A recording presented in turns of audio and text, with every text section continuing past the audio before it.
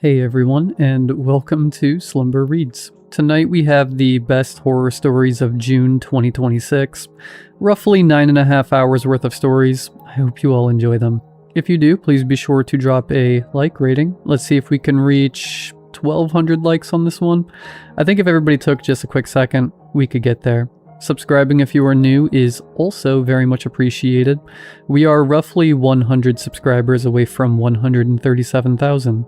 Anyways, sit back, do whatever it is that you do to relax, enjoy the 9.5 hours of horror stories with no mid-roll ads. Except for the ad break after this intro, there will not be any more ad breaks after that one.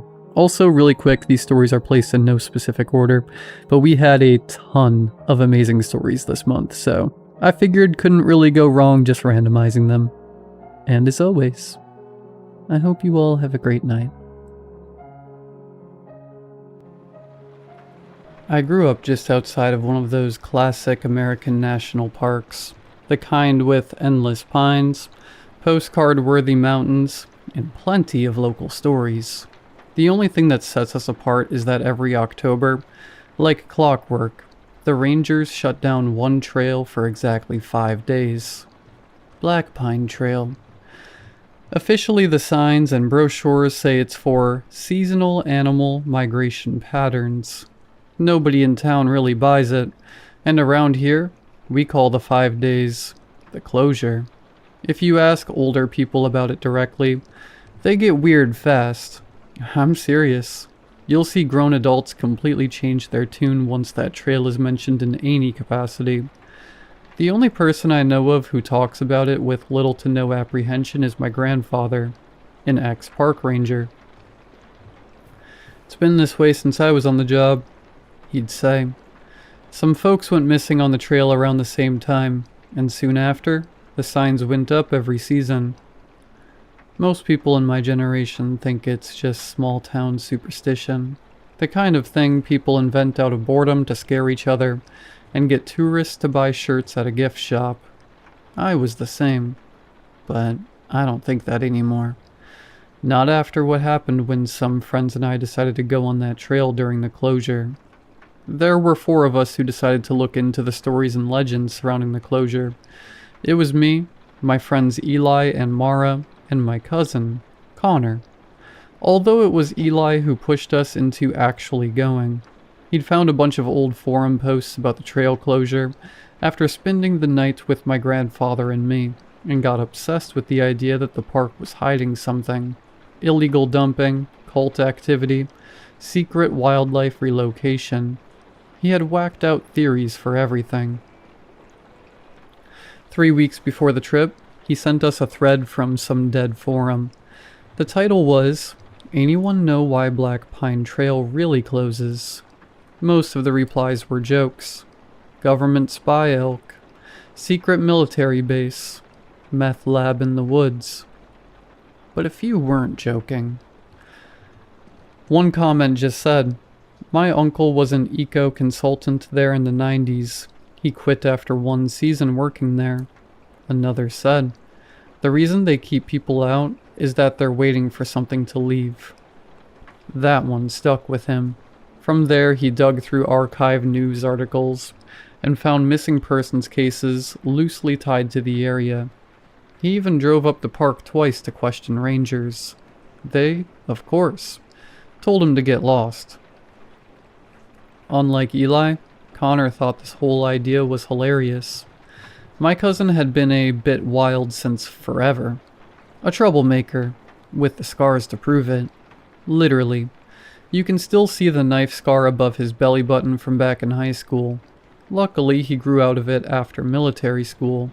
Or, that's what he convinced everyone was the case. "This is either going to be the coolest thing we've ever done," he said while stuffing beef jerky into his backpack, "or we're going to find out park rangers are covering up some type of unethical animal breeding experiment." Eli snorted. "Protected by black budget park rangers." Connor nodded solemnly. "They probably wear night vision goggles to watch." Mara snickered, but it sounded forced. Nervous. That should have tipped me off. Mara wasn't paranoid. She was practical. The kind of person who brought extra batteries for everyone because she knew we'd forget them. If she got anxious, there was usually a reason. Still, Eli kept pushing, and we all caved.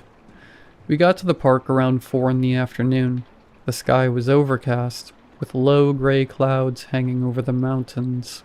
Black Pine Trail itself, however, sat near the northern end of the park, farther from the tourist areas and campgrounds, so there weren't many people around even during normal months. But during the closure, nobody.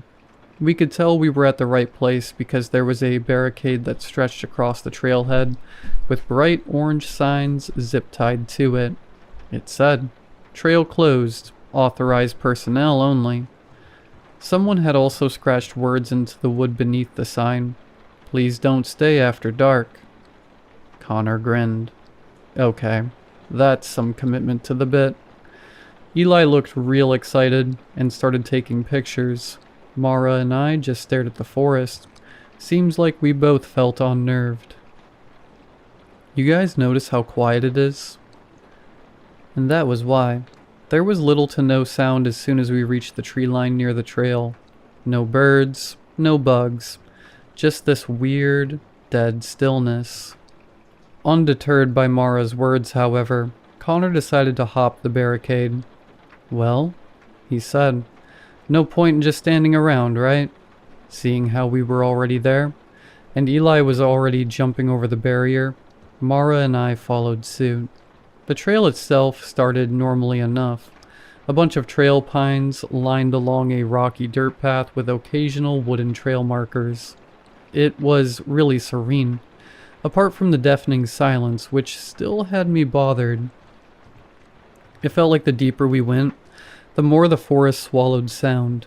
Conversations died quickly because speaking loudly suddenly felt wrong somehow. At one point, Eli clapped his hands loudly just to test the echo, and Connor started whistling loudly to annoy Mara and me. It worked quite well. After about an hour of constant talking, we decided to take a break and eat some of the snacks we brought. Mara, Connor, and I took a seat next to an old trail marker that had some wooden stump seats around it. Eli, however, said he wasn't too tired, and he'd scout ahead. A few minutes later, we heard him shout out, "Guys, come check this out." Concerned, we all stood and went to catch up with him. About another half a mile in, we found Eli standing next to a still-running ranger truck taking pictures. It sat crooked beside the trail, as if somebody had parked in a hurry, and the driver's side door was open. Connor approached first.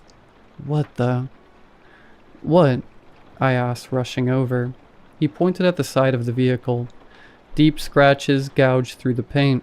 4 parallel lines ran from the hood to the back door. The metal around them had curled outward slightly. "What do you think did this? A bear?" "That doesn't look like a bear's claw to me," Mara answered. Failing to notice our concern, Eli started to climb halfway into the truck, much to my displeasure. "Let me see if I can find some ID or something," he said, now reaching into the back seat. "Wait, we shouldn't..." The radio inside crackled suddenly. All of us jumped in response, and Eli retreated from the vehicle's interior. Static hissed through the speaker for several seconds. Then a voice broke through briefly. "Northridge." More static. "Don't let..." Silence. Then came a knock. Talk. A sharp and thick bang came from somewhere deeper in the trees. Connor looked upward. Maybe it was a woodpecker. Then the sound again. Another knock answered closer. Then another. Mara stepped closer to me. "I think we should head back to the parking lot." I nodded in agreement, but our 2 other friends looked displeased. Eli was especially upset by our apprehension to continue. "What? Come on. We've barely gotten anywhere. The trail is still another 10 miles long. Don't let some random noises get to you." We looked to Connor for his input, hoping he'd agree with us. All he did, however, was shrug and say, "I mean, we can keep going for a bit." but we should watch out for animals. I'd rather not end up like the side of that truck. We pleaded with them to reconsider, but Eli was unshakable in his misguided determination. Mara and I stood there for a bit, torn on what to do. We could go back by ourselves, or we could stay together as a group. We chose the latter.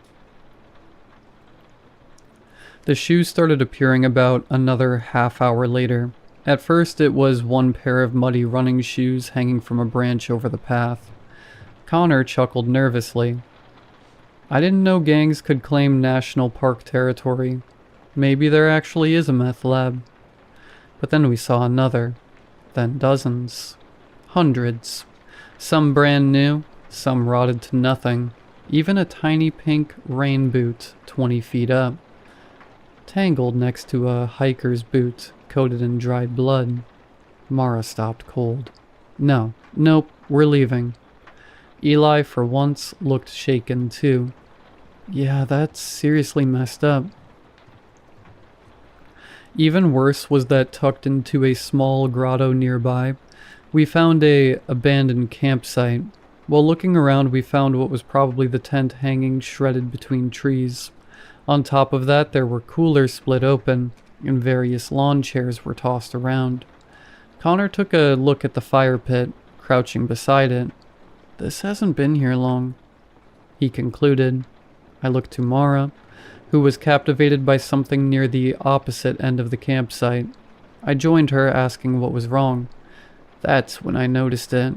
A child-sized sleeping bag was partially dragged into the woods.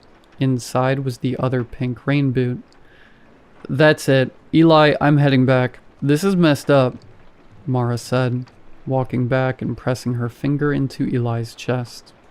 Eli seemed ready to argue, but before he got the chance, a whistle echoed from the trees. Oddly enough, it sounded like Connor's whistling. Perfectly so. But that couldn't be, since Connor was standing right next to us. We all stared at each other, and as Eli began to speak, another whistle came even closer, followed by a low, wet laugh. At this point, we were all genuinely freaked out, even if it was just a weird animal out there, or it was a person messing with us. We didn't want to stick around to find out. Connor was now soundly against moving on, so Eli had no choice but to join us in heading back to the car. But unfortunately for us, the sun had started to go down, so we decided to camp one night and leave at first light. This would be the worst decision of our lives. I know that camping out there during the closure sounds stupid, but at the time it felt reasonable. We were already miles in, and darkness was setting fast. Besides, none of us wanted to hike out with the limited light from our flashlights, especially with whatever could be out there. We made camp beside a narrow creek surrounded by dense pine. There was no way we were going to stay at the wrecked campsite. That place was creepy as hell. Nobody wandered far from the fire. Connor tried joking a few times, but nothing landed. Eli kept scanning the tree line with his flashlight, now looking more scared than any of us. Mara barely spoke at all. At one point she quietly said, "Have any of you seen animals since we got here?" Nope, not one. Other than the truck, knocking, and whistling, there was no evidence of another living being in these woods. But it didn't stay that way for long. That's because around midnight, I woke to movement. At first I thought someone from our group was up, so I shuffled and looked around. It was none of my friends, however. They were all still asleep in their sleeping bags. I panned my vision to the surrounding area, and that's when I heard slow footsteps from just outside the firelight. I sat up slowly. Across from me, Connor shot awake too. He heard it too, and started to unzip his sleeping bag so he could try to investigate. The footsteps stopped, and when they did, so did Connor. Then something landed beside the fire. A pebble. A few seconds later, another pebble hit Eli's backpack. Then another. Soft little tosses, like someone trying to get our attention. I felt the need to do something, so I reached for my backpack, grabbed my flashlight, aiming it into the woods. "Who's there?" Nothing. Then from the darkness came Connor's whistle again, echoing from just out of the flashlight's line of sight, followed by a little girl's voice. "Hello?" After hearing that, Connor was no longer frozen because he began to back himself toward Eli as fast as he could. Dude, wake up. Something's out there." Eli groggily opened his eyes. "What? What are you talking about?" He paused and pointed before continuing. "What is that?" Then we saw it. A shape high in the trees, much too large to be human. It was crouched among the branches, watching us with vacant, shining eyes. It grinned down with long, pale teeth stretched far too wide across its face. Mara woke up now from the commotion, immediately locking eyes with this thing, and screamed. Hearing Mara's shrill howling, we all broke eye contact with it and looked at her. Realizing my mistake, I turned my gaze as fast as I could to the tree line. But it was gone. Then came the knocking again. We had to get out of there. Now. We packed in under 2 minutes, leaving half of our supplies behind, and started down the trail. But we'd soon realized that something was off about it. For some reason, maybe because of how dark it was, the path no longer looked familiar. Landmarks like the trail markers or busted up campsite were missing. Connor kept checking the GPS device he brought. No signal, and I don't have the coordinates of the entrance. Eli looked panicked now. I don't understand. We went straight. We literally just went straight. That's how a trail works. Suddenly, in the dead of the night, we heard something that brought our frantic scrambling to a halt. Help! Human screaming, a man's voice, reverberated off to our right. I recognized it. That's the ranger, from the truck radio. We gotta help him, Connor said, moving towards the scream. Mara grabbed his arm hard. What? No. We don't know what's out there. Someone has to. Besides, maybe he knows how to get out of here. Connor, don't. Help me. Closer now. Desperate. Connor, clearly scared, still found the bravery to rip free from Mara's grip and run into the trees before anyone could stop him. Eli hesitated for a moment before rushing after him with Mara and me following behind, as we didn't want to be alone. We found Connor's flashlight first, just 50 or so yards in, still on, lying crooked in the dirt. I crouched down to examine the flashlight, while the others searched around for any sign of my cousin. However, while inspecting the light, something trickled from above and landed on my head. I looked up, squinting my eyes, and once again, I felt a drop hit me, this time on my face. I wiped it away and pointed Connor's flashlight up towards whatever was dripping. Oh, God. Connor. Hanging amongst the tree branches was one of Connor's boots, fresh blood smeared on the laces. Before the others could look up at what I found in the dark just ahead of us, we heard Connor laughing. Eli looked elated and said, Connor, we're over here. What happened to you? Did you find the ranger? The laughing just continued, but the longer it went, the more off it sounded. It was as if something was physically pulling apart his voice as it moved between trees impossibly fast. Closer, farther, then closer again, until it was right in front of us. I looked at Eli and then Mara and uttered one word. Run. We ran in the opposite direction for what felt like hours. We could hear large and cracking footsteps breaking branches behind us at all times. Whatever this thing was, it was fast enough to keep up with us, and I was starting to think it was a lot faster. We eventually spotted a clearing in the trees ahead. We passed through it, hoping to get our bearings, but again, nothing looked familiar. This was when the creature came fully into view. Moonlight hit past the clearing, just enough to illuminate it between the trees. It was tall, at least 7 feet tall, maybe more. Its arms hung low enough that its fingers brushed the ground, and its skin, God, the skin. It looked like a patchwork of different skin tones, going from fair to dark, and stretched tightly over visible ribs and joints. The legs bent slightly backward when it moved, almost like a flamingo, but its head tilted slowly as it watched us. Curious. Patient. Then it smiled again, its lips stretched and peeled, trying to get its mouth to open more and more. Mara whispered, "Oh my God." It seems like she noticed what I, too, would soon come to notice.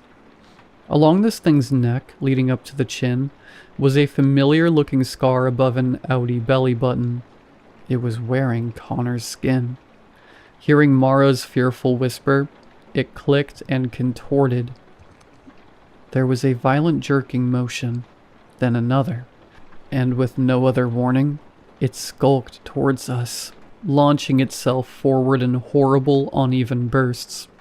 The only thing I can relate it to is a spider wading across water. We were once again on the run. Behind us, I could hear impacts slamming into the ground as it chased us through the woods, but it never fully committed to chasing us. It kept circling, passing us, disappearing, reappearing ahead. It was as if it were toying with us, as if we were mice being chased by a cat. At one point, Eli screamed because something brushed his shoulder in the dark. When I looked back, I saw its pale fingers retracting behind a tree, along with a deep, inhuman cackle. Then it used Connor's voice again. "Guys, wait up." So badly I wanted to stop running, to look back and see my idiot cousin running with us. But I knew it was just that vile monster, mocking us. By pure luck, we crashed into an old ranger station.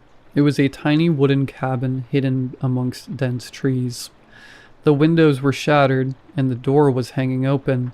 Needing a place to hide and rest, we had little to no qualms about rushing inside and proceeding to shove a cabinet against the entrance. The smell of the place hit first, a combination of mildew and something coppery. Old maps littered the floors, together with shattered equipment, and there were hundreds of tally marks covering the back wall. We waited for a while, trying to hear if our hiding spot was compromised, but after close to an hour, there was nothing.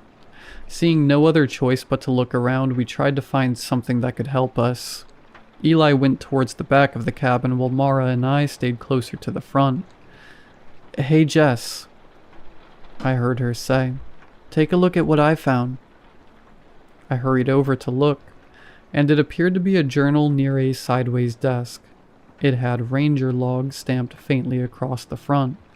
Water damage ruined most of it, but some entries were readable. The handwriting changed throughout the journal too. The earlier entries looked neat and professional, while the later ones looked rushed. Shaky. October 24th. Closure started this morning. The North Ridge team reported hearing knocking again around 0500. 3 distinct impacts spaced evenly apart. No wildlife movement observed anywhere near the trail. Not normal. Again. October 25th. Found another shoe hanging near mile marker 6. Child sneaker this time. Blue. Still clean enough that it can't have been there long. We searched the surrounding area for remains or missing hikers. Nothing. Miller says we should stop documenting this stuff altogether. I disagree. October 25th, 21:30, 9:30 p.m. Heard it for the first time tonight. Thought it was Alvarez outside the station. Sounded exactly like him. He was standing beside me when we heard it call my name from the trees. October 26th. The entire forest feels dead. Alvarez refuses to patrol after dark now. Says he saw something crouched in the trees near the old fire road. Wouldn't describe it. Just kept repeating. It smiled at me. October 26th, 23:47, 11:47 p.m. Something circled the station for over an hour tonight. Slow footsteps. Stopped whenever we checked the windows. Started again the second we sat down. Miller heard knocking directly outside the wall. October 27th. It mimicked Alvarez tonight. Perfectly. We heard him yelling for help down near the creek. Miller almost went after him. Good thing he didn't, because Alvarez was already dead.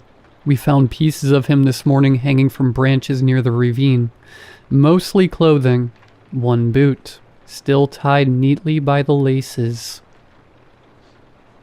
The next several pages were badly smeared, like someone had grabbed them with wet hands. Then another readable entry appeared farther in. October 28th. It watches the station constantly now.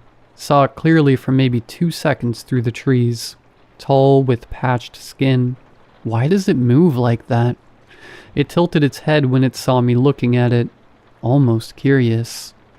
I want to go home. October 28th, 8 p.m. It comes down from the North Ridge every year. That's why they close the trail. Not to keep people out, but to give it an empty forest so it moves on faster. If it finds someone or something during the migration, it plays with them first. It learns their voices, their sounds, their fears. I think it likes when people run. The final page had only one sentence written across it repeatedly over and over in uneven handwriting. It has my voice. It has my voice. It has my voice. Mara shut the book, looking up at me, tears welling in her eyes. What are we gonna do? She asked. I didn't have an answer. All I could do was hug her and pray we found a solution. It appeared my prayer did get answered as Eli shouted, "Hey!" He shoved aside a pile of moldy papers and crouched beside an old radio console bolted to the desk. It looked ancient, dust-covered. Half the switches were missing caps, and one side of the speaker grill had been dented inward. I shook my head. No way this old thing still works. He ignored me and got busy flipping switches, and suddenly static hit the room hard enough that Mara jumped back. Holy Jesus Christ, she hissed. Eli snatched the microphone. Hello? Anybody there? Nothing but static. He tried again. We're hikers on Black Pine Trail. We're lost and there's... The radio spat, then snapped loud enough to make us all freeze. Someone answered. A voice came through, rough and buried under white noise. This is Ranger Holt. Who is this? All three of us stared at the radio. Eli nearly dropped the mic. Oh my god. Okay. My name's Eli. We need help, right now. You crossed the barricade? Eli looked at me nervously. Yeah. Listen carefully. Is it following you? None of us answered right away. Then somewhere outside the station... Talk. Mara flinched violently. Yes. The ranger cursed quietly under his breath. Alright, you need to head south immediately. There should be an emergency access road about 2 miles from your position. How do we get there? I asked, leaning toward the radio. You got a map? Eli nodded automatically before realizing the ranger couldn't see him. Yeah. Good. Write these coordinates down. I grabbed some dry paper scraps off the desk while Eli repeated the numbers aloud. The ranger spoke first, like he was in a hurry. 37.441 north, 119.77 west. Follow the ravine until... A soft electronic chirp cut him off. Beep. All three of us froze. Eli frowned. What's that? The sound came again. Beep, beep. Mara slowly turned toward me and my stomach dropped. I recognized the sound. Connor's GPS. It's still active somewhere nearby. Eli looked confused and asked, "What's wrong?" That's Connor's GPS. So, we can put the coordinates on that instead of using a map. The beeping continued softly, closer this time. Mara whispered, "Connor had it."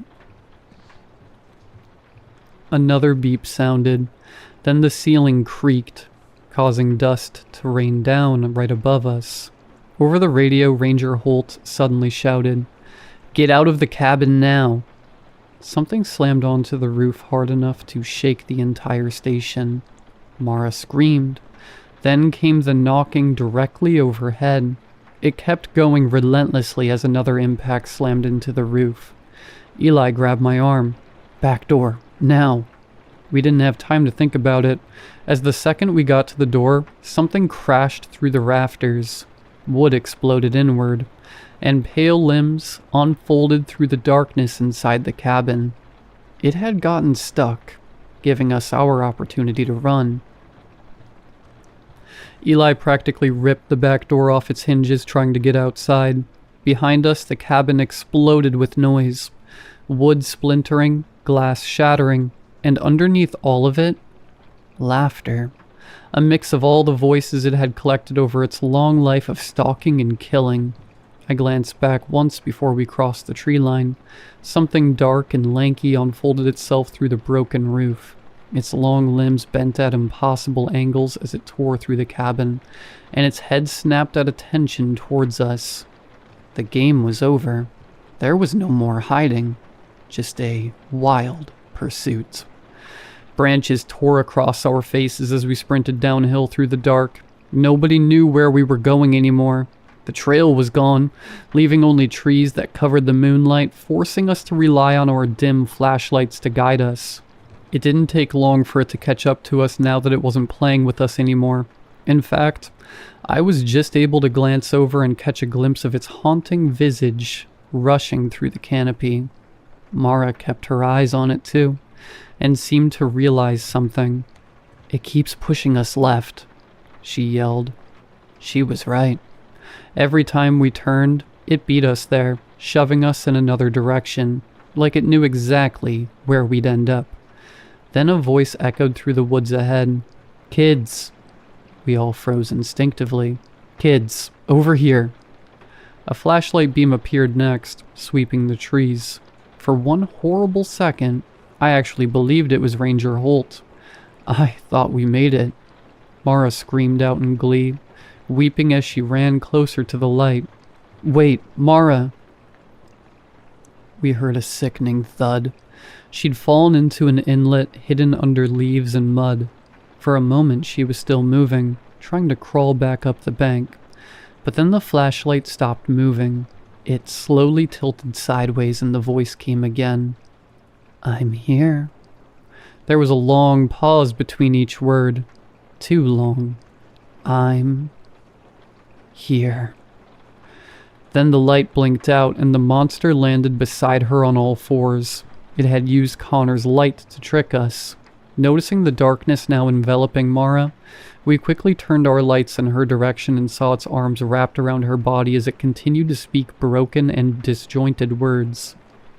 Mara screamed my name as a long finger covered her mouth. Unable to think rationally, I slid halfway down the bank trying to reach her, but was stopped as Eli grabbed my jacket. I extended my hand and for 1 second, our fingers actually touched, but I was too late. The creature jerked backward violently, and Mara disappeared into the dark so fast it nearly pulled me down with her. I can still hear it. The dragging of her body, along with the horrible wet laughing between her muffled screams. The sounds moved deeper into the woods, gradually, like the thing wanted us to try and follow.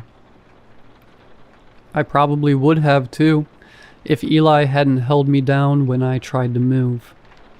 "Don't!" He screamed directly into my face. "Please, Jess, you can't die too." All I could do was scream and cry as he continued to press me against the floor. He started to cry as well. Despite the immediate danger surrounding us, we sat for a few minutes and wept. But our grieving was interrupted by Mara's voice, now ringing out from the forest. "Guys?" We both froze. "Guys, wait for me." The voice sounded exactly like hers, but there was no panic in it anymore. She giggled softly as another voice answered from farther away.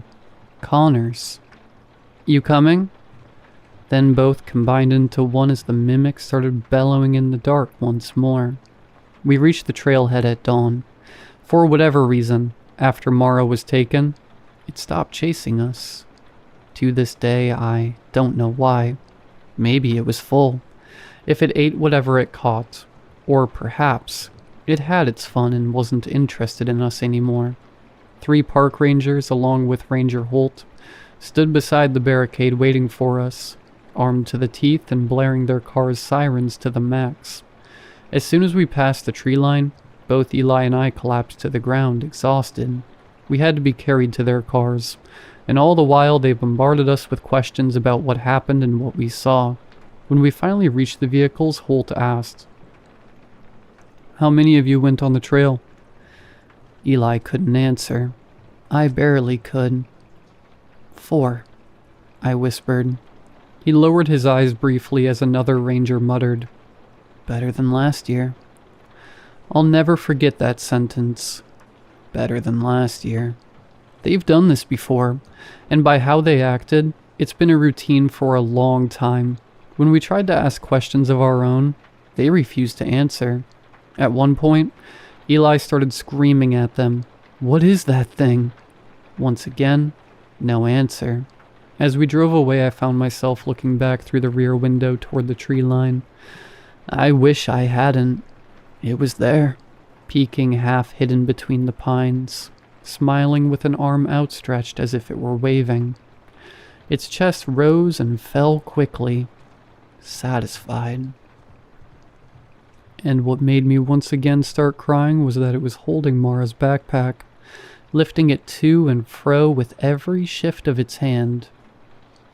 The official story hit local news 2 days later. 2 hikers missing during illegal trespassing incident. Possible bear attack. Search efforts suspended due to weather conditions. That was it. Connor and Mara were declared legally missing, and the trail reopened after the 5-day closure period ended. Eli and I barely talk now. After what happened, we just couldn't face one another. We saw each other at school mostly, but last month he moved to Arizona with his family. Years later, I still hear things at night. I know it's all in my head, but I swear I can hear whistling and knocking at my window while I try to sleep. So, all of this leads to why I decided to post this in the first place. Well, I've been hearing about a group planning to host an event out on the trail to protest deforestation and construction on protected land. This usually wouldn't be a problem, but here's the thing. It's October, and Black Pine Trail closes again tomorrow.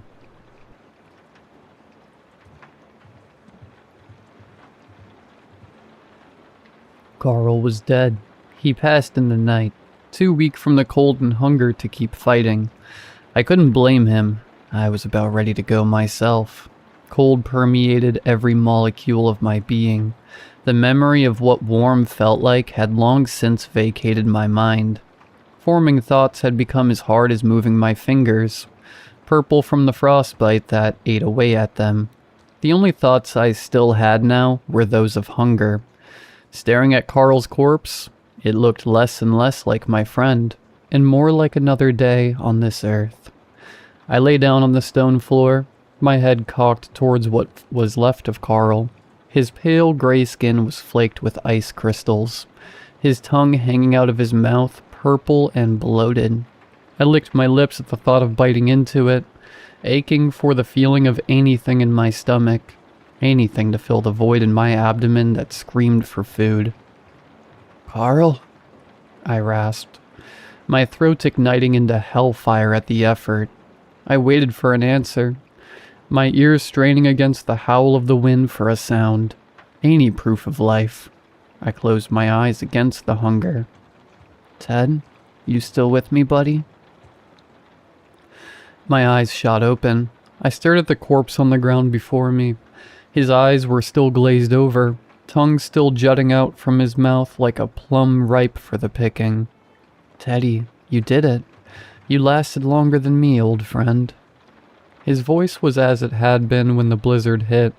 He still had the SoCal accent, with that nasally note Snow always gave him.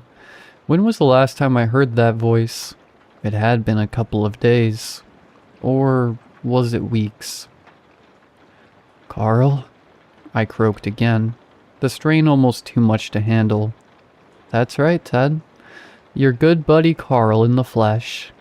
I blinked. His lips weren't moving, but that was Carl's voice. You won, Teddy. You remember our deal? Winner gets to eat the other person. Winner, winner, chicken dinner, right, dude? As a matter of fact, I couldn't remember the deal. I couldn't remember much of anything since we crawled into the cave. My stomach had resorted to eating memories. Anything to keep going. I attempted to respond, but my throat failed me, only managing a guttural moan. That's the spirit. Looks like the Ted stir is still kicking. Look, I don't want you to die too, buddy. No reason for both of us to go, right? Carl had a point. He always was the smart one. He had booked the ski tickets at a steal after all. And why should we both die? God couldn't be that cruel, right? Taking out two friends who went out for a little fun in the snow? No. Now you're cooking, Teddy. Don't let me just go to waste. I wouldn't do that to you. My fingers tensed on their own, twisting into claws against the stone. My arms pulled. The sound of my jacket scraping the stone and ice filled my ears as I inched towards Carl. My sense of touch, long since killed by the cold. That's it, Teddy. You were nearly there. My legs followed behind me limply as I drew nearer, closer to Carl, closer to food. The smell of death began to permeate the air. It was intoxicating, better than any Thanksgiving dinner. Every pull towards his corpse gave me renewed energy. Carl really was a good friend. My fingers hooked into Carl's jacket. With one last heave, I pulled myself on top of him, my face pressed into the icy surface of his cheek. Way to go, Tedster. Hard part's over. Claim your prize. I licked my lips in anticipation, slowly forcing my jaw open, my frozen muscles popping and straining from underuse, lowering my teeth down until they touched the pale flesh of his emaciated jaw muscle. Nice, Teddy. Just a little bite. My jaw closed slowly like a hydraulic press. My teeth pressed into his flesh, meeting resistance as the pressure started to grow. The flesh gave like biting into frozen ice cream. My eyes rolled back into my head from the pleasure of eating. I had taken eating for granted. It was no longer a task that had little meaning. I would treasure eating forever, all thanks to Carl. My jaw slowly closed around the hunk of flesh. I chewed once, twice, then swallowed. A low growl of pleasure escaped my lips as I felt the flesh slide down into my stomach. That a boy, Teddy. Don't stop now. Food's getting cold. I started biting and chewing with new ferocity. It was a blur of motion the cave had not seen since the first day we entered. Primal hunger took over as I devoured Carl, as I ate the last gift he had ever given me. I ate Carl over the next few days, stripping his clothes and layering them on myself. I didn't shiver as much anymore. First was all of the flesh, his face, arms, legs, torso, even his butt. Then the soft organs. His heart was sweeter than anything I had ever eaten. It makes sense. Carl was a nice guy. By the time I had eaten his trachea, I could stand and walk freely around the cave. Looky you go, Teddy, looking just like Schwarzenegger now. Carl's voice echoed through the cave. The last thing to eat was Carl's brain. I held the rock in my hand, the sharp edges digging into my palms. Waste not, want not, Tedster. I wasn't going to waste any of Carl. The rock echoed off his skull with a dull crunch. I brought it down again and again, until I couldn't take it anymore, and began tearing his skull apart with my bare hands. The rock left covered in blood on the cave floor. As I wiped my mouth and sat back, I looked out at the cave's mouth. The snow had stopped. How long ago had it ended? How long was I eating Carl? I walked out into the gray afternoon, the sun already starting to dip towards the horizon. Stumbling, I followed it. I walked all night. Night turned to day, then back to night. I walked knowing if I stopped, I wouldn't get back up. The landscape around me was dead and infinite. All of the trees looked the same, their gnarled branches protruding like bony fingers down towards me. I walked until my legs gave out, face planting in the snow. My eyes got heavy as I lay there, my vision reduced to a pinhole as I drifted off into sleep. When I awoke, the first thing I noticed was the lack of cold.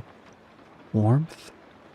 A rhythmic beeping filled the air as I willed my eyes to show me where I was. No matter how hard I tried, how many times I blinked, I could only see white. I groaned, earning a shocked gasp off to my right.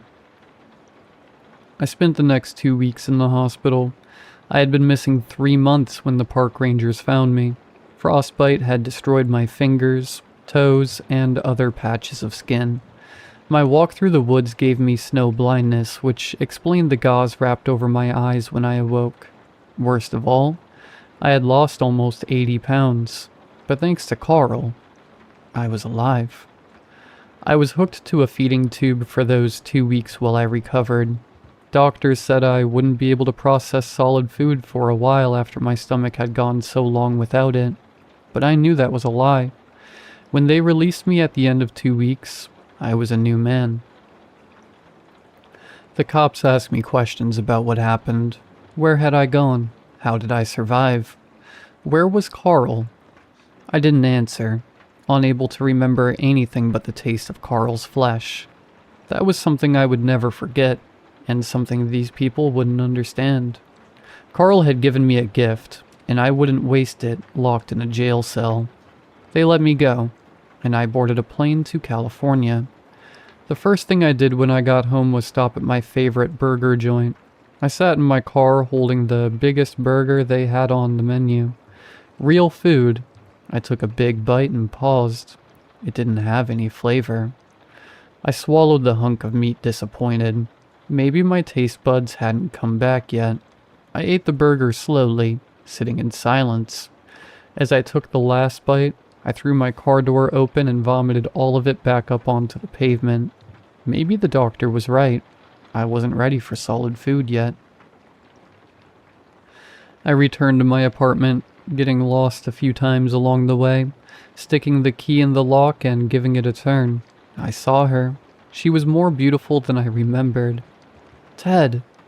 Her hands shot up, covering her mouth as tears flowed over her cheeks. Hey, Jess, I said hoarsely, tears welling up in my eyes. She ran over, wrapping me in a hug tight enough to split a boulder. Her words came flowing out like music to my ears. I had made it home. Thanks, Carl. Life returned to some semblance of normalcy. I was fired from my job, not that I had a desire to work right now anyway. Jess put me on a liquid diet following the doctor's orders. The shakes and broths had no flavor, and left me hungry no matter how full my stomach felt. That was fine for the first week, but the longer I was home, the more frustrated I had become not being able to eat real food. The only real difference in my life was the dreams. I had 2 recurring dreams that filled my mind at night. The first, my teeth sinking into Carl's flesh, except in the dream he was sitting up, his dead eyes staring into mine while his mouth contorted into a wide smile. His teeth just a little too sharp. His skin pulled a little too tight. That's right, Teddy. Gotta get your strength back, buddy. He would coo as my teeth ripped and pulled skin and muscle off his bones. The second dream was something I couldn't remember seeing. I was walking through the woods completely nude. Snow and wind whipped past me, but I couldn't feel the cold. I could hear Carl's voice through the dead woods beckoning me closer. Here, Tedster. I'm just over here. I was trudging through the snow after him. His voice was different. The accent was gone, replaced by a malice I've never heard any voice utter. The voice never got any closer no matter how far I walked. I would call out for him in the same voice I'd had in the cave, a hoarse croak that echoed off the trees. I awoke with a start one night. How long had I been home again? Time was losing meaning. It's strange how meals help mark the passage of time. I reached over, placing a hand on Jess. Her soft, warm skin was a comfort. My stomach growled loudly as I traced the curvature of her arm. Maybe I could eat real food again. It couldn't hurt, could it? I padded softly to the kitchen, making myself a sandwich. Sitting down at the kitchen table with only the fridge light illuminating me, I took a bite. Nothing. No taste to speak of. Swallowing, I devoured the sandwich, savoring the feeling of food going down my throat. How's the sandwich, Teddy? I froze, looking around the dark kitchen, searching for the source, searching for Carl. I stood up from the table, an intense nausea flooding my whole body. Running to the guest bathroom, I barely had time to raise the toilet seat before a spew of greasy black bile erupted from my mouth. Yeah, I was never much of a turkey guy myself. Carl's voice echoed inside the small room. I heaved until my stomach was empty again. The hunger gnawed at my stomach like a rabid dog. Flushing the toilet, I sat on the floor and cried, my back against the wall as I pulled my knees to my chest. Cheer up, Teddy. At least you got to have it for a little while.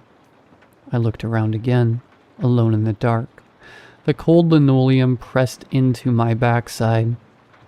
Carl, where are you? I asked quietly. Where do you think, buddy? I couldn't let you just leave me in the cave, you know. I stood up slowly, backing myself into the corner.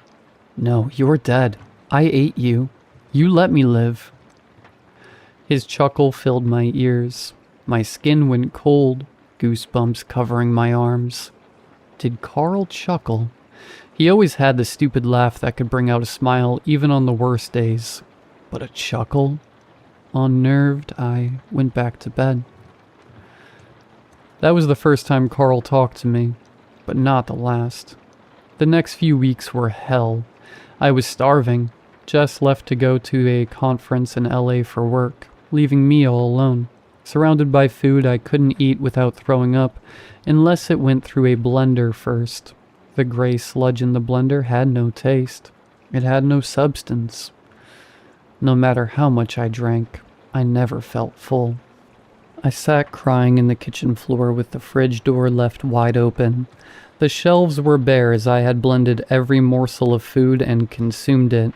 Egg, ham, lettuce, cheese, even raw hamburger meat, jammed into the blender and blended to a puree. It didn't even scratch the hunger within me. Whoa, eating for two, buddy? Carl's voice taunted from everywhere. Please make it stop. I sobbed into the empty house. Oh, I can't make it stop, Teddy. You made your choice. You have to live with it. His voice was different, sharper, cruel and cold despite his teasing words. I hardly noticed. The growl of my stomach louder than the concern in my head. I crawled over the floor towards the trash can, knocking it to the floor and spilling its contents. In a frenzy, I began devouring whatever scraps of food that were left in the bag. How the mighty have fallen, Ted. I didn't care what Carl had to say, shoveling scraps of whatever seemed edible into my mouth. It had no taste. The familiar feeling of nausea hit me. I ran to the bathroom. Standing over the sink as a black bile projected out of my mouth. I cried, panting as I fought for breath. Looking up in the mirror, I froze. I watched in horror as a piece of intestine quickly retracted from my open mouth back down my throat. I blinked. My mind must be breaking, the starvation making me see things. I stared into the mirror. My shirt moved just a fraction, like a wrinkle releasing from the fabric. I tore it over my head, staring at my stomach, watching in horror.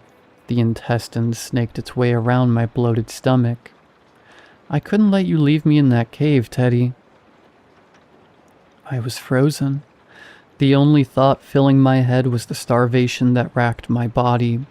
My eyes fell on my reflection. The eyes in the mirror were not my own, sunken into my skull, ringed with black bags from exhaustion. My hair had thinned, stringy patches where a full head of brown hair had once grown, the intestine coiling around my abdomen. You need to eat, Teddy. You know what you have to eat. The intestine continued to coil. I could feel it sliding around my stomach, stoking the flame of my hunger.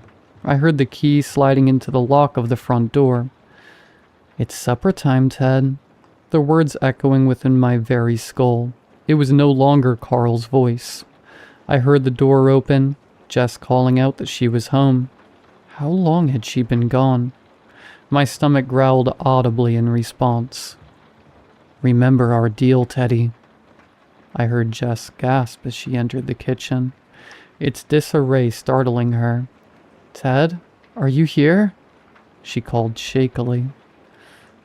My fingers tensed on their own, contorting into claws. Food's getting cold, the voice whispered within my soul.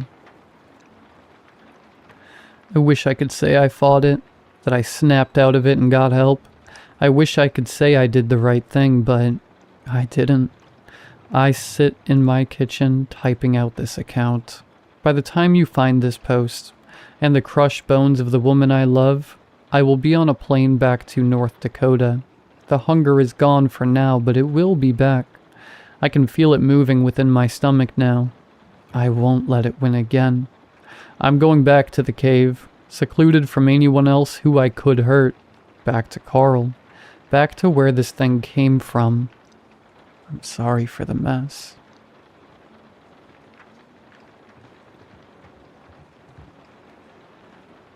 I don't think I have had any privacy for a few weeks.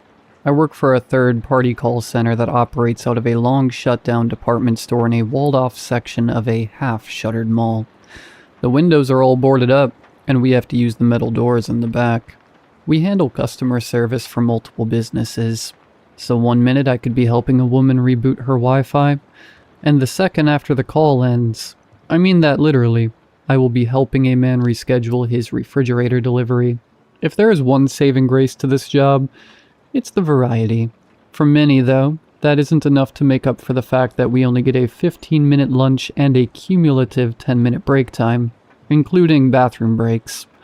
You want to make sure you use it because it can't be carried over to the next shift, but you get written up for going over the allotted break time. Turnover was so bad that experienced reps were spending more time training new reps than taking calls. Management started calling it a measurable loss of productivity. One coworker of mine, Sharon, sort of acts as our de facto HR. The branch can't even hold a legitimate HR employee, which should tell you a lot. Sharon's a middle-aged woman who used to work in social work, but this unfortunately paid better. A few weeks ago, she took it upon herself to fix the turnover problem. Her solution? A compliment jar where we write nice things about one another, and once a week, Sharon opens and reads them to everyone during the shift. She hoped that it would boost morale and get employees talking to one another outside the confines of work. Everyone groaned at the idea of another task to complete for the week, but she assured us that participation was encouraged but not at all mandatory. She just wanted everyone's hard work to be seen. At the end of the first week of her new experiment, Sharon gathered us all around and stood behind her desk. She reached her hand into the jar and pulled out the first folded up strip of paper and read it aloud. Tim is always patient with the assholes.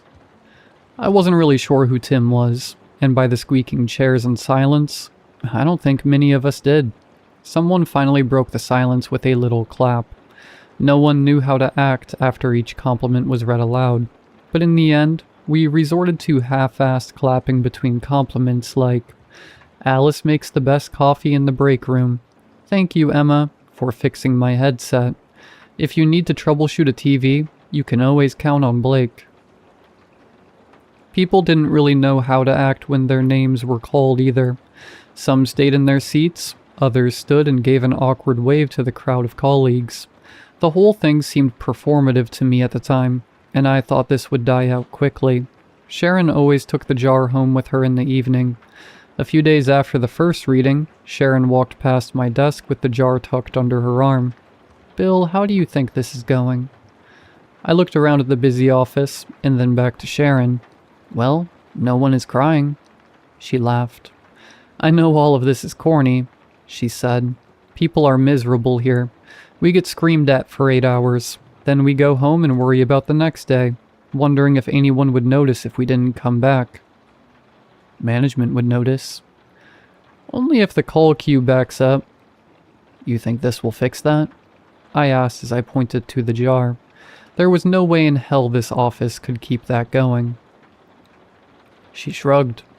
"Maybe it will get people to at least look at each other." By the next reading, I thought I was right when the first few were basically just praise for always being on time for work. It looked like the compliments were getting lazier.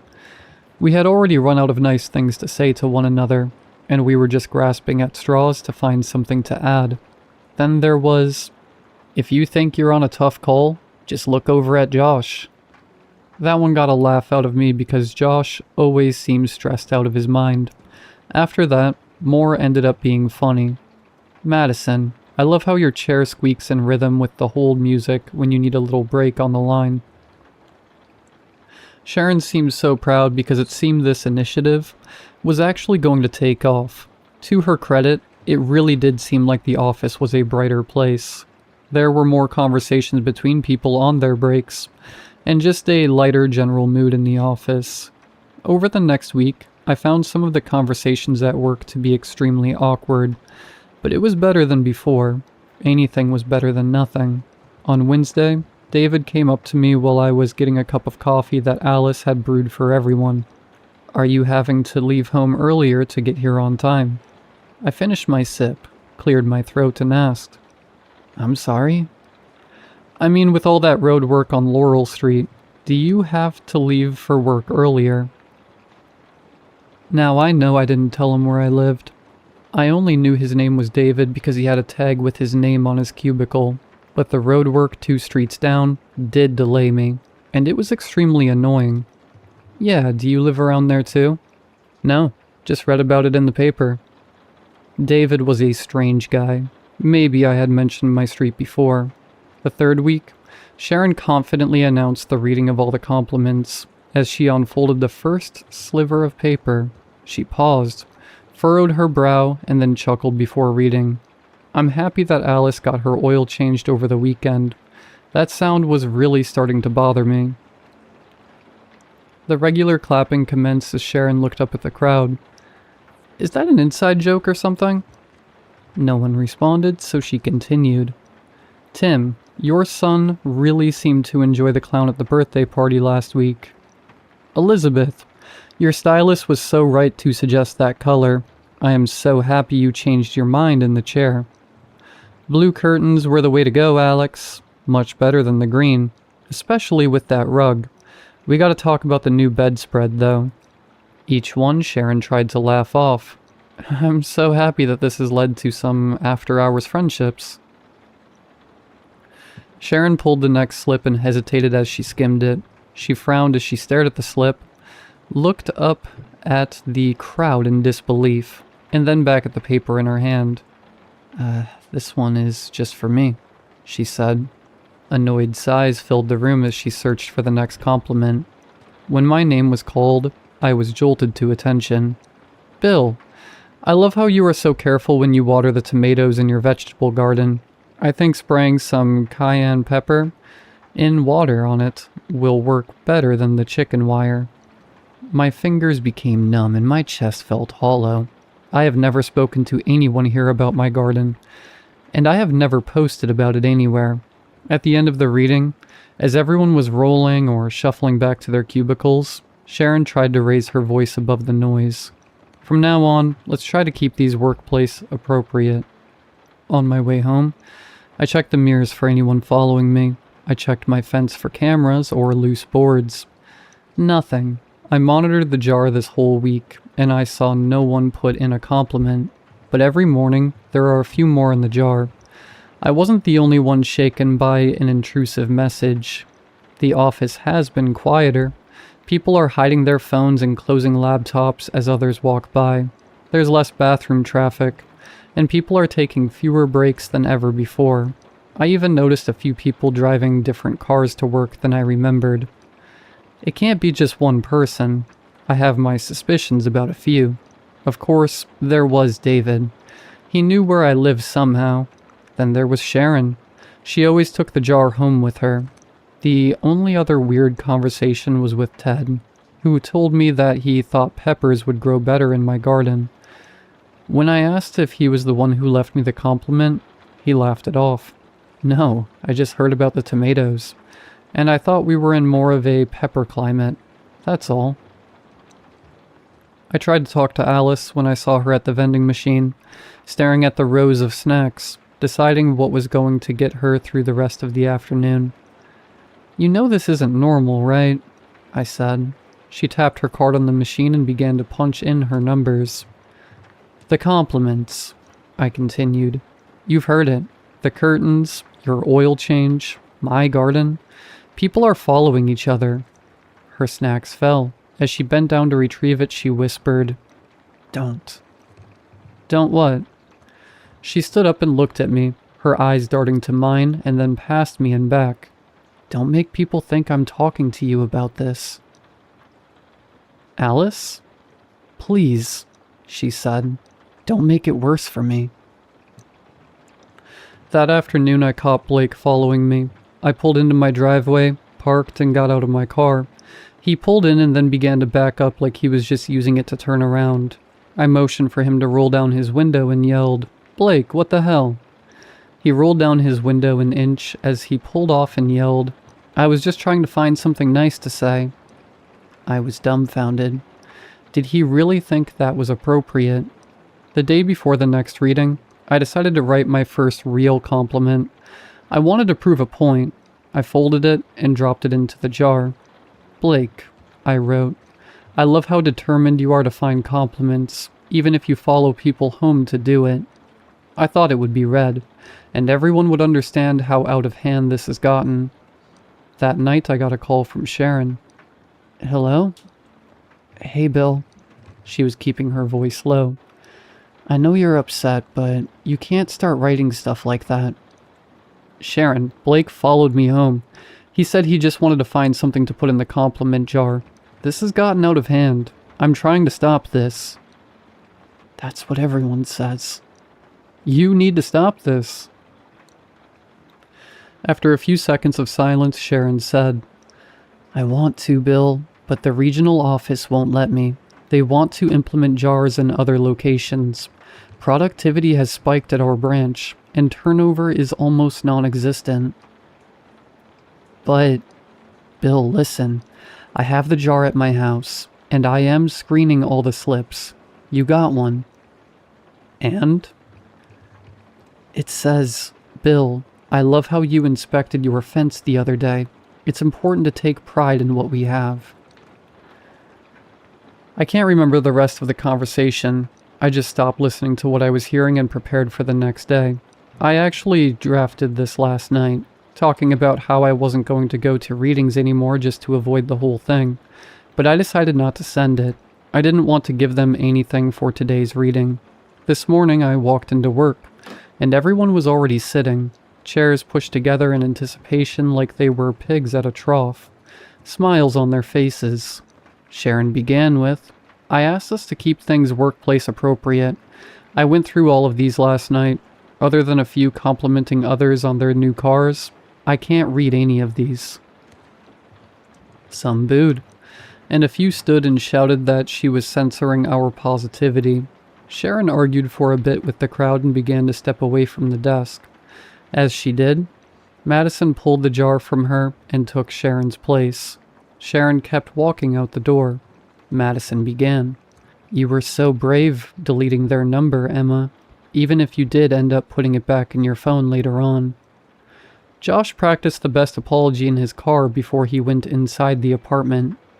"Madison, I think it is so sweet that you still sleep on your husband's side of the bed."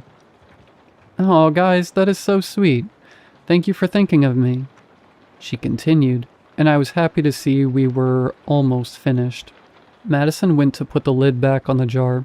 Oops, found a couple of stragglers. "Sharon, you were so brave to leave before we were finished. I love how much faith you have in your breaks."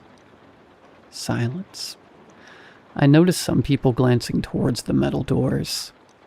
Others looked around, taking note of who seemed most uncomfortable.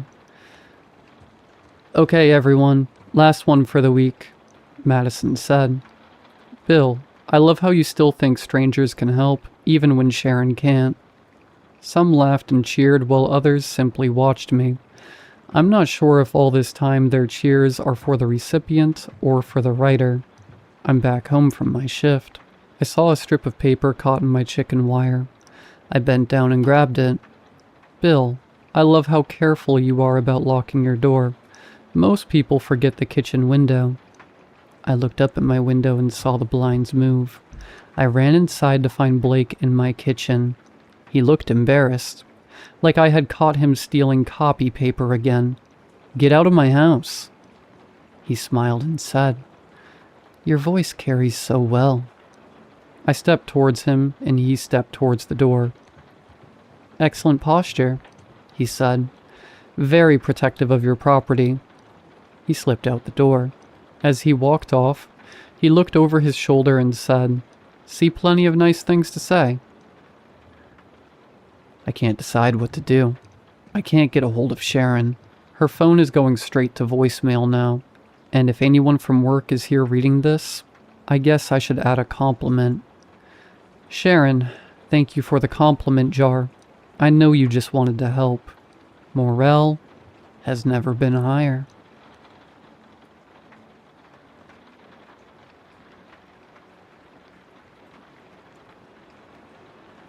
I work at a facility that contains gods. Or maybe contains isn't the right word. You can't really contain something that existed before the concept of walls. Something that remembers the first fire, the first prayer, the first human who begged for mercy. We don't have an official name. At least, not one we're allowed to use. Everyone just calls it CSP. Chain, Seal, Protect. That's our motto. Our purpose. And before you ask, no, I am pretty sure you've never heard of us. Nobody has. We don't even appear on government records, maps, or budgets. If we do our job correctly, the world never learns we exist. I'm posting this because I don't think anyone will believe me anyway. Well, that, and I've decided to start journaling. Apparently, it's supposed to be healthy. Helps you process your thoughts, organize your feelings, and all that nonsense. But journaling into a notebook sounds boring as hell. No offense to the suburban moms who write 3 pages every morning about their yoga classes and pumpkin spice lattes. But if I'm going to write about my day, I want an audience. And trust me, my days are worth reading about. I love this job. That's probably the weirdest thing you'll hear in this entire story. Most stories like this start with someone who hates their job. They're trapped, desperate, forced into it somehow. That's not me. Okay, that's only partially true. I wasn't exactly forced to join CSP, but they didn't give me many alternatives either. The way they recruit people is actually kind of genius. They don't look for the best candidates. They don't look for the smartest people, the strongest people, or even the most qualified. They look for people who are already half dead, people with no future, people with no family, people nobody would miss. That's what I mean when I say half dead. You're not actually dead, your heart still beats, you still wake up every morning, but your existence has already faded from the world. Nobody calls, nobody checks in, nobody notices when you're gone for a week, or a month, or forever. You've already been forgotten, so you might as well be halfway in the grave. That's the kind of people CSP recruits. Because when you work at a facility dedicated to chaining, sealing, and protecting things that shouldn't exist, employee retention isn't exactly great. And if one of us dies, well, it's easier when nobody comes looking. Well, I wasn't always half dead. I had a family once. Not a good one, but a family. Getting into the details would take an entire post and probably trigger another mental breakdown, so let's skip the trauma dump. All I'll say is that I left, and I never looked back. And as far as I'm concerned, even if they all perished, it isn't my problem. After I left, things got worse. I hit rock bottom, tried to end it all, and then ended up under state supervision. Officially, they called it counseling, mandatory sessions, evaluations, therapists asking the same questions in different ways, hoping I'd eventually give them the answer they wanted. It didn't work. Mostly because I lied through every session. At least, I thought it was counseling. Turns out it was recruitment. A few weeks after my treatment ended, I was taken. Kidnapped is probably the correct word, though CSP would likely prefer something cleaner, like acquisition or transfer. I woke up in a concrete holding cell with no windows, no clock, and a single metal table. There was a glass vial sitting on it. Across from me sat a man in a gray suit. He gave me two options. The first was simple. Drink the vial, a painless death. Quick, clean, guaranteed. The second was employment. Join the facility. At the time, I thought it was some kind of sick joke. Then he explained what CSP actually was, and that's when I learned the real reason nobody knows about the organization. Because once you know it exists, you don't get to leave. You either become part of the facility, or you never leave at all. And despite what you might be thinking, I didn't choose the vial. Funny how that works. You can spend years wanting to die, convinced there's nothing left for you, and then the moment someone gives you a reason to keep going, suddenly death doesn't seem so appealing anymore. Or maybe it wasn't the purpose. Maybe it was pure spite. Part of me wanted to outlive my parents, to keep breathing long enough to know I'll never attend their funerals. Whatever the reason, I signed the contract. That was 2 years ago. Since then, I've been promoted 3 times. Not because I'm exceptional, not because I'm some genius monster hunter or elite operative. I'm just the only idiot left alive to promote. Most of my coworkers are fresh recruits. Every few months, a new batch arrives, looking confused, terrified, or numb. Some think they've joined a secret government agency. Some think they're being punished. A few are actually excited. Those are usually the first ones to die. Out of every 500 recruits, maybe 15 make it past their first year. Of those 15, maybe 5 survive their second. After that, the numbers get so small nobody bothers tracking them. So either I'm incredibly lucky, or I'm like a cockroach. Ugly, stubborn, and impossible to kill. Personally, I'm betting on the cockroach theory. Before I tell you what happened last week, you need to understand how gods actually work. First, CSP doesn't imprison gods. That's a common misconception. Humans are incapable of imprisoning a god. Trust me, we've tried. When we say a god is contained, what we really mean is that it's being managed, kept satisfied, kept predictable, kept from wandering off and collecting worshippers on its own. How the containment division accomplishes that is beyond me. I work in retrieval, not containment, and I have no interest in transferring. The mortality rate over there makes our department look like a retirement home. I'm one of the 3 heads of the retrieval division. One of the other managers has survived 4 years. The third has survived 3, which basically means they're better cockroaches than I am. Our job is simple in theory. Find newly emerged gods, negotiate with them, offer them a deal, a place to stay, worshippers, protection from rival entities and human interference. In exchange, they stop kidnapping people. Most gods don't want to destroy humanity, they just want attention. The problem is that gods attract worship the same way a fire attracts moths. Lost people, lonely people, desperate people. A god will whisper into their dreams, promise them purpose, and before long they're gone. That's why whenever you see a cluster of mysterious disappearances, odds are good a god is involved. Gods are classified by the number of active worshippers they possess. D class, 500 to 1,000 worshippers. C class, 1,000 to 5,000. B class, 5,000 to 10,000. A class, 10,000 to 20,000. Anything above 20,000 is considered S-class. Anything above 500,000 becomes SS class. And anything beyond that, well, humanity stops pretending that it can control it. At CSP, we currently house 2 S-class entities and a single SS class. The lower classes are so numerous that nobody bothers counting them anymore. Anyway, the reason I'm journaling all this is because my therapist won't stop bothering me. Surprisingly, CSP has its own mental health department now, which is honestly more terrifying than most of the gods. Every month, they drag me into an office, ask me how I'm feeling, and pretend they're surprised when I tell them I'm feeling terrible. Apparently, surviving 2 years in retrieval isn't normal, and the fact that I can casually eat lunch while discussing casualty reports is a sign that I've developed unhealthy coping mechanisms. Their words, not mine. So this is my compromise. I'm not writing in a notebook like some depressed Victorian poet. I'm putting everything here instead. If nothing else, maybe it'll save the next poor idiot who gets recruited.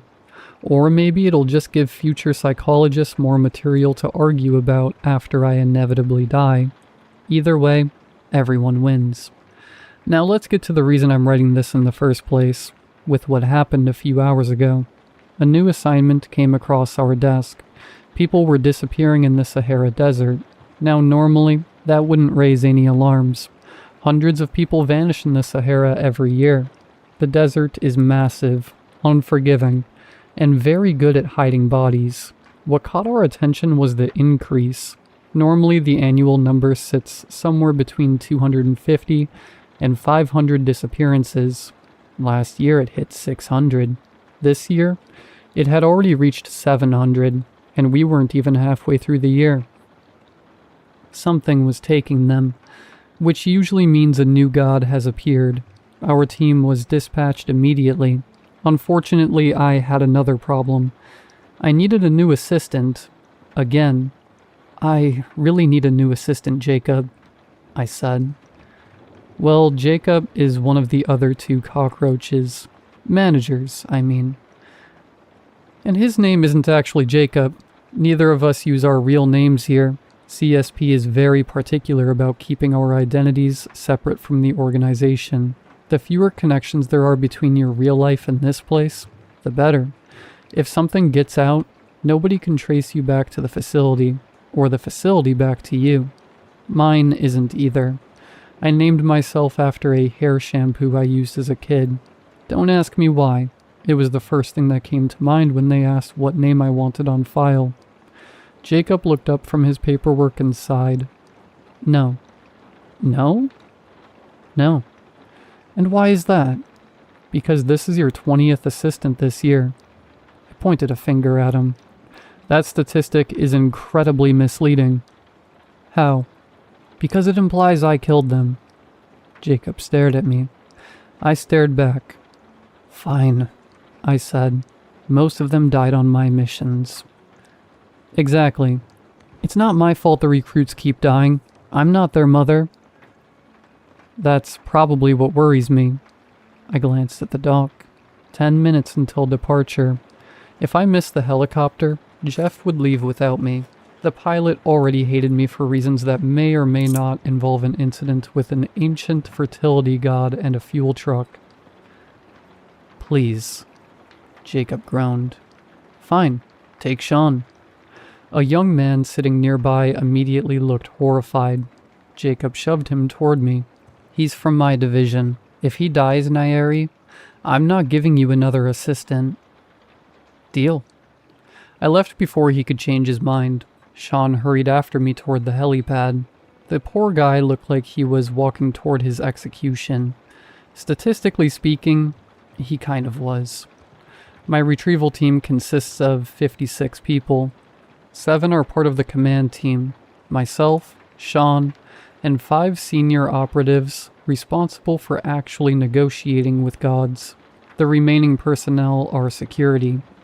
Their job is simple: get us to the god alive, keep us alive while we negotiate, and get us back alive afterward. On paper, it sounds easy. In reality, it's usually the hardest part. We arrived at the Giza Pyramid. Normally this place is packed with tourists, but not today. Our team had the site shut down under the guise of renovations. We entered through a route the public doesn't know about. Not the path that leads up into the pyramid, but the one that descends beneath it. The ancient Egyptians were remarkable builders. Unfortunately, something had decided to use their masterpiece as a feeding ground. We encountered the first layer of worshippers near the entrance. They moved wrong. One man had both of his legs bent in directions. Legs aren't supposed to bend. Yet he sprinted toward us anyway. Another dragged himself forward with a broken spine. The security detail opened fire. 10 bodies hit the floor before they got close. We pushed deeper into the tunnels. The second layer was worse. 50, maybe 60 worshippers rushed us at once. Some crawled across the walls and ceiling like insects. One dropped directly in front of me before Elena, my security captain, put a bullet through its skull. Another came from above. I shot it in the head, and it landed at my feet. "Move!" I shouted. We ran. The third layer was the last known layer, and that's where we found the god. It resembled a massive stone statue stretching from floor to ceiling like a trunk of gigantic tree. Thousands of worshippers circled it in endless loops, chanting in a language I couldn't understand. I locked eyes with one of them. The problem was, it didn't have any. Only empty sockets stared back at me. The instant it spotted us, a gurgling screech erupted from its throat. A sound so wrong it barely resembled anything human. Then every worshipper in the chamber began screeching. Thousands of voices echoed through the cavern. "Greetings, my lord," I said, stepping forward. The intelligence briefing had classified it as a C class. It wasn't. Not even close. The thing was at least A class, which was a problem because I had brought a C class team. "Greetings, my lord," I repeated. For several seconds, nothing happened. Then a voice whispered directly into my ear. "Lowly human." I resisted the urge to jump. The thing was at least 50 feet away. "What brings you to my sanctuary, human?" it asked.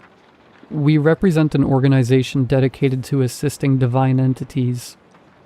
The lie rolled off my tongue so smoothly, I almost impressed myself. Still, peaceful containment beats becoming toast. "Assisting?" The god stared at me. "And why would a god such as myself require assistance from lowly humans?" "Because, my lord, people are going to stop coming here." The god tilted its stone head. "And why is that?" "The pyramid is being renovated. Humans won't be allowed inside it for a long time." The god's stone face twisted. Its worshippers began to twitch. "No pilgrims?" "Not for some time." "No wanderers?" "No." "No offerings?" "No." The god's voice sharpened with every question. Then it shrieked. Thousands of worshippers turned toward us at once. Gods are prideful creatures. Deny them admiration for even a single day, and it wounds their ego. Tell them new worshippers will stop coming altogether, and the reaction is rarely pleasant. I cleared my throat. This is why we're here, to provide assistance during this unfortunate period. The god fell silent. Continue. The statue leaned forward, its massive face stopping only a few feet from mine. I could smell incense, blood, and something far older than either. We can provide housing, worshippers, protection, maintenance, and a stable source of followers. What makes you think I will believe you, little human? I gestured toward the empty entrance. Today's visitor count? The god didn't respond. 0 worshippers arrived today. Still nothing. And tomorrow won't be much better. The statue slowly straightened. I could practically hear it thinking, which was terrifying. God's thinking is usually bad for humans.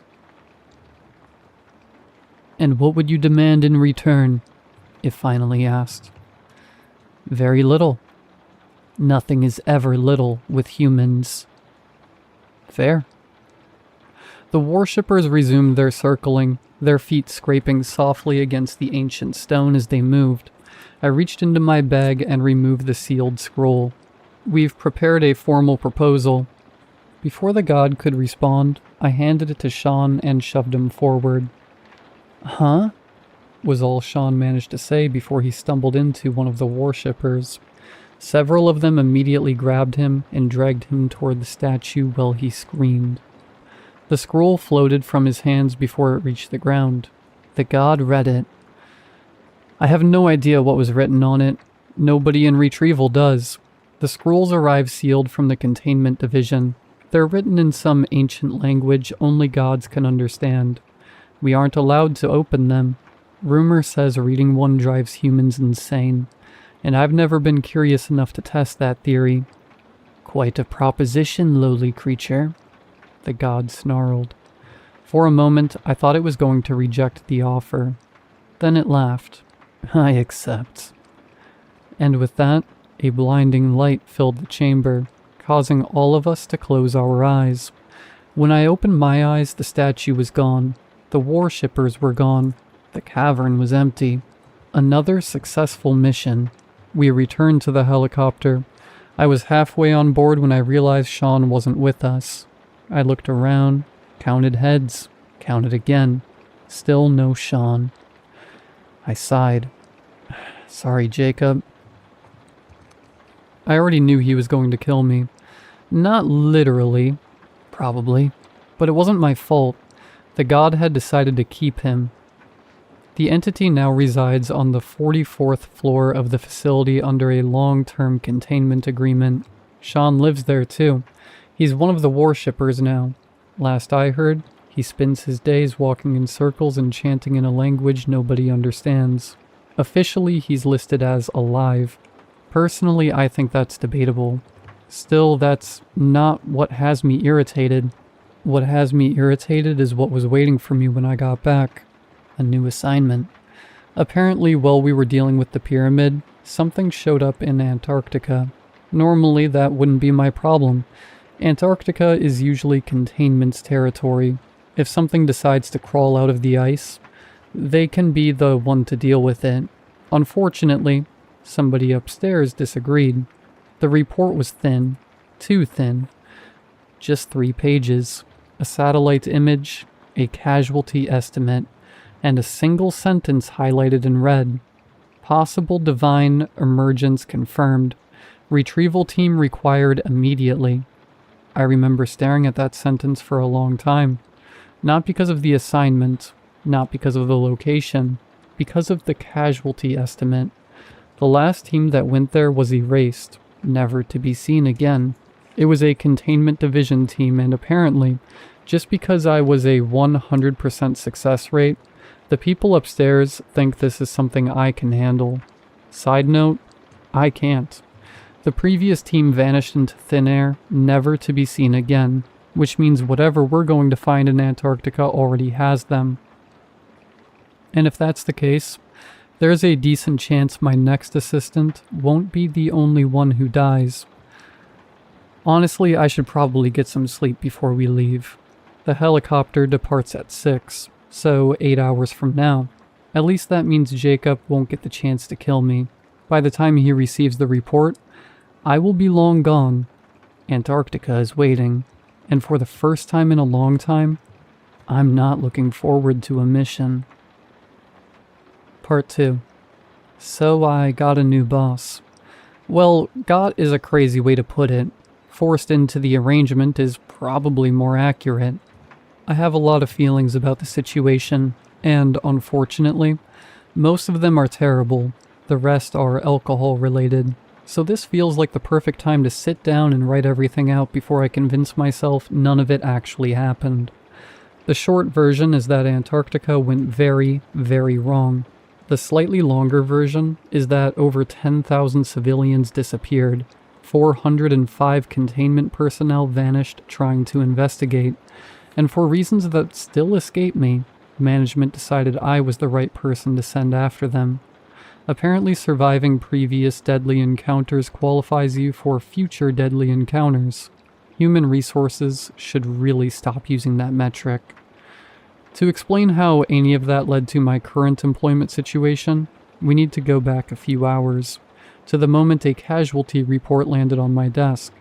Missing. Containment Division personnel, 405. Civilians, over 10,000. I stared at the report. 10,000 civilians was tragic. 405 containment personnel was a staffing problem. Before you judge me, understand that these numbers directly affect my workload. According to the file, scientists stationed throughout Antarctica had been disappearing for the past 3 months. In the first month, 3 entire research stations were abandoned. One moment, they were there. The next, they weren't. No distress calls, no evacuation requests, no bodies, just empty facilities and missing personnel. In the second month, 4 more stations vanished. The third month, 5. This month wasn't even halfway over yet, and 2 more stations had already gone silent. That was why containment responded so quickly. Normally, Antarctica buys you time. The continent is cold, remote, miserable, and generally hostile to human life. Emergency responses aren't exactly convenient, but when entire research stations start evaporating off the face of the planet, people suddenly become very motivated. A containment division task force was dispatched almost immediately. 405 personnel, every single one disappeared. I was lucky I'd been in Egypt. Otherwise, that would have been my team, and somehow, I don't think I'd be reading this report right now. I would have been part of it. There are only a few things capable of making an entire containment division team disappear without leaving behind a single body, an SS-class entity, another containment division team, or Antarctica itself. Honestly, Antarctica had the highest kill count out of all 3. People romanticize the place because it's covered in snow. In reality, it's an enormous frozen death trap that occasionally allows scientists to visit before trying to kill them. You fall into a crevice, you're gone. A blizzard rolls in, you're gone. You take one bad step in the wrong direction, congratulations, you're now part of the landscape. Unfortunately, my money wasn't on Antarctica. Something was down there. Something powerful enough to erase entire facilities. Maybe a god. Maybe something worse. Maybe something even the CSP didn't know. As ridiculous as that sounds, several incidents over the last 3 months suggested CSP wasn't nearly as informed as it liked to pretend. Gods had started disappearing from containment. Not escaping, disappearing. One day they'd be present, the next they'd be gone. Days or weeks later, they'd casually return as if nothing had happened. Whenever they were questioned, the answer was always the same. We had offerings to make. That was it. No explanations, no details. The lack of answers wasn't unusual. Most gods barely acknowledge that humanity exists. Talking to one is like trying to interview a hurricane. They generally don't care what you think and have no interest in explaining themselves. The only exception was a river god Jacob's team had recovered from the Amazon last spring. The thing loved hearing itself talk. Most gods treated interviews like talking to ants. It treated them like podcast appearances. When asked where the others were going, it gave us exactly one answer. The one with wings and a million seekers calls upon us. Then it refused to elaborate. Containment had dismissed the statement. I didn't, because I noticed patterns. Over 3 months, 10,000 civilians had vanished. Hundreds of personnel had disappeared, and gods were leaving containment facilities for mysterious gatherings. Either the universe was experiencing the world's strangest coincidence, or something beneath Antarctica was powerful enough to summon gods. Neither possibility improved my day. I had 6 hours before departure, so I headed for the library. The library wasn't actually a library. Calling it a library would be like calling a nuclear weapon a flashlight. Technically not wrong, but missing several important details. Over a century ago, CSP made a deal with a god living somewhere in the Himalayas. The arrangement was simple. It would provide a fraction of its knowledge in exchange for access to information twice every 100 years. Most people considered it one of the worst deals humanity has ever made. Personally, I thought those people were idiots. Most of CSP's understanding of the celestial came from deals exactly like this. Besides, from what I understood, the exchange benefited us far more than the god.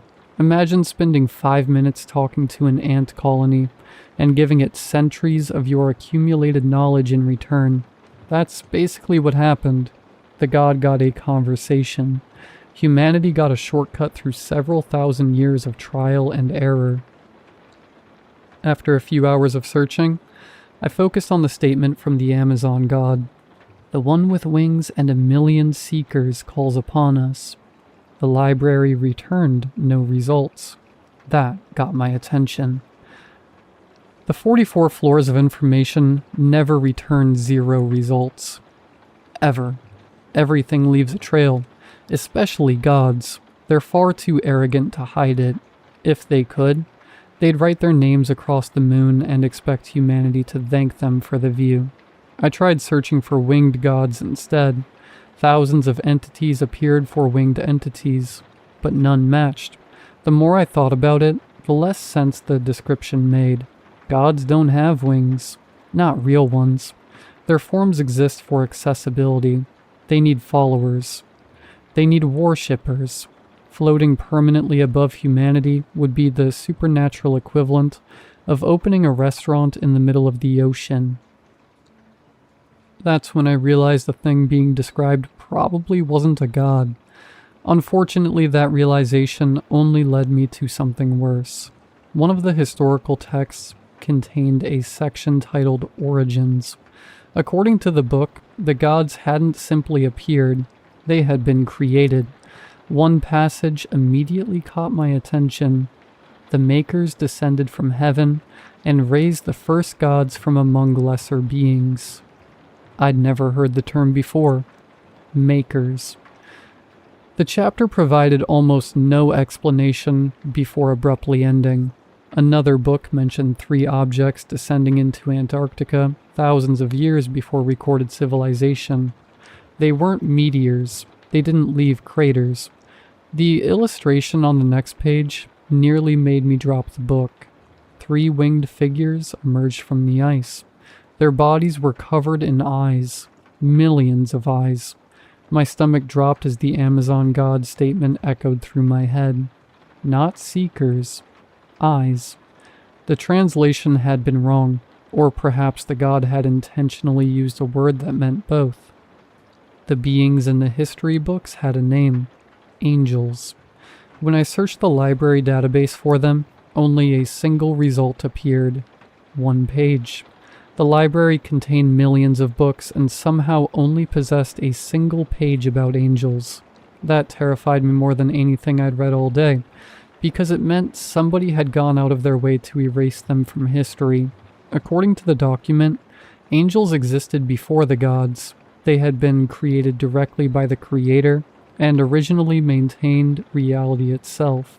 But then they got bored. I stared at the sentence for several seconds. Bored. The document compared their behavior to humanity.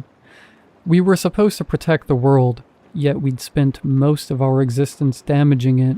According to the page, angels weren't much different. After existing for millions, or perhaps billions of years, they simply stopped caring. They lost interest in reality, lost interest in purpose, lost interest in everything. Somewhere along the way, they started creating gods, not because they needed to, but because they were bored. And apparently, cosmic beings are just as capable of making terrible decisions as everyone else. This was insane. CSP barely possessed the resources necessary to manage some gods. Several entities remained cooperative solely because they felt like it. An angel? One of the original three? Forget containing it. We probably couldn't even annoy it. If what I'd read was true, then Antarctica wasn't dealing with an SS-class entity. We were dealing with something far older, far more powerful, something that gods themselves answered to. I glanced at the clock. 3 hours until departure. There was no way in hell I was keeping this to myself. I folded the page and headed for the elevators. The board of directors occupied the 102nd floor. Most personnel never set foot there. The directors were usually too busy to meet without weeks of scheduling and enough paperwork to kill a small forest. I didn't have weeks. I barely had 3 hours. By the time the elevator doors opened, I was practically jogging.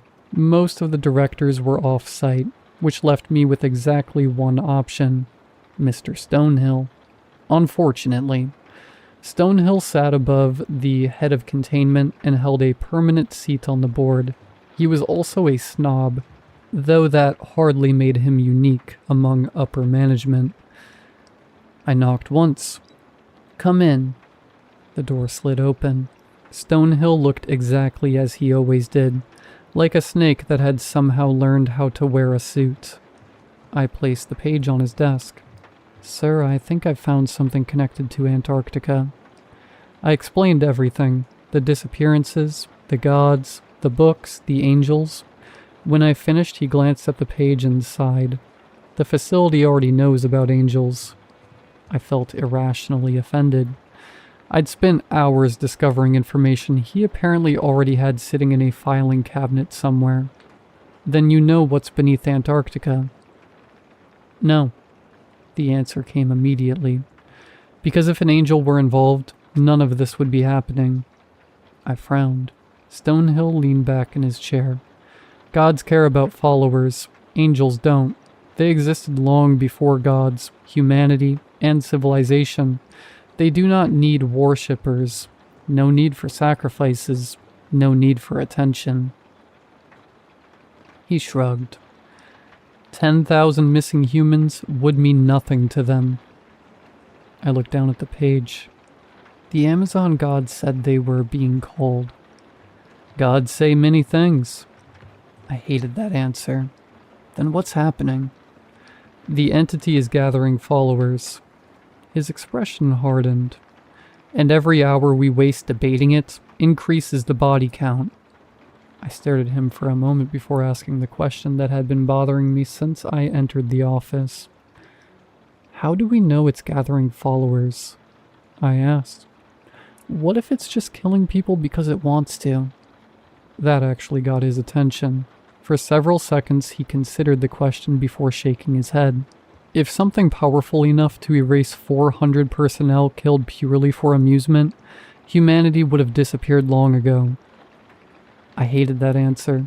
Unfortunately, hating it wasn't going to buy me any extra time.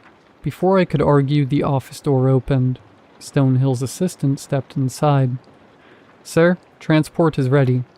Stonehill nodded, then looked at me. The conversation was over. Your aircraft leaves in less than 2 hours, Miss Nyeri. I grabbed the page from his desk. Stonehill had already gone back to his paperwork. As far as he was concerned, Antarctica contained another god, another mission, another problem. Nothing more. I knew the CSP viewed personnel as grains of salt, so his indifference didn't surprise me at all. We reached Antarctica surprisingly quickly. The aircraft was mostly automated, which wasn't standard for CSP operations. They usually insisted on keeping a pilot on board. This time they didn't. Personally, I figured it was because if all 800 of us vanished, they'd still be able to recover the plane. The CSP loves cutting costs, which is funny considering none of us get paid.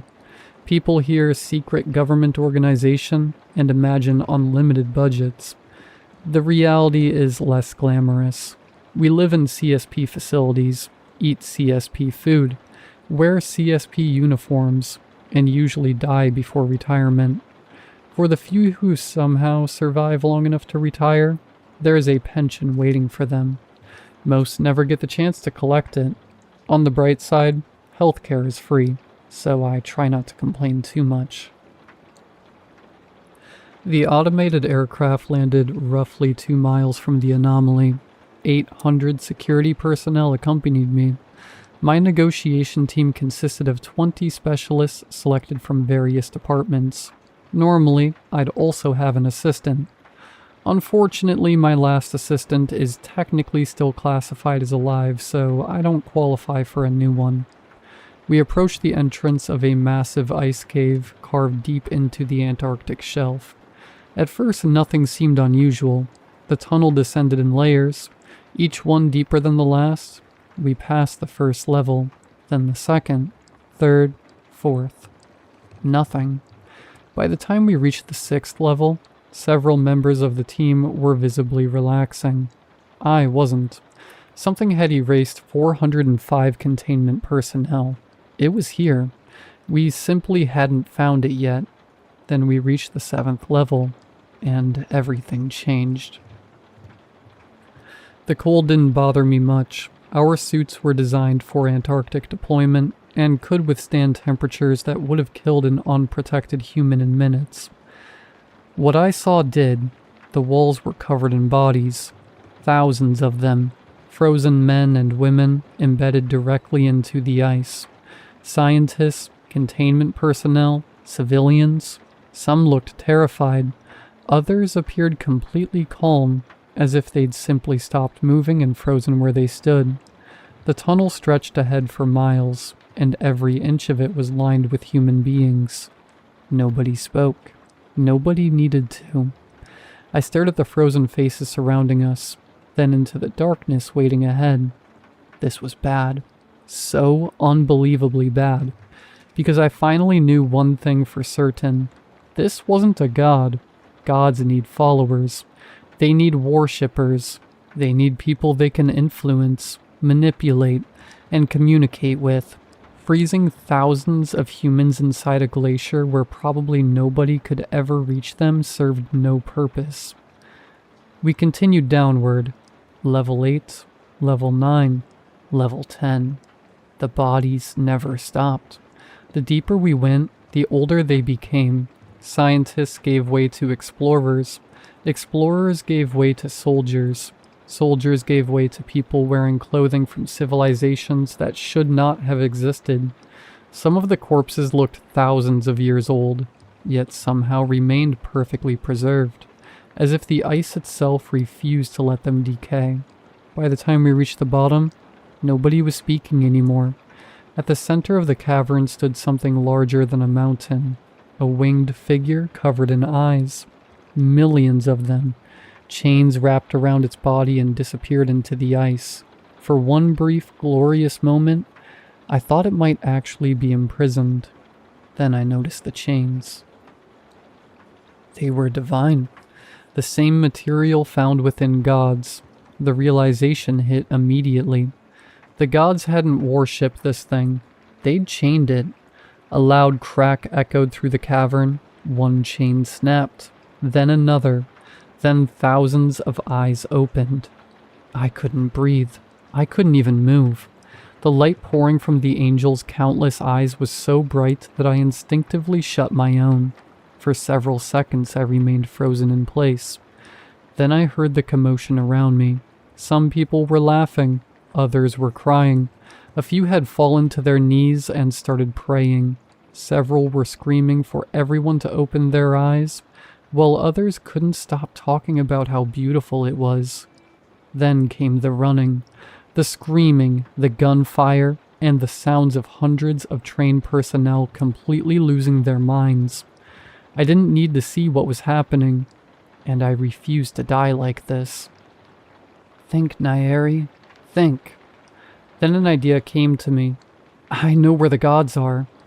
The cavern fell silent. Even the screams stopped. My heart nearly exploded. I swallowed hard and repeated myself louder. I know where the gods are. A sound echoed throughout the cavern. Laughter. Not human laughter. Something deeper, older. The laughter of a creature that had watched continents form and civilizations turn to dust. A mere human bargains for her life. The angel sounded genuinely amused. You are quite entertaining. I forced myself to keep talking. If it was speaking, it wasn't killing. At the moment, that was good enough for me. Weren't they the ones who trapped you here? The laughter grew louder. You believe they trapped me? You believe chains can imprison me? For the first time, I risked opening my eyes. I immediately regretted it. Millions of eyes stared back. Every single one focused on me. I remained because I wished to remain. The angel shifted one of its wings and the entire cavern trembled. Chunks of ice broke from the ceiling and crashed into the darkness below. The gods occasionally gather and strengthen the chains. They imagine themselves powerful enough to contain me. The laughter returned. I find the spectacle entertaining. It relieves my boredom. I looked around. People were still disappearing. Others continued walking toward the angel despite every survival instinct screaming at them to run. This thing wasn't trapped. We were the ones imprisoned with it. Then the angel's attention settled on me once more. The cavern became silent, but human. Millions of eyes narrowed. What will you offer to relieve my boredom? I had a feeling there wasn't a correct answer to that question.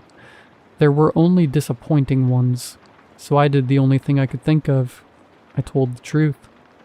I belong to an organization that houses gods. Its purpose is to keep them in check. For a moment there was silence. Then the angel laughed harder than before. The cavern shook violently. Entire sections of ice collapsed. Thousands of frozen corpses shattered against the floor like glass. Humans keeping gods in check? It laughed again. Now that is genuinely intriguing. Then the laughter stopped instantly. Millions of eyes focused on me. Perhaps, the angel said. My eternity has finally become interesting. The chains rattled. Cracks spread across them like spider webs as the cavern shook around us. People screamed while ice collapsed from the ceiling. I looked around desperately. 800 personnel, 20 negotiations, thousands of frozen corpses. Humanity's greatest containment organization. And none of it mattered.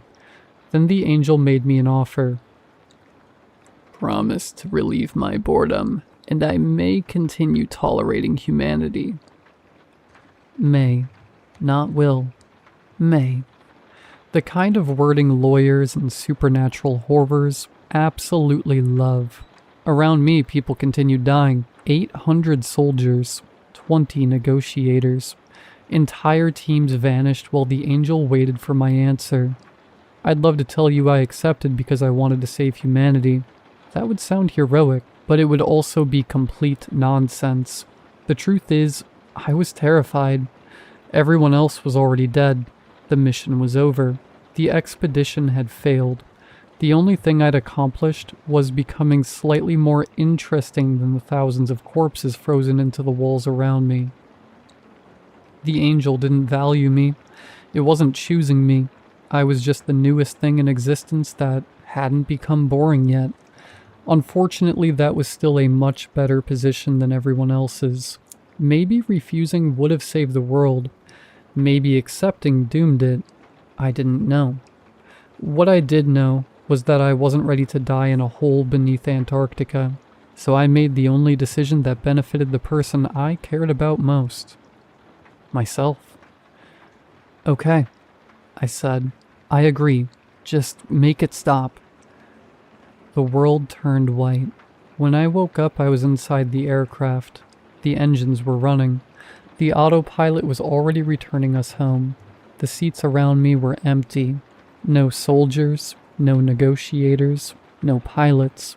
The angel had never accepted my terms. It had offered its own. As soon as I returned this afternoon, I found myself standing before the board of directors trying to explain why I was the only survivor. What happened there, Agent Nyeri? Madame Lenny's voice cut through the silence. All 8 board members, including Stonehill, were staring at me. It was an angel. The room immediately became tense. Several directors inhaled sharply. Others exchanged nervous glances. They're all dead, I continued. But in return, the angel accepted our terms. Several directors visibly relaxed. The agreement isn't permanent, I added. The relief vanished instantly.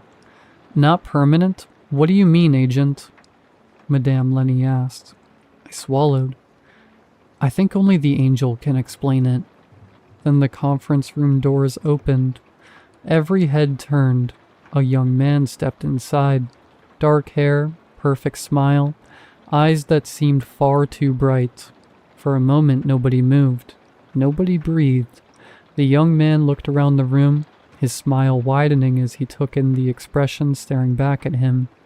Then he tilted his head slightly. Someone promised me that you all would keep me entertained. His gaze drifted across the conference table. For a moment, he looked almost disappointed. I suppose we'll find out if she was telling the truth. Now, if you're wondering, yes, he came back with me. I know what I said earlier. The aircraft was empty when I woke up. It was.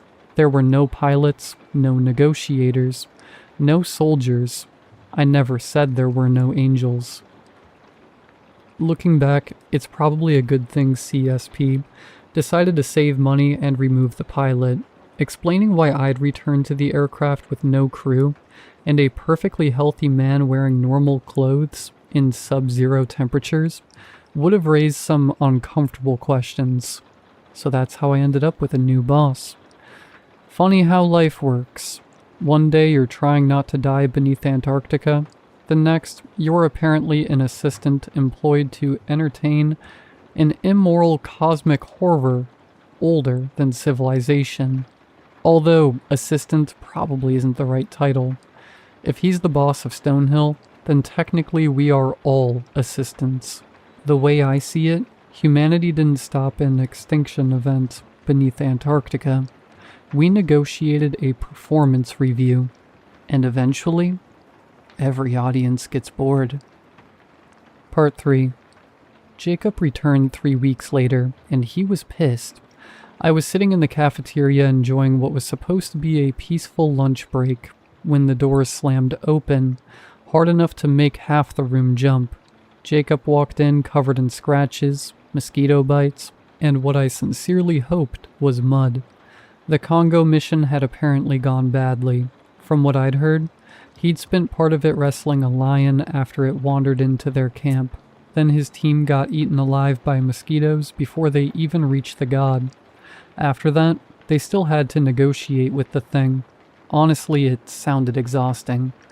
Unfortunately, the moment Jacob spotted me, I knew exactly where all that frustration was going. I had enough time to think, oh no, before my sandwich disappeared. 1 second it was in my hand, the next it was flying across the cafeteria. Then I was flying across the cafeteria. Jacob grabbed me by the collar and hurled me over a table. I hit the floor hard enough to reconsider several life choices. "What the hell?" I shouted. Several employees immediately stood up and started leaving. Nobody gets involved when managers start fighting. It's one of the unspoken workplace safety policies everyone follows. "We had a deal, Nairi." He looked genuinely furious. Jacob normally had the complexion of a corpse. Somehow, he'd managed to turn bright red. It was honestly impressive. "Sean is still alive," I said. "Yeah, on paper." "Paper is what determines whether he's alive. You and I both know he's only classified as alive because he's physically inside the facility." "That still sounds alive." Jacob looked like he wanted to throw me across another table. "The report says you shoved him." "I did." "You shoved him toward a god." "We were negotiating." "You used him as a sacrifice." I climbed back to my feet and stared at my ruined lunch. The sandwich had done nothing wrong. That's a very loaded word. "Nairi." "What?" "You shoved an assistant into a supernatural entity." "And?" For a moment, Jacob stared at me. I sighed. "Look, I didn't know the god was going to keep him. I don't even know what was in the contract. None of us know the ancient language. For all I know, the contract could have included a section about complimentary assistance." Jacob opened his mouth. "That's not the point." "It kind of is. The point is Sean is walking in circles on floor 45, chanting at walls." I shrugged. The god did something outside the agreement, outside standard procedure, and outside my knowledge, which means that this is a containment problem, not a Nairi problem. The surrounding cafeteria had gone completely silent. Jacob looked genuinely conflicted because, unfortunately for him, I had a point. A terrible point. A morally questionable point, but still a point. "I hate you," Jacob said. "That's fair." Then he grabbed my backup sandwich off the table and started walking away. This was such a bad start to the week. Jacob had stolen my backup sandwich, thrown me across the table, and somehow managed to make Sean's situation sound like my fault. I picked up my tray and dumped what remained of my lunch into the trash. 3 weeks had passed since Antarctica. 3 weeks since I'd brought an angel back to the facility. Yes, everyone knows about him now. That had somehow become my problem too. I was halfway through mentally drafting a complaint to Human Resources when the cafeteria went silent. Not normal silent. Not coworkers watching two managers argue silent. The kind of silence that makes you immediately think, "Oh, for the love of God, what now?" Jacob stopped dead in his tracks. The anger drained from his face so fast it was almost impressive. His eyes moved past me towards something behind me. Around us, employees started standing up. A few lowered their heads. One woman dropped her tray, and nobody moved to pick it up. The entire room had suddenly become very interested in not attracting attention. I sighed. I already knew what that meant. I turned around and immediately understood the problem. The angel was standing in the doorway. He looked the same as he had in Antarctica. Tall, pale, perfect. The kind of face ancient civilizations would have carved into mountains and then started wars over. He was wearing a CSP employee badge. I don't know why that bothered me more than anything else. The badge even had a photo. And a name. Angelo. Which was probably the most angel name an angel could possibly have. Someone had apparently convinced an eldritch celestial entity to sit still for an identification photo. fill out employee paperwork, and accept a name badge. Or maybe he'd requested one himself. I wasn't sure which possibility was worse. For some reason, he'd developed a habit of appearing wherever I happened to be. Meetings, hallways, briefings, the gym, my apartment. I still wasn't sure how he'd found my apartment among the thousands of CSP apartments spread throughout the facility complex. That particular incident had resulted in several uncomfortable conversations with facility security. Apparently, security can't issue trespassing notices to ancient celestial entities capable of rewriting reality. As if that wasn't enough. I'd also developed strange scars running across my left leg. They'd appeared 3 days ago. The medical department had no idea what had caused them. Personally, I suspected the angel. At this point, blaming the angel had become my default explanation for most problems. The angel glanced around the room, looking curious and interested, like he was watching a peculiar educational documentary. Then his eyes landed on me. His expression immediately brightened. "Oh," he smiled. "There you are." I closed my eyes. Not because I was scared, because I was tired. Around me, the cafeteria somehow became even quieter. Jacob slowly looked at me, then at the angel, then back at me. "Why is it always you?" he whispered. "I ask myself that every day." The angel started walking toward us. Everyone immediately moved out of his way. Nobody wanted to end up on the angel's list of hobbies. Unfortunately, I'd already lost that privilege. He stopped directly in front of me and stared for several seconds before tilting his head. "You are injured." I glanced at the bruise on my arm. "I'm aware." The angel followed my gaze. His eyes settled on Jacob. Jacob visibly tensed. Honestly, I couldn't blame him. The angel studied him for a moment before looking back at me. "Did he do that?" The entire cafeteria froze. Jacob stopped breathing. A few employees looked like they were preparing evacuation routes. "No." Jacob relaxed. "He only threw me across the table." Jacob immediately stopped relaxing. The angel blinked. "Oh." For several seconds he appeared to think about that. Then he turned toward Jacob and smiled. "Is this injury deadly to humans?" "No," I said. I was starting to get annoyed. The angel had a habit of asking questions like this. Over the past week, he'd asked enough questions to fill an entire library. Most of them were concerning. Some were merely annoying. A few had resulted in emergency meetings. How many bones can a human lose before it becomes a problem? Why do humans become upset when they are lied to? Can sadness be measured? Why do humans celebrate surviving another year? Why do humans enjoy horror stories? How much of a human can be removed before it affects productivity? How many employees can I duplicate before CSP notices? Those last two questions alone resulted in 3 emergency meetings, 4 containment reviews, and a facility-wide employee census. Then there were the questions directed specifically at me. Would you inform me before dying? If I prevented your death forever, would you still dislike me?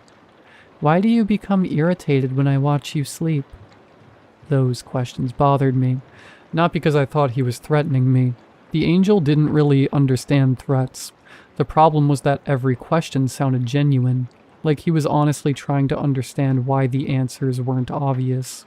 And unfortunately, I had somehow become his preferred source of information. Or, as Stonehill liked to put it, his lab rat. "That is good," the angel said. "It would be inconvenient if you died." He pulled out a chair and sat beside the table Jacob had thrown me across. Nobody had invited him. Nobody was going to stop him. "What are you doing?" I asked. "Eating lunch." "You don't eat." "I have been informed that lunch is a social activity." I stared at him. He stared back. The cafeteria remained completely silent. The angel glanced around the room. "Have I interrupted something?" Nobody answered. "Good." Then he leaned down and picked up the remains of my sandwich from the floor. He examined it carefully, his brow furrowing. "This appears damaged." I looked at the sandwich, then at him, then at Jacob. "You owe me 2 sandwiches now." I sighed. My week had somehow gotten worse. That lunch break was the most awkward experience of my life. The angel spent 20 minutes learning how to chew. Not eating, chewing. Apparently he'd already understood the concept of consuming food. What fascinated him was the process of turning food into smaller pieces first. Jacob sat across from us, glaring at me the entire time like I'd personally unleashed this disaster onto humanity, which, in my defense, was only partially true. I inhaled my replacement sandwich in 3 bites just to escape. By the time I reached my office, I was already mentally preparing several complaints to HR that I knew nobody would read. Unfortunately, something was waiting on my desk. A report. I opened the folder. Missing 5,317 residents. Location: a small city in Nevada. Classification: B-class god. I stared at the report for several seconds before closing it. Then I opened it again. The number stubbornly remained the same. 5,000 people don't just disappear. At least they're not supposed to. 3 hours later, I was sitting in a briefing room explaining our plan to the B-class god under control. A B-class entity wasn't world-ending, but it was still more than capable of wiping out a city if left unattended. By the time the briefing ended, we had assembled a response team consisting of 400 security personnel, 6 negotiators, multiple research specialists, and enough equipment to invade a small country. Everything was proceeding normally, which should have been my first warning sign. We were already boarding the aircraft when I noticed movement near the loading ramp. I closed my eyes, counted to 5, then opened them again. The angel was still there. Of course he was. He stepped onto the plane like he belonged there. Several security officers immediately moved out of his way. One of the negotiators actually turned around and walked back down the ramp. I couldn't even blame him. "What do you want?" I asked. The angel looked genuinely surprised by the question. "I wish to accompany you. It is boring here." "This isn't a field trip. You said humans enjoy traveling." "This isn't traveling." "It appears to involve travel." I pinched the bridge of my nose. Around us, nobody was speaking. Nobody was moving. Nobody was volunteering to tell an eldritch celestial entity that he couldn't board the aircraft. The angel tilted his head. "I am coming anyway." I sighed. Unfortunately, that wasn't really a statement I could argue with. Technically, I outranked most people in the organization except the board members. Practically nobody outranked an ancient celestial horror capable of rearranging reality whenever it got curious. 10 minutes later, we were airborne. The seating arrangement was interesting. By interesting, I mean everyone had crammed themselves onto the opposite side of the aircraft. 400 trained security personnel, 6 negotiators, and multiple researchers were all squeezed together like terrified sardines. Meanwhile, Angelo sat beside me with an entire row of seats empty around him. It looked less like transportation and more like a quarantine zone. The angel seemed completely unaware of this, or worse, completely aware and enjoying it. He stared out the aircraft window for several minutes before speaking. "Will this god be entertaining?" I looked up from my mission briefing. I'd prefer if it wasn't. "Why?" "Because entertaining gods usually kill people." He considered that for a moment. "Humans seem very opposed to being killed." I stared at him. "That's a groundbreaking observation." "Thank you." The fact that he wasn't being sarcastic somehow made it worse. I returned to my report, but I couldn't shake the feeling that bringing him along was going to become a problem, a very large problem, and considering our mission already involved 5,000 missing people and a hostile god, that was saying something. The flight lasted 4 hours, and they were 4 very long hours. At some point I fell asleep, which turned out to be a mistake. I woke up because someone was staring at me, not in the normal way, not in the creepy coworker way. I mean, directly staring at me from 6 inches away. I opened my eyes and nearly launched myself through the ceiling. The angel was sitting beside me, leaning forward and watching me with intense concentration. What the hell?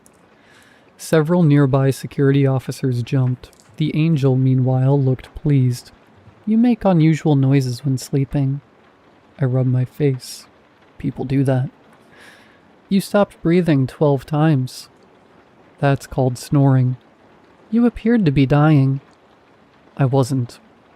The angel nodded thoughtfully. You are weird. Thank you. I was so annoyed I briefly considered throwing myself out of the aircraft just to end the conversation. He sat back unbothered by my expression. Across the cabin, dozens of employees immediately relaxed. Apparently, everyone had been waiting to see whether I was about to be dissected. The rest of the flight passed in relative silence, which should have worried me. Whenever things become quiet around the angel, it usually meant he was thinking, and whenever he was thinking, someone ended up filing paperwork. Lots of paperwork. We landed just before sunset. The city looked normal from the outside, and that was what bothered me. It was just a normal Nevada city sitting in the desert, peaceful, quiet, and empty. The moment we entered the city limits, I knew something was wrong. There were cars parked in driveways, lights still on inside homes, food sitting on restaurant tables, and a school bus abandoned in the middle of an intersection. It looked like the entire population had simply stood up and walked away. Nobody spoke as our convoy rolled through the streets. 400 security personnel suddenly seemed inadequate. Eventually we stopped in the center of town and I climbed out of the vehicle. The silence hit immediately. There were no birds, no insects, no wind, nothing. A city wasn't supposed to sound like that. One of the researchers approached carrying a tablet. We found where it started. Where? The church. Quite fitting for a god, honestly. Then again, gods could be anywhere. One time we found one underneath the Paris catacombs, so a church was comparatively normal. The church stood at the edge of town, small, white, and completely ordinary. Security teams established a perimeter, while researchers unloaded equipment. The angel wandered past all of them. Nobody tried stopping him. A few people actively moved out of his path. He stared at the church for several seconds before frowning. That immediately got my attention because the angel rarely frowned. What? He didn't answer immediately. Instead, he looked toward the sky, then the church, then the empty streets. His expression became strangely uncomfortable. I know this one. The way he said it made my stomach drop. We are currently outside the church waiting for the final breach order. The angel hasn't taken his eyes off the building since he arrived. I've seen him curious. I've seen him confused. I've seen him amused. This is the first time I've ever seen him look concerned. If I'm being honest, that's making me consider several alternative career paths. Anyway, they're calling us in. I'll update this journal if I survive whatever is waiting inside. Part 4. Final part. I survived. I realize now that survival and success are not remotely the same thing. Looking back, I should have taken the angel's concerns more seriously. You know the god? Yes. That was not reassuring, not even slightly. The angel looked at the church the same way someone might look at a former coworker they absolutely hated. That is unfortunate. I stared at him. What does that mean? He was quiet for several moments before smiling, and somehow that was even worse. It means your chances of survival have decreased significantly. Nobody laughed. The angel seemed genuinely confused by this reaction. Then he raised one hand and pointed toward the church. It is one of the gods that believe it could imprison me. For the first time since Antarctica, genuine excitement entered his voice. The smile on his face widened, and widened, and widened, until it stretched from ear to ear. Several security officers instinctively stepped backward. I couldn't blame them. The expression wasn't human. It wasn't even close. "Why are you smiling?" I asked. Honestly, I just wanted him to stop. The angel's eyes remained fixed on the church. "Do you believe in heaven?" I blinked. "What?" "Heaven," he repeated. "Do you believe humans go there after death?" I stared at him. I had no idea why he was asking that. Maybe it was because we were standing in front of a church, or because he didn't think we were going to survive. Then again, most of what he did made absolutely no sense, at least not to humans. "Why would I?" I asked. The angel blinked. "Why would you not?" I shrugged. "All the gods I've met live on Earth. If they're here, who's in heaven?" To my surprise, the angel laughed. Not loudly, just enough to make me immediately uncomfortable. "You are intelligent," he said. "I've been told otherwise." His smile widened slightly. How far can his face actually stretch? "If humans do not go to heaven, where do you think souls go when they die?" Thought about it for a moment. The honest answer wasn't particularly complicated. "I don't know." The angel waited. "If I had to guess, somewhere maybe. That's usually how religions explain it." I had never been particularly religious, much to my parents' disappointment. The angel tilted his head. "They do not." I frowned. "What?" "When humans die, their souls dissipate and cease to exist." He said it with the same tone someone might use to discuss the weather. Suddenly everything felt very quiet. I stared at him. The angel stared back. Around us, security teams prepared equipment, checked weapons, and finalized entry plans, completely unaware that the angel had just casually informed me that the afterlife wasn't real. For several seconds, neither of us spoke. Finally, I shrugged. "Okay." "Yeah." "You do not seem upset." "Should I be?" The angel studied me carefully. "Most humans react poorly to that information." I was genuinely too tired for this conversation. "Why?" "Because they fear death." "That sounds like a future me problem." The angel stared. I continued. "If I'm dead, I really can't do anything about it." The silence stretched. Slowly, the angel leaned forward. For the first time since I'd met him, he looked genuinely baffled. "You are remarkably unconcerned about your own mortality despite repeatedly surviving situations that should kill you." I shrugged. "Being concerned about death won't stop death. Everybody dies eventually." The angel continued staring at me. I had the distinct feeling I'd given the wrong answer, or possibly the most interesting answer. Unfortunately, with him, those were usually the same thing. Finally, the preparations were complete. We made our way toward the church entrance. Security teams established positions around the building. After a brief discussion that mostly consisted of people arguing over who had to go in first, the security personnel breached the doors. The moment they swung open, every conversation died. The church was bigger. Much bigger. Not slightly bigger or architecturally impressively bigger.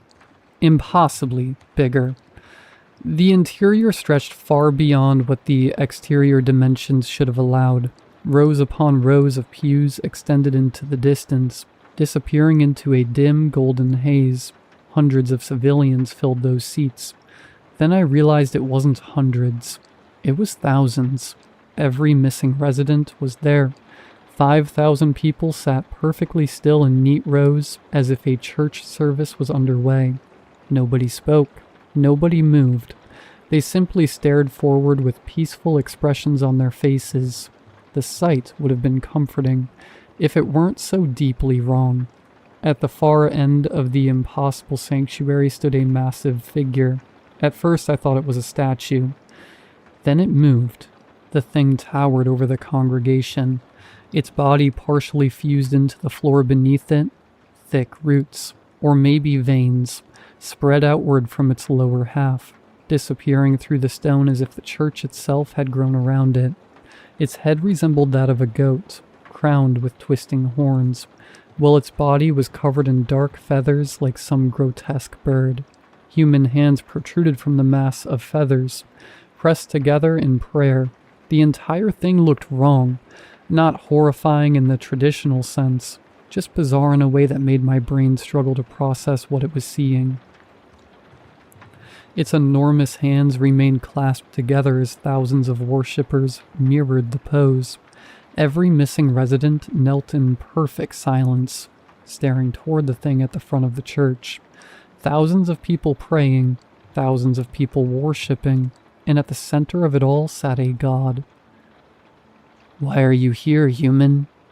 Its voice echoed through the sanctuary despite the fact it hadn't raised it. 5,000 heads remained perfectly still. I stepped forward before anyone else could. "We have a proposition. Humans are going to notice that an entire city disappeared. We can help you keep your current worshippers, but you need to cooperate." The god tilted its head. "Or?" I sighed. "Please understand. If the government discovers what's happening here, they'll eventually respond by removing the problem." That wasn't technically true.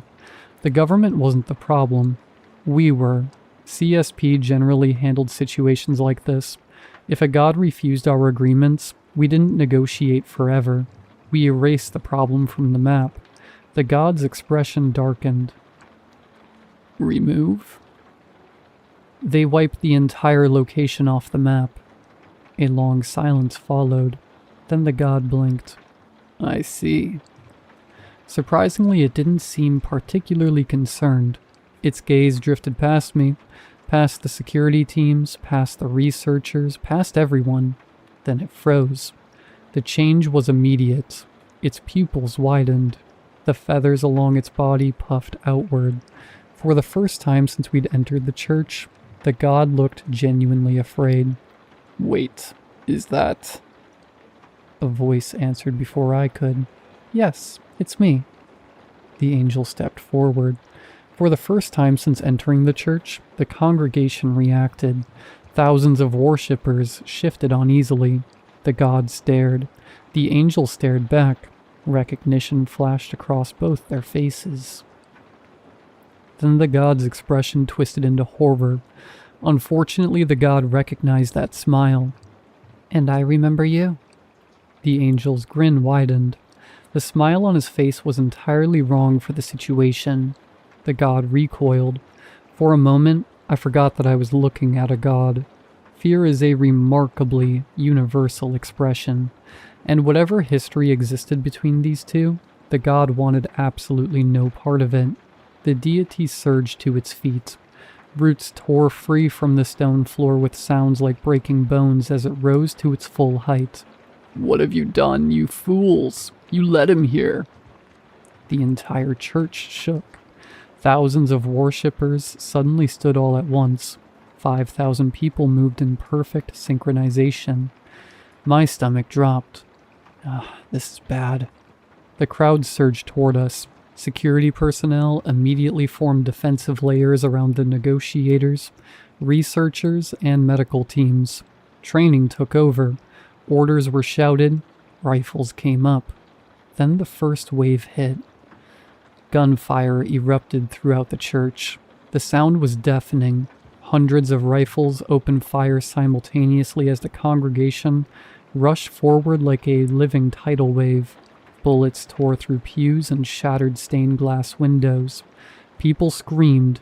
Radios exploded with overlapping orders. The worshippers didn't stop. They just kept coming. And through all of it, the angel stood there smiling at the god, like he'd finally found something interesting. None of this matters anymore. The mission had changed. Negotiation was over. Containment was over. Now we were moving to demolition. I pushed through the chaos toward the altar, clutching the demolition charge against my chest. The device wasn't much larger than a backpack, but it carried enough firepower to bring down a building if placed correctly.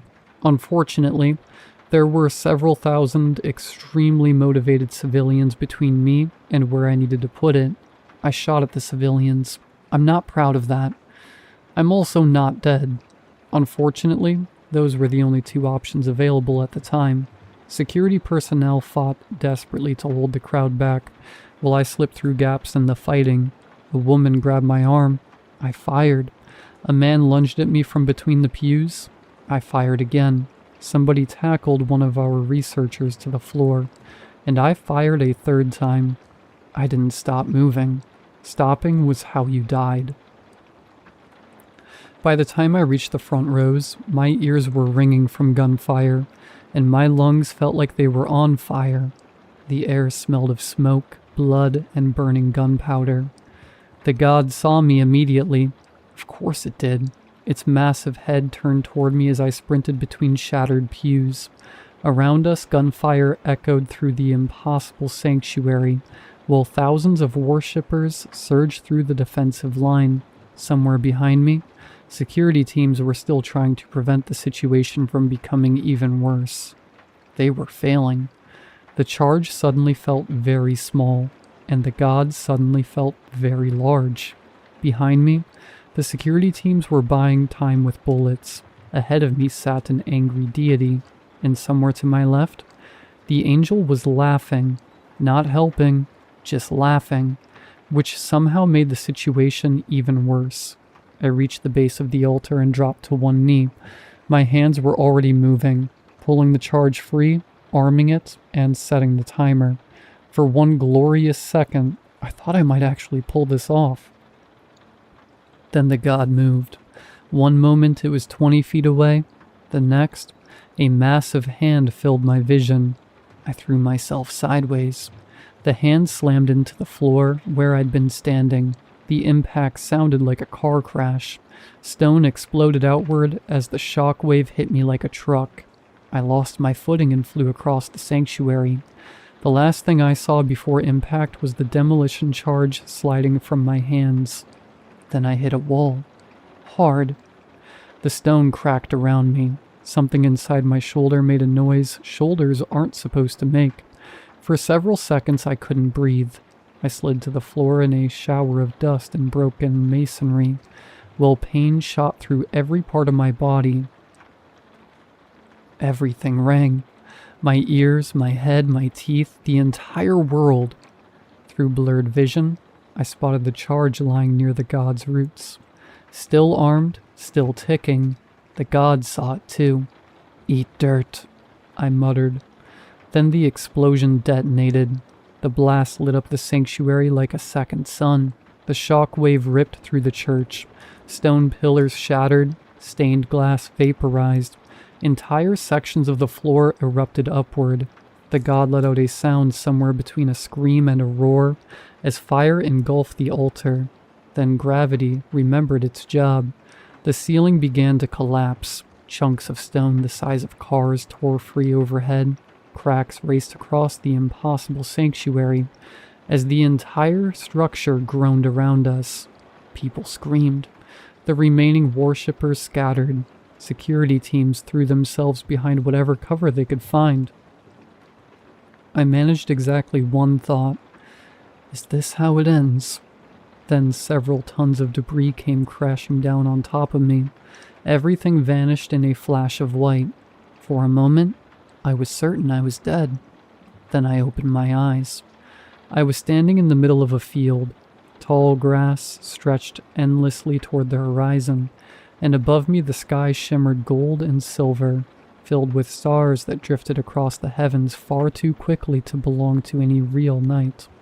There was no church, no gunfire, and no screaming. There was only silence and the god. The goat-headed deity stood several yards away, motionless among the grass.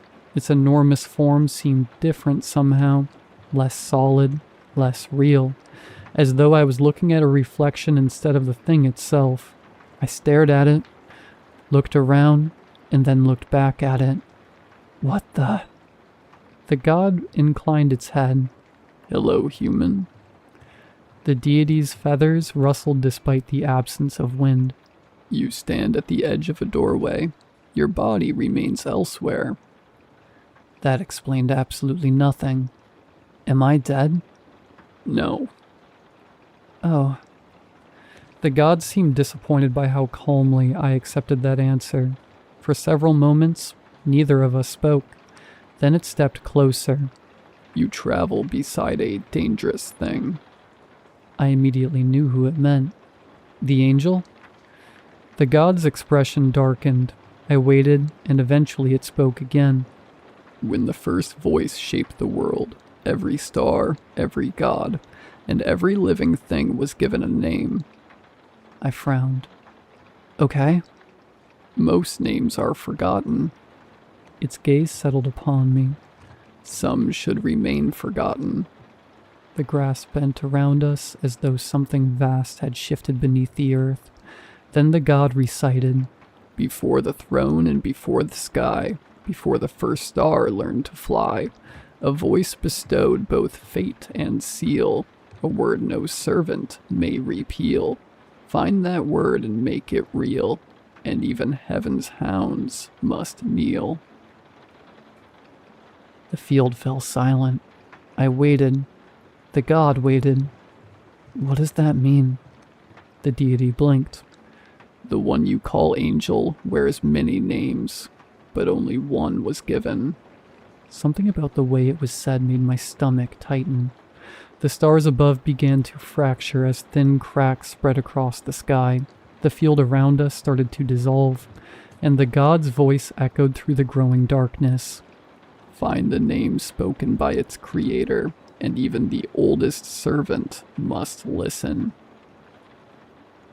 The world split apart around us. I stared at the deity. "Why are you helping me?" For the first time, the god hesitated. The cracks widened, and the grass dissolved into drifting fragments of light before it finally answered. "Because I remember what it was before it was given a purpose." The field shook beneath us. The god's eyes remained fixed on mine. "And because some things should never be allowed power." The world shattered. The last thing I saw was the goat-headed deity staring directly at me before everything went dark. For a brief, glorious moment, there was nothing. No pain, no collapsing church, no angry gods, and no angel. Then consciousness returned, immediately followed by regret. I opened my eyes to the familiar sight of a hospital ceiling. Unfortunately, there was also a face approximately 6 inches from mine. At this point, I was beginning to suspect the angel simply materialized next to unconscious people for entertainment. "Oh," he said, "you survived." I stared at him. The angel stared back. Neither of us spoke for several seconds before I finally sighed. "Can you stop doing that?" "Doing what?" He leaned back slightly. "Not enough." My head was ringing, my vision was blurry, and every part of my body hurt. Breathing hurt, thinking hurt, existing hurt. The angel tilted his head.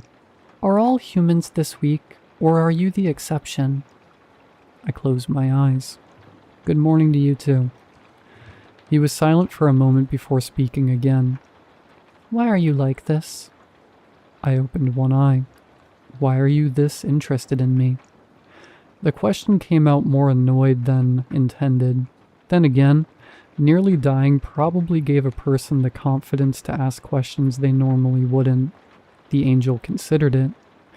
You repeatedly place yourself in situations that should result in your death, despite possessing remarkably poor instincts. The room remained silent. I waited. Eventually he continued. You are very fragile, yet you continue succeeding. I find this unusually entertaining. Of course he did. I am writing this from my hospital bed now. According to the doctors, I suffered a concussion, a dislocated shoulder, 3 fractured ribs, and enough bruising to qualify as modern art. Apparently, getting bruised beneath several tons of collapsing cement isn't recommended for long-term health. The angel is currently sitting across the room. For once, he isn't staring at me. Instead, he's staring out the window and I have no idea why. A few minutes ago, he informed me that he intends to accompany me on future missions. Apparently this was not a request. Normally that would be the most concerning thing to happen all day. Instead, I keep thinking about what the god told me. The warning, the name, and the fear in its voice. The god wasn't afraid of us. It wasn't afraid of our weapons. It wasn't afraid of being blown apart. It was afraid of the angel. That should probably bother me more than it does. But what bothered me instead was something else. When I first met the angel, he felt completely alien. Not hostile, not friendly, just distant. Like a force of nature pretending to be a person. Now I'm not so sure. A few weeks ago he wouldn't have understood sarcasm. Now he uses it. Poorly, but he tries. When I first met him, he never asked questions. Now he asks them constantly. Most of them are deeply concerning, but they're still questions. The strangest part is that I think he's started lying. Not well and not often, but I've caught him doing it. Tiny things, claiming he wasn't curious about something immediately before asking 27 follow-up questions, insisting he doesn't care what people do before getting visibly annoyed when Jacob injured me, pretending he wasn't waiting outside my hospital room after being told visitors weren't allowed. The lies are obvious. The fact that he tells them at all is not. The angel claims he does not experience human emotions. I believed him. Now I'm beginning to suspect he's trying to. I don't know why that possibility unsettles me. Maybe because I've met plenty of monsters pretending to be gods. Or maybe it's because the angel has started looking less like a force of nature and more like a person. If something older than time itself is learning how to be human, I have absolutely no idea what happens next. Humans trust each other eventually, though, and if he learns to trust, maybe one day he'll tell me his name. That thought should have been comforting. Instead, it terrified me. A dark possibility entered my mind. If the angel ever trusted me enough to give me his name, I knew exactly what I would do with it. I'd tell myself it was for humanity. I'd tell myself it was a safeguard, a weapon of last resort, something to use only if he ever became a threat. But deep down I knew the truth. I'd keep it because I'd finally have leverage over something stronger than me. For the first time in my life, I wouldn't be the fragile one in the room. The realization made my stomach turn. The god warned me that some things should never be allowed to have power. Looking at the angel now, I'm starting to think it wasn't talking about him. I think it was talking about me. The angel just asked why I was smiling at him. I wasn't aware I was. Considering I've spent the last 10 minutes figuring out how to blackmail an entity older than civilization, that's probably not a great sign. Anyway, if I don't update this journal again, I've either completed my mandatory counseling, or I'm having another terrible day babysitting an entity older than time itself, for an organization that shouldn't exist.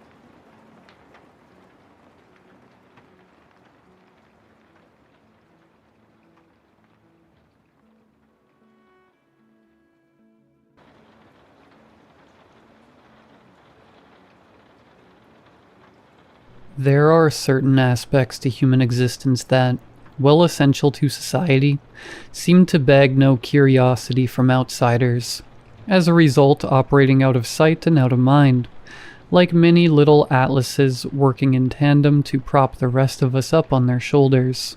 In most cases, you can chalk up this particular brand of disinterest to an occupation simply being mundane. The logistics of garbage removal or power line maintenance likely doesn't spark much intrigue in the mind of your average Joe. In other cases, though, a profession is ignored by the world at large not because it's boring, but because its mere existence is enough to elicit negative emotions of some kind. No field exemplifies this quality more than the grief industry. Everyone eventually has to engage with a business that deals in grief at some point in their life, but these brushes tend to get compartmentalized alongside the rest of the grieving process in people's heads.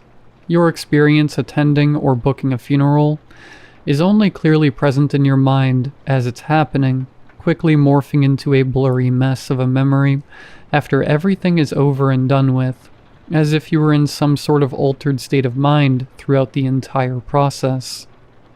This effect has left the funeral industry sitting next to the uninteresting but essential category of enterprises we just spoke about, which is a shame, because the grief business is anything but uninteresting. As a third-generation funeral home proprietor, I feel qualified to speak on behalf of our industry to tell you some of the odd and noteworthy aspects of our trade. The things I'm about to share with you aren't exactly secrets. If you were to stop me or one of my kind on the street and ask us about the finer details of our craft, we wouldn't hesitate to share them with you. But by virtue of funerals being the tacit taboo that they are, these situations just never seem to occur, and the knowledge and stories never end up leaving our community. Perhaps the power of the internet will allow some of these vignettes to finally escape our little slice of humanity. When I was 12 years old, my dad, who had long been in charge of our family's business, began giving me some small responsibilities at our funeral home. No doubt setting in motion the process that would eventually lead to me taking over his role one day in the distant future. I was tasked with arranging flowers, printing memorial pamphlets and prayer cards, and various odd jobs that the few funeral attendants and assistants employed by the home were normally entrusted with, such as pulling weeds in the garden or cleaning the windows. Well, the funeral home had been in our family for about 60 years at that point, having been purchased by my grandfather in the 1940s. It had been in operation since 1912. Well, the rickety Edwardian building frequently gave me the creeps in my younger years. There's never been any reason to believe that the structure may be haunted in any capacity.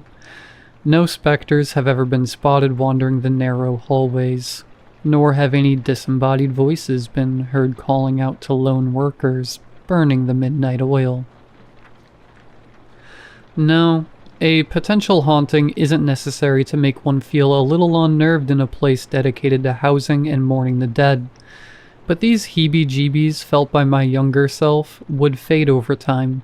You'd be surprised how normal anything can feel if you're around it for enough time. Out of all the little obligations given to me by my father, my favorite one by far had been greeting guests, doing a job that involved not only working with adults, but also directing them in some manner gave me a sense of importance rarely felt by a 12-year-old, even if the extent of my power had simply been to tell guests which hallway they had to walk down. On one of these occasions, when I was entrusted with greeting the guests attending the day's funeral, something unexpected would happen. An event that would go on to have a permanent place in my mind as a light bulb memory. It was an unseasonably hot autumn day at the end of October. I was stationed a few meters away from the front door and guests had been streaming in at the usual pace. The short periods of downtime were split up by large groups and solo guests alike, passing through the threshold and then waiting for me to tell them what they should do next. The guests themselves were dressed in varying levels of formality, as always. Everything from inappropriately flashy tuxedos to crassly casual t-shirts and jeans could be seen clothing the individuals walking into our home. But one thing would be consistent. Everyone would be wearing black. While other cultures don different colors and periods of mourning, the standard in Western culture is black. Even if guests have different ideas of what formal wear is, they are generally pretty consistent when it comes to following this one rule. You will see the odd person strolling in wearing bright blue jeans, but even those individuals usually accompany it with a black shirt. On that particular day though, somebody walked in wearing an outfit I had never seen before in a funeral setting. It was a lanky blonde man donning a fancy, well-tailored suit, every piece of it colored offensively bright red. I remember back then thinking it resembled how a stop sign might look at night when a car's headlights reflected off of it, almost luminescent, drawing your eyes as if it were a grand neon light and you were some lowly insect. He walked up to me and began to speak with an odd cadence, as if English were not his first language, but at the same time, not making any perceptible mispronunciations or grammatical errors. He simply asked, "Where's the body?" I hesitated for a second, and then told him where to go. I wouldn't say I felt that unnerved. No more than usual, at least. We were used to getting all types walking through our doors. He began to slowly saunter the hallway leading to the viewing room, right as my father entered the front door. He began to talk about some minor gardening problem that required my attention, but abruptly stopped as his gaze shifted down the hallway towards the man in the red suit. The color seemed to immediately drain from his face, and his mouth hung wide open like an idiot. A knot began twisting in my stomach. It's disconcerting to see a parent bulk in obvious fear. After a brief moment of stillness, he uttered, "Oh God," under his breath, and took off down the hallway that leads into the staff-only part of the building. A few seconds later, he emerged from the viewing room, cutting the man in the red suit off. He was carrying a cup filled with a clear liquid, which he promptly threw in the man's face. The man instantly dropped to his knees and began groping his face in obvious pain, but he didn't emit any sound at all. My dad then shouted, "Code White," and soon, funeral attendants were rushing out of various doors into the narrow hallway. At this point, the man in the suit had risen back to his feet and was attempting to walk forward, but my dad bent down and leaned his shoulder into the man's chest, like a defensive football player. Some of the attendants came up behind the man to restrain him from the back, but my dad shouted for them to come around the front to help him push. Soon, there were 4 grown men hunched over, pushing this one person as if they were trying to get a car out of the mud. The man in the suit seemed to not pay any mind to the crowd of shoulders that were pressing into his abdomen. He was laser-focused on the viewing room and kept trying to move forward, despite being pushed back at an increasingly swift pace. Soon enough, the kerfuffle was nearing the front door. My dad yelled out, instructing me to open the door and then close it and lock it behind them once they got outside. I got up, my legs shaking from the adrenaline, and held the door open as if the attendants were merely carrying a coffin or some other heavy thing outside. As they neared the threshold, the man in the suit grew more frantic, breathing heavily and moving erratically. Soon they were fully out of the building, as I did as I was told and locked the door. A few seconds later I heard the lock jiggling, followed by my dad and the attendants walking in. The man in the suit, nowhere to be found. Everybody began walking off in different directions. Whatever had just transpired was seemingly over. I ran up and grabbed my dad to ask him what the hell had just happened, but he responded dismissively, telling me, "We'll talk about it when you're older." The day then progressed as if the man in the suit had never showed up. The commotion was upsetting enough, but that wasn't what forever cemented this event in my head. No, that would be the reactions from the other guests. You see, the viewing was in progress the entire time this was happening.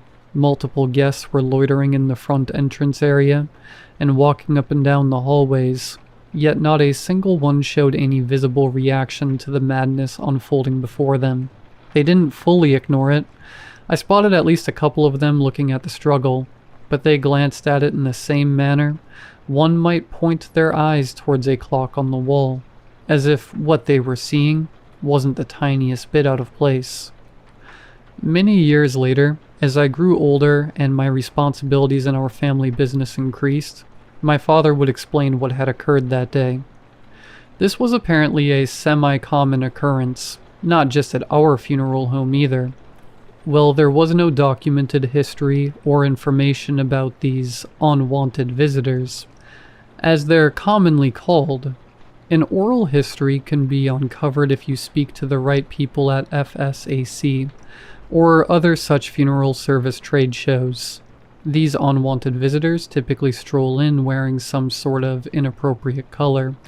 In the West, they usually appear in either bright red or white, but my father told me he once spoke to a Chinese funeral director who encountered a visitor wearing pitch black attire in his home country, where white is the traditional color for funeral wear.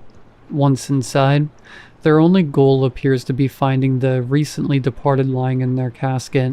They've been known to string together simple sentences to aid in their search, but nothing more. If one tries to lead a conversation with one of these visitors, they'll simply respond with blank stares. Sometimes, though, no communication is needed, and they can find their way to the viewing area on their own. Usually, someone intervenes before they manage to find the deceased, but if no one does, they'll stop just before the casket and turn their head downward to observe it, much like any other mourner. After a moment, they'll start to sniffle, which soon turns into a whimper, followed by a cry, a sob, and finally, an ear-piercing wail. Neither my father nor I have ever encountered anyone who's experienced this firsthand, but the second-hand accounts we've heard say this wail very much resembles the desperate cry of an agitated newborn. That's where our knowledge stops, supposedly, and again keep in mind that this is all unverified second-hand info. Everyone who's experienced a visitor wailing seems to experience a momentary lapse in memory. When their awareness returns, the visitor is no longer there. According to these admittedly unreliable sources, in every reported case of a visitor wailing, a member of the funeral party present will end up dying in their sleep the following night. The medical causes for these deaths are supposedly inconsistent, the only commonality between them being that they all occurred when the victim was experiencing a period of deep REM sleep. It's more than likely this is merely a dash of urban legend sprinkled on top of a very real phenomena. But I'm not going to be the first death care professional to play Mythbuster with a potentially dangerous situation like this. I've experienced a grand total of 2 unwanted visitors in my life, one when I was 12 and a second when I was 27. I hadn't yet taken over the business at that point, but I'd long been fully shaped for the role by my father, and I was able to take his place when dealing with the intruder the second time around.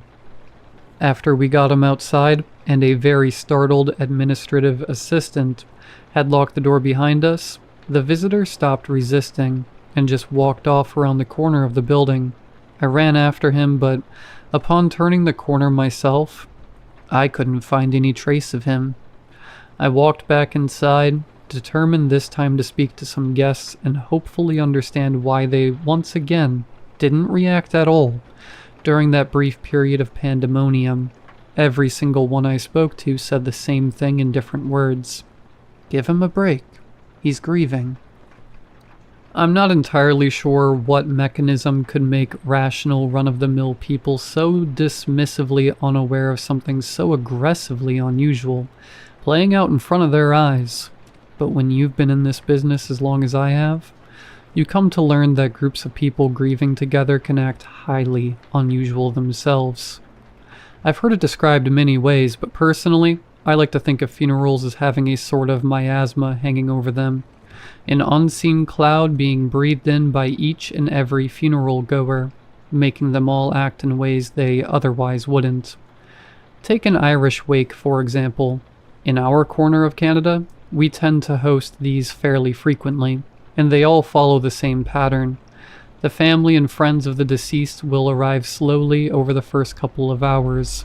during which the activity of the group seems to be intense sobbing by every attendee, only being intensified as each member of the party pays their respects to the deceased. Imagine everyone you've ever known all together in a room crying uncontrollably at the same time. Slowly, though, as people who haven't seen each other in years stop wailing long enough to start conversating with one another, and as copious amounts of alcohol get passed around, the sobs slowly morph into laughs, and suddenly the whole event turns into a howling drunken party, all with a corpse lying in the middle of it. It's said that the Irish method is one of the healthiest ways of grieving, and perhaps that's true, because the oddities I've observed in conventional North American funeral viewings are far more bizarre. It's a somewhat common occurrence in the funeral viewings we host for a guest to freeze.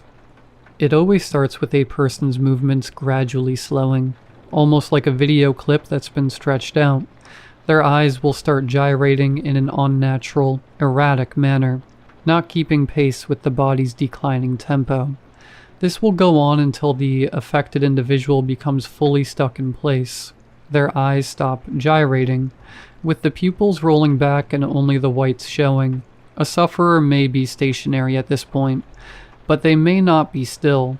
I've had employees tell me stories of freezing incidents in which an affected guest appears to be finely vibrating at a high intensity, almost like a mechanical toothbrush or a massage gun. While this might seem like some sort of extreme medical emergency, it happens to the complete indifference of the other funeral goers. And indeed, this whole situation can be resolved by an attendant simply walking up and shaking the affected person by the shoulders, as if they were waking them up.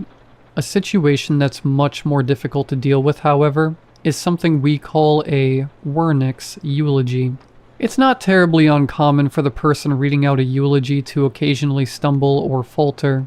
Not everyone is accustomed to public speaking after all, but very rarely.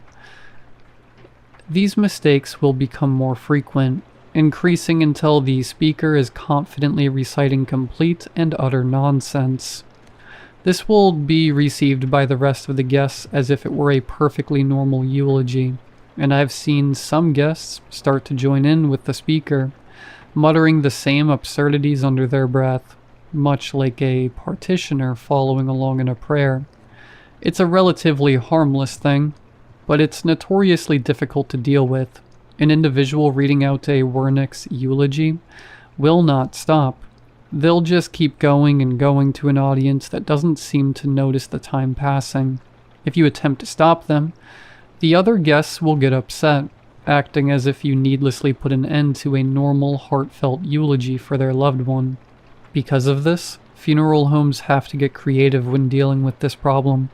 The most common practice is to set off the fire alarm. The loud, shrieking sirens, combined with everyone being rushed outside, is generally enough of a shock to the senses to break whatever mass trance was holding the guests.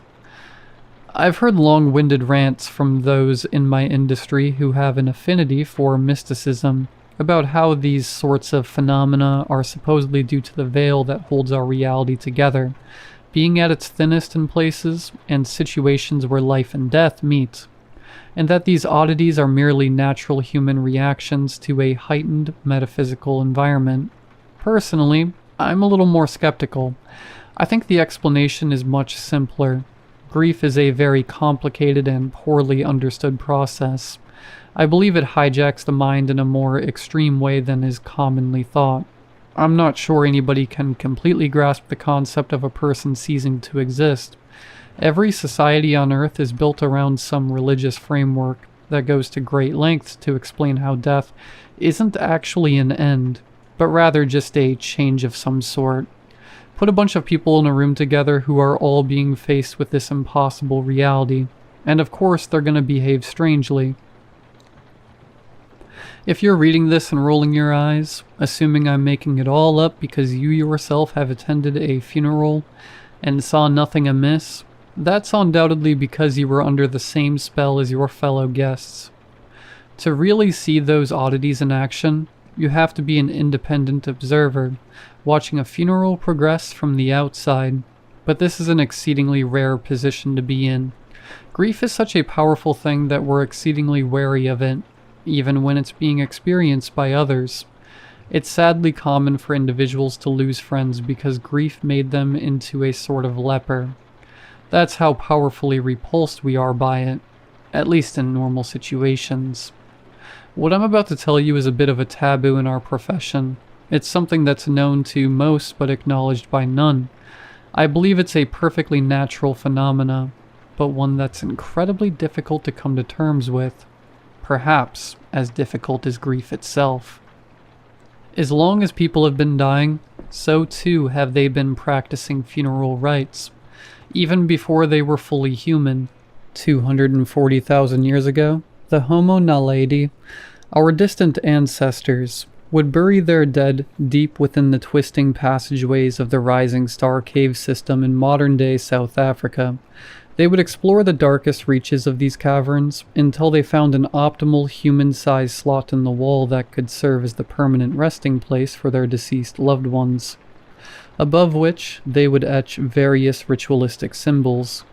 They had to creatively place fires and use makeshift torches to make their way to these extremely hard-to-reach burial spots, an early indication of how much distance we prefer to have between us and grief. Many epochs later, ancient Egypt would present humanity with its first iteration of a funeral home. Just like today, they served to accommodate the complex and strange rituals people wanted acted out before they buried their loved one and moved on with their life. Just like Homo naledi, the ancient Egyptians kept these morbid activities of death relegated to the underground, with all known ancient Egyptian funeral workshops being found deep beneath the earth. While history's first morticians were toiling away in dark subterranean chambers to chart the way for the rest of us, the earliest known example of a disturbing unnamed human phenomena would be recorded. 1,323 years before the Common Era, Egypt's most famous pharaoh, Tutankhamun, would die at the age of 18. His reign was brief and uneventful. By all measures, he was a fairly insignificant leader of the new kingdom. His modern fame isn't a result of anything that happened during his short life, but rather what happened after his death. While most tombs of pharaohs were raided by grave robbers, and subsequently left dilapidated and incomplete, Tutankhamun's tomb was pristine and untouched by a time when British archaeologists first came across it 100 years ago. Much of what we know about the funerary traditions of ancient Egypt is because of discoveries made in Tutankhamun's tomb. We know that his coffin was brought across the Nile while weeping commoners watched. We know that oxen pulled his furniture while his sarcophagus was carried into the Valley of the Kings by 12 men, adorned in fine white robes. We also know something else. The sobbing onlookers watching the procession across the Nile is a common The sobbing onlookers watching the procession cross the Nile is a common point of history, but what isn't discussed nearly as much is what happened after. The mourners were likely arranged as part of the funeral, but once the coffin had fully crossed the river, many of the onlookers jumped into the wide body of water and tried to swim across. Many drowned, but some successfully made it to the other side, where they kept following the procession all the way to the mouth of the underground necropolis. As the cortege made its way into the passageway, the frantic convoy of peasants tried to follow them into it, having to be physically held off by guards. You could explain this situation by assuming these people simply held a deep affection for their deceased leader, but there's reason to believe this isn't the case. Throughout history, and into the modern day, you can find examples of regular people being insatiably attracted to funerals, watching them in the same way a cat might stare at a flock of birds from a windowsill. It tends to come and go in waves, almost like a fashion trend. You won't see it happen for years, and then suddenly, it'll be happening every day. This phenomena has no name. It's something never discussed by my kind, but anyone who's been in this business for more than a few years has likely seen it rear its head. For most of my life, I had never even heard of it, but that would change in 2020. Suddenly, the numbers of guests would start increasing dramatically at every funeral we put on. At first, I thought it was because we were in the middle of COVID, and people just wanted a reason to get out of the house. But then I started noticing onlookers standing outside the graveyard, watching bodies being lowered into the ground. Some of them had binoculars. Others were filming with their smartphones. Eventually, visitors began filming entire funerals with their phones. They'd walk up to the coffin to take selfies with the deceased, something I had never seen happen before. At one point, we instituted a no-camera policy, but visitors would keep taking pictures and videos anyway, just more sneakily. Some funerals would have lines out the door, often to the great surprise of the family who had organized it. Most of these guests wouldn't have a good answer when you asked them how they knew the deceased. And they'd have even worse answers when you asked them why they were there. By the end of 2020, our business began to function more like an art gallery than a funeral home. We had no idea how to stop it. The mourners would always be greatly outnumbered by the spectators, who were inexplicably and ferociously drawn to the whole process. I began to feel like we were acting out artists on the river Ganges for amused Western tourists. In one particularly dark moment, I even considered soliciting donations from them. Instead, we began screening guests before they arrived. It was easy to discern legitimate visitors from the funeral enthusiasts, who were promptly turned away. We had to hire 2 security guards, who would also accompany funeral processions to the cemetery to fend off these onlookers, as if they were paparazzi. It seemed to have solved the existing problems, but new ones would pop up. Break-ins became a frequent occurrence, made all the more disturbing when nothing was ever found missing. We ended up putting up bars on all the windows and replacing our doors with reinforced security doors. Perhaps the thing that unnerved me the most, however, was what I found online one day while checking our company's social media page. We got a request to be tagged in someone's post. It contained a grainy, low-quality photo of a coffin being lowered into the ground. It took a second to register, but I recognized the funeral party. It was one we accommodated. I clicked on their profile and was greeted with an endless gallery of photos and videos of funerals and funeral homes. I was shocked. I had assumed this was only happening to us, but this person seemed to frequent many other such establishments. This appeared to me like the profile of a disturbed individual, the sort that usually posts to a non-existent audience, but that wasn't the case here. Every photo I clicked on had hundreds or even thousands of likes, with many comments discussing the finer points of whatever funeral-related thing was depicted in the photo or video. I tried clicking on the profiles of some of these commenters, and each led me to a similar page that also contained countless posts about funerals and funeral homes. Some of them were filming funeral vlogs, little 30-second vertical videos depicting the account holder visiting several funerals in one day. Others were showing off their collections of memorial pamphlets and other such funeral memorabilia. I spent a good few hours going down this rabbit hole. I found several voyeur snapshots of our own funeral homes among the endless photos and videos. There was something primally revolting about the whole thing, like it was breaking some unspoken code of human behavior, almost alien-like. I decided to attend OACFP that year, a small trade show aimed towards death care professionals hosted in my native Ottawa. I wanted to see how others had been dealing with this bizarre new interest in funerals the general public seemed to be fostering. To my disappointment, though, nobody seemed to want to talk about it. Every person I asked either changed the subject immediately or stopped talking to me altogether. The convention was hosted at the Brook Street Hotel, which has a large jazz bar just a few meters away from the convention hall doors.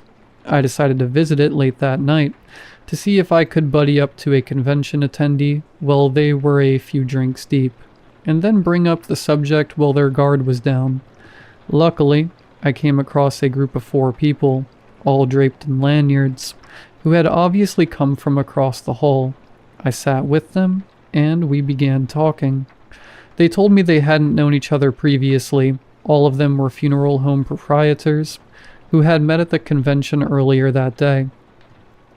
When the conversation hit a natural silent point, I felt it was a good time to bring up the subject of funeral enthusiasts. The silence then continued. Eventually, though, one of them began to speak. He was an older gentleman who ran a funeral home in Kingston. Unfortunately, much of what he said was information that I had already gathered by being in the middle of this phenomenon myself. There was, however, one thing he mentioned that I did not know. There's a pattern that can be found as to when this trend of funeral enthusiasts seems to pop up. Every single recorded instance appears to occur during periods of mass death. War, plagues, natural disasters. Every time people started uncontrollably flocking to funerals, it either preceded or happened during a time of great tragedy in humanity. When I returned home that night, I consulted my research to see if there was any substance to this theory. Sure enough, Tutankhamun died just 1 year before the onset of the Hittite plague, which would ravage Egypt and the rest of the ancient world. A medieval case in France I found, which had originally been labeled as an example of mass hysteria, occurred the same year the Black Death reached Europe. I then opened the CBC app on my phone and saw a headline that said the COVID death toll had reached 2 million. After reading all of this back, I'm not even sure why I'm sharing this with you. Maybe I'm just in need of somebody who's willing to listen to all this morbid talk of death and grief that seems to make its way into every facet of my life. Like people who are grieving, those of us who work in the death care industry tend to be isolated from the social fabric that weaves the rest of you together. The business of grief can be lucrative, but it's monetizing the worst period of your life. Telling someone you run a funeral home gives them the same feeling as telling them you're a divorce attorney or a payday loan officer, even if I'm adamant that we truly are helping people. The funeral enthusiasts began to peter out in 2023 as COVID died down. I was glad to see it stop and for things to go back to normal, but a tiny sliver of me deep down felt a little sad to see the only legitimate fans of what we do go away. Maybe I'm just chasing after a taste of that attention again, as depraved as that might sound. In any event, if you are still reading this, then you were at least interested enough to make it all the way to the end of my gloomy little rants. And if that's the case, then there's at least one person out there who cared enough to listen, and for that I'm truly grateful. Thank you.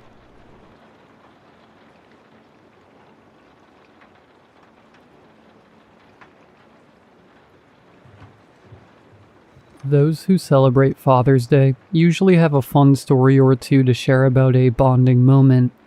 I've been meaning to write here for some time, but needed to get into the new rhythm with my family. A lot has happened these past few weeks, but I'll never be able to see my father in the same light again. My family and I have been pretty insular from the outside world as far back as one could expect. My great-grandfather moved our family to the outskirts of nowhere, Wisconsin, to live out the family business of trapping and hunting. We've stayed in the same remote area ever since. It wasn't much, but it gave us enough food and income to sustain ourselves.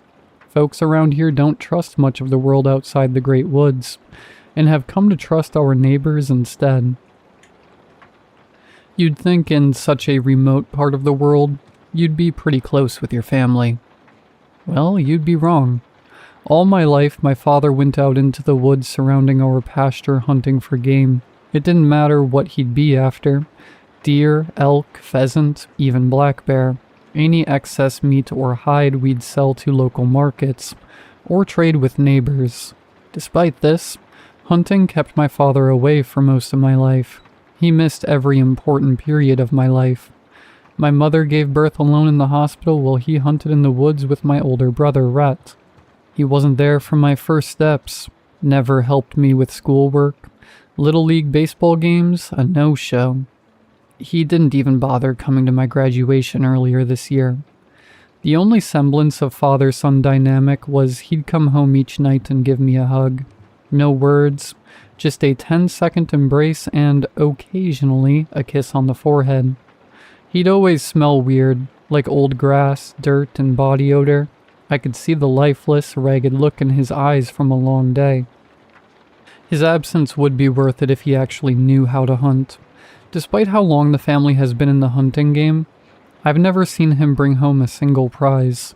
No deer, no elk, not even small game like rabbits or squirrels. Was he just messing around in there? I knew he was in those woods because I would hear his rifle constantly. Even in the dead of night, I'd hear the piercing roars of his Winchester 94 off in the distance once every few hours.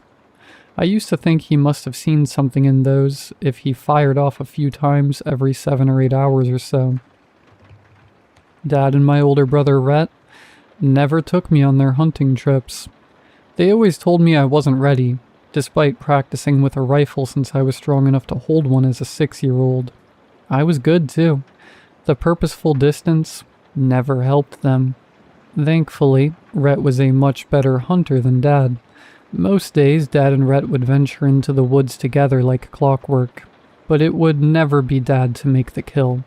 Rhett always brought in the big game, and supported us financially. In the evenings, I'd help Rhett out with skinning, processing, and packaging the meat. Rhett and his wife, Jess, recently moved back into our home. Rhett was 30, and was preparing to be a dad of his own.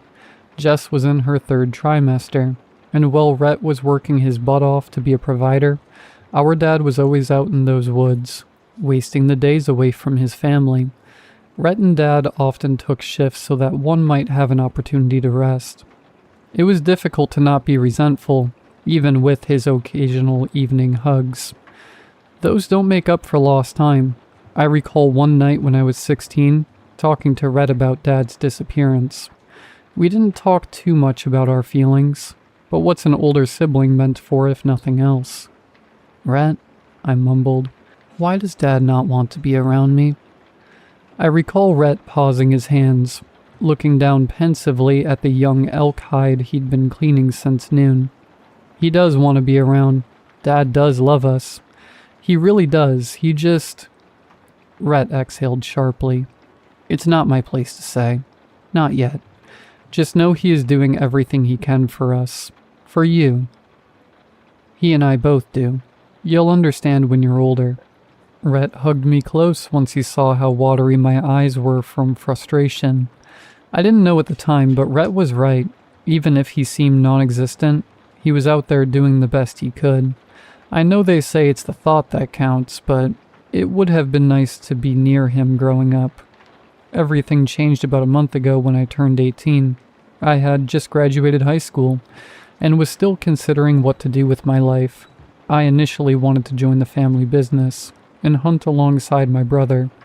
But if I couldn't join in, maybe go off to community college, make a name for myself, make Dad proud that I became something other than some voyager wannabe in the Midwest.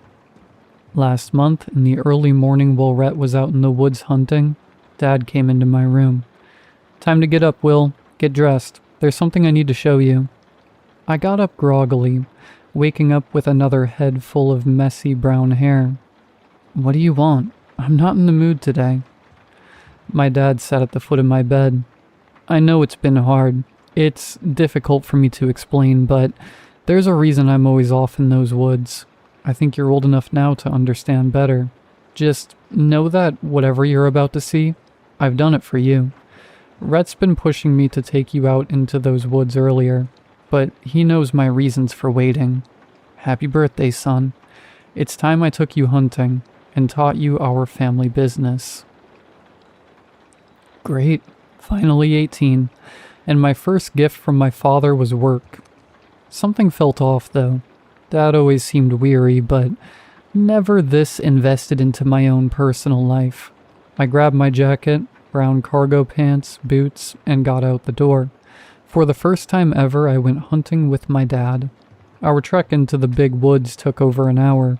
Pine trees loomed over us, blocking out the sun as we ventured further and further out into the woods. It was pretty barren, and we never ran into or saw any animals worth shooting. Eventually, we reached a tall deer stand used for hunting with elevated range. The tower stood several meters over the ground, standing solidly in place by the massive iron poles and wire anchoring the structure to the earth below.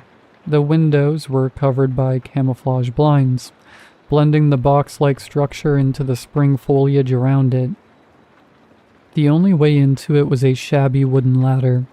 It was a bad time to admit to my dad that I was afraid of heights, but I wasn't about to blow my one chance. Entering the hunting stand, I was sat amazed. Hundreds of pictures lined the walls inside the room. Some recent, some old. Family pictures. Looking closer, I realized they were pictures of important moments of my life. Pictures of me as an infant, me wearing an oversized Little League uniform before my first game. Pictures of me in bed sleeping as a toddler, my first bath, church events, all with me front and center. Mom and Rhett were in them too, but it was clear that I was the focus of this collage. Dad? What is all this? He looked at me, smiling softly. Will, I know I haven't been around too much. Not spending time with you, not seeing you crawl as a baby, not being there for your first steps. Seeing you grow, it was heartbreaking. All I want to do is protect you, but... He paused, voice cracking. There can only be 2 hunters at a time for this thing, and I didn't want to subject you to what I've had to do these past 18 years. I'm getting older and I want to spend time with you. The real you, and I can't keep doing this forever. It's time you take over. Dad, what are you... I was interrupted by a hollow cracking noise coming from the woods. It sounded far, like a dead tree falling down. Only there was no loud crash, just more cracking. Hold that thought, son. Let's get this done quickly. I've fixed the rifle at its head. I need you to see what I've been hunting all these years. I shimmied over towards the rifle.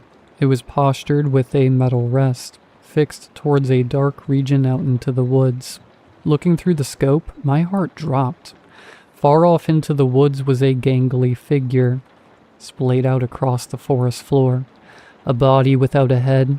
Its old-timey clothes made it stand out like a sore thumb in these woods. Whoever this was, they wore corduroy pants, an ivory-collared shirt buttoned all the way up, and a dark gray, withered suit jacket one might see in a production of Oliver Twist. I jolted backwards, twisting my head so fast it almost gave me whiplash. Jesus, Dad, what is that? It's not what it looks like, son. Look closer, son. What do you see? In horror of the fact my dad could be a murderer, I turned back around through the scope. He was right. Looking closer at his arms, it seemed human-shaped, but I've never seen forearms extend that far past a man's knees. Its middle finger was noticeably longer than the others. All 7 of them. Its knees were off too. Not inverted like a dog or a bird. Its knees were splayed perpendicular to its torso. Strangely enough, its corduroy pants seemed to be tailored specifically for whoever or whatever this was. The cracking noises persisted. It took me a minute, but it was apparent that the shifting sounds were emanating from the mysterious corpse. What exactly am I looking at? Son, the rifle should be aimed directly at its head. No matter what you see, I need you to pull the trigger. Waiting too long will only put us in danger. What? Dad, please, what's going on? I don't... The body shook viciously, its headless frame spasming on the forest floor, crunching with each jerky motion. Now, Will, the second you see its eyes, pull the trigger. I grabbed the rifle, trusting the man I once barely knew in a situation I barely understood. Peering through the scope, I saw what he meant. The top of its skull was slowly reforming. It would be inaccurate to say it was regenerating, like a lizard growing its tail. Instead, the bloodied mud and earth beneath its wound seemed to slither towards the headless corpse's neck, forming first into an oblong shape, and morphing slowly into what resembled a skull, a human skull. Do you see its eyes, Will? I could feel my heart pounding, watching whatever this thing was slowly creep its way back to life. Its massive middle finger began twitching, whipping backwards towards its forearm like a scorpion's tail. Its chest began lifting up, breathing, its ribs almost piercing the white shirt it wore. At long last, the head had returned. Its long neck seemed to struggle, lifting its head up slowly. I've seen freaky monsters in comic books and movies, so I was expecting the worst, bracing for whatever this beast was. Its face shot right up while reclining. Dark blue eyes met mine. It spotted me instantly, as though it knew exactly where I was. There was something familiar about its gaze, though. Looking closer, I realized it had my face, down to every minute detail. What the... Now, Will, yelled my dad, sitting right beside me with his binoculars. Take the shot now. The not me's face bellowed out a hollow noise, like a broken siren, its voice piercing my brain, though it spoke no words. Its arms slowly dragged up, bracing itself to stand up. I pulled the trigger. The bellowing stopped. I closed my eyes while pulling that trigger, but there was no mistake. Its head was blown clean off. There was a minute of silence between my dad and I. Dad broke the silence first. Good shot, son. We spent several hours up in that box. He explained everything that night. Whatever that thing was, it had been following our family for generations. Dad thinks it's an alien. Our great-grandfather called it a doppelganger. Whatever it was, it used the visage of the youngest man in our family. It left unattended. It would sink closer to whoever's face it wore. It never reached any of our family members because each and every day, 2 members of our family would go out and hunt it down. Its body barely took any damage, aside from the head. It took time to regenerate, but would always regenerate. This is what my father had been hunting all these years. Hunting the not me for the entire course of my life. It was difficult, you know, my dad began. When you were born was one of the happiest days of my life. I chuckled. More than when Rhett was born? He laughed. Don't get too cocky. Before Rhett, that thing wore my face. Imagine trying to kill yourself over and over again. Thankfully, my father, your granddaddy, took most of that burden. When Rhett came into our lives, that beast changed. I don't know where its clothes come from, but its face always shifts into the youngest. It expects you to protect it, or at least neglect from attacking it. I don't know what it wants with us. All I know is that now it's after you. I turned back towards the body of the beast. Its body lay motionless, but I could see its splattered blood from across the trees slowly slither back toward the ground, in the direction of its husk. When you were born, Dad continued, it took your face, your infant face. I came out here each night, taking that thing down over and over again. Seeing your chubby infant face through that scope was like hell. Pulling the trigger was worse. I cried every day, knowing that it was like killing my son over and over again. That's why I have your pictures around constantly, to know what I'm really protecting, and to remind myself of the fantastic life you have. I may not be around much, but I'm proud of the man you've become. The beast out there is hollow, lifeless. It just imitates you, but it could never be you.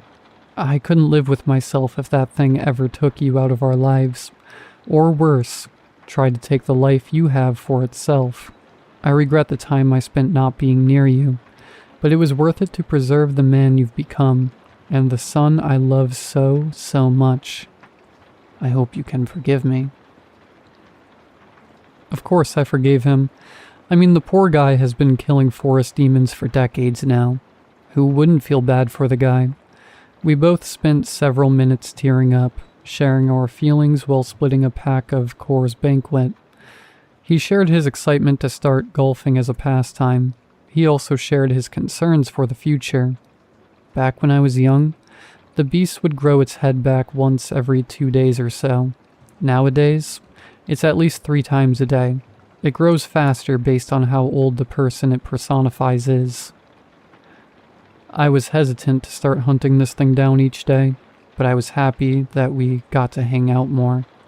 While he'd be around, he shared with Rhett and me that it was time for him to retire. There can only be 2 hunters at a time, boys. He constantly harped at us. Apparently I had an uncle at some point who tagged along with Dad and our grandfather as a third wheel. It didn't end well for him. When I'm not busy hunting, I get to hang out with my dad. Now that he's around the house more, we've gotten to catch up on a lot of lost time. Turns out he's a massive Red Wings fan, just like me. We even got tickets to a few of their games for next year. It was confirmed that while Dad enjoys his retirement, Rhett would take over as the main hunter for the beast in the woods, while I took over Rhett's job as the primary provider for the family's hunting business. Rhett went into those woods 3 times a day, just like Dad. It's been somewhat of a seamless process, albeit unnerving, knowing my brother was blowing my brains out across the forest floor each day. Things will be different now, though. Just this morning, Rhett's wife went into labor. They had a happy, healthy baby boy with dark blue eyes, a short nose, and dark brown eyebrows. A face that Rhett would soon grow uncomfortably familiar with.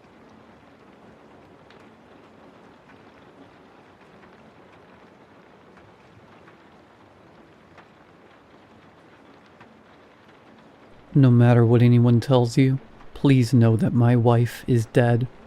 We had been married for 4 years. She loved me enough to move halfway across the country with me. Leaving behind Maine and moving to a small rural town in South Dakota was difficult for her, but she grew to love our quiet peace of nowhere. Jess loved the slower pace of life that South Dakota granted, and so did I. It allowed me to focus more on our relationship. I nearly lost Jess once before. In college, my drinking got so bad that I stopped recognizing the man in the mirror. She stayed anyway. She helped me get sober. She gave me a future when I deserved neither. It was her kindness and patience that got me through, and when our life in South Dakota began, I made a promise to myself that I would make the most of every moment I had with Jess. 2 weeks ago, Jess headed back to Maine for a weekend girls' trip with her sisters, since she hardly got to see her family anymore. I supported her decision to make the trip, though I told her I would miss her like crazy. She smiled, leaned in for a kiss, and said, "I'll be back before you know it." Less than an hour after she left, I got a call from my fishing buddy, Sheriff Miller. "Hey Sheriff, you want to get together tonight for some fishing?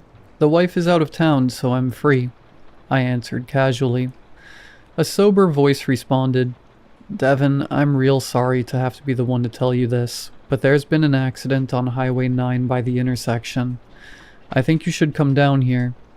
My heart dropped as I hung up and headed out to Highway 9. As I approached, I saw the bright flashing lights of 4 police cars, 2 fire trucks, and 1 ambulance. My hands shook violently as I exited my car and jogged over to the scene. In the middle of the intersection, I could see a semi with its front end smashed in on itself and smoke rising from its exposed engine. I walked up to Sheriff Miller. When he saw me, he removed his hat, and with tears in his eyes, he said, "Devin, I'm so sorry." In a panic, I glanced past him to the torn-up cornfield just off the road. In the middle of damaged and flattened corn stalks rested the crumbled remains of Jess's 2019 Subaru. I screamed and wept as I saw the paramedics walk a covered stretcher to the awaiting ambulance. Even beneath the sheet, I could tell that the body it carried was mangled and bent in ways unnatural for the human form. Weeping, I fell to the ground as the sheriff knelt next to me. He told me he knew how hard this is, but he really needed me to come with him to the medical examiners to positively identify the body. So he helped me to his car, and we both followed the ambulance. I sat in the hallway for what felt like hours before they called me back to view the body. Tears again filled my eyes as they lifted the sheet. It was her. It was my Jess. The crash had knocked one of her eyes loose in its socket, and her jaw was mangled and hung loose. But it was her. The next couple of days were a blur of conversations with the funeral home, the local pastor, and Jess's family, who took the first flight to South Dakota. The funeral was on Sunday afternoon. The whole town came. The pastor spoke about the value of life and the sadness of death. As the casket was lowered to the ground, I sat there staring into the void. Slowly, family and friends began to leave, but not me. I stayed. I watched the workers fill the grave. I watched the last of the dirt disappear beneath the setting sun. And when I finally drove home, I did so knowing one thing with absolute certainty. My wife was dead. It was dark when I got home. My parents and Jess's parents both begged me to come over to the hotel so that we could grieve together, but I told them I needed to be alone.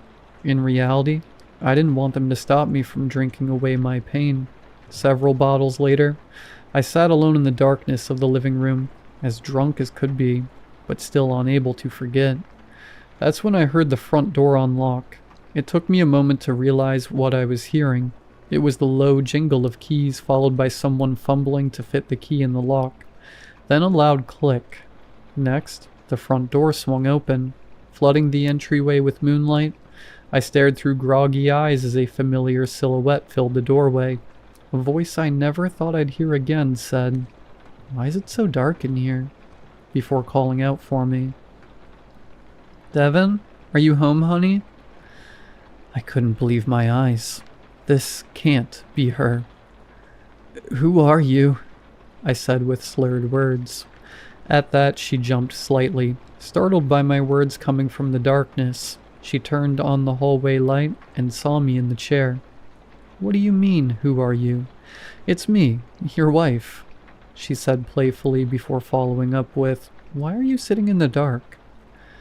I had no words. I simply stared at her in disbelief. Her eyes glanced down to the empty bottles on the floor, and a frown formed on her face. "Really, Devin? I leave for 3 days and you start doing this again? I thought we were past this." I slowly stood to my feet and took a wobbly step towards her. "I don't know who you are, but this isn't funny. Jess is dead. Leave me alone." "What are you talking about?" She said in an annoyed tone, "I'm not dead. I was visiting sisters, don't you remember?" I stumbled forward towards her. "Jess is dead." She laughed. "Okay, you've definitely had too much to drink. I literally talked to you from Bangor yesterday." "You're not real," I mumbled as my eyes grew foggy and I collapsed in a drunken stupor. The next morning I woke up with a splitting headache. I wasn't sure how I had gotten to bed, but I lay there staring up at the ceiling.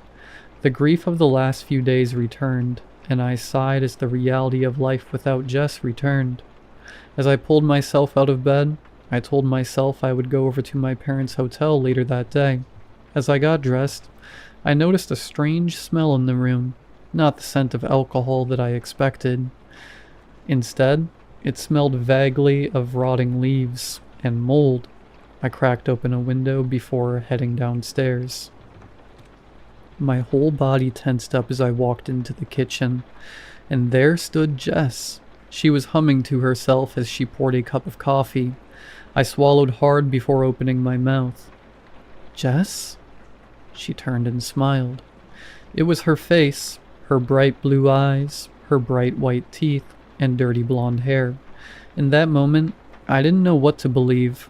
3 days ago I looked into the same face, broken and lifeless.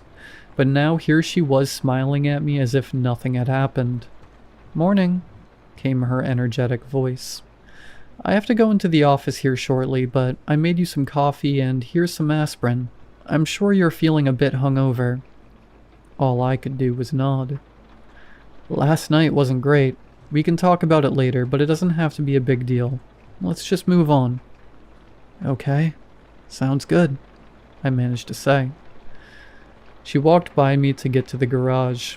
As she did, she kissed me on the cheek. Her lips were cold. I love you, she said as she walked out the door. For a moment, I just stood there in the kitchen. My pounding headache made it even harder to understand what was going on. Had I, in a drunken state, imagined that my wife had died? No, I couldn't have. I was there. I smelled the burning flesh and saw the body. But if I wasn't imagining her death, then who was I talking to? It looked like Jess. It sounded like her too. My memories tell me that she is dead, but my eyes tell me that she's alive. So which one do I believe? Maybe someone else can tell me, I muttered aloud as I reached for the phone. Hey Devin. Sheriff Miller's jolly voice came through the phone. You want to get together tonight for some fishing? The wife is working a late shift, and I get done around 5 if you're free. Sheriff, it's Jess. What about her? The accident. Silence. Devin, what accident? Is Jess okay? I could feel anger boiling within me. What do you mean? You were there. Friday you called me to tell me she had died in an accident. We just buried her yesterday. He went silent again before saying, Dev, are you feeling okay? What the hell is that supposed to mean? Well, what I mean is we didn't have a funeral this weekend. At least not one I was aware of. And the last lethal accident around here was the Harrison family last summer. I opened my mouth to speak, but no words came out. Miller continued in a lower tone. Have you been drinking again? Look, if you need help, I'll give you the number of that rehab center in Middleton. Without another word, I ended the call. Next, I called my parents, and though I had seen them yesterday at the funeral, they claimed they hadn't left Maine in months. For the next hour, I scoured the internet, trying to find any news coverage of the accident, or an online obituary, but there wasn't any trace of the events of this last weekend anywhere online. I then found myself searching the house for the bulletin from the funeral service, or maybe one of the many "sorry for your loss" cards I had received. But there was nothing. No cards, no notes, not so much as a scrap of paper from the funeral home. Nothing. By noon I felt like I was losing my mind, and my last evidence of my wife dying could only be found at the funeral home, so I walked 4 blocks over to the funeral home. As I entered, I was greeted at the front desk by an elderly man wearing a 3-piece suit. Good afternoon, sir. How may I help you? He said in a shaky yet soothing voice.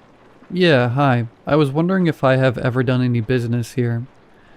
He raised one eyebrow and asked, You've forgotten if you've done business with a funeral home? Yeah. I was just wondering if you could check my name against your files. Very well.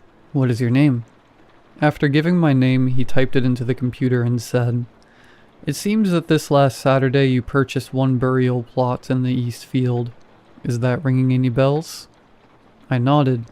Yeah, it is. Could you give me the lot number? I'd like to check that it's the one I wanted. He wrote it on a sticky note and handed it to me. I didn't really need the lot number. I knew exactly where Jess's grave was. I walked out into the East Field, but was shocked to find that the beautiful headstone that Jess's parents and I bought was no longer there. It was an empty lot. The ground had clearly been disturbed recently, but there was no headstone. I double-checked the number to be sure I was right, and it was. I found myself staring vacantly at the lot, and as I did, a small thought in the back of my mind began to grow. I must have made it up. By the time I walked home, it was nearing dinner time. As I approached my house, I saw Jess's Subaru in the drive, another detail disproved by memories. I took a deep breath and braced myself before walking inside. Seeing Jess still was a shock to my system. I could hear Jess. She was in the kitchen, humming to herself as she did in the morning. I could feel my heart beat faster as I walked. Jess had made herself dinner and was just about to start eating when she noticed me walking in. She gave me a wide smile and said, "Hey, how was your day?" This felt weird. I forced a smile. "It was good. How was yours?" "Incredible," she said as she turned to grab her plate. "What are you eating?" I asked awkwardly. "Oh, I needed some protein, so I cooked up a few of the steaks from the freezer," she replied as she took a greedy bite out of one of the steaks. I gazed at her uncomfortably before saying, "Jess, you're a vegetarian. You don't eat meat." At this, she stopped chewing for a moment and looked like a child looks when they're caught in a lie. We awkwardly stared at one another before she smiled and said, "Well, I'm just trying new things. Who knows? Maybe I'll become a carnivore instead." She laughed wildly with a mouthful of meat. "It's pretty good. You should try some." I shook my head, but she lifted the fork with a piece of steak to my mouth, pressing it gently against my closed lips. "Come on, you'll love it," she said with wide eyes. Reluctantly, I took a little nibble of the meat. "See? Isn't that so good?" The cheerfulness of her voice didn't match the violence of her eyes. For a while, she stared at me with her wide, unblinking eyes before turning and saying, "Well, that's enough for me. Time to go take a shower." I stayed downstairs until I heard the shower turn off. After gathering my courage, I walked up to the bedroom. In the master bath, Jess sat by the mirror in fresh pajamas, drying her hair. Her head turned to me as I walked in. I swallowed hard before asking, "Are you Jess?" Vacant eyes looked back at me before a toothy grin appeared. "I'm your wife," she replied. "That's not what I asked." She stared a moment longer before shrugging and turning back to the mirror. I turned and retreated to the basement, shutting the door behind me. I tried to calm my nerves with some TV. A few hours later, I finally felt brave enough to leave the basement. I might not want to sleep in the same room as her, but Jess acting weird wasn't going to keep me in the basement. I stood up from the couch and turned around. As I did, my blood froze. Directly behind the couch, standing as still as a statue, was Jess. I don't know how long she had been there. I hadn't heard the basement door open. She stood staring deep into my eyes, head slightly tilted to the right, with a gentle yet malicious grin on her face. "Oh, Jess, I hadn't heard you come down," I said nervously. Silence followed. "What are you doing down here?" she said in a melodic tone barely louder than a whisper. I had to get out of there. "I was just about to watch some shows, but my boss called me saying they need me to cover the night shift, so I gotta go." She glared at me in silence for what felt like an eternity before replying, "Okay, I hope you have a good shift." She then turned to the side to allow me access to the stairs. As I walked up the stairs, I could feel her warm breath on my neck as she followed close behind. Trying to stay calm, I found my wallet and keys before saying, "Bye, honey." She didn't respond. I resisted the urge to run to my car. As I turned the key, I breathed a sigh of relief. The real Jess would have known that I had been out of work for months. I felt convinced that that wasn't my wife, but I had to be sure. Jess stood in the window watching me as I backed out and pulled away. I had to know. I had to know what happened to my wife, and what was now in my house. And only one place could give me answers. So I stopped at the local hardware store and bought a shovel. I then waited till 1 a.m. when I was sure no one was out. Parking a little ways away, I cautiously walked to the east field of the cemetery. Something was buried in my lot. There was no headstone, but the dirt had clearly been moved. So I started digging. It must have been past 3 a.m. when my shovel hit the hard concrete of a burial vault. My lot had something in it. I took the time to clear off the rest of the vault lid before climbing out of the grave to run back to my car for a sledgehammer. Within the hour, I was covered in sweat, but the majority of the vault cover was gone or loose. Beneath the smashed pieces of concrete, I could see a coffin. The same deep red oak coffin I had picked out for my wife 3 days ago. When the opening was big enough, I took the leap of no return and began smashing the beautiful box with the head of the shovel. As I punctured the lid, the odor of death escaped and I recoiled in disgust. After holding back vomit, I returned to work and pried the lid open. My eyes widened as I peered inside.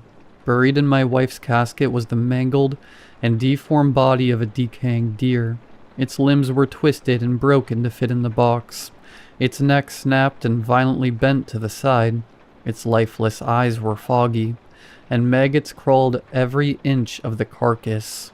On one of its antlers, it wore a ring. It was my wife's wedding ring, though it was covered with dried blood and fur. It was still as beautiful as the day I gave it to her. I don't remember the drive back to the house. I only remember standing in the driveway before dawn, staring at the kitchen light glowing through the curtains. Every instinct told me to leave. Instead, I went inside. The house smelled stronger now. Wet earth, rotting leaves. Something dug up and left in the sun. Jess was sitting at the kitchen table. She wasn't eating. She wasn't reading. She was simply waiting. Her eyes followed me as I entered. For a moment, neither of us spoke. Then she looked down at my hand, at the wedding ring. The smile slowly faded from her face. "Oh," she said quietly. The single word sounded more disappointed than angry. I took a step backward. "What are you?" I whispered. She tilted her head. The movement went too far, her neck bending several inches past what should have been possible. "I'm your wife." "No." For the first time since she'd appeared, she stopped smiling entirely. Something dark moved behind her eyes, but the voice tried to be kind. "You weren't supposed to dig." The voice was almost hers. Almost. I backed toward the door. She made no effort to stop me. Instead, she folded her hands on the table and watched. As I reached the doorway, she spoke one last time. "Devin?" I froze. "When you get lonely enough," a grin stretched across her face, "you'll come back." I left and never looked back. Since then, I've tried to move on. I'm working part-time in a new city in a different state. My wife is gone even though no one believes me. I'm both grieving and terrified because every now and then I get voicemails from unknown numbers. It's the same message every time. In the voice of my wife, barely holding back laughter, the thing says, "Devin, when are you coming home?"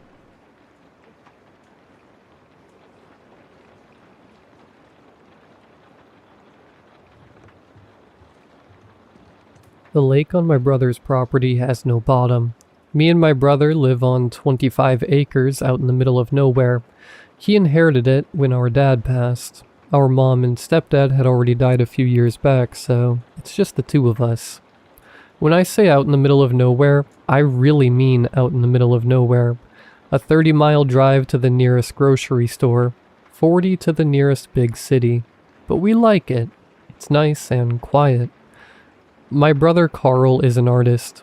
Not an artsy artist. He does design work for big companies out on the east and west coast. Does all his work on a computer. He can work from pretty much anywhere that's connected to the internet. Now, it costs quite a bit to get internet in the middle of nowhere, but it's possible, and he can more than afford it. Me? I'm Jake. I'm a shiftless, no-good, lazy layabout. At least that's what my stepdad always said. My bio dad, when he wasn't being an abusive drunk, would say pretty much the same thing. That's fine. I've made my peace with it. I keep busy by taking care of the place, doing the lawn care, the maintenance, painting, all the crap work that needs to be done. We have a pretty simple life. The strangest thing about this place is the lake. Well, it's actually just a glorified pond. It's about 80 feet across, and almost a perfect circle. Sinkhole, I'd guess. It's way out on the edge of the property past the gazebo. Officially, it's known on the maps as Lake 224, but everyone calls it Gasper's Lake, after some fella that lived here like 100 years ago. The water is unbelievably clear, way more clear than I would have ever expected, and deep. The thing is, I have no idea how deep it is. I heard rumors in town that it's bottomless when we first moved out here, but I paid it no mind. But you can't see the bottom at all. One summer, I had a fella from the state fish and game department come out and stock the lake with fish.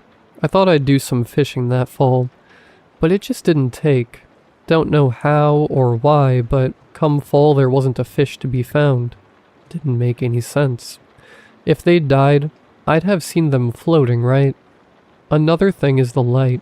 Sometimes at night I could swear I see a glow come up out of the water. I got a nice little setup. I'd sit at the gazebo until late in the evening, grilling bratwurst and sipping cold beer from the cooler. But on the way back, that glow. A color that's just not right, you know? Not bright or anything. You can just barely notice it. But it's there. Anyway, my brother doesn't care about any of that stuff. He's got no sense of adventure, no curiosity. He's all about deadlines, meetings, and products.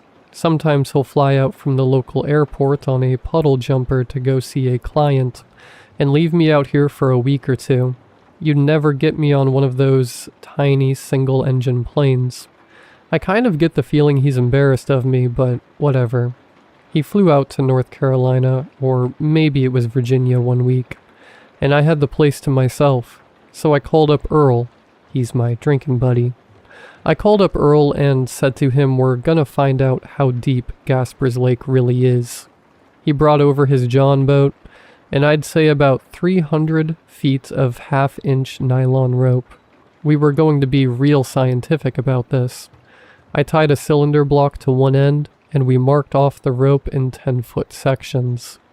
He backed his truck up to the water, and we got the boat in, and headed out to the center of the lake, and dropped the cinder block over. I figured it'd bottom out at 50 feet or so, but no. That rope just kept flying right on out. 50 feet, 100 feet, 150 feet, just kept going. Maybe we should tie it off, I asked.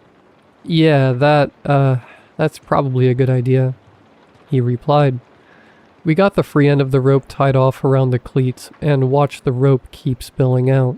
Every bit of the rope played out, and the boat resonated with a loud thunk. I pulled the rope a bit up out of the water and could feel the weight of the cinder block on it. Earl? I paused. Earl, there's not any way this lake is 300 feet deep, I said. No way, he nodded. What the actual hell? We gotta get more rope, I said. My uncle's got a full industrial spool of half-inch nylon rope. 1,000 feet. There's no lake anywhere around here that's 1,000 feet deep, Earl replied. I grabbed the rope and started to pull it up. It was going to take a minute or two to pull it back up on the boat. Earl started winding it up as it came in. I got about 50 feet of it on board when it just stopped. Like just dead stop. I leaned back and pulled harder. Nothing. It felt like the cinder block had gotten caught under a ledge. I wrapped the rope around my forearm and gave it one good heave. Hung up on something? Earl asked. I guess so, I started to say when the rope tugged back. Hard. Threw both me and Earl off balance enough the boat flipped over. The water went over my head and I sputtered. Righted myself and broke the surface. Earl came up right beside me and got out a loud, "God dang it." We struggled to get the boat set right, but we got it. That's when I noticed the cleat had snapped right off. Rope and all had gone down into the lake. So, 3 days later, me and Earl were back again. We spent all afternoon setting it up. Got an electric motor to pull the rope back up and a pulley system at the end of a boom winch. It almost looked professional, bolted there in the back of his truck. Almost. Earl grinned and smacked our jerry-rigged setup on the side. I always knew those machine shop classes I took would come in handy. He backed up the truck and swung the winch over the water. It extended out about 10 feet. I tied off another cinder block, no shortage of those around here, and tossed it in. We watched the rope run and run, the spool spinning freely. We had it set up so it would spin in one direction but not the other, so we could winch it back up. The rope spooled out faster and faster. 200 feet, 300. It's still going, Earl said, incredulity in his voice. 400. No way, I said. Earl stopped grinning around 600. By 800, neither of us were talking anymore. The spool kept spinning all the way to the end. 4 minutes after I tossed the brick in, it ran out with another loud thunk. Hard enough the truck rocked backwards a bit. Jesus, Jake.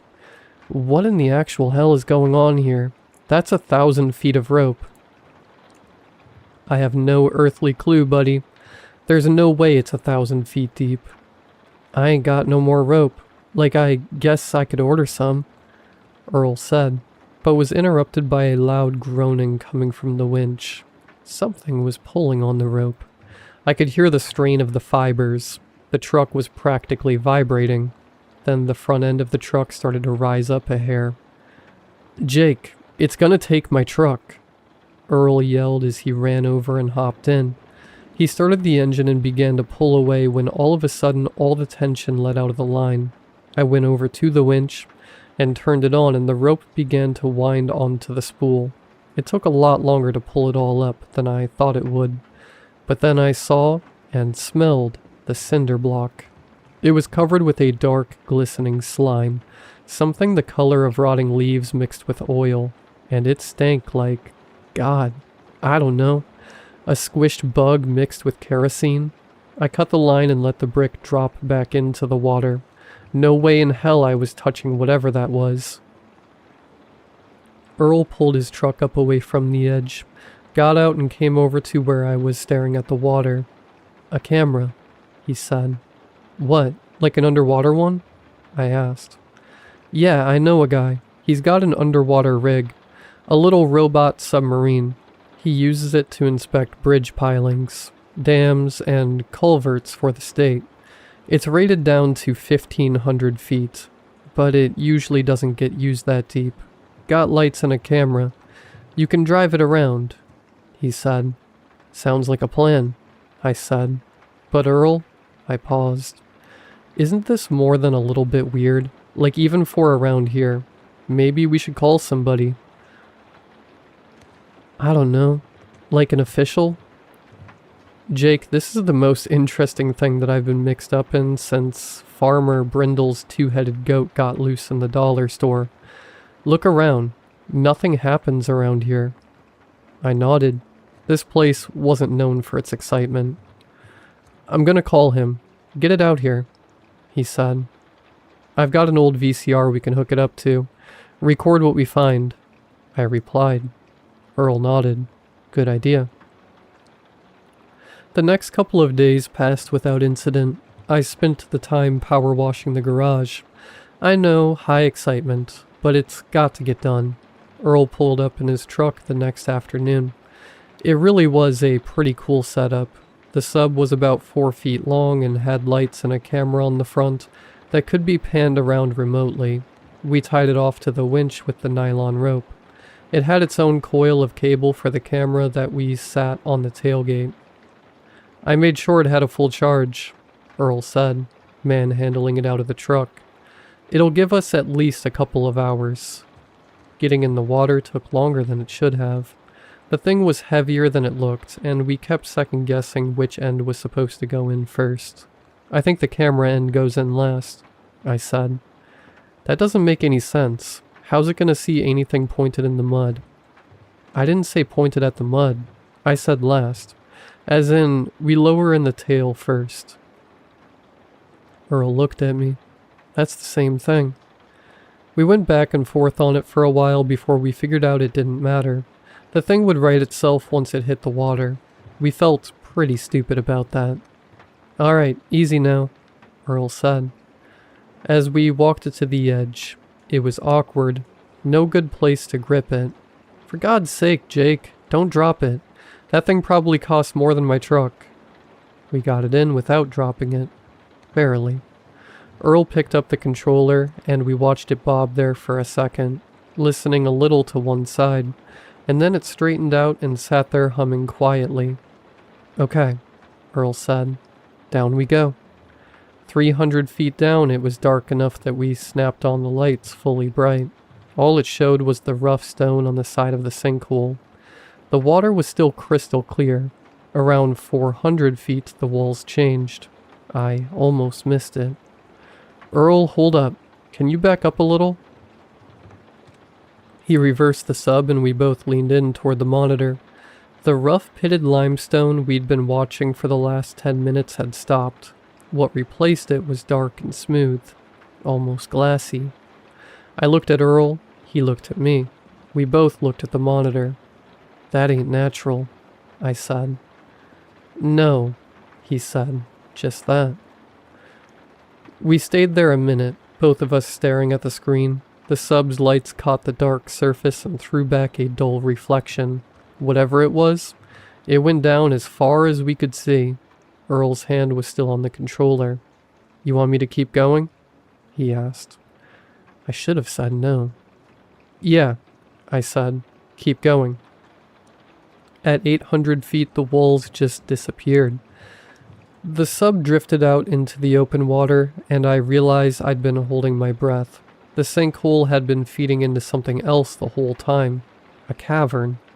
The sub's lights didn't reach the far walls, didn't reach the bottom, just open black water in every direction, and the hole we'd come through sitting in the ceiling like a drain in reverse. Earl? I said. Yeah, he said. Neither of us said anything for a minute. The sub just hung there in the dark, lights cutting maybe 30 feet in any direction and then nothing. God, Earl said quietly.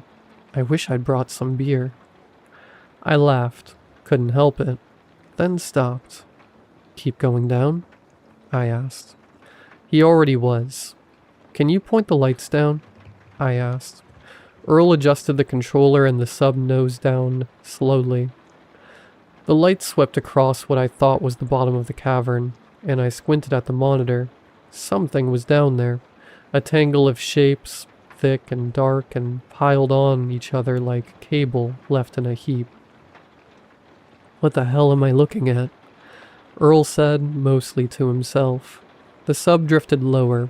The shapes resolved a little. Thick as tree trunks, some of them thicker. Coiled loosely over and around each other, tapering at the ends, widening in the middle. Some of them were moving, drifting, kind of like seaweed. Earl? I see it. One of the big ones began to uncoil. It peeled away from the mass, and as it moved, it revealed a surface beneath it, dark and rounded and covered in a texture I couldn't make sense of at first. It was dark and bumpy like an old avocado. I was still trying to figure out what I was looking at when it split open down the middle. It was an eye. Had to be 20 feet across. The iris was the color of old bronze, and the pupil was shaped like a triangle, and it was looking up at the sub. My stomach dropped straight out of me. Then the rest of them started moving. All of it. The whole mass coming apart into individual shapes. Eyes on every surface. Opening. Mouths, too. Rows of teeth catching the light, opening and closing on nothing.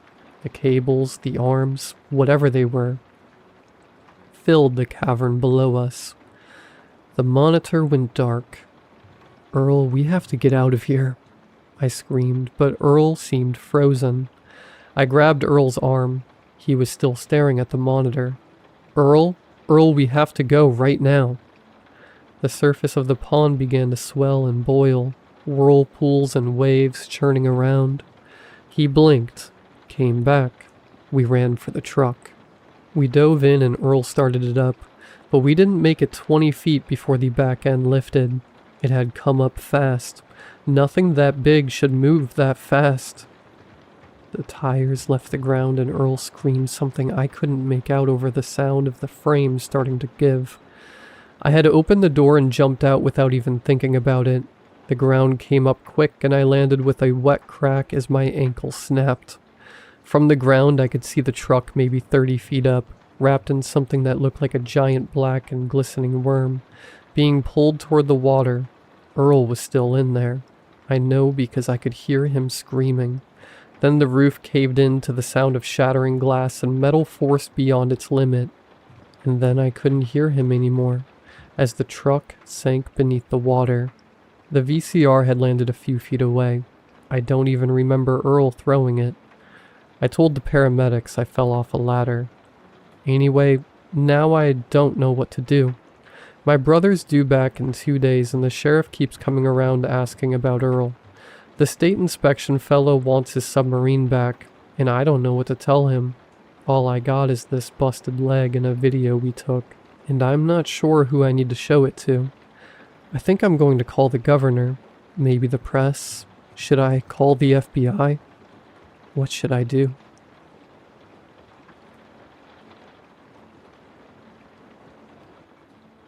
I don't need to go right to the edge of the cliffs to see it. I lean my cane against the table. I need it less when I'm not actively climbing, and wander out towards the edge. The water is gunmetal blue, dark and deep as sleep. The waves are a steady rhythmic roar. The ocean's voice is strong. Not one day that I've been coming out to the cliffs has it faltered, even if waves are quieter when I come. It's like a great cat curled up and resting between hunts. Don't for a moment think that I am any safer than I was before. The water whispers as it laps against the rocks. Don't for a moment think that I can't reach you where you are. As I walk to a safe vantage point, a horn echoes out across the water. I flinch. I can't help it. From this distance, the boat is a tiny thing, just a speck on the horizon. I reach out, pinching it between my fingers, pretending that I can pluck it from the sea like a tick. I know what I would see if I was closer. It looks like a remarkably normal ferry boat, in most respects. There's no smoke coming from the smokestack, though. When it gets close, you can't see the crew. If it gets really close, you can see the wheels turning and the lines being pulled without anyone there to pull them. This far, I can't see any of the detail. I can only see the shape of the ship itself as it comes slowly, inexorably closer. They don't know where it comes from. Ironically, that's one of the main things that people do know about it. Whenever anyone new to town asks about it, that's the first thing that they're always told. It appeared on a Friday evening 10 years ago. School had just ended for the year, and my friends and I were celebrating. If you ask our parents, we were all collected over at Mollett's house for a sleepover, eating wat made by her mother, and cramming our mouths full of junk food and junkier movies before passing out in a comfortable haze of good food and the warm feeling of accomplishment at another year closed out. And we had done that. I could still taste the onion on the back of my tongue, mingling with the bright, prickly taste of the malic acid-coated candy that Ryan had brought by the bucketful. But we were 16 and 17, old enough to consider ourselves basically grown adults, and Mollett's parents were basically convinced by now that the lot of us were too lame to do anything exciting like drugs or have sex, which was true for the first one, and unfortunately not true for the latter one. It turns out boring people also have sex, just, boring sex. So they didn't mind if she went with us, and the beach was close enough that I could walk there without too much pain or discomfort. Not no pain. It was never no pain, not even then. But I'd already learned even back then that if I wanted to participate in life at all, I was going to need to learn to hurt. There was only so long that you could watch movies, and when the credits rolled, someone made the suggestion. One thing led to another, and we were shoving on jackets and fishing phones out of the couch cushions and making our way out into the cold night, on the path down towards the sea. I don't remember the walk there that well, nor our time on the beach before it came. It comes back to me in snatches and flashes. Mollett's bright laugh, like golden bubbles bursting in the night, my lungs aching from the cold, my hair tossed about by the wind, Sparrow winding it around their fingers, the fire Ryan built crackling, sparks drifting up like tiny stars in the night, the rough texture of Sparrow's denim jacket against my cheek, their body warm against mine. I wish I remembered it more. Even a scant decade later, the memories are hard to touch. They're all collapsed, down into salt and sea foam. I was curled up against Sparrow's chest, listening to Mallet and Ryan tease each other as they roasted marshmallows that we'd nicked from the snack cabinet back at Mallet's house. I was half asleep, full of sugar and roasted meat and alcohol that we definitely weren't supposed to have. Sparrow was idly petting my hair as they watched the fire, occasionally chiming in with the other two. I felt warm, like I was swathed in a thick blanket. The firelight made a soft orange bubble against the night. I remember that still, how it felt like nothing could touch me. I don't remember the joke that Mallet made. I wish I did. I remember so little about it now. Mallet said something, and Ryan laughed. His voice was starting to level out, the cracks getting fewer and fewer as his voice smoothed down into its adult shape. He had a scraggly beard, one that he used to run oil through every morning in the hopes of getting it to grow faster. He was laughing, and then the sound of the foghorn cut through the night. I remember the strange violence of it, the way my bubble popped around me, the night stretching its hands into our little cocoon. I sat up straight, startled out of the half-dreaming haze I'd been drifting in. Mallet had dropped the cooking fork, the tip in the fire.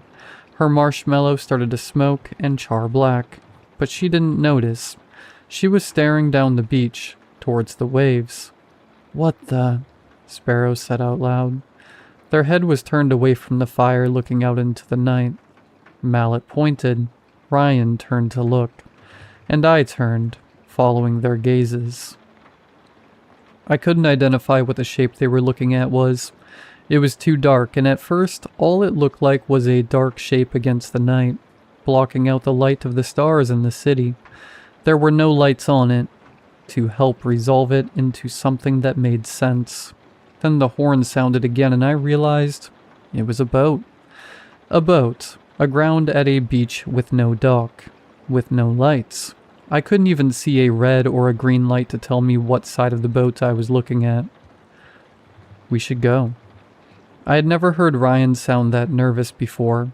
His voice wasn't shaking, it was just quiet, steady and quiet, like a hand gripping the back of your neck.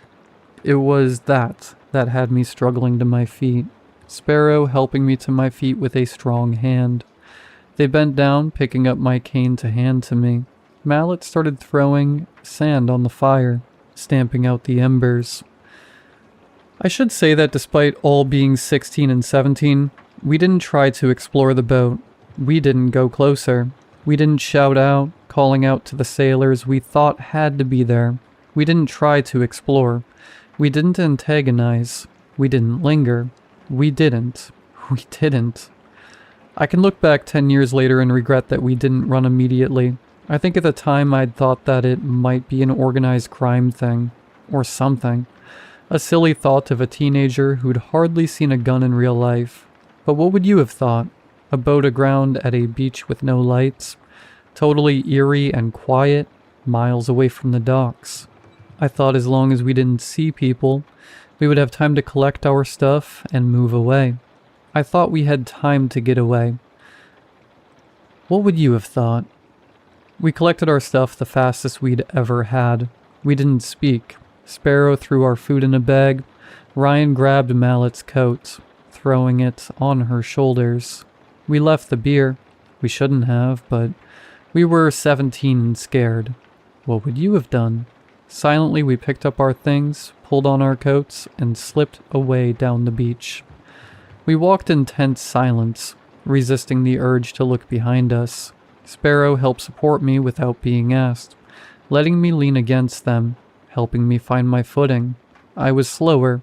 The sand made me even more unsteady on my feet.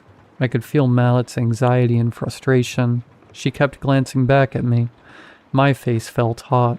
If you've ever been the most disabled person in a group, you might not know the prickling shame of it. Even if the people you're around don't say anything, it clings around the edges anyway, sticking to you like burrs to a coat. I clung to Sparrow, focused on ignoring the pain and keeping my footing. I was looking down at the sand, trying to make sure I didn't step on a rock and turn my foot. When I heard Ryan stop, I looked up and froze. For a moment, I thought we'd been turned around. It was impossible, but it was the explanation that best preserved reality as I knew it. Then my heart sank down to my stomach. I felt like the world tilted around me. It was coming home to find your house occupied by strangers. The boat was in front of us, dark shadow against the stars. I could feel Sparrow go tense against me. Mallet took a step back. Ryan stood frozen.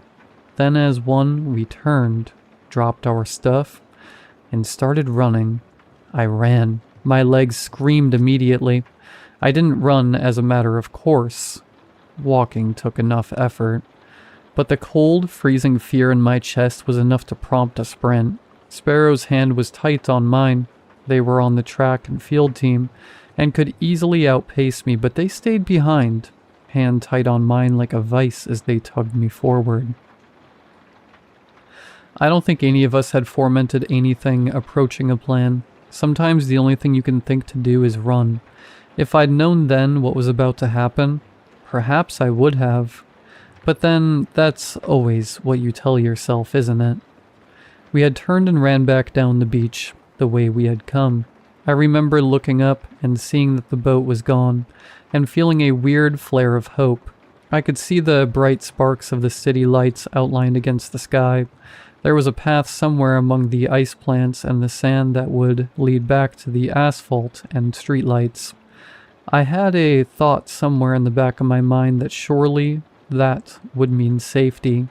I didn't know what was happening, the way I would later. I just knew that something was terribly wrong, and the only thing to do was to be as far away from it as possible. Mallet and Ryan were running in front of us. I could barely see through the white flares of pain in my legs. I was going to fall, I realized. A kind of awful fatalism, I remember later. Adrenaline only goes so far. There's a point where it falls. My brain was full of a white, sticky fog. Pain has a way of driving out all other concerns. It's hard for me to describe what happened next. What happened and what was a product of pain and fear is hard to tell 10 years later. It looks like this in my memory. We were running, and I could almost see the gap in the ice plants where the pathway started when the foghorn sounded again. It was worse this time. If you've never heard a normal foghorn, they carry like no other sound in the world, like the bellow of some great undersea beast. When this sound went off, I couldn't help but think, somewhere through the haze of pain, that it sounded like a scream, an open mouth. It was followed immediately by another one, and this time my legs collapsed underneath me. I couldn't help it. It was past willpower and adrenaline, and down to the very mechanical limits of my joints. The limits of the pain my brain would tolerate.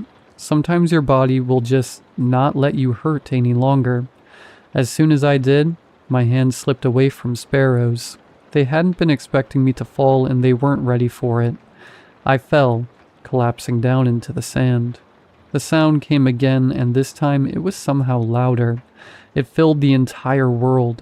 I curled up into a ball, covering my ears, which didn't at all manage to block anything out. I think I screamed. When the sound died down enough for me to open my eyes and look up, I saw a tableau that I can't forget. When I close my eyes, I still can see it. I see it when I sleep. The boat had returned. as impossible as that was. Like a tiger circling its prey. It was closer than it was before. It seemed larger than it had before. It loomed like a wall of darkness. The water was wrong. Near it. I don't know why I remember that. I think that sometimes your brain just grabs onto details. The water wasn't lapping against it like it would against a normal ship. It was just coming in gentle waves against the shore, unaffected by the presence of the boats at all. Mallet was the closest to the boat. I didn't see Ryan. I watched her walk towards the boat.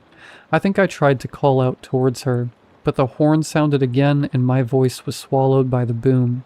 She walked towards the boat. She didn't look back towards me. I turned that part over in my mind over and over again. She walked towards the boat and didn't look back. She walked towards the boat and then, like I said, I was half out of my mind with pain and fear. It's hard to tell what's real and what isn't. I can only tell you what I saw. She walked forward, towards the boat, and it looked like the darkness opened up. I saw something. A rope? I couldn't see. Curl around her hands. She didn't resist it. She walked forward into the darkness and was gone. Sparrow was closer to me. They were standing, staring at the boat. I watched them sway gently on their feet. They took a step forward, like they were going to follow Mallet into the dark. I made a sound that I'd never made before, some kind of wounded animal cry. I crawled forward. Sparrow! Sparrow! Sparrow turned. There was something strange about their expression. Something hollow and empty, like a doll. I reached out a hand towards them. Sparrow, please. To my immense relief, Sparrow came towards me. I couldn't stand on my own, even trying to lift myself up sent spikes through my flesh. They reached down, helping me to my feet. I buried my face into their neck and breathed for a second. Let's go, please. I hardly knew what I was saying. Sparrow didn't say anything. They just braced their grip on me and started walking towards the ship. What? It came out in a breathless little whisper. My lungs didn't seem like they wanted to work. They took another step forwards. I looked at their face, but their eyes didn't seem to want to focus on mine. Their eyes were dark. They were focused intently on the boat beyond. Sparrow, what? It's okay. I knew as soon as they spoke that something was unimaginably, awfully wrong. Sparrow didn't talk like that. Their voice was supposed to be high, fast, and sharp. They talked faster than they could get the words actually out coherently most of the time. They didn't talk like this, soft, empty, and slow. It's okay. Their skin was so cold against mine. We'll be there in just a moment. I tried to stop, pulling away. No, we need the street, Sparrow. We need... Don't you want to see it? They stopped, but they didn't turn away from the boat. Their grip was still strong on me. This time they looked down, and I had the awful feeling they were still somehow looking through me. Their faint smile was like no expression I'd ever seen on their face before. What? It's here for us, Sparrow said, with that same empty smile. They watch us, down in the deep below. They watch us with their eyes that aren't eyes down in the deep dark below the water. And they're tired of waiting. They have space for us down in the dark below the water, below the ocean's floor. Don't you want to see? No. I yanked away hard enough to slip out of Sparrow's grasp. I hit the sand and my vision went white with pain. When it had receded enough for me to understand anything again, Sparrow was standing in front of me. I flinched, but they didn't grab for me. They leaned down, pressing a soft kiss against my forehead, before they stood up, smiling that awful smile that wasn't theirs. Just look, they said, in that same dreamy, dead, dull voice. Just look. Can't you see? I shouldn't have looked. I know that. But as they turned away and started to walk towards the ship, swaying slightly as they moved like they were drunk, I glanced down towards the dark wall of the ship as well, The darkness was different somehow now. Instead of just being empty darkness, it seemed to ripple like water. It rippled and distorted, and for some reason, despite an alarm starting to go off in the back of my brain, I couldn't make myself look away. In the darkness, I saw something moving. I wish I could describe to you what I saw. I wish I could make it make sense to someone who hadn't seen it. Any description I come up with seems to pale in comparison. In the darkness, I saw something look back at me. I saw eyes, but they were not eyes. Eyes didn't move like that. They were not eyes, but they could see. They could see inside me. And they promised me things. They promised me darkness. That they had a space for me. There was a place below the waves. Below the water. Below the bottom of the ocean that was open for me. Humans couldn't live down there, but they promised me that I would live. They promised me that I would live forever. It was my legs that saved me in the end. As Sparrow disappeared, I tried to struggle forward, towards the welcoming, waiting dark, and ran up against my legs. I tried to brace some weight on my knee, and the resultant pain was like a white fire. There was no room for darkness or eyes when I hurt like that. I tried again, and that time, I think I fully lost consciousness for a moment. My ears were ringing. As soon as I could move or think again, I rolled over and threw up. When I looked up, the boat was gone. And that was that. What else was I supposed to do? I sat on the beach until the sun had started to turn the sky gray and pale and streak the horizon with orange and yellow. And then I got up and limped home. It took hours longer than it was supposed to. Somewhere in the chaos, I'd lost my cane and never did find it again. I made do with a bad one from Walgreens for a while after that. I found out later that we hadn't been the only ones to see the boat. That should have been impossible, of course, but we were beyond that now. I didn't understand the world that I lived in anymore. Why shouldn't a ship have visited hundreds of people around the city in a single night? It was no more impossible than anything else I'd seen. There was chaos, I think. I didn't see much of it. I didn't leave my bedroom for a while after that. Instead, I slept through most of the summer, putting my phone on Do Not Disturb so I couldn't be bothered by the masses of texts and news articles discussing the mass disappearance. It all seemed so distant, so unreal. I knew what had happened. I knew where everyone was. I knew at the bottom of the sea beneath the sand and coral was something hungry and old and waiting.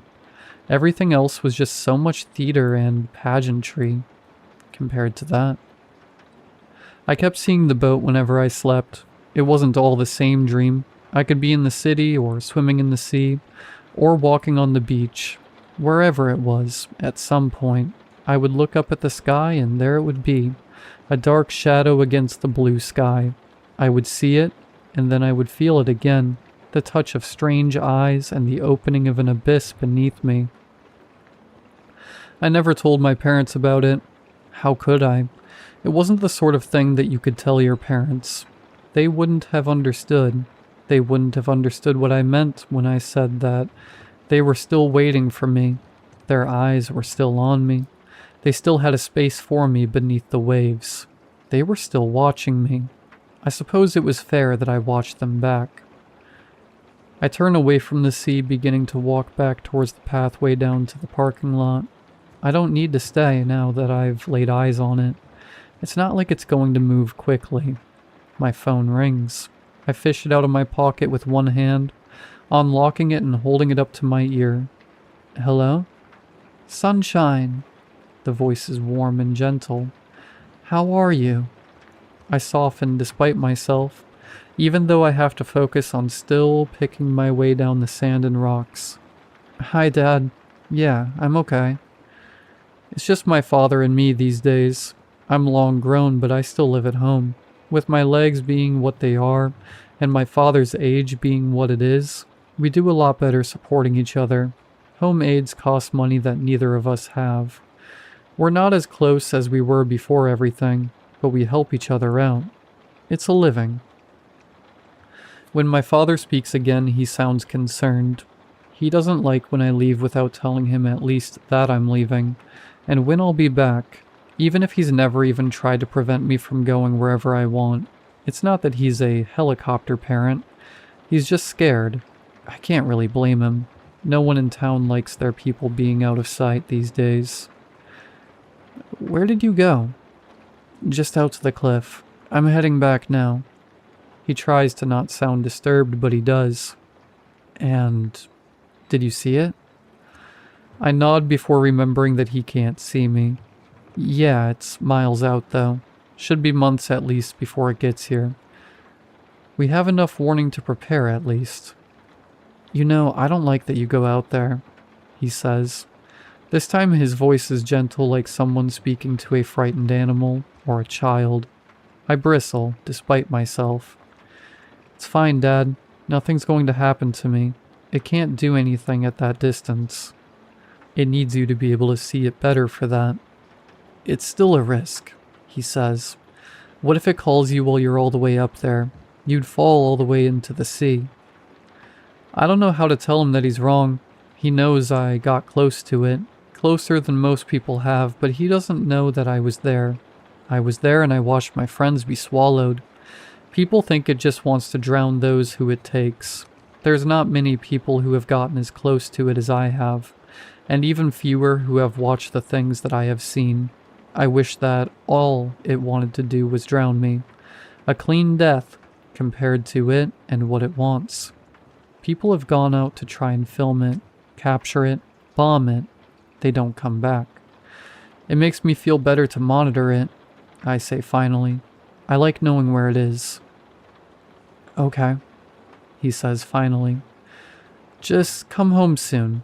It's the first night tonight. Okay, is all I can say. I'll be back soon. I'm finally back to my car. I set my cane on the empty passenger seat and pull out. Home is a lot more empty than it used to be when I was a kid. Downtown is full of dilapidated buildings and empty windows with signs advertising leases in them. There are walls where you can still see where the letters were pried off from the sign, discolored shapes from the sun. Other signs are bleached with sun and wind until you can hardly see what used to be there. Years on, I can't quite remember. Was that an ice cream store or a seafood restaurant? Was that a bookstore or an art studio? There are more homeless folks than there used to be as well. I see people sleeping under overhangs or beneath bridges. There are more encampments than there used to be as well. I pass one as I drive down the back road to my house. This one has been there long enough that they found some fencing from somewhere to encircle their tents with. There are a few gaps in the barrier, presumably for fleeing at speed if they need to. There's already someone outside, a tall woman with skin darker than mine and a bright pink shirt. She catches my eye as I drive by, but doesn't try to interact with me. It still makes a distressed twist go through my stomach. It's not safe to be homeless here these days. I guess I don't know if it ever was. I wonder as I drive if she's going to survive the night. It's night one, which means that everyone's in danger, but especially someone without a house, without doors to lock and hide behind. The city's done their own rituals since about year 2, when it became obvious that this was going to happen and keep happening, unless someone did something about it. I don't know all the details behind it. As I've heard it, they got someone from the university, marine biologists, oceanographers, folklorists, even some sailors from the local historical tall ship, and threw everyone in a room together until someone came up with an idea for what to do about the ferry boat. They do the ritual 3 times a year. 3s are important or something. It's a big ceremony for the town. They have hot dog vendors and everything. My father goes sometimes, but I don't. I'm pretty sure it doesn't do anything.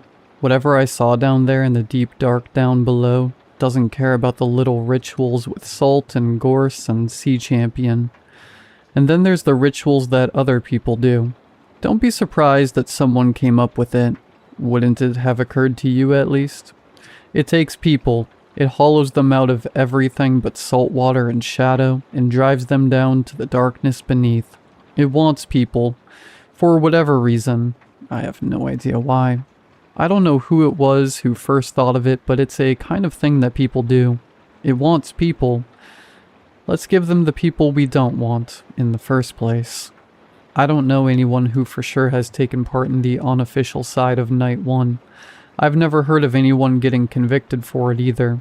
Once you fall into the cracks, people don't put that much energy into looking for you and bringing you justice either.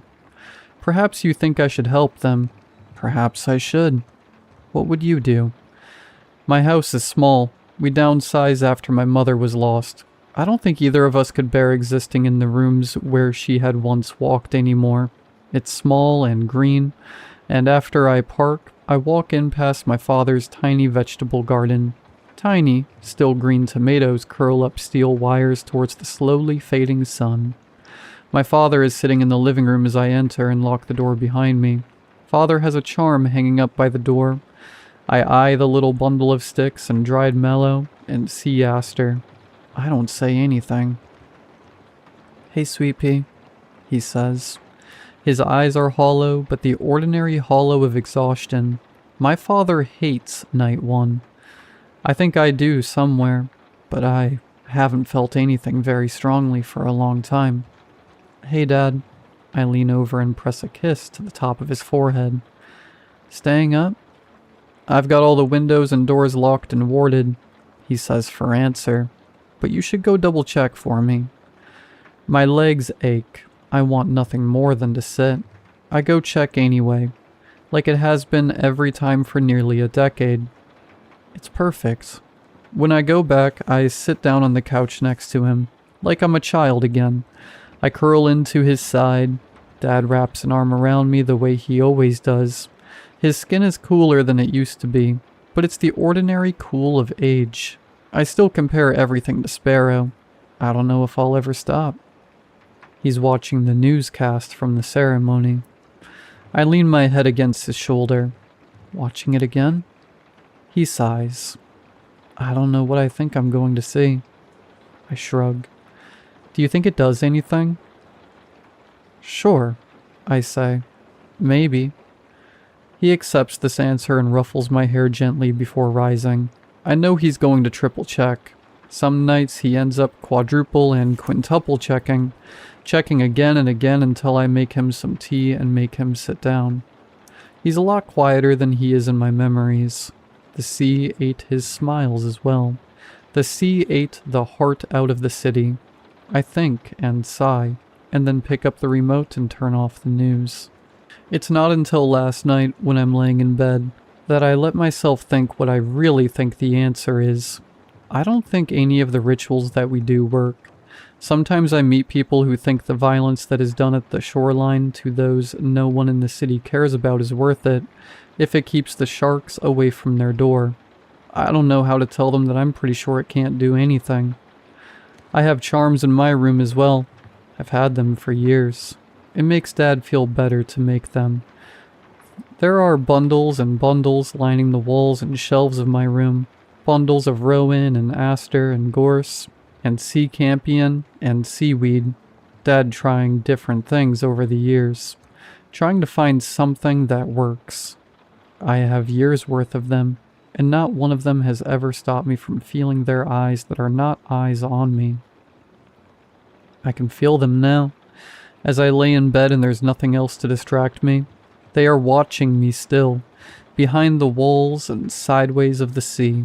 I feel their gaze like a thin line that stretches from my bedroom all the miles away to where the ferry boat moves slowly, day by day, closer. I wonder if Sparrow and Ryan and Mallet can see me wherever they are. I wish I could believe that the rituals people do work. I wish I couldn't say this about myself, but I know that if it worked, I probably would be okay with giving people to the sea. But I lay there in bed and I feel it. I feel that same sense of pageantry and theater that I did that summer 10 years ago.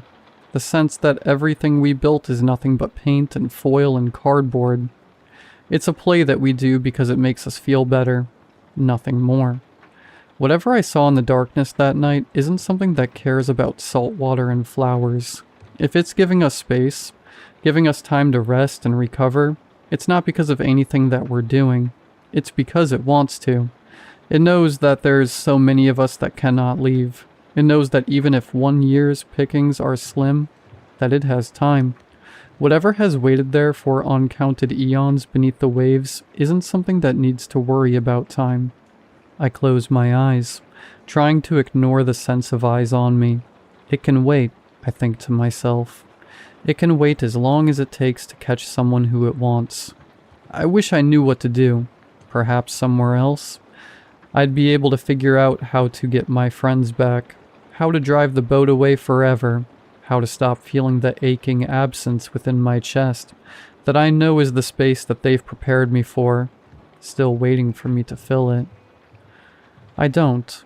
All I know how to do is lay in bed and close my eyes, knowing that when I sleep, I will once again see the yawning gaze of the eyes beneath the sea.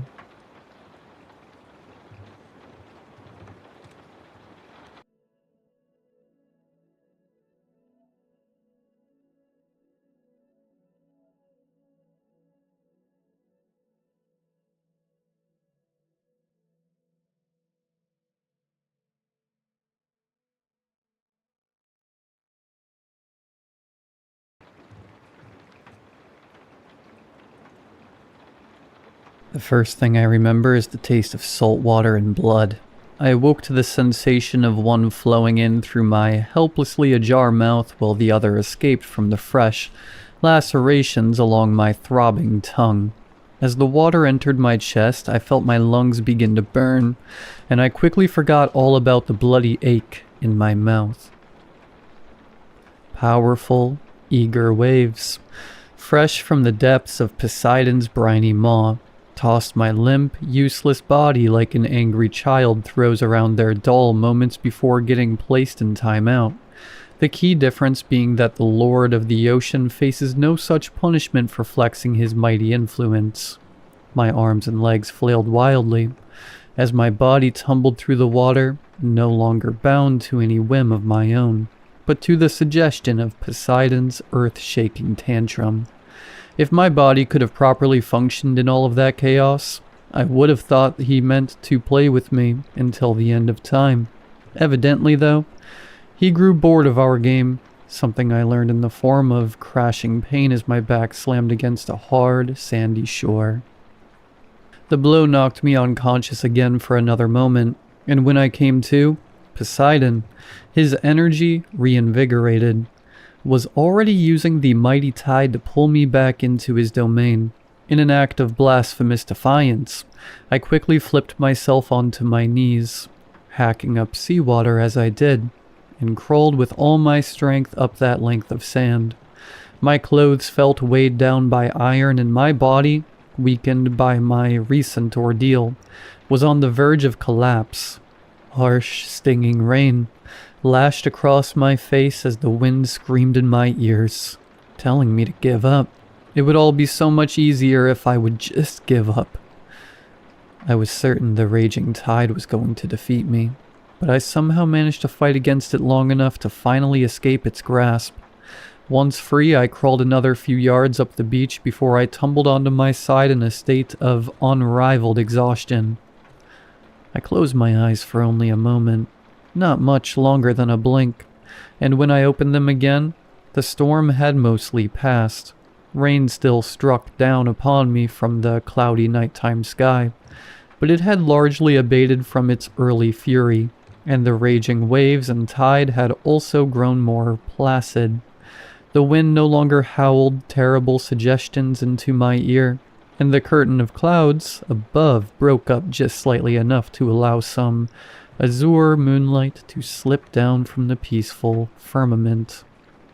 I forced myself into a sitting position, a task made almost impossibly difficult due to the weight of my soaked clothes. Though my brief siesta seemed to have given my body back some of its strength, though it had done little for the raging headache that now dominated the space within my skull. Looking around, I found myself in a long stretch of beach, the vast ocean, like onyx glass in the blackness of night, extended before me in one direction. In all others was only shadow and sand. Disoriented, thirsty, and shivering with the cold, I struggled to gather my thoughts while I sat on the frigid stretch of lonely beach. I couldn't remember how I ended up in Poseidon's playground. The only thing I knew was that I couldn't stay there on that beach. Exposed to the rain and the chill, I needed to find shelter as soon as possible. Regaining my bearings would come afterward. With this in mind and suddenly warmed by a fresh determination to escape the elements, I forced my protesting body to its feet. I was immediately hit by a wave of nausea that I was sure would lead to vomiting. My suspicion was quickly proven correct, as I soon found myself doubled over, bile and brine escaping from my open mouth. When my expulsion was over, I stood panting for several long seconds before attempting to spit excess vomit into the sand. My mouth, however, was too dry to conjure any saliva for the wanted action, and so the taste of puke remained. After giving myself a few moments to recover, I took a cautious step forward along the beach. My body screamed with 1,000 years of ache, and my legs felt like melted jelly, but I thankfully didn't seem to be seriously injured. I was lucky, more lucky than I even realized at the time. I only made it a few steps along the beach before I noticed the body. It appeared so suddenly from out of the darkness, seeming to materialize from the very essence of the gloom itself. At first it looked like it may have been an outcropping of rocks, or maybe even a jumble of seaweed, but after a few moments, its true identity became known to me. I scrambled toward the crumpled form with as much haste as I could, clumsily falling to a knee when I reached it. It was lying on the beach with its back to the sky, its face in the cold, wet sand. I reached a pruny hand toward its soggy shoulder, and shook it with what strength I could gather. "Hey," I said. "Hey, wake up." When the figure didn't respond, I decided to flip it onto its back. Upon doing so, I immediately realized two things. The first was that this person, judging by their clothes, was the pilot. The second was that they were dead. I reeled away from the corpse in a sudden tempest of shock and disgust. The body's vacant, watery eyes seemed to follow me as I went. They bulged out of the corpse's bloated head in a way that seemed like they were trying to escape from their home. I was only able to recognize the pilot from their uniform. I never would have been able to identify them based on the state of their corpse, which had already been ravaged by death and the sea in such a relatively short time. The presence of the dead pilot, while disturbing and tragic, at the very least helped me to settle my swimming mind. I remembered that I had been on a last-minute red-eye flight that was on its way over the Atlantic when we suddenly hit a particularly rough patch of turbulence. This apparently was too much to be concerned about, as the pilot, the same one now lying dead in front of me, hadn't seemed worried at all when announcing the possibility of a slightly bumpy flight. That was before the storm appeared. I returned to my feet and looked back in the direction of the ocean's maw, searching for something. The sinking wreckage, some supplies floating in the angry surf, a deployed lifeboat, maybe, but all I could see was more black. It was as if my entire world had been reduced to the inside of an inkwell, in which I was confined for all eternity.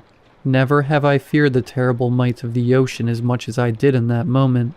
In the midst of that lashing rain, beneath the alien darkness of the nighttime sky, I suddenly heard a voice calling to me, sounding very far away. I likely wouldn't have even heard it had the storm still been at its worst. I followed the voice with my eyes. Approaching me from farther along the beach was a young woman, who staggered toward me with all the grace and speed that her worn, soaking body could muster. When she finally reached me, she was drained of her energy, and was reduced to heavy panting that prevented her from speaking for some time. "Are you all right?" I asked her, then realized I could provide a more apt question. "Are you hurt?" She shook her head then, finally catching her breath, said, "No, but I need your help.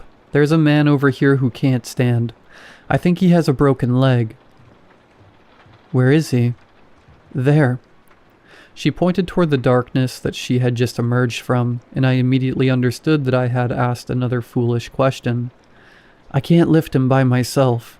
Please, I need your help."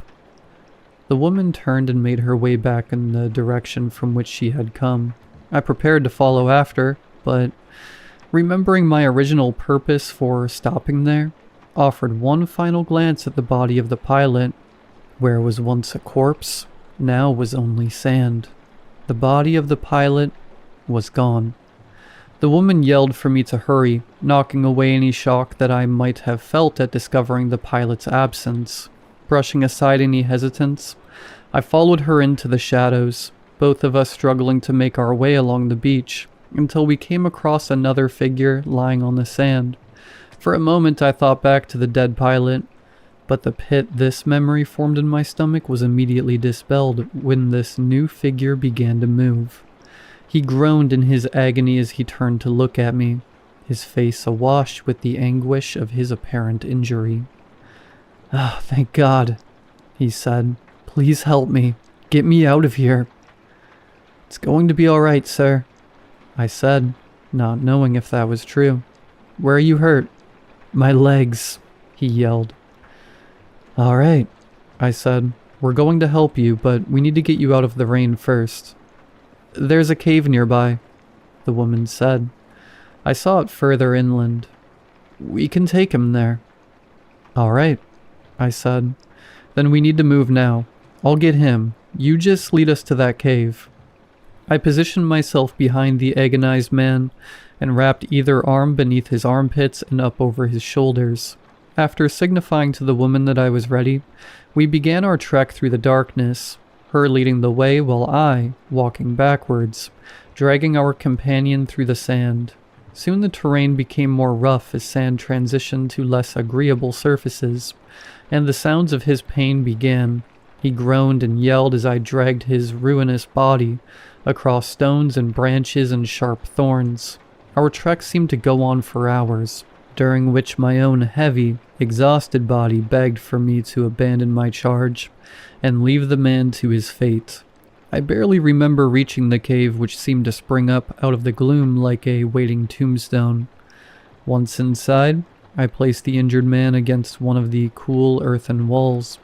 The relief of losing my burden overwhelmed me so greatly that I too collapsed on the cave floor, my strength completely lost. I intended to only lie there for a brief moment while I recovered some of my energy, but soon the exhaustion that had overtaken me grew far too powerful, and I once again fell unconscious, my mind as dark as the surrounding cave. I awoke to the sound and heat of a crackling fire. I enjoyed its warmth, though inside I possessed a chill that seemingly no flame could ever chase away. When I opened my eyes, I saw the orange glow of the blaze, which rested just beyond the mouth of the cave. Sitting in front of the fire were two silhouettes. Behind them was nighttime darkness. I could see twinkling white stars beyond the figures' heads, indicating that the storm had finally ceased, but not much else. Sitting up required the immense task of ignoring my screaming head. I looked around, taking in my surroundings, while I waited for my mind to stop dancing. The chamber of the cave I was in, well, appearing to be fairly small, extended beyond where the light of the fire could reach. I didn't know how far it went, or what passage were hidden deep within the shadows, but the distant sound of dripping water told me that there was considerably more to the cavern than what I could see. I forced myself to my feet, rising as high as I was able. The low roof of the cave forced me to crouch to about half my full height, and shuffled my way toward the two figures in front of the fire. As I approached, I noticed the injured man lying near the blaze. He appeared to be unconscious, and in the flickering firelight I could see the gentle rise and fall of his chest. He had been stripped to his underwear, and I caught a glimpse of the pair of horrible bruises that covered either of his legs in huge blotches, looking like tattoos of raging hellfire. One of the silhouettes noticed me and turned in my direction. I recognized the look of the young woman, her face dancing in the shadows produced by the blaze. She offered me a concerned smile. "You're awake," she said. "How are you feeling?" "Everything hurts," I said, "but I'm alright." I looked at the unconscious man. "How is he?" "Broken legs." It was the other figure who talked. He was a burly-looking man with a bushy, thick beard of gray that matched the grizzle in his voice. The stranger kept his gaze on the fire as he spoke. "Both of them. Seems alright enough, though. Bones didn't break skin, and no bleeding far as I could see." I failed to suppress a frown. "Can't we do anything for him? Set his bones or something?" "You a doctor?" The stranger looked at me now. His eyes were as frigid as the fire was warm. "Ever set a bone before?" "No," I said sheepishly, answering both questions at once. "Setting bones without knowing what you're doing is dangerous," he said. "Could even be deadly." He gestured to the young woman with his chin. "You can ask the nurse all about that." I looked at her. "You're a nurse?" "Nursing student," she corrected kindly. "Only just finished my first semester. He needs more help than I'm able to provide him." "Then we need to get him out of here," I said. "You a good swimmer?" The stranger asked. I nodded. "I'm good enough." He grunted in some strange affirmation. "Good enough to swim across the Atlantic with him on your back? Because that's the only way you're getting him off this island." "How sure are you that this is even an island?" the nursing student asked. "Sure enough," he said. "Not much else out where we went down, but I suppose we can find out for certain in the morning. I'll look around this place come daylight, try to get an idea of what we're working with here." I looked at the man with the broken legs. "Hopefully he even lasts that long." "He will," the stranger said. His attention was back on the fire now. "Injuries don't seem life-threatening right now. Should be alright so long as we get rescued soon enough." "But who knows how long that could take?" the nursing student asked. "Don't know," he said. "We'll just have to wait and see." His words were less than reassuring, but they proved to be the last we would get from him that night. The stranger stared at the blaze in silence for a short while longer, then laid down in the brush and dirt near where he sat and seemingly fell asleep, his breath soon coming in a series of calm, relaxed snores. The nursing student and I stayed up for a while longer. The conversation between us was brief, with long gaps between words. We exchanged names, although I don't think I ever actually registered hers, and a few other details about ourselves. But besides these few short episodes, we mostly allowed the crackling fire and the distant crashing waves to do the talking. Eventually our conversation turned to the stranger. "Where did he come from?" I asked. My voice dropped to a low whisper. "I don't know," she said. "The storm came to a stop not long after you passed out, and then he kind of just showed up. Didn't even introduce himself. He helped me build the fire and brought our injured friend closer to it, where we looked over him and assessed his injuries." "Strange," I said. "Where was he during the storm?" "He hasn't told me. In fact, he hasn't said anything about himself at all. And that's really had me thinking." "What do you mean?" I asked. "I mean, do you even remember seeing him when we boarded our plane?" "No," I admitted, "but I don't remember seeing you or the injured guy either." I paused. "Why? Do you think he wasn't on our plane or something? How could he possibly be here with us then?" "I don't know," she said again. "I just get the sense that he doesn't belong. It's hard to explain, but I just feel a very uncomfortable energy from him." "Well, we'll keep an eye on him," I said. "He's been helpful enough so far. Could be that he's a little socially awkward is all.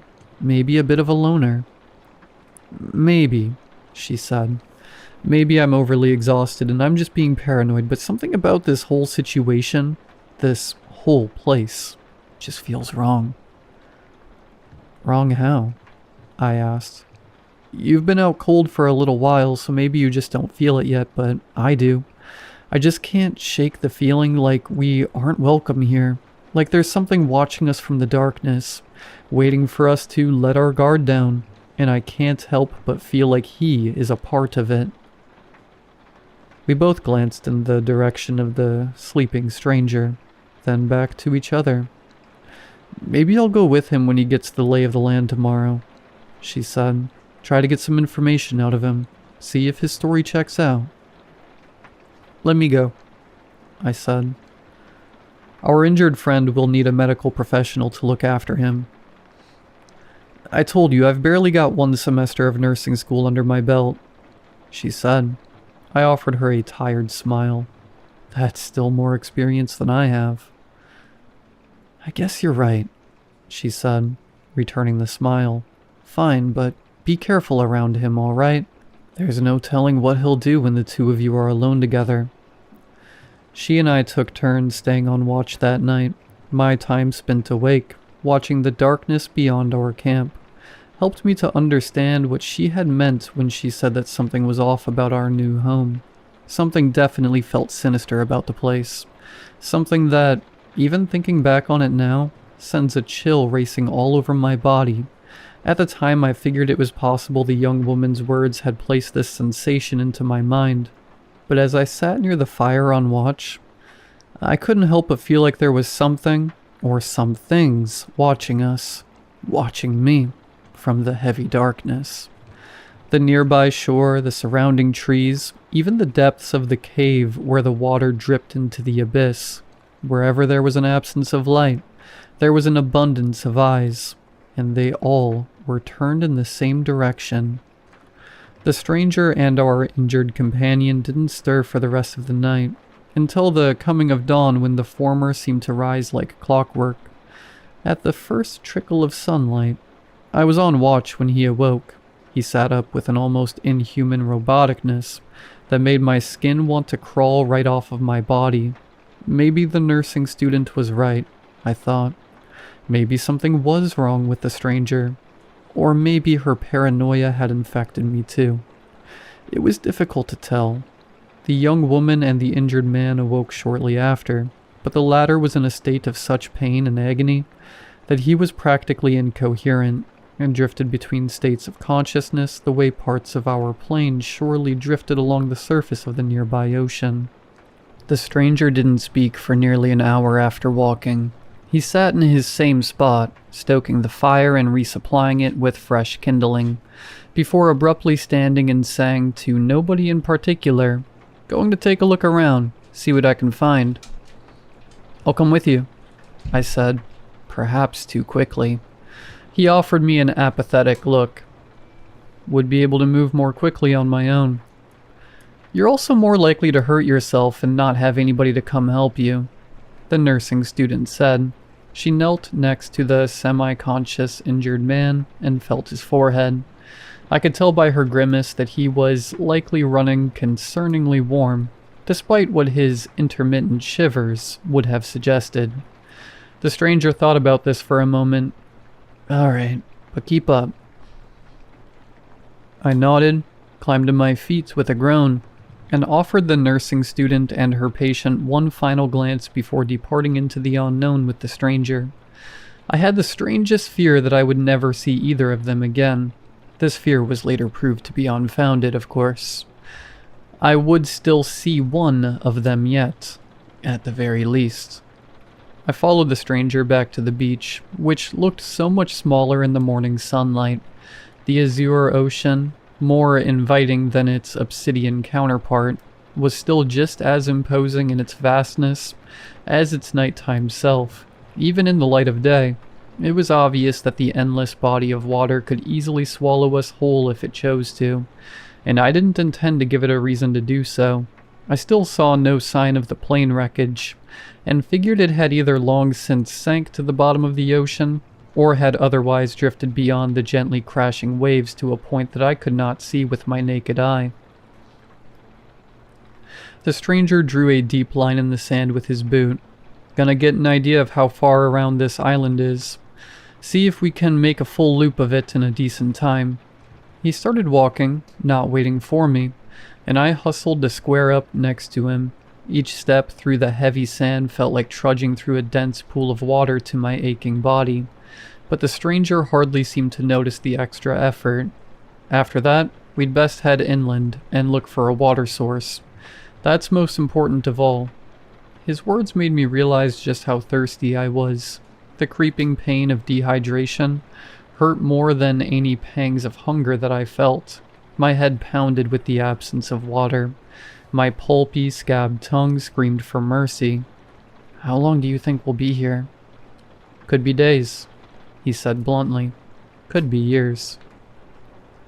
Years? The word felt impossible on my swollen tongue. He nodded without looking at me. "Not every missing flight gets found. I heard about a flight filled with college students that went down over this very stretch of the Atlantic a number of years ago. They eventually had to give up the search, probably much more quickly than you'd like to know." I frowned at the thought, but said nothing. When the stranger realized he wouldn't be getting a response, he went on. "If we're going to be here for a while, then we're going to have to trust each other. That means no scheming behind each other's backs." These words brought me to a sudden halt. He did the same and our eyes finally met. To my surprise, there was no anger in the stranger's gaze. In fact, there didn't appear to be much of anything there at all. "I'm good at looking like I'm asleep, ain't I?" I waited a while to respond, not sure what to say. The words I finally chose felt weak, pathetic. "I'm sorry." He nodded and began walking again. I followed his lead. For what it's worth, I do remember seeing you on the flight yesterday. Can't say the same for the other two.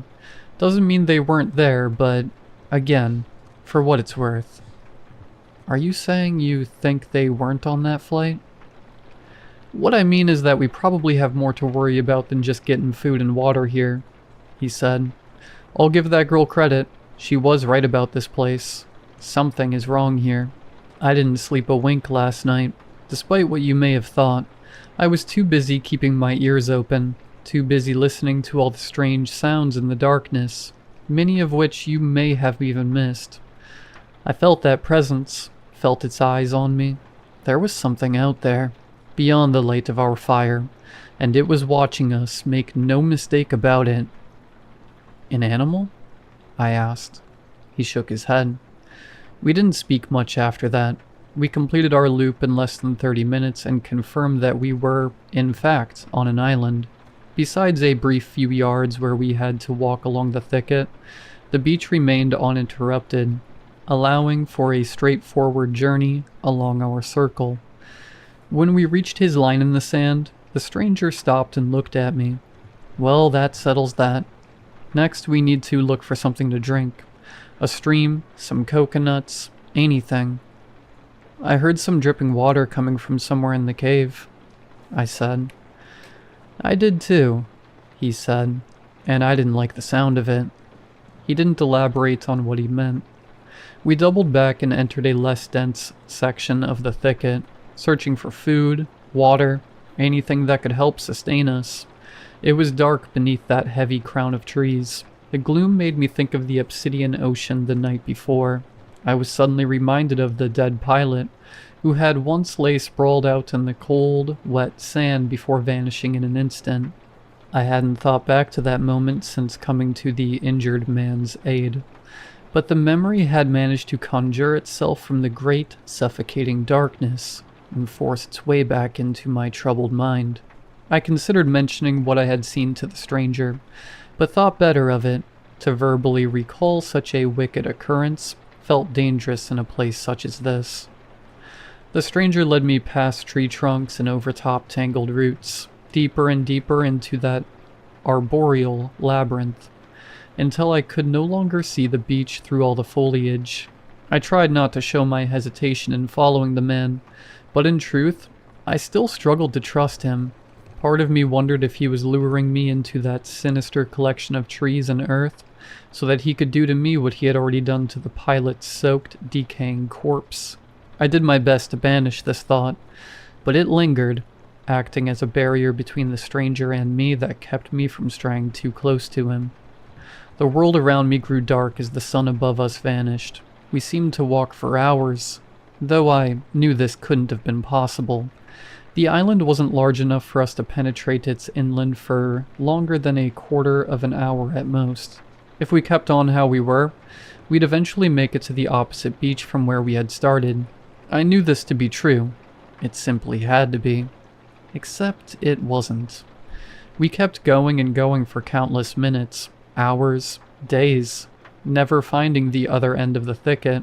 Darkness further enveloped us, obscuring our vision and thus our ability to perform our task, our entire reason for entering the forest in the first place. I could barely see the stranger in front of me, his form becoming more and more obscured by shadow with each step forward. I told him we needed to turn back, to find our way out of the forest. He remained deaf to my words.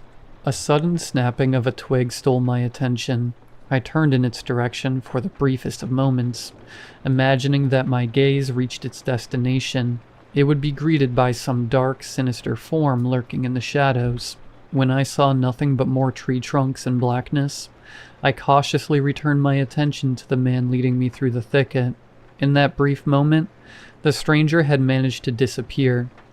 "Sir?" I called, realizing I had never learned his name. My own voice sounded far away, muffled, as if the gloom itself were choking me. "Sir, where are you?" Swirling darkness, sounds of shuffling in the brush, the growing, thickening sense that stepping into this wood was a mistake. The thought that at any moment the thing stalking me, the presence that had been watching me since the previous night, was preparing to strike.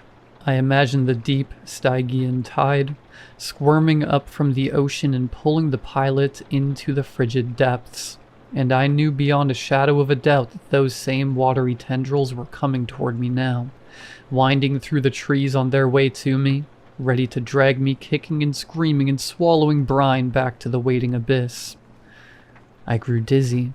My vision became darker, merging with the gloom. Something was coming. Something was here. I felt a firm hand on my shoulder. Snapping out of my own panicked bubble, I turned and saw the stranger, his stern eyes looking at me through the gloom. He had somehow gotten behind me, or I had somehow gotten ahead of him. "This is useless," he said. "We can't see a thing in this place. Come on, let's get out of here." It took us barely a minute to find our way back to the section of beach that we had just stepped away from.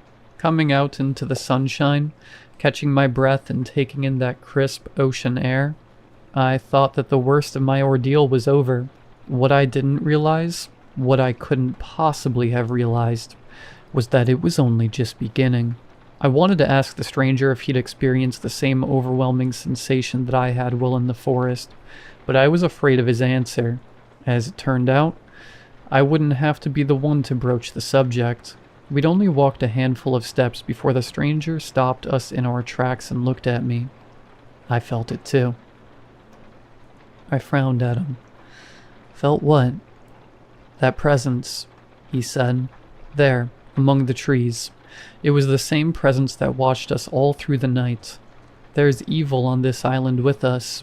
This much I believe without a shadow of a doubt." "What do you think it is?" "I haven't a clue," he said, "and I'm not sure I want to know." The camp was deserted, the fire in shambles. A few long, smoldering branches scattered about the place were all that remained of the blaze, save for the pitiful smoke which billowed up from the gray ashes in the center of the old pit. The nursing student was gone, and, even more strangely, so was the injured man. I called out for our lost companions, but received no response. "What happened here?" I said. "Where could they have gone?" The stranger, who stood closer to the mouth of the cave, looked deep into the darkness of the cavern. I stepped closer and followed his gaze. Though the black curtain beyond the mouth was impenetrable by human eyes, my ears caught the sound of a distant, familiar voice, one screaming in agony over his broken legs. "How'd he get in there?" I asked. "How else does a man with 2 broken legs get anywhere?" he said. "He certainly didn't move there himself." "You mean it took him there?" I said. He nodded, and I think it'll take us too, if we let it. I looked into the darkness of the cave, then back to my companion. "We have to go help him." "Nothing we can do for him now," the stranger said. "That thing wants you to go after him, so it can get you alone too. Then you'll end up just like him." I listened to the injured man's cries of agony continuing to echo from somewhere deep within the cave. "But we can't just leave him in there." "We can," the stranger said. "Hell, I doubt if that's even his real voice." He picked up one of the smoldering branches. "That poor fella is likely already gone by now." "What are you going to do with that?" "Only thing I can do now," he said. "Gonna burn this whole place to the ground and pray that the fire is enough to purge the evil that rots here, or at the very least, keeps it contained to that cave." I looked at him, then once again turned my eyes back to the wailing cave. After another moment, I picked up one of the smoldering branches and turned toward the cavern's waiting lips. "I have to go after him." "You'll die," the stranger said plainly. "Die or worse. But I won't stop you." These were the last words I ever heard from him. Without looking back, I blew on my smoldering branch in order to reignite some of its flame, ducked into the shallow mouth of the cave, and allowed the darkness to take me. My makeshift torch did little to light the way ahead, and so I was forced to use the injured man's agonized cries to guide me through the squirming, smothering darkness. I thought about the presence. How long had it been on this island? Centuries? Eternities? Some time immemorial, just waiting for poor castaways like us to arrive on its demonic shores. I couldn't ever know, nor was I sure I even wanted to. I understood that the stranger was right about this most likely being a trap. I was almost certainly shuffling toward my own death, but I couldn't bring myself to turn back around. I had to know for sure whether the injured man was down there. If I abandoned him without knowing the truth, it would have haunted me for the rest of my life, as long or as short as that was meant to be.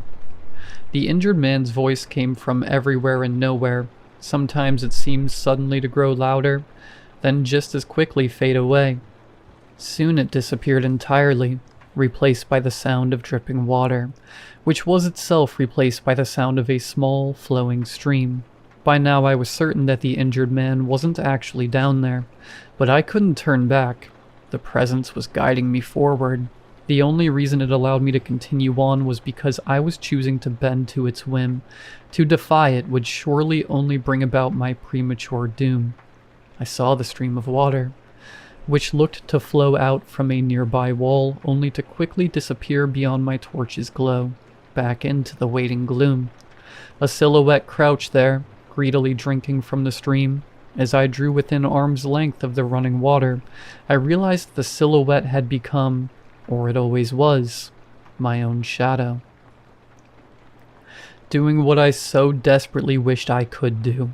I suddenly forgot all about the injured man and his agonized cries. I forgot about wanting to leave that cave, about wanting to go home.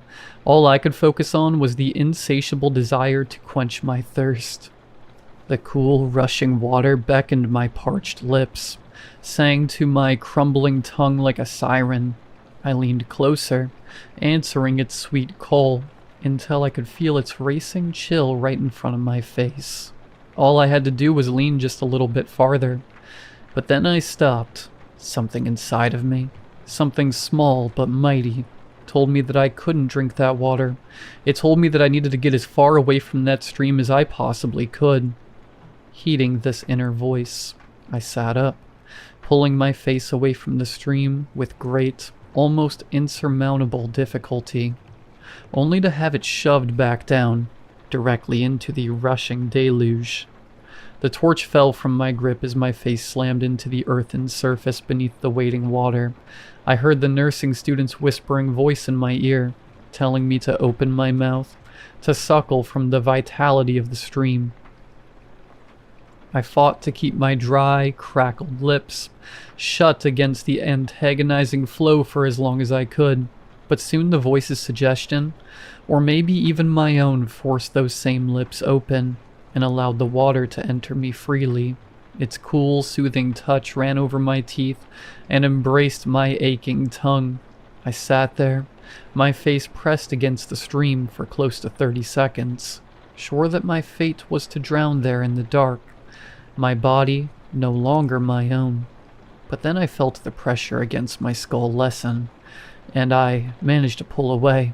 I sat there, soaking wet and gasping, for only a few short moments before I snatched up my torch, still barely alive with its red glow, and rushed away from the stream, back in the direction that I thought I had come from. I heard the woman's voice telling me to wait, but I ignored her. I just kept going, kept fighting my way through the dark, slicing through the shadows with my torch like a scythe through wheat. It was already dusk when I finally emerged from the cave. Hours somehow had passed while I was deep within the bowels of the island. I stood up and rushed past the remnants of the fire, calling for the stranger, asking him where he was. It wasn't until I found his own branch lying in the brush, no longer smoldering but dead and cold, that I understood his fate. And yet still I called for him. "Sir," I said, "where are you?" "Gone." I turned around at the sound of the nursing student's voice. She was in the mouth of the cave, her body having found a way to stand fully upright, despite the aperture only providing enough space for her to crouch. When she saw that I saw her, she smiled kindly at me, or perhaps he was never there to begin with. I stared at her for several long seconds. I had so many burning questions that I wanted to ask her, but no voice with which to ask them, and so I remembered some of the stranger's final words, and did the only thing I thought I could. I threw my torch into the nearby brush, and I watched the fresh blaze grow. I looked back at the nursing student. I expected her to recoil back into the cave, cursing in some ancient, furious language as the inferno began to consume the surrounding foliage. Instead, she just looked at me and continued to smile. It wasn't a sinister smile. Her lips didn't curl away from impossibly long, sharp fangs or twist into a devastating smirk. It was the subtle, close-lipped smile that you offer a stranger who you lock eyes with, while you both wait for your drink at a coffee shop. At the time, I didn't understand what she had to smile about, but I do now.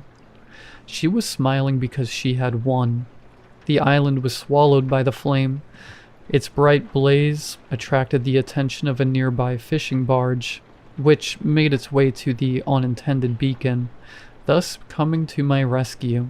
I stood on the ship watching the island disappear behind us, its all-consuming inferno visible for hours, before finally falling out of sight.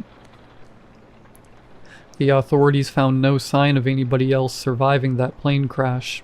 As far as they understood it, I was the only person to make it to that island alive. An act of God, they said. I might have called it something else. With great difficulty, I returned to my normal life, and in the coming weeks, I thought that everything had gone back to how it was supposed to be. I thought I was free from whatever it was that tormented me on that island. I thought it was gone forever, but I was wrong. I started feeling that presence, that evil, rising up inside of me just a few days ago. It whispers in my ear while I try to sleep, torments me in my dreams. I had thought I'd escaped its terrible grasp, but I realize now that it had purposely let me go. It had let me go because it knew I was taking it with me. I can't help but think it would have been better if I had just died in that plane crash, had I simply perished like all the others. The presence would still be trapped on that island. It haunts me even now, as I struggle to write these final words. I feel it slithering down my throat and coiling in my stomach like some otherworldly parasite, or like a cold, flowing stream of water. Thanks to me, the presence from the island has escaped from its eternal prison. It's inside of me now, and I don't think it intends to stay there for long.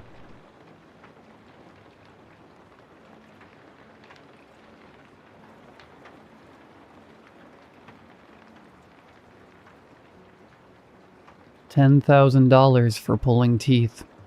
That was the job description. I don't think the words even registered before I clicked accept. I saw the pay and booked the gig as fast as my thumb could move. Within minutes, I was in my mom's pickup, heading out towards the address listed in the app.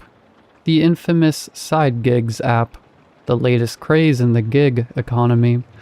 We've come to know and love. The jobs aren't always as weird and cryptic as this one, but the tame ones don't pay as well either. When I first signed up, I started with conventional stuff: food delivery, taxi service, amateur landscaping. Not a lot of effort if you're willing to accept minimal pay. But if you really want to make a living, you gotta scroll all the way to the bottom. That's where the good stuff lives. The odd jobs. The jobs that pay well because nobody is willing to do them. Now, it's not what you think. The app does its best to filter out the sexual stuff. The jobs are just odd. The first one I took had a heading that read, "Big pile of rocks need moving. No other details. $500 offer." $500 to move rocks? I could hardly believe it. The address alone was enough to scare off a casual browser. I showed up to a dusty trailer park with a wheelbarrow and some gloves in the back of my car. I thought I'd be met with some pet project. A new driveway, perhaps. Nope. A fidgety man with 2 teeth greeted me in dusty blue overalls. He packed his lip and pointed to the pile of boulders in his front lawn.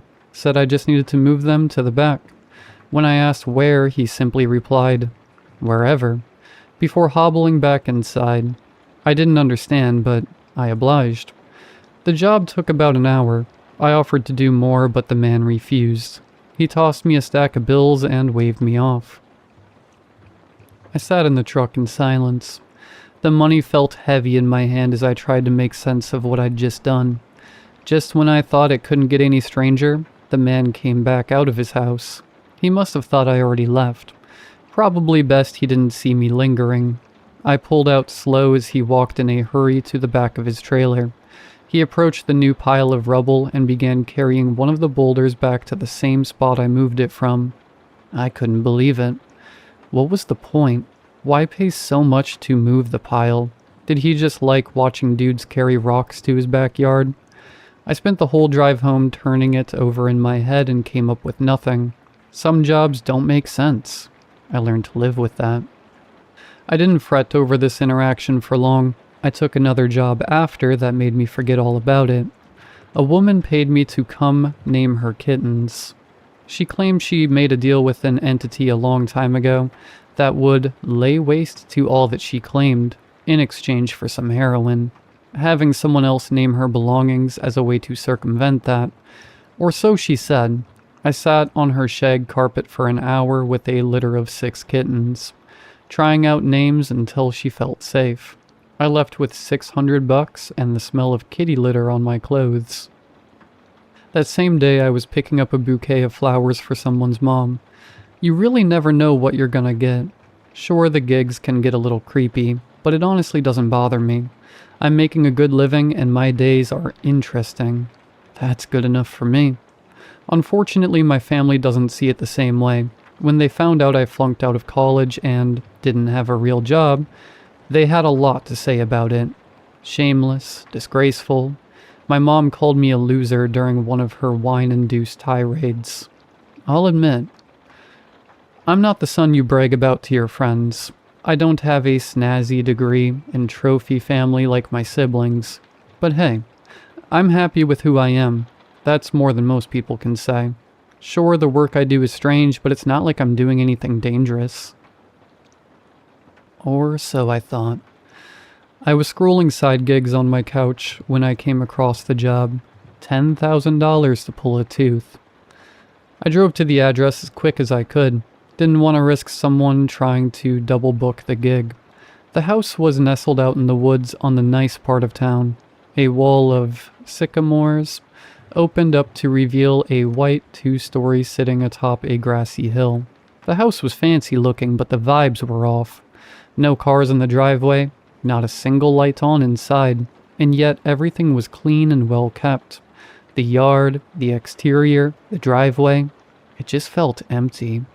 I tried to knock 3 times, but the door cracked open on the second rap. "Are you here for the job?" The man was short, pasty, and wearing a robe. He had a small ring of hair around his head, and the bushiest eyebrows I think I've ever seen. His eyes were almost as large as his smile. Yeah, that smile was wicked. Thick, brick-like teeth jutted in every direction. It was hard to look anywhere else. "Oh, yeah, I'm Dave." I reached out my hand to shake his. He ignored the gesture and pulled back the door to let me inside. I stepped into the dimly lit entrance. "So the job said you needed a, tooth pulled?" I asked anxiously. He started down the hall in front of me and waved me to follow. The entrance was bare like the outside. The walls were a cold gray. Light from silver fixtures illuminated dark tile beneath us. There were no pictures, decor, or furniture of any kind. The aesthetic was surgical, clean and cold. "Let's talk when we get to the room," he said very calmly. His voice was chirpy like a cricket. I was starting to feel the pressure now. Every step further down the creepy hallway was a step further from safety. Everything about this felt wrong. We continued for a few long minutes before turning the corner into a room. Plastic wrap crunched under my feet as I entered. It looked like a scene out of Dexter. The room was gray like the rest of the house, bare except for an old chair sitting at the center, and a cracked porcelain bathtub in the corner. Beside the chair sat a tall metal desk. An array of surgical tools glinted under the fluorescent lighting. Ugh. I started backing out before he interrupted me. I know. My apologies. This must appear sinister." He plopped himself in the chair and started adjusting against the seat back. "I'll cut to the chase. I need dental work." A chuckle escaped me. I'm no dentist, sir." He chuckled in response. "Yes, of course not. You see, I'm in a bit of a bind. I'm an immigrant. I came here a long time ago from a place I'm sure you've never heard of." His voice was chittery, like an insect. I couldn't pin down the accent. He pressed a small lever beneath the chair and leaned back. The fluorescent light dilated his pupils until his eyes were nearly completely black. "I've been tardy on my citizenship, and have gotten myself on our government's radar. I'd prefer to save myself a doctor's visit if I can. At least until my citizenship issue is dealt with. No need to raise any more eyebrows." Nothing about his rationale made sense. Even if all of this were true, why would anyone pay a random guy to do dental work? "So you're willing to pay me $10,000 just to pull a tooth?" I tried to quietly step back, but the crunch of plastic wrap gave away my unease. He laughed this time, a long, hearty laugh. No, dear boy. I'm going to pay you $20,000 to pull my tooth." My heart nearly skipped a beat. $20,000? No need to tell me twice. I quickly walked up to the metal tray beside him and picked up a small pair of surgical pliers. "Which tooth?" He grinned. "Top left, all the way back. It's infected and I'd prefer to just take out the whole thing. I have lots more after all." He laughed again, then opened his mouth wide. It was unnatural, like a serpent welcoming its next meal. I didn't waste any time. Within seconds I was clamping the pliers down on his large brick tooth. The tooth wasn't loose or discolored at all. It felt firm under the pliers. That's when I got a good look at the rest of his mouth. How many teeth does a normal adult have? 30-something? I counted 30 on the top alone. They were crowded. Some branched out of the gums like gnarled porcelain, while others simply budded between larger teeth. But they weren't dirty. They were clean. Pearly white. I was stuck in a trance until I heard him say, "Go ahead." The words were muffled from my hand in his mouth, but he sounded sure of himself. I clamped down and pulled. Nothing. I thought I must have heard him, but he simply offered a thumbs up and returned to staring at the ceiling with his mouth agape. I yanked again. No luck. Again. A little more give that time. One more. Plop. I almost fell backwards but caught my balance at the last moment. The large tooth was finally out. Bits of gum tissue and nerve endings hung loosely at the base. I dropped it on the metal table beside the chair and decided it was time to talk business. So, about the money. 40,000, he muttered.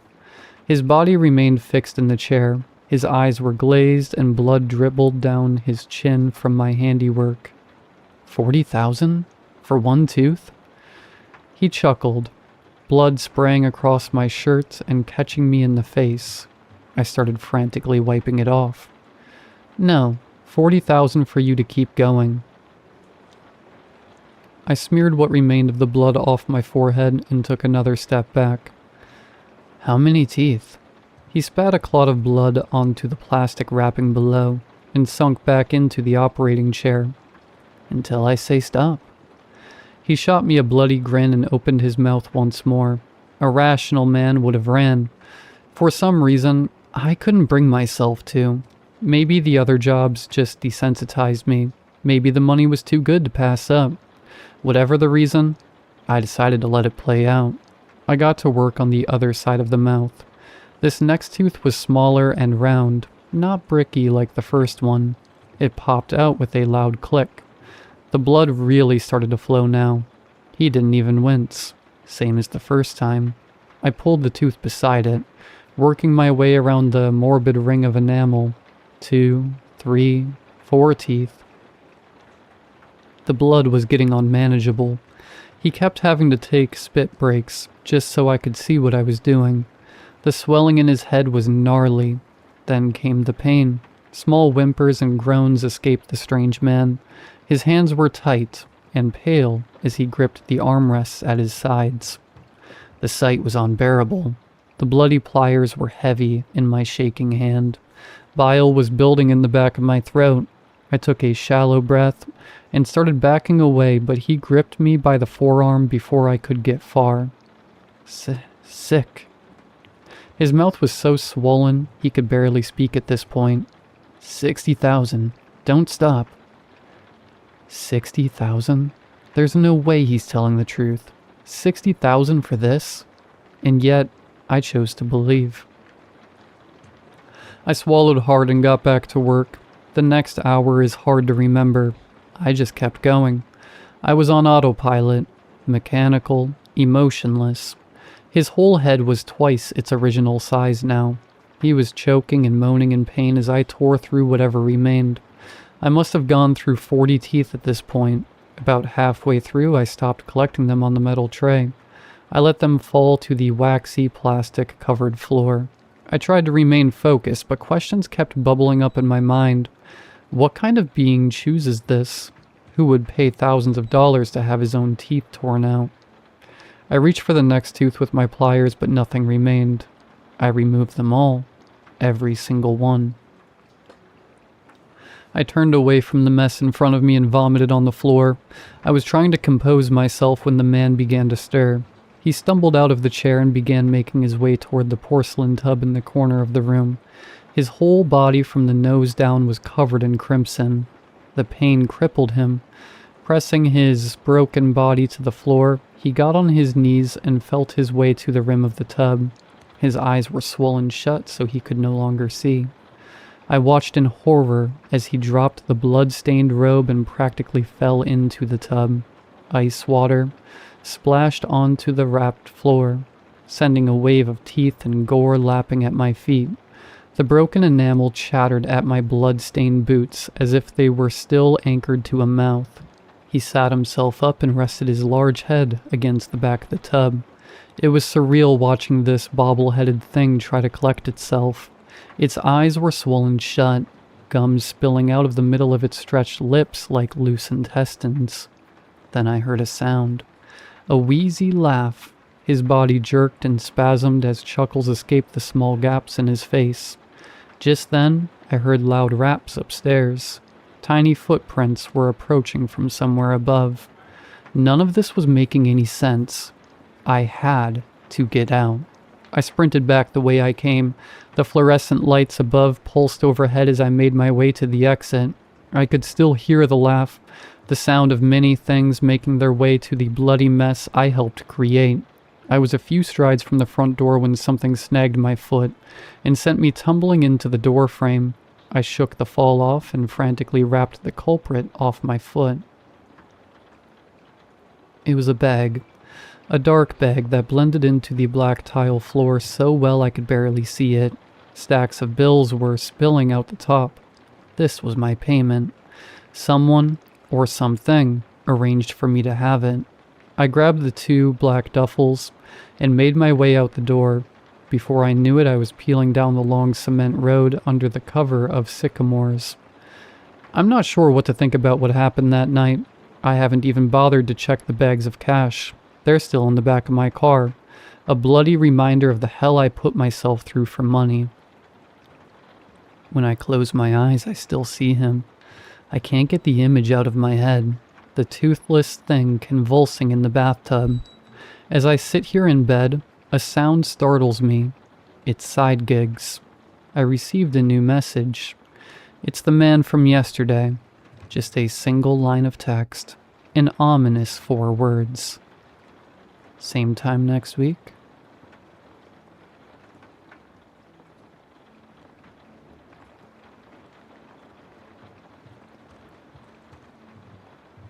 Hey, Chris here.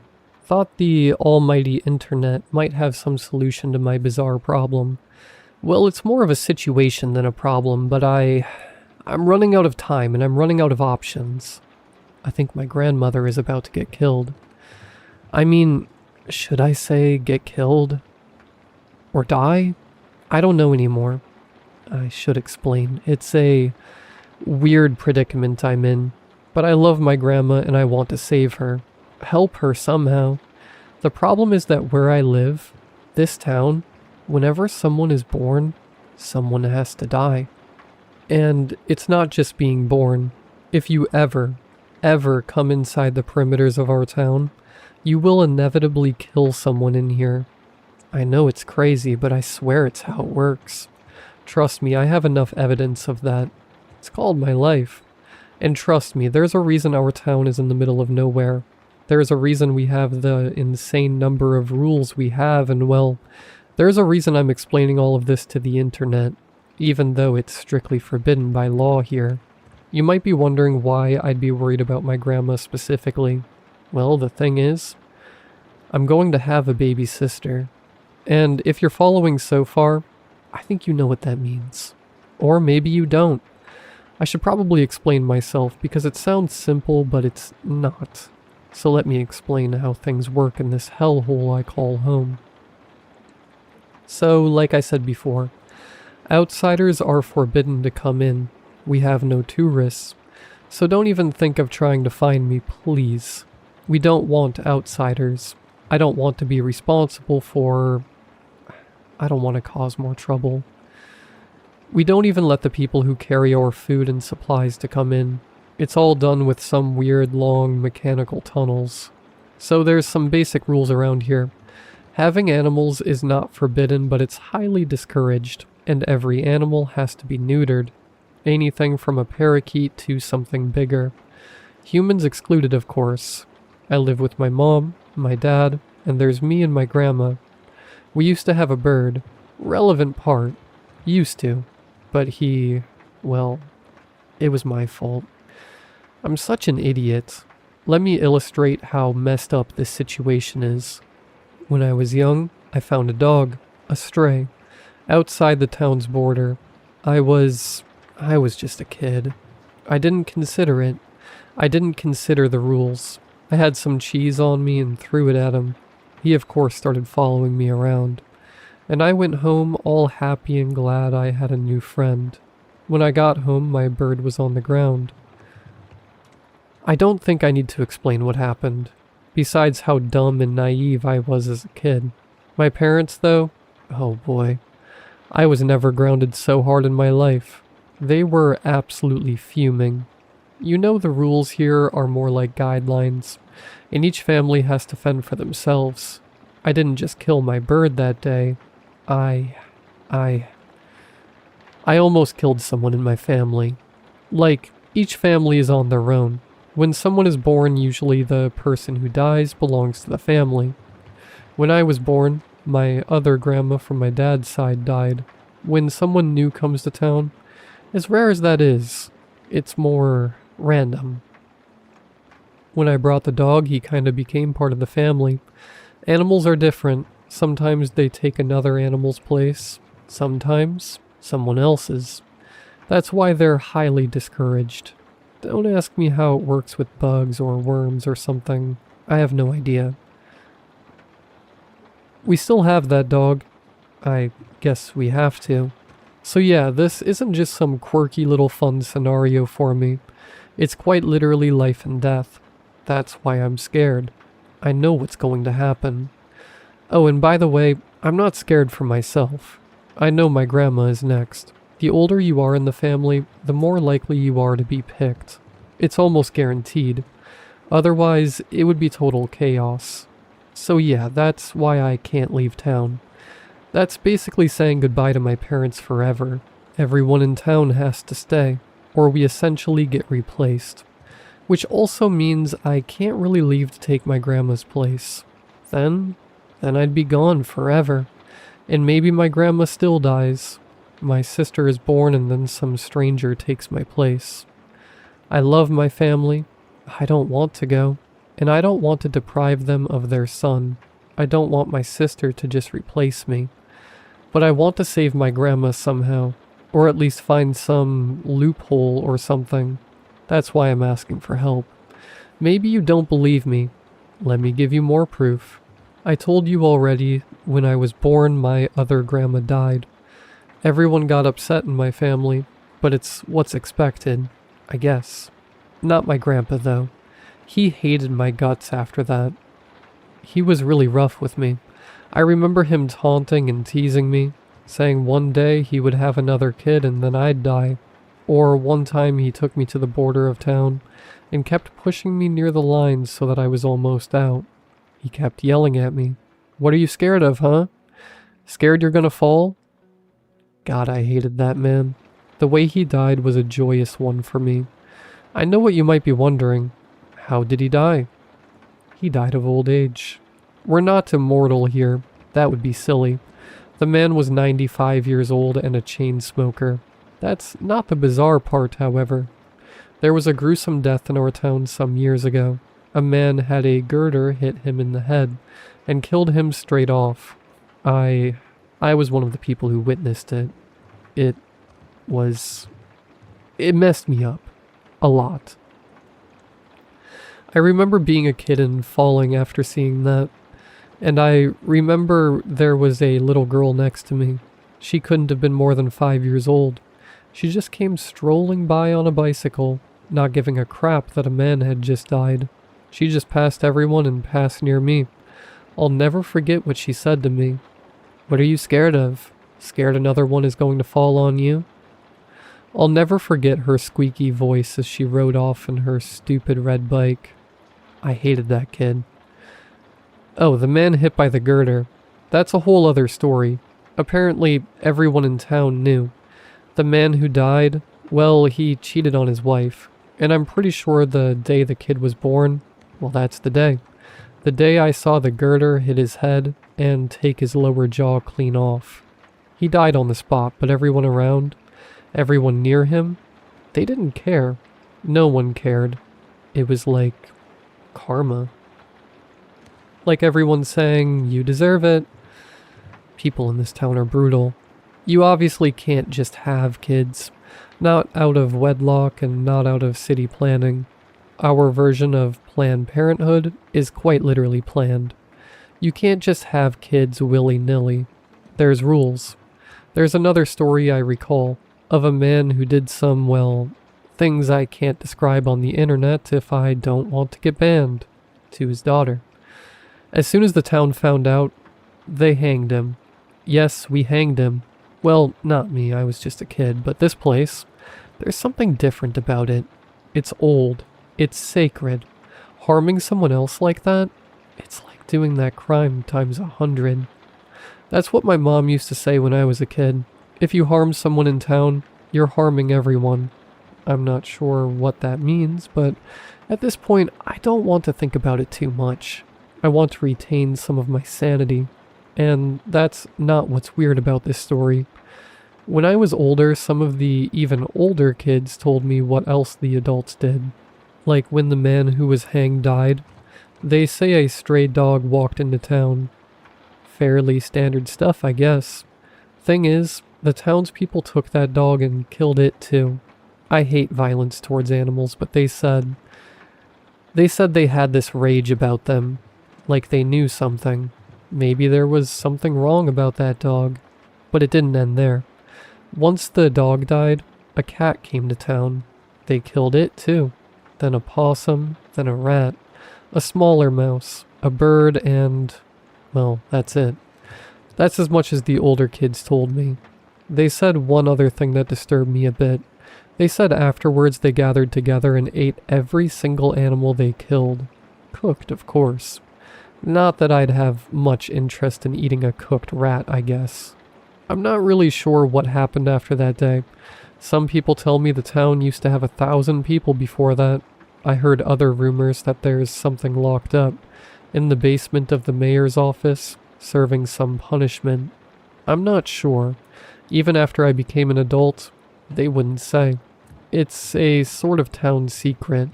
It doesn't really matter. You get my drift. Now you understand what's the deal with this place. I'll leave you with one more story if you don't believe me. There was a car crash some years ago. Pretty nasty stuff. 10 people died. Big tragedy for us. I'm not sure I believe what they say, but I was told that day a woman who was going to have a kid actually had quintuplets. The insane part is that she died. Right afterward, 4 people wandered into town. Said they'd been lost in the woods for weeks. We took them in and they became residents. One of them is a nice lady who makes the best pecan pies. You might be thinking, aha, it's not 999 people anymore. Well, the thing is, I sort of lied. The initial report said 10 people died, but that's not true. 2 of them survived. If you can call it surviving. Those people, those 2, what happened to them? Their faces, their bodies? It's no way to live. It's like they're being forced to stay alive. I don't want to talk about them, to be honest.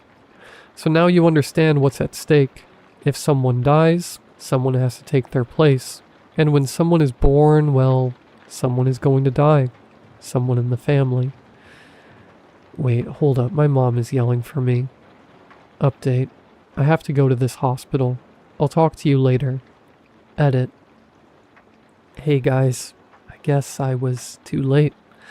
My mom's water broke and the doctor said the baby is coming sooner than we expected. I seriously messed up. I thought I had another month. It's been a few days and I've talked to my grandma a lot in the meantime. I'm at the hospital writing this, waiting for my baby sister. At least my mom thinks it's a girl. I didn't mention this, but my mom is more traditional. She didn't get a lot of ultrasounds. She just let the baby develop naturally. I guess she's confident the baby is fine. Makes sense in this town. I exhausted all other options. I'm scared about what's going to happen. My grandmother is at peace with what's to come, but it's just so unfair. I really wish I could help her. Thanks for trying, guys, even though there was no time for suggestions. Wait, here comes the doctor now. He looks somewhat shocked. Why was he looking at me like that? I went to talk to the doctor. I can't believe this. I don't understand what's going on. My mom just had triplets.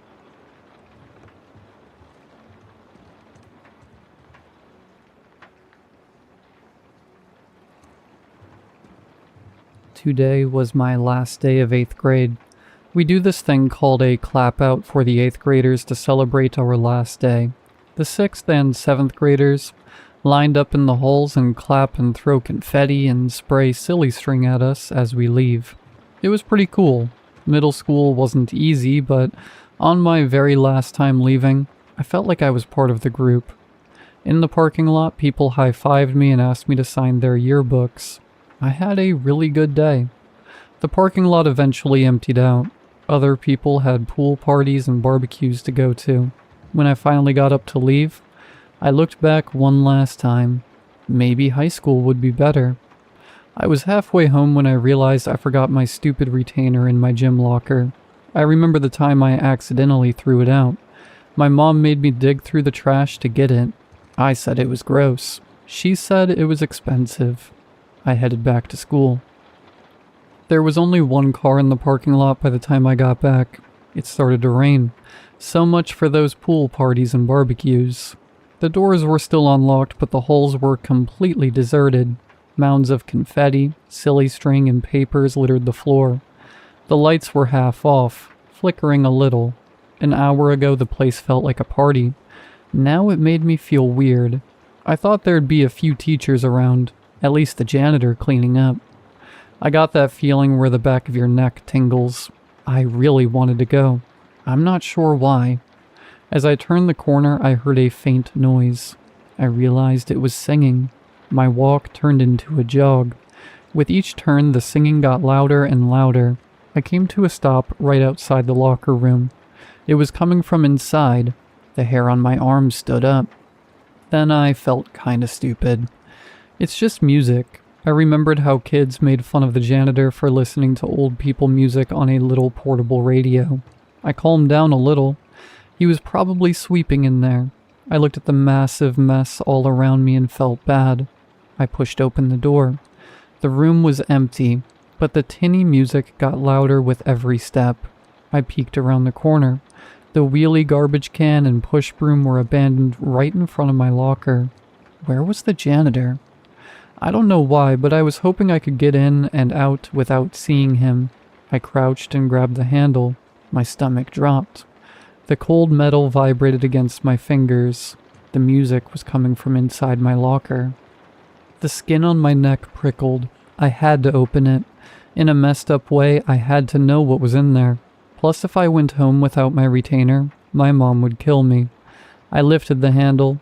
The radio was in there. So was the janitor. His legs were crushed and folded up behind him the wrong way. The soles of his sneakers were up by his ears. One of his arms was twisted back at the elbow.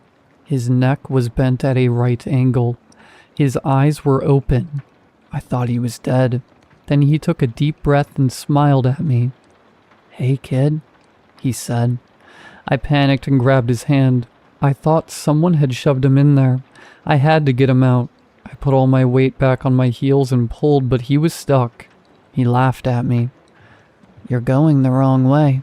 His rough hands dug into mine. "There's enough room for you."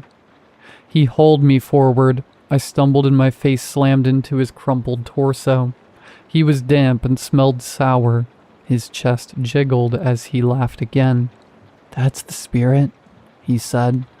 He wrapped his arm around my head and tugged me halfway into the locker. My head hit the cold metal in the back, and I heard a crack in my neck. I literally saw stars. I thought that was just in cartoons. I wanted to scream, but nothing came out. I thought about the one car in the parking lot.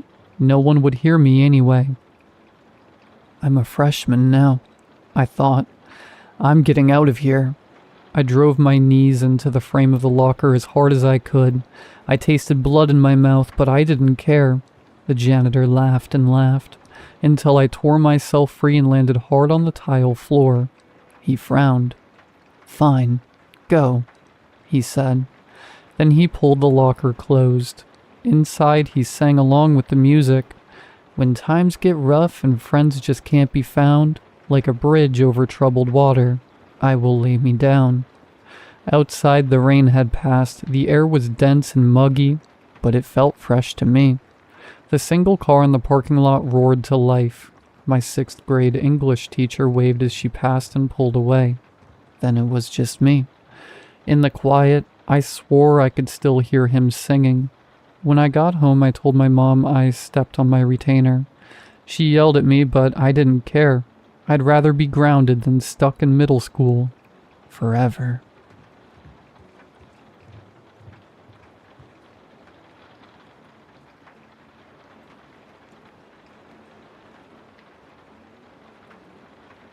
I'm probably one of the oldest Reddit users around. I enjoy reading stories on here, and after everything that's happened to me, I think it's finally time to share one of my own. I'm 72 years old now, and most of my life has been unusual. Whenever I've told people about the things I've experienced, they've either laughed or assumed old age had finally caught up with me. Maybe you'll think the same. At this point, I don't really care. This is what happened.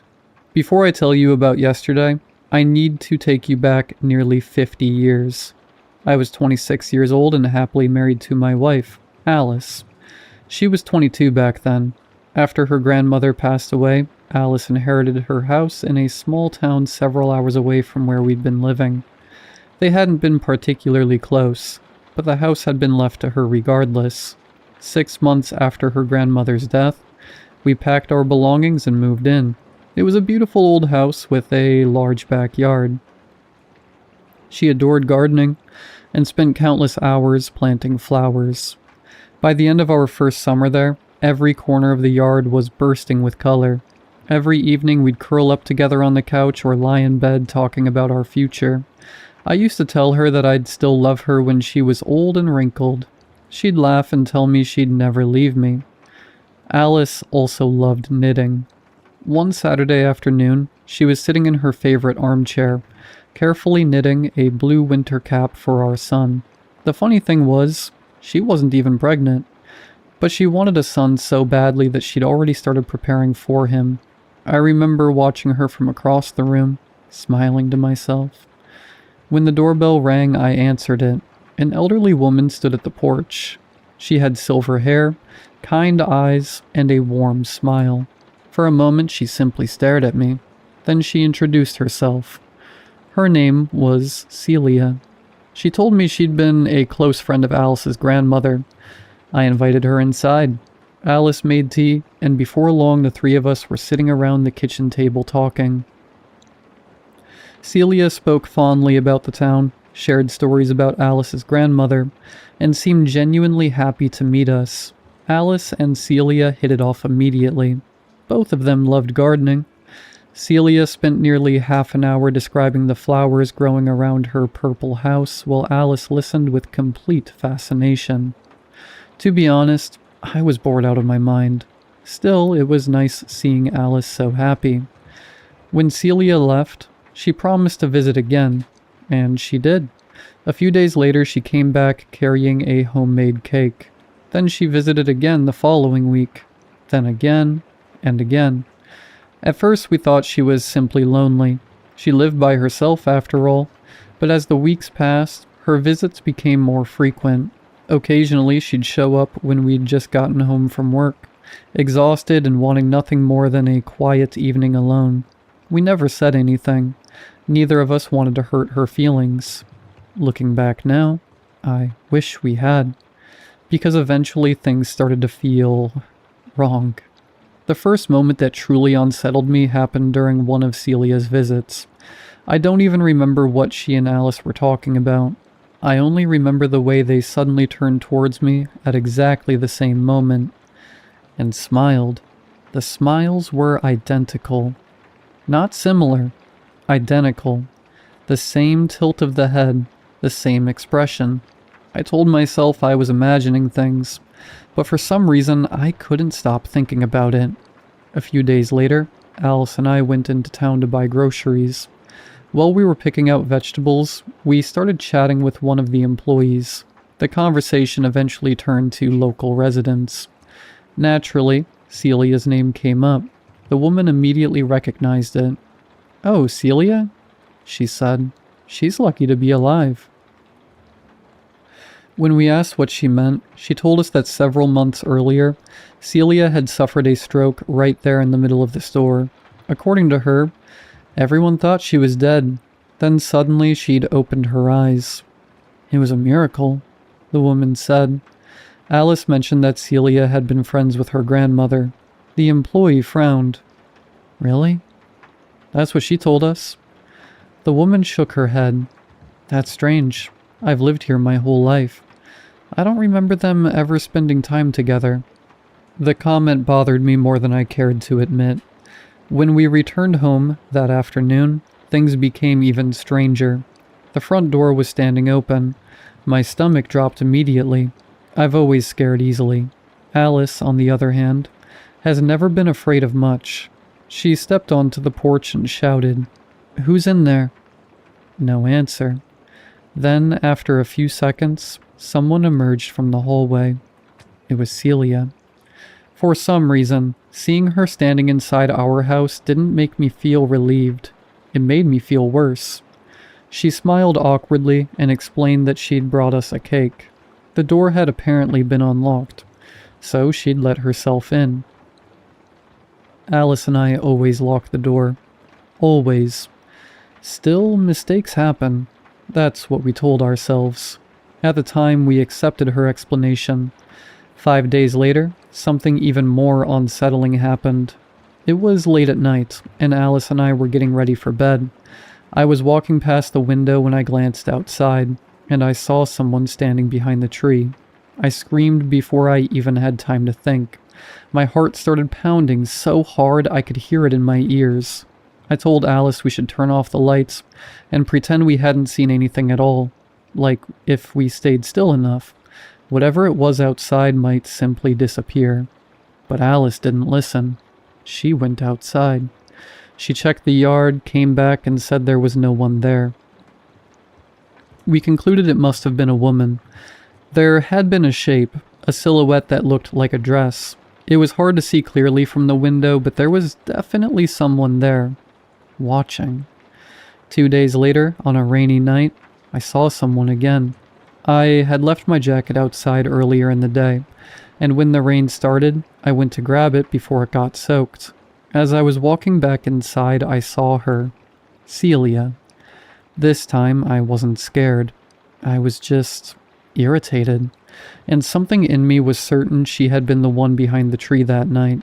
I don't know how I knew, but I did. Alice invited her in like nothing had happened.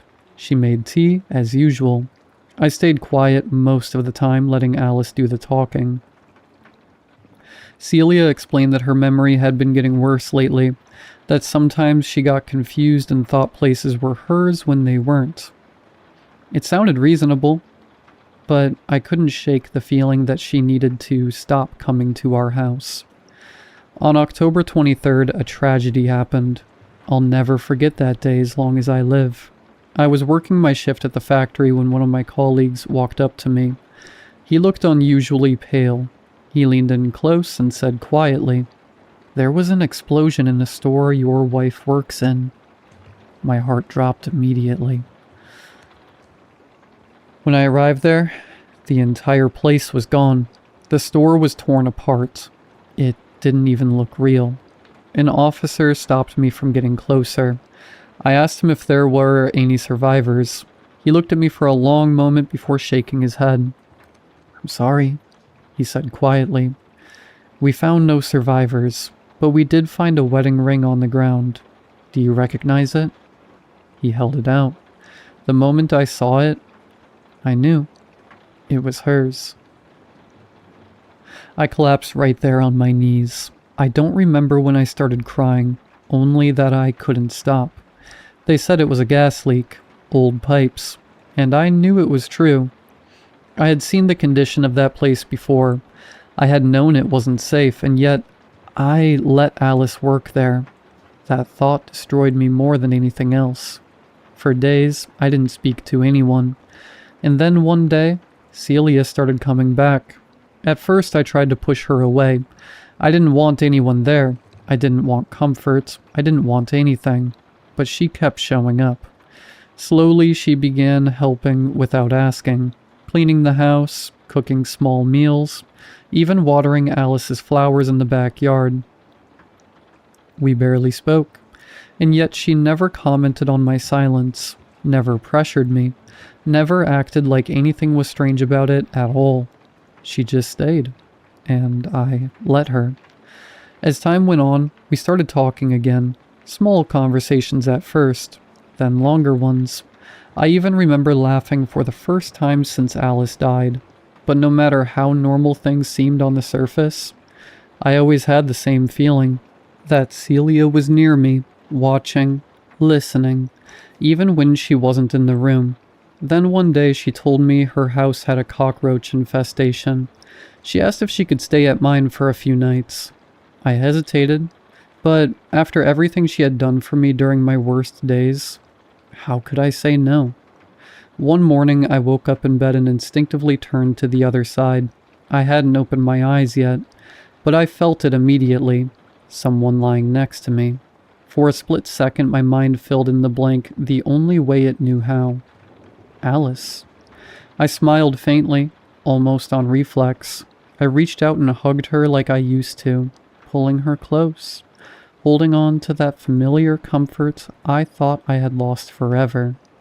But something was wrong. Her skin didn't feel right. It wasn't smooth. It wasn't warm in the way I remembered. There was a texture to it that made my stomach tighten before my mind even caught up. I opened my eyes. Celia was lying beside me. She was staring right at me with a wide, satisfied smile. And I was staring back at her with pure hatred. Something in me snapped. I started yelling at her, telling her she had crossed every possible line, that this was not acceptable, that she needed to get out of my house immediately. Celia went downstairs, while I stayed in my room, trying to calm myself down. I hoped she had left. When I finally came downstairs, she was sitting in the living room waiting for me. The moment she saw me, tears began forming in her eyes. Then she said something that made my blood run cold. I did all of this to be with you again. Again? I asked. I'm your wife, Alice. For a moment I just stared at her. You died 5 years ago. She continued. I'm actually 68 years old now. You have no idea what losing you did to me. I couldn't eat, couldn't sleep. She wiped her eyes. Then one day I met a woman with red hair. She told me she could move a soul from one body to another. She said I could even choose a point in time to return to. I stood frozen. I chose this year, she said. Celia died of a heart attack. The moment she died, my soul was transferred into her body. I gave that woman everything I owned. Every last penny. I even gave her permission to kill me, if that was what it took. She laughed weakly through her tears. I thought she was a scammer. I thought she would just murder me and disappear with my money. But it worked. My life meant nothing without you, she whispered. So I took the chance. I shook my head. How do I know you're Alice? Because I know your secret.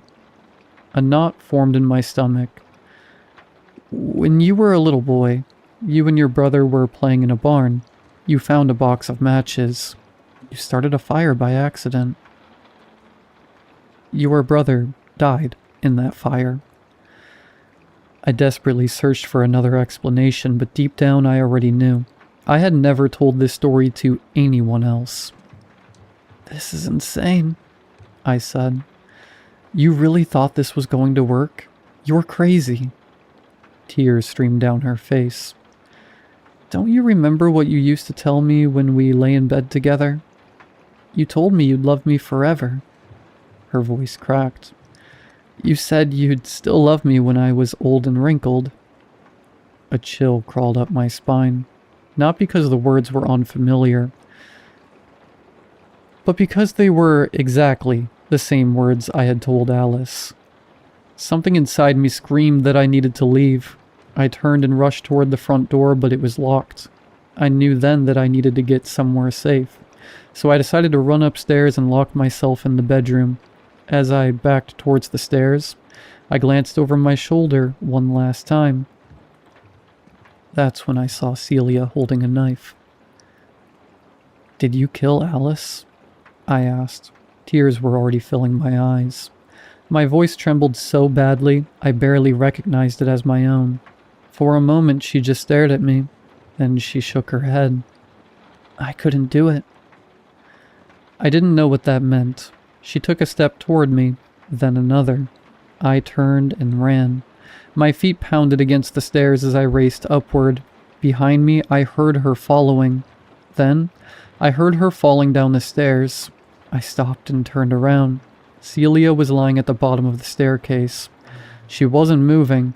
For several seconds, I could only stare. Then my mind started racing. The pieces suddenly seemed to fit together. If Celia truly was Alice from the future, then she must have somehow removed my Alice from the picture. She must have kidnapped her. Maybe even arranged the explosion at the store to make everyone believe she was dead. I needed answers, and I knew exactly where to look. Earlier, Celia had often talked about her house, the purple one with the beautiful garden. I didn't know the exact address, but I knew the neighborhood, so I searched until I found it. I used the keys I had taken from Celia's body. I was calling for Alice, and then finally, I heard her voice coming from the bathroom. I unlocked the door, and there she was. Alice. We just stared at each other, then we both started crying. I wrapped my arms around her and held her tighter than I had ever held anyone before. I couldn't believe it. Once we had both calmed down, I told Alice everything. When I finished, she took a deep breath and told me what had happened on the day of the explosion. "I got to the store early that morning," she said. "You know how I always liked arriving before everyone else. I wanted a few quiet minutes to drink my coffee before work." I nodded. Celia was waiting outside. She told me she had a problem with a faucet in her bathroom and needed help turning it off. Since I had plenty of time before my shift started, I agreed to help. The moment I got inside, everything changed. She locked me in the bathroom. I screamed, I kicked the door, I tried everything I could think of, but I couldn't get out. There weren't any windows, no way to signal anyone outside. Tears formed in her eyes. We sat together for hours, talking, crying, filling in the gaps left by all those lost days. I should have felt complete. I should have felt like my nightmare was finally over, but I didn't. No matter how much I loved Alice, there was one thought I couldn't escape. The woman who had done those things, who had kidnapped her, who had manipulated me, watched me, lied to me, and nearly killed me, was Alice. Maybe not this Alice, but she was still a version of her. Every time I looked at her, a small part of me wondered what she might become one day. Eventually, I made a decision. I ended our marriage. 10 years passed after those events. I remarried. My wife's name was Eleanor, and together we had a son named Walt. We lived in a different city, far away from that town and everything that had happened there. I found a new job, built a new life. During all those years, I never saw Alice again. One afternoon, Eleanor came home from grocery shopping with Walt. "Look what I got," he shouted. He proudly held up a blue winter cap. My stomach dropped. I couldn't stop staring at it. The color, the pattern, the stitching. I knew that hat. 10 years ago, I had watched Alice sit in her favorite armchair and knit that exact same cap for a son she didn't even have yet. "Where did you get that?" I asked. Eleanor smiled. "We met a sweet old lady while shopping. She seemed lonely. We talked for a while. She told me she never had children of her own." Eleanor looked at the hat. She had this with her and insisted that Walt should have it. That night, I finally told Eleanor everything about Alice. For years, I had kept the story to myself because I knew how insane it sounded. And Eleanor reacted exactly how I expected. She didn't believe a word of it. We argued for hours. By the time we went to bed, neither of us were speaking to each other. I understood why she was angry, but she had to know. For nearly 2 hours, I lay awake staring at the ceiling. What if it really was Alice? What if she had found us? How was I supposed to protect my wife and son? Then I heard it. The front door opened. I immediately woke Eleanor.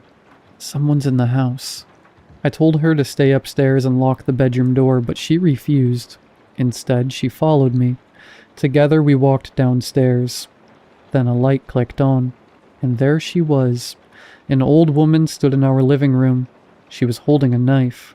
At first glance, I knew she wasn't Celia. This was a different face. The woman tilted her head. "Hello, my love. We haven't seen each other in a very long time. For me, much longer than for you." I couldn't speak. I couldn't move. The old woman took a step forward. "You can probably guess how I got here. After you left me, I had no one. I spent years alone. Decades, actually. Every day I thought about you. I thought about revenge many times. Then I turned 68. One day I met the red-haired woman. I gave her my soul and decided it was time for my revenge." Her grip tightened around the knife. "Now you will suffer exactly as I did." When she finished speaking, we heard Walt crying at the top of the stairs. Neither of us had even noticed he had left his bedroom. He stood there frozen, staring at Alice, at the knife in her hand and listening to everything she had just confessed. Then Alice started walking toward us. We turned and ran for the stairs. That's when it happened again, like deja vu. I heard our footsteps pounding the steps, Alice behind us, and then I heard her falling down the stairs. Just like last time, it ended the same way. After everything went quiet, Eleanor and I sat together for a long time trying to understand what to do about Alice. Somewhere out there, in the correct version of our timeline, she still existed. What if she came back again? Eleanor wanted to make sure she never could. She said the only safe option was to remove her entirely, but I couldn't accept that. If we did that, we wouldn't be any different from her. So I suggested something else. We would go to her, not to confront her, but to help her. Over the years, we kept in contact with Alice. She became part of our lives in a way none of us had expected. We helped her through what she was going through, and somehow she helped us too. And eventually we became friends. Then when we grew old, Alice moved away and we eventually lost contact. That brings me to yesterday. I'm 72 now. Eleanor passed away a year ago, and I live in the same house we once shared. It was an ordinary morning. I made coffee, sat down, and watched television. Then the doorbell rang. I was surprised because I don't really get visitors anymore. When I opened the door, I saw her. Alice. She was 68 now, but this time she was fully herself. For a moment, I didn't know what I felt more, happiness or fear. Everything we had lived through came back at once. The stairs, the knife, the screaming, the impossible version of her that should have never existed. But I let her in anyway. I ordered her coffee. At first, I felt uneasy, but slowly the tension faded. We talked about where life had taken us, about everything that happened over the years we haven't seen each other. Eventually, we left the house and I walked her to her hotel. As we crossed the road, I noticed a woman with red hair standing on the corner. She looked at us. For a brief second, her expression hardened. And then she smiled. In that moment, I knew. If things had gone differently, she would have been the one to take Alice's soul. But this time, nothing happened.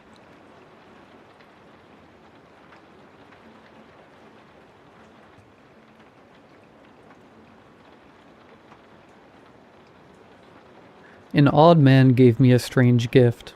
It is a box that I can't open.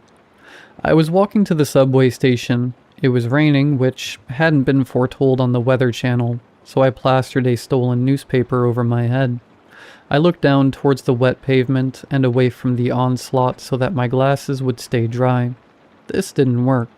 The water was sliding down my forehead and dripping off of my cheeks. There was a jingling sound. Rattle, rattle. Several coins bounced around a paper cup. I didn't look up. I just patted my pants pocket as if to say, nothing here, and kept moving. "You've got $8.75, the man shouted. His voice boomed above the sound of the downpour. Yes, I had exactly that.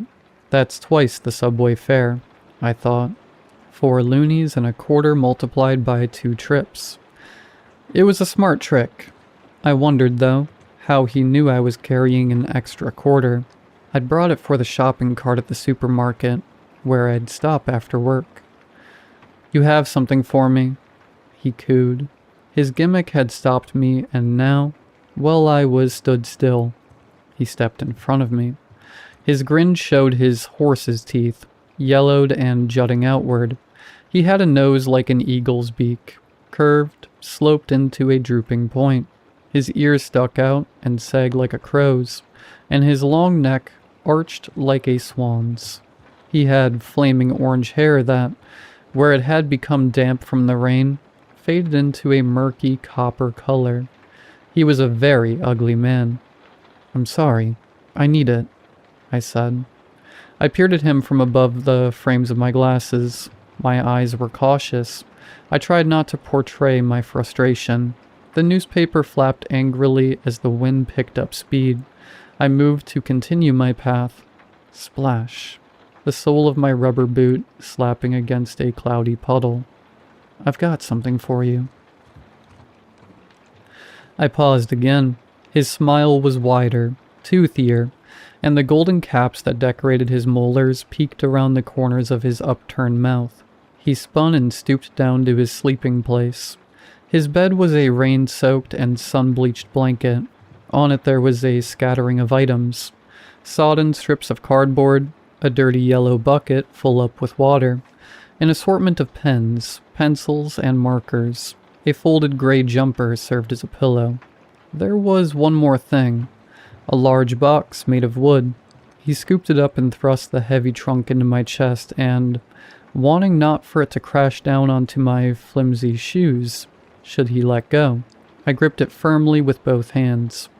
I watched as the newspaper was ripped away by the tempest, thrashing about in the air, flashing the words Toronto Star at me before disappearing behind the fog.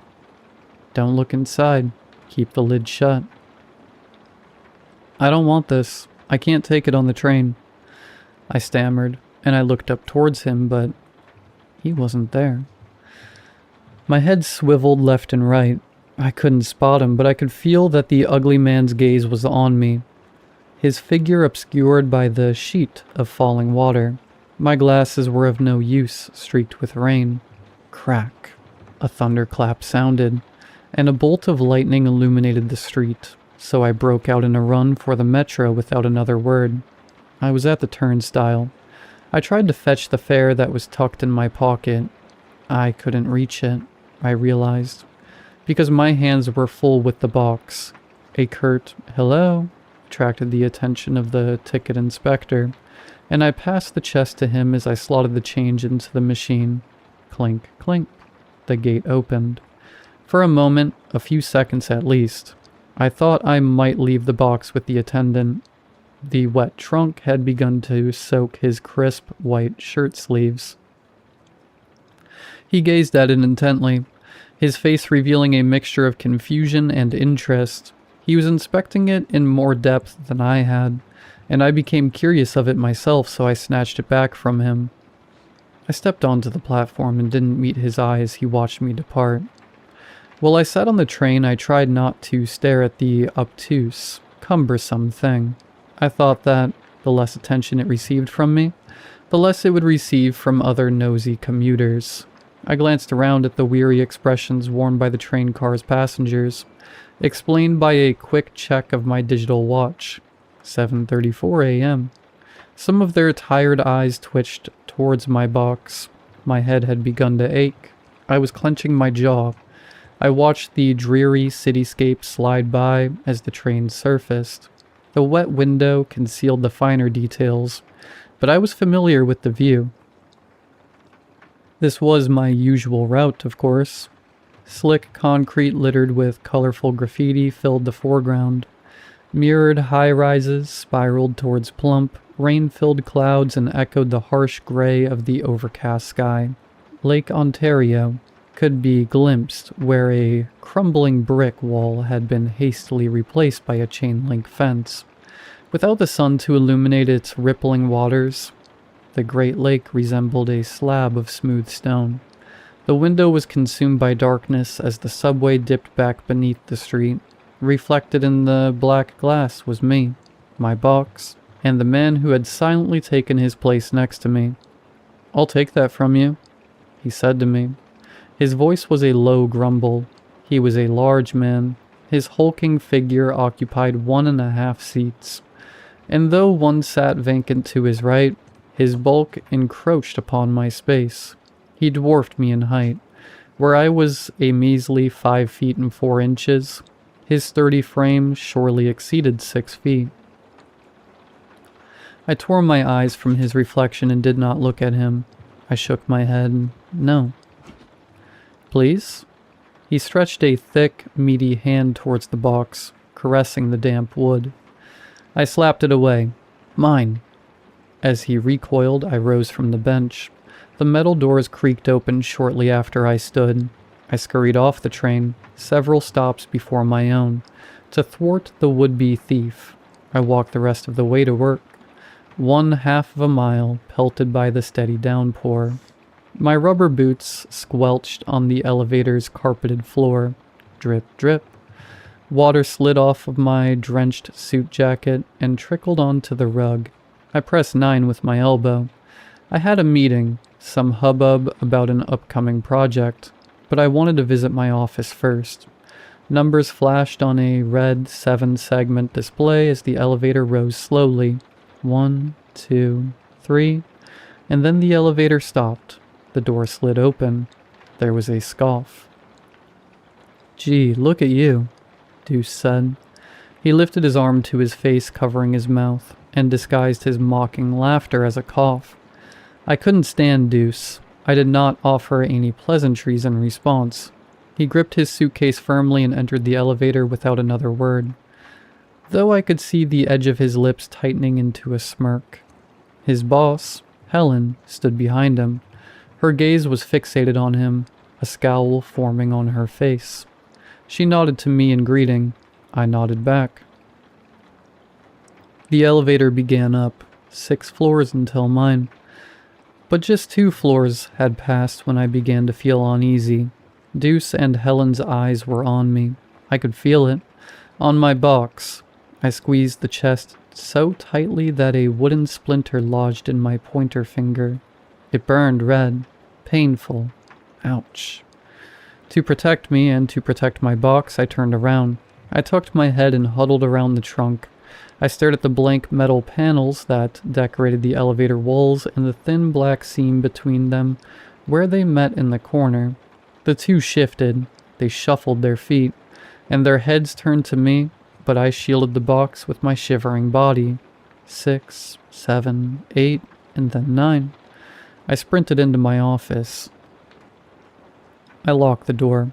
I pulled the blinds shut and turned the lights off. I closed the curtains on the window that overlooked the city. I sat at the desk, the old chair groaning beneath our weight, and really looked at the box for the first time. It was wood, yes, but what kind I couldn't know. As the rain had changed the color and texture of the grain, there were 2 leather straps with brass knuckles that secured the lid. The edges were worn and faded, the uncured hide visible through the cracks. There were 2 zip ties, made of ribbed white plastic. There were many elastic bands wrapped around the box, 100 or more thin strips of tan rubber. There was a very, very small lock on the box's golden clasp. It was no bigger than the tip of my pinky finger. "This strange gift is a box that I shouldn't open," he told me. "Do not open it." But what was inside? When I rattled the chest, there was no sound. It sounded empty. Was nothing inside? Why had the man given it away so eagerly? Why had everyone wanted it so badly? I wanted to know. I had to know. In this box, what was there? I undid the metal fasteners and removed the strips of leather. I turned them over in my hands, and on the soft back, they had been branded with one word each. The first read, greed. The second read, envy. I tossed them in the plastic wastebasket. Then I plucked them back out and stuffed them in the locked desk drawer so nobody else would find them. I took a pair of scissors to the cable ties. They had text too. Black permanent marker had inscribed on them, hunger and yearning. They went into the drawer too. I used the scissors again on the rubber bands. I could have stretched them around the box, one by one, but I needed to know what was inside of it. I needed to know now. As they shrunk back into tiny fragments of stretchy cord, they made a noise which, if I were crazy, I would say sounded like the word curiosity. But I'm not crazy, so it sounded like elastic bands breaking. Their remnants went into the drawer. I stuffed a bent paper clip into the tiny lock. I wiggled it around, jammed it in there, stabbed at the mechanism wildly. It didn't work. I turned the box onto its side and picked up my metal stapler. I slammed it down and down and down again onto the little lock. I held it in place with my left hand, pinching it between my splintered finger and my sweaty thumb. I brought the stapler down again. I brought it down on my thumb. Foolishness, I cursed beneath my breath. But the lock had sprung open. I threw it into the drawer so quickly that it nearly bounced out. I righted the box and wrenched the lid apart. Creak. The hinges squealed. I was vibrating with excitement, my teeth chattering when I peered inside. There was emptiness. There was certainly nothing at all. I reached into the box, thrashing my hand about, and grasped at the lack of anything. But there was something. There was a word engraved in the bottom of the box. I traced it carefully with my finger, felt each letter, searched for more on the four walls and on the top, but there was just one. Hope, it said.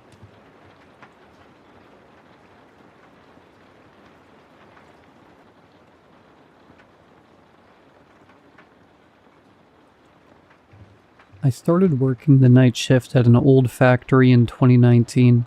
The place shut down in 1991. Nobody ever explained why. Some company still owns the land and they pay me to walk the perimeter, check the locks on the gates, and sit in the security hut until sunrise. The money is fine. The rules aren't written down anywhere. The guy I replaced told them to me on my first night. He made me repeat them back until I got every word right. Rule 1. Do not go onto the main floor after 2 a.m. Rule 2. If you hear the conveyor belt, count your steps. Keep counting until it stops. Rule 3. Do not look at the second shadow. I laughed when he finished. He didn't. For 2 years I followed the rules and nothing happened. The conveyor belt never moved. The power had been cut decades ago. The second shadow was just a trick of the emergency lights. At least that's what I told myself. Then they sent me a partner. His name was Ellis. Young guy, quiet, didn't ask any questions. I told him the rules on his first night. He rolled his eyes. Sure, he said. Anything else? No. He looks at me and asks, You actually believe this stuff? I believe you should follow it. That was the end of the conversation. The first week went smoothly. We split the grounds between us. He took the west side, I took the east. Every night before we separated, I'd remind him, don't go on to the main floor after 2 a.m. Every night he'd wave me off. Yeah. On the 8th night, my watch stopped. I didn't notice until I checked the clock inside the hut. My watch read 1:47. The wall clock read 2:14. I radioed Ellis. No answer. I tried again. Nothing. The west gate was empty. The main floor entrance wasn't. The chain was lying on the ground, the padlock open. I broke Rule 1. I told myself I was only going in long enough to drag him back out. The factory floor stretched into darkness. Moonlight spilled through the high windows. The conveyor belt was moving. There was no sound, no motors, no grinding gears. But I could feel it through my boots, a slow vibration beneath the concrete, like a heartbeat. Ellis stood at the far end of the belt, facing the wall. His shoulders shook. I shouted his name. He turned. His face looked normal. His shadow didn't. It had 2 heads. I looked down. My own shadow was gone. For a second I couldn't move. Then I grabbed Ellis and ran. I counted every step. 31, 32. The vibration followed us. 33, 34, 35, 36, 37. The conveyor belt stopped. The silence hit so hard it felt physical. I slammed the door behind us and locked it. Ellis didn't say a word for the rest of the shift. The next night he remembered none of it. Not the belt, not the factory floor, not me dragging him outside. But something had changed. His shadow lagged behind him. Only half a second at most. Enough to notice, not enough to explain. I started noticing other things. The air in the hut tasted different after midnight. Metallic, like old coins.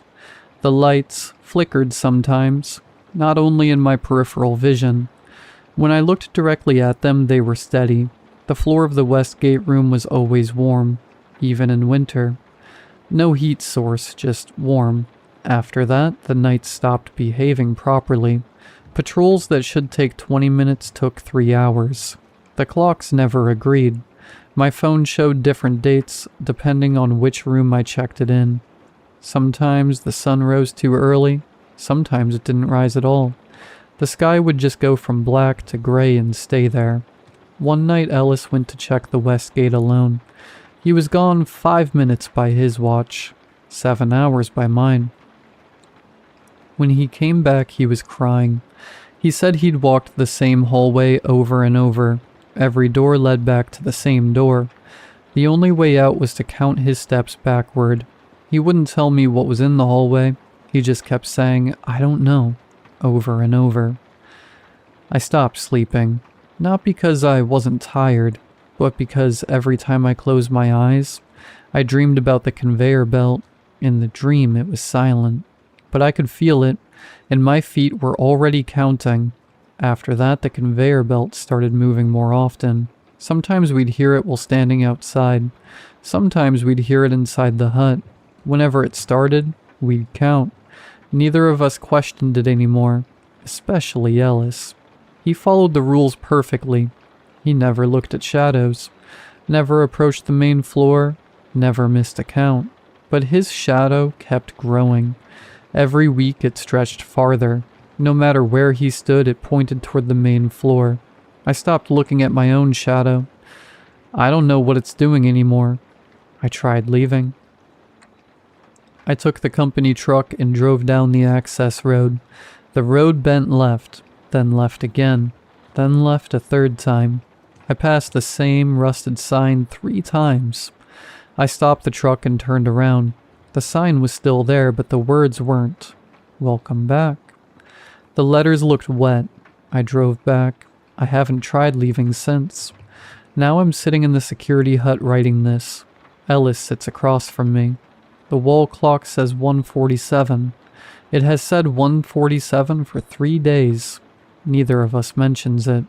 We just repeat the rules over and over. Our voices are hoarse.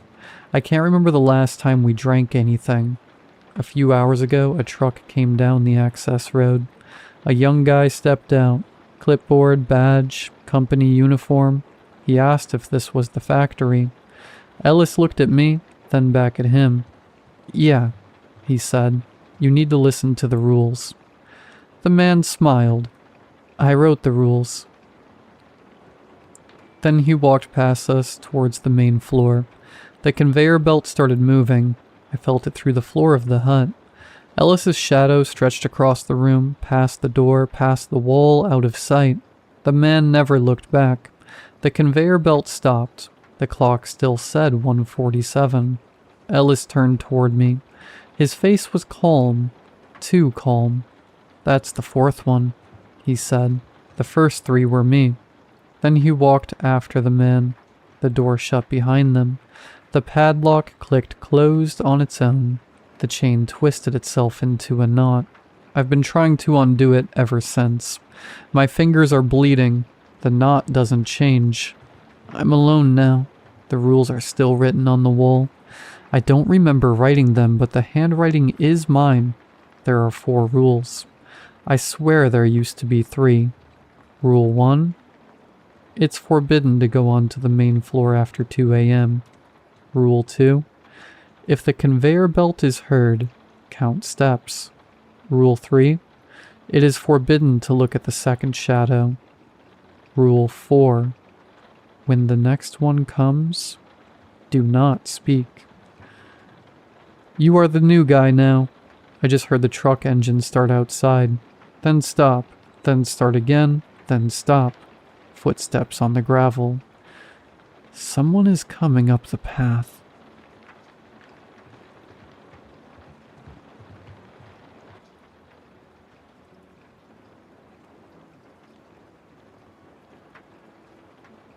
I'm posting this from my car. I've already filed a missing persons report with the police for my parents, and they've cleared it as a crime scene, but there's no way I'm ever going back inside. This all started back in February. Maybe that's why, because of how dreary and sunless that month is. My dad is a good man. I need you to understand that before any of the rest of it. After his mom passed 2 years ago, he got quiet in a way that scared me more than crying could have. And when he found these forums last winter, these wellness communities, I was relieved. He was back to exercising, dieting, sleeping better. He was excited about something again. He'd come down to breakfast and tell me about circadian hygiene and ancestral light environments, and how our eyes evolved for firelight and starlight, not the blue glow from screens and 6500 Kelvin bulbs we drown in now. Honestly, some of it made sense. That's the part nobody warns you about, that it starts off less than harmless. The first simple healthy habit was showering in the dark. He read that artificial light at night wrecks your melatonin, and the bathroom was the worst offender. So we started showering with night lights for minimum light. I went along with it. I didn't have to read shampoo bottles anyway. My sleep even improved. Then it was no screens after sunset. The emitted light causes dark circles. This was a huge issue. My mom and I felt we shouldn't have to change our routines and give up creature comforts for his lifestyle choices. What sucked was he was understanding, and compromised to sequestering himself in rooms with no screens after sunset. It upset us. And eventually we cut back on our screen time just so he could spend more time with us. We ended up bonding more. Who could have guessed phones and streaming services separated families? Even after he changed all the bulbs in the house to the lowest Kelvin, he still refused to turn on a light unless it was absolutely necessary. It deeply irritated me and my mom, because he'd still use his laptop, on the lowest brightness setting with blue light blockers, however, to spend his days on the wellness forums, researching. He started talking at dinners about how even fire and candlelight was a compromise our ancestors wouldn't recognize. How the truly restored nervous system needs real dark, total dark, the dark of a cave, a womb, a place where your sunset melt into the environment and your edges blur. Your bodily systems balance out and synchronize, and you go back. We didn't have a response. That's where I should have said something, though. Anything. 2 weeks ago, he taped contractor bags over my bedroom window while I was at school. When I got home, he was proud.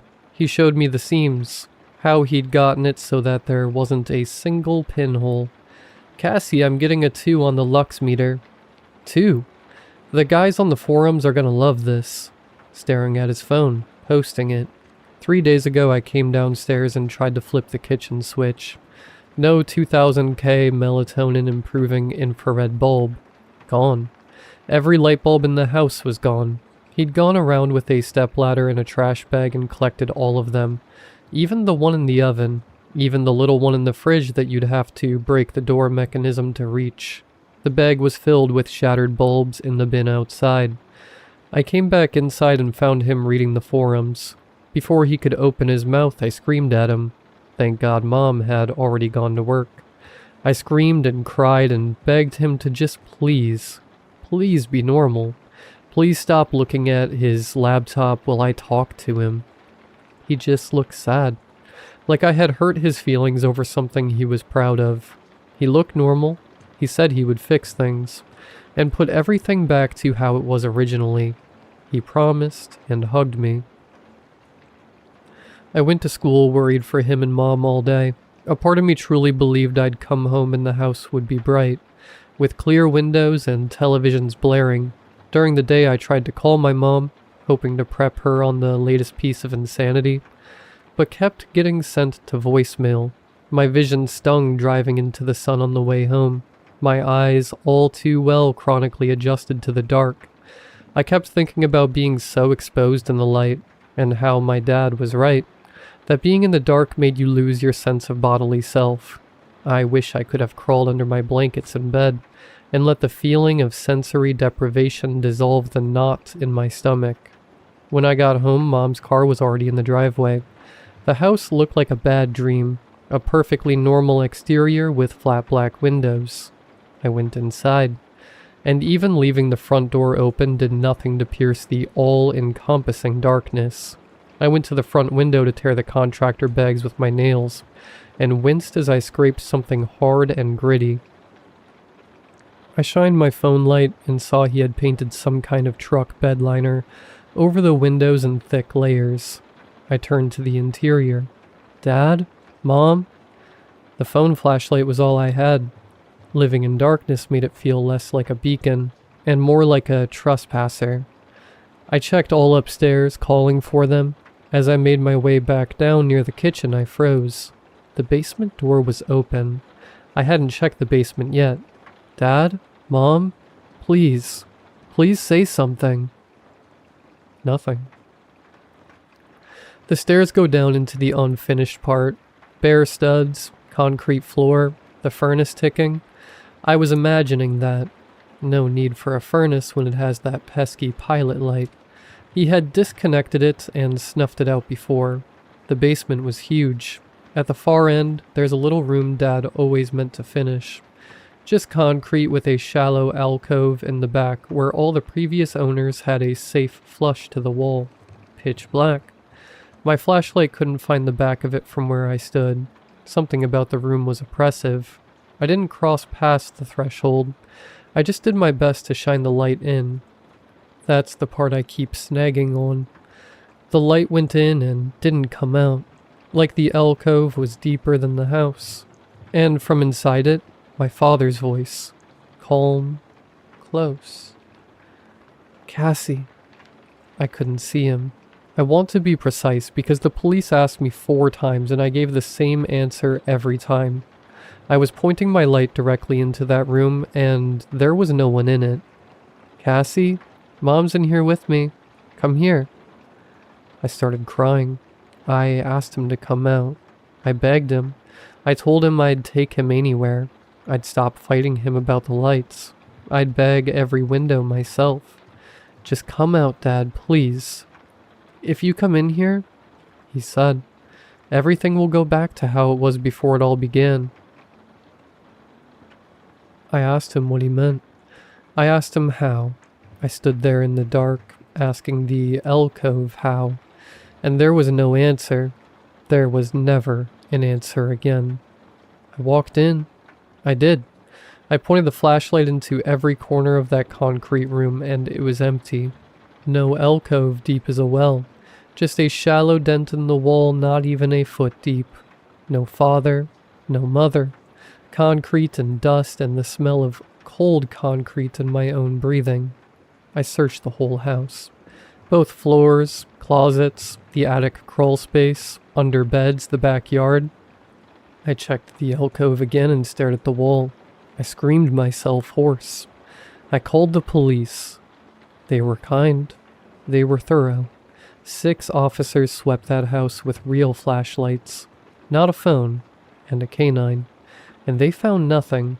No sign of forced entry, no sign of him or Mom. They asked about the windows and I watched them decide quietly. What kind of man spray paints truck bed liner on his windows? And what kind of daughter waits this long to call?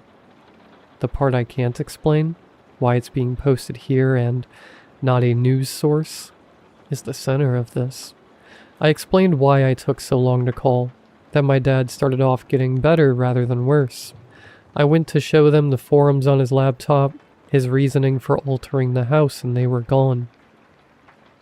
I checked his search history, even searching the forum names and keywords. You couldn't burn those images of deep wine red text on black boxes out of my brain. I know what I saw. They shrugged and said they would look into it, and took his laptop. I finished filing the report this evening.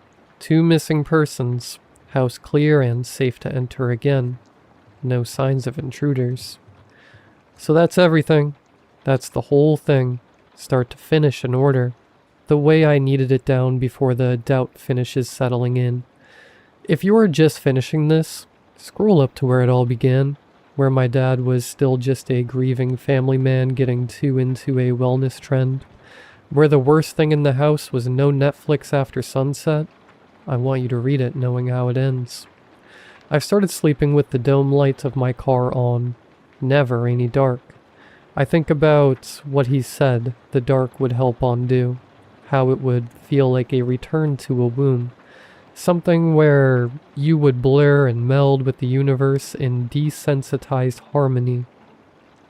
Before even the Big Bang brought light, going back to how it was before it all began.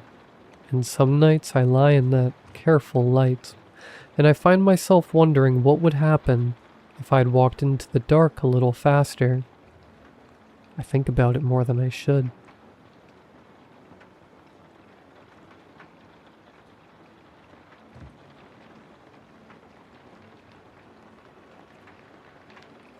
I'm writing this because all of the shrinks I've visited think I'm delusional. They believe something happened to me, but I dissociated the entire event and instead imagined this place. I didn't. Nothing I felt or experienced was imaginary.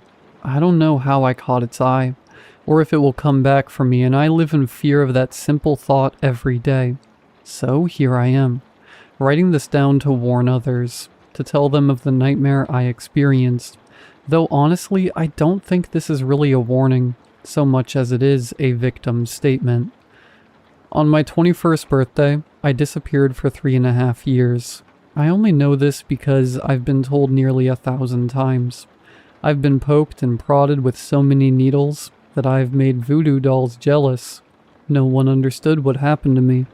Hell, I don't understand what happened, but I know it was real. It was around 3 in the afternoon. I was excited to finally be able to drink at the bar with my friends. They had always teased me because I was the youngest, and the de facto designated driver because of it. But tonight it was my turn to get so drunk I wouldn't remember where I put my feet. It never came. I was going to stop by my best friend's place before we headed out. He lived just a few blocks away, so I figured I'd walk over. And when the time came, he'd be the designated driver for the evening.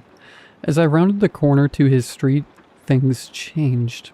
The world around me seemed like it was made of liquid. The air felt oppressively thick, and I had trouble finding my breath. I choked and gasped, clawing for air as everything around me seemed to shimmer and undulate. It was suddenly like I was swimming. Air seemed to vacate the space I was in quickly, and I felt the world darkening around me. Nausea gripped my gut to the point that I had fallen to my knees, gripping my stomach as the world spun. Then, everything blacked out. When I came to, I was somewhere else. It was a room. Everything looked like it was made from polished steel. There was no door, no windows, and nothing to indicate what time it was. There was just a single metal bench on the far end of the room, long enough to fit 3 people. As I explored and tried to get a sense of my surroundings, another overwhelming wave of nausea gripped me. The world spun as I clung desperately to consciousness, only to see one of the walls open and a pair of human-looking figures step into the room. I didn't see them fully, though. The world faded with my consciousness. The next time I woke, I was in a lying position. My head was throbbing, and there was some intense light burning into my eyes. I couldn't reach for my forehead, though. My hands had been secured to whatever I was on. I panicked.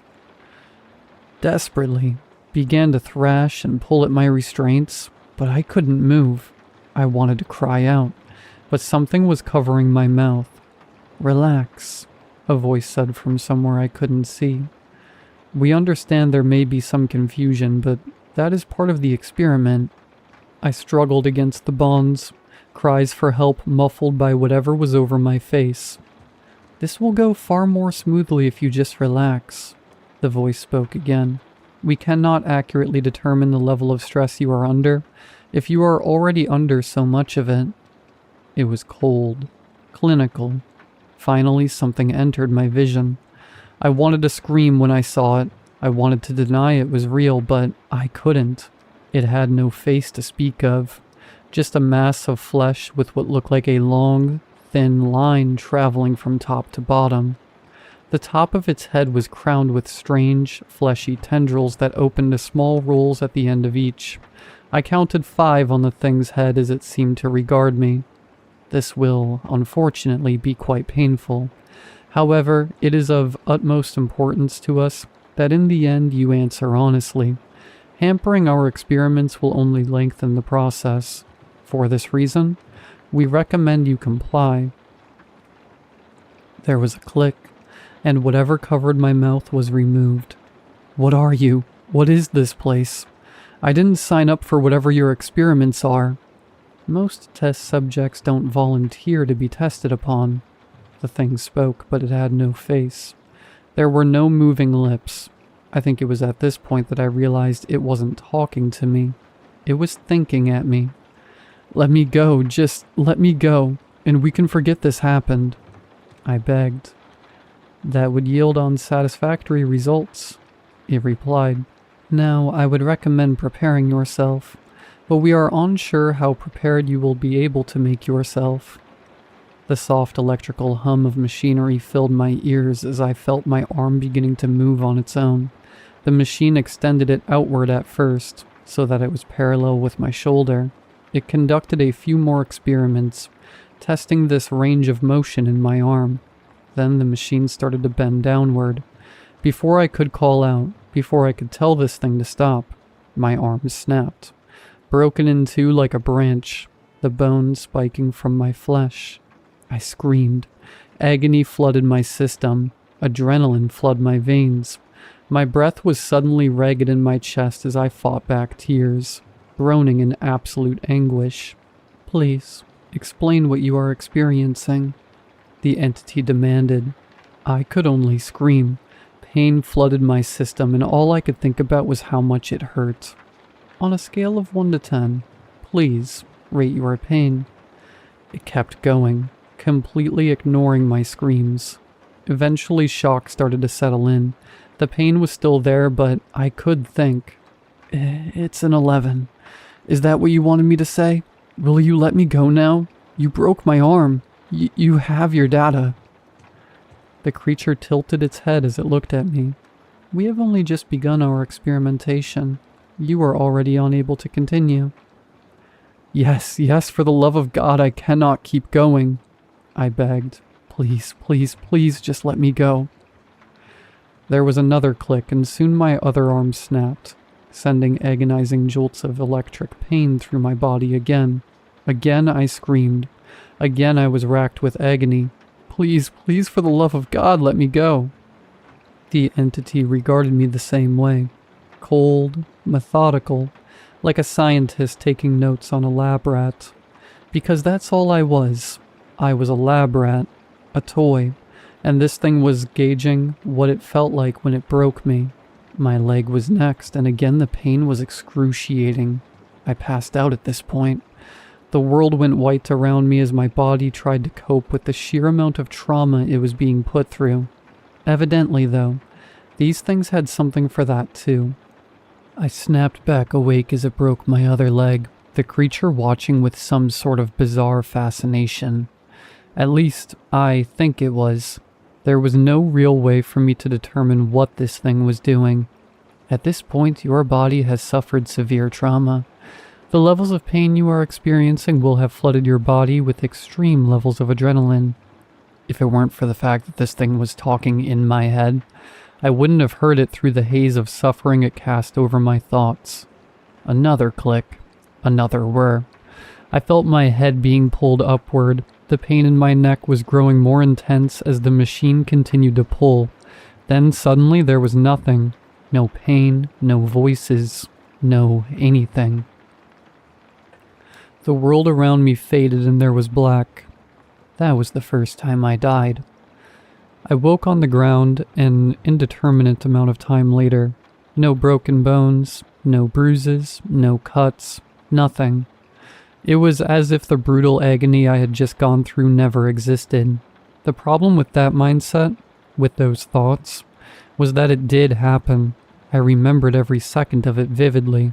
Getting over the shock of things, I decided to get my bearings. I was in another room. From what I could tell, there was a bench, much like the one I had seen when I first arrived in this place, and everything was that same polished metal. There were no signs of anything else, just the bench, what looked like a sink, and that was essentially it. So I moved to the bench, sat down, and waited. All I had were my thoughts, and those weren't doing me much good at the moment. Outwardly, I seemed calm enough, but inside I was panicking. None of this made any sense. Where was I? How did I get here? Didn't I just literally have my head ripped off my shoulders? I didn't have much time to think. I was hit by another wave of that crippling nausea. I tried to fight it, to maintain my consciousness, but eventually I was still overtaken. When I woke, I was on some sort of fleshy mass, and as my vision focused, my stomach rolled. The entire room looked like it was made of living flesh. The walls undulated and pulsed with an unseen energy. The ground was soft and a little difficult to move across. There was a smell in the air, clean and chemical, but underneath it, there was another odor, one I couldn't quite place. I wasn't restrained this time, but I almost wish I was. The place I was in was unlike anything I had ever seen before, and that only made me want to run. "Do not be so frightened," I heard a clinical voice call out. "Your last test went smoothly enough, so we are going to continue experimentation. Please, be prepared to give us a thorough explanation of what you are feeling." "I'm feeling terrified is what I'm feeling. You guys killed me. You ripped my head off. You broke my arms and legs. Now you've got me here. Let me go." "When the experiments are finished, you will be free to leave," the voice patiently responded.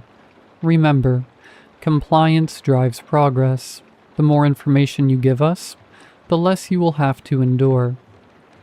They killed me again that night. I was mauled by some sort of ravenous dog-like creature. All the while, they continued to ask me to rate my pain, to explain exactly what I was feeling. All in all, they killed me 1,278 times. Every morning I'd wake up alive, no damage, but the scars on my mind remained. I was shot, stabbed, poisoned, starved, infected, drowned, burned, and brutalized. Each time it only took a day for me to die. Anything that slowly killed me would be accelerated as they tried to gather more data. Sometimes my death was quick, and those were the ones I learned to appreciate. Other times, though, it dragged on for what felt like an eternity of pure and utter pain. I learned a lot about life, religion, the soul, and all of that superstitious BS. You want to know what happens when you die? Where you go? The answer is terrible. It's not just a ceasing of existence like the atheists believe, but there's also no paradise or pit. It's nothing. I don't mean that in a nihilistic sense. I mean it literally. It's blackness. There's no smells, no sound, nothing to feel or taste. It's just a vast emptiness. The horrifying part, though? You're aware, you're present, just a consciousness in utter nothingness, floating through the void. The worst death? The worst thing I ever experienced in my time being killed daily? Drowning. The whole time your body is screaming at you, telling you you are dying, begging you to find air so it can reset itself and keep you moving, but it can't. So you start to get this, pins and needles feeling all over your body. Your ears start to ring and then everything starts to go dark. Then you're in the void, dead. Sometimes it felt like they let me stay dead for longer, but in the end I'd always wake up in the same place. Cool, metal room with nothing but a bench and a sink in it. Nothing changed about their demeanor. They simply continued to ask questions, and if my death was quick, they'd inquire about what I felt when they brought me back. Ask me questions about my mindset, to rate my pain. The same things over and over. I eventually became numb to dying. I'd wake up, knowing that the day held another way for me to be annihilated. The creatures would gas me, take me into one of their experimentation rooms and kill me. For 3.5 years, they killed me. Then, one day I was brought into one of the test chambers. The entity was already in there. I wasn't restrained or gassed, just brought before it. I wanted to lunge at it, to make it experience a modicum of the death I had tasted at its hands, but something was preventing it, like my mind wasn't going to let me move against it. After this, testing will have concluded. We've gathered all of the information we need from you. It thawed at me. My heart skipped a beat, and for the first time since my arrival, I felt the bitter taste of hope in my mouth again. You mean you're going to let me go?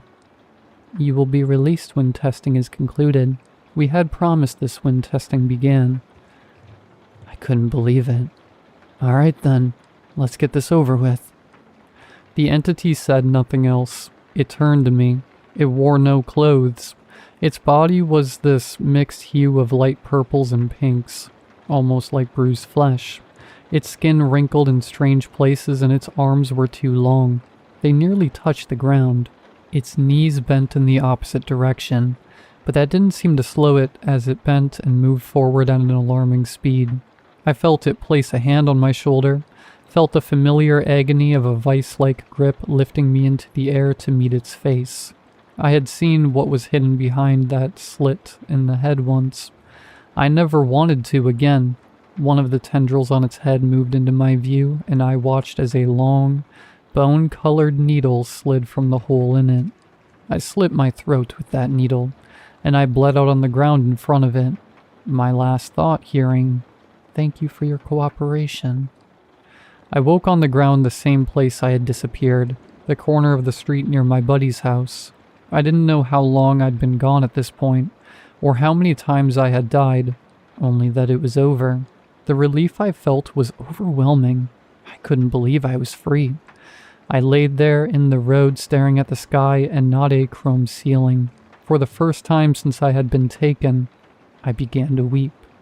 I was so overwhelmed with everything that had happened that I just broke down and sobbed in the middle of the road. I don't know how long I cried for, but God, it was cathartic. I did eventually head over to my friend's house, and I scared the crap out of him. That was when I had found out I was gone for 3 years, that no one knew what happened to me. I tried to explain what had happened, but as I did, I realized how crazy it sounded. Yeah, man, I was coming to your place so we could go get smashed, and I was abducted by some alien thing that killed me every day for the 3.5 years I was gone. Doesn't exactly come off as something a sane person would tell anyone. The police were contacted. My parents were contacted. The news showed up. I was a local celebrity for a while. No one believed me about the alien, though. If that's even what it was. Maybe it was a demon. Maybe it was something else entirely. All I know is that it was able to kill me and bring me back completely unharmed. Eventually, it was suggested I talk to a psychiatrist. Everyone believes something happened to me, that I was kidnapped and taken somewhere, maybe feed copious amounts of psychoactive drugs, so that I'd think it was all aliens and dying. But when I explained what happened to the shrink, when I went into graphic detail about dying in so many different ways, I could see the concern on the doc's face. They tried all sorts of therapies, tried to get me to open up about what happened, but every time the story was the same. I was abducted, and some weird alien thing killed me, over and over again. They couldn't get the breakthrough they were hoping for. So I was tested, medically. Doctors wanted to know if I had been dosed with psychotropic medicines, or some such BS. No one could accept my story. I still don't think anyone believes me, and I don't blame them. I mean, if I had been told by someone they had been killed over 1,000 times in over 1,000 different ways, I don't think I'd believe them either. I don't know what it was that they were trying to determine, or why it involved killing one person, but I know that it was a nightmare. I'm terrified of heat mirages at this point. I don't know if these things are done with me, or if they're just luring me into a false sense of security. It doesn't matter though. If they came again, I couldn't stop them. And if they come for you, you won't be able to stop them either.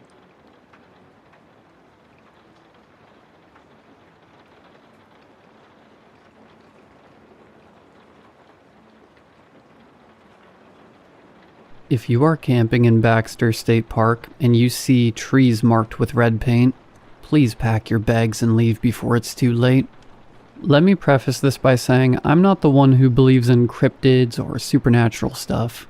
I want to believe that there is a logical explanation for what happened to me and my friend, but for the life of me, I can't find a rational answer.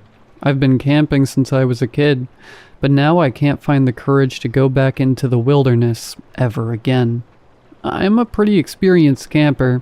I love traveling to different parks and staying out there for 4 to 5 nights at a time.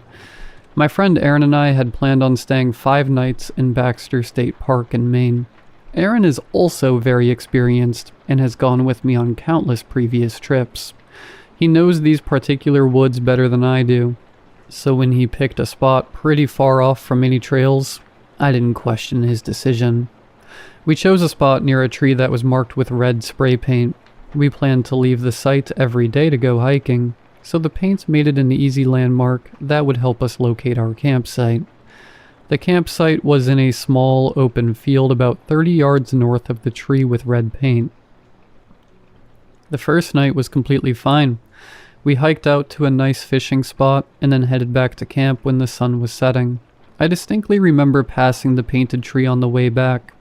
Unfortunately, this was the last normal experience I'd have in that forest. Later that night, I woke up to the sound of what seemed like a tree about to fall. I could hear the cracking of branches followed by loud creaking noises. The odd part was that there was no thud. It's as if the tree never hit the ground. What made it weirder was that the forest still seemed to be rustling, although now more faint. I could still hear the cracking of branches and lots of commotion. I was still half asleep, so I chalked it up to there just being a large animal making noise. In the morning, we went out on another hike. As we left camp, I glanced around for any recently fallen trees, just to be sure. There was nothing. We continued with our day as usual, until deciding to cut it short and head back in order to prepare dinner. On the way back, we couldn't spot the tree with red paint. It was odd, but we still managed to make our way back to camp based on memory. Aaron was more confused by the absence of the tree than I was. He kept going on about how he was certain the path he had us on would have taken us right by the tree. To confirm, he walked back over to the location of the tree, but it was nowhere to be seen. When he told me this, I thought he must have missed it, so I also investigated. Sure enough, the tree wasn't anywhere to be seen. I trust our spatial awareness, and I wholeheartedly believe we were in the exact spot where the tree should have been.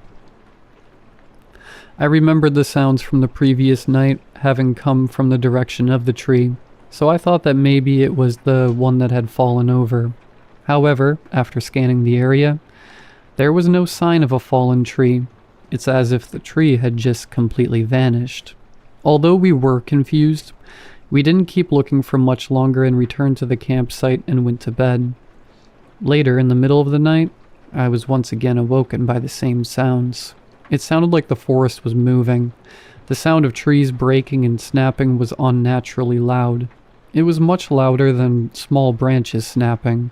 It was like a whole trunk was being broken in two.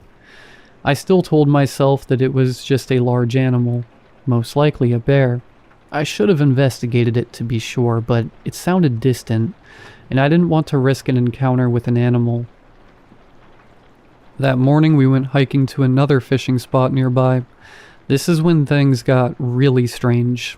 On our way back, we took the main trail and walked past an older couple who were also out camping. They saw our fishing gear and asked if we caught anything. We started having a pretty casual conversation, but the whole tone shifted when the husband brought up hearing trees fall in the night. It was their first night camping, and I told him that we had been hearing loud noises in the night for multiple days now. I asked him if he was able to find the fallen trees, but he said they couldn't find anything. Then I asked him what direction he heard it from. It was right over there, near the tree with red paint on it, he said as he pointed off toward the distant tree line. Aaron and I looked at each other with confusion and an uneasy feeling. It's very possible that multiple trees had been marked with paint in these woods. Maybe there was a logging scheduled soon. Despite all logical conclusions, both of us were put on edge by the mention of a tree with red paint. All four of us walked over to look for a fallen tree, but I was more interested in finding this tree with red paint. When we got closer, I asked the man where the tree with red paint was. In a confused tone, he said, "It should be right here. That's strange. Maybe I'm mistaken." His wife chimed in. No, it was definitely here. It was pretty easy to spot because of the bright red. Now things felt really off. What are the chances that two different groups spot a tree with red paint, and then both trees seem to vanish into thin air? We continued on our hike to the fishing spot. On the way, all we could talk about was the tree with red paint. It was such a strange coincidence, and we couldn't figure out a logical explanation. Despite this, we tried to forget about it and focus on fishing and the beautiful scenery. We didn't want these strange events to ruin the vibe of the trip. The day came to an end, and I was once again awoken by loud rustling in the forest. I ignored it and went back to bed. When morning arrived, Aaron and I decided to take a break from hiking and spend the day at camp. While eating lunch, Aaron got up to take a piss. He walked over to the tree line, which was close by. It was maybe 20 yards away at most. One thing I feel I need to stress was that he had walked in the opposite direction of where we had initially spotted the tree with red paint. I didn't think anything of it, and continued eating with my back facing the direction where Aaron was peeing. In a shocked voice, Aaron shouted to me, "I found the tree with red paint. It's over here." Immediately after he said this, the forest began to rumble again. It was the same sounds I had been hearing every night. I could hear loud snaps of branches and deafening creaking noise, the kind you hear from large trees swaying in heavy winds. I couldn't see Aaron anymore, and I became concerned, so I started calling out his name. My guess was that the tree couldn't have been far from the tree line, so if he walked into the woods to investigate it, he only would have walked a few feet. He was definitely close by, given the fact that I could hear him. However, as I called out his name, I didn't get a response. I began to panic. I thought maybe a bear or something had attacked him in the woods, and that's what caused the loud noises coming from the forest. But I didn't hear any screaming or cries for help. It's like he vanished. I ran over to where he was and I couldn't find him anywhere. By now, the loud crashing of branches had reduced to a distant rustling of leaves. I continued calling out his name, but there was nothing. It didn't make sense. How could he go from within earshot to completely gone in less than 30 seconds? My heart was racing. I didn't know what was happening, but I knew something was terribly wrong. I began to sprint through the forest. following the sound of distant commotion in the trees. Unfortunately, the dense woods slowed me down, and eventually the forest returned to silence. I ran back to camp, all while screaming out for Aaron. I went to investigate the spot where I last heard him. I thought that if something happened, maybe I could track him by tracing his steps. I walked back to the tree line and found his canteen, which he had laid next to him on the ground. I even found the puddle of pee where he had been doing his business, but that's about it.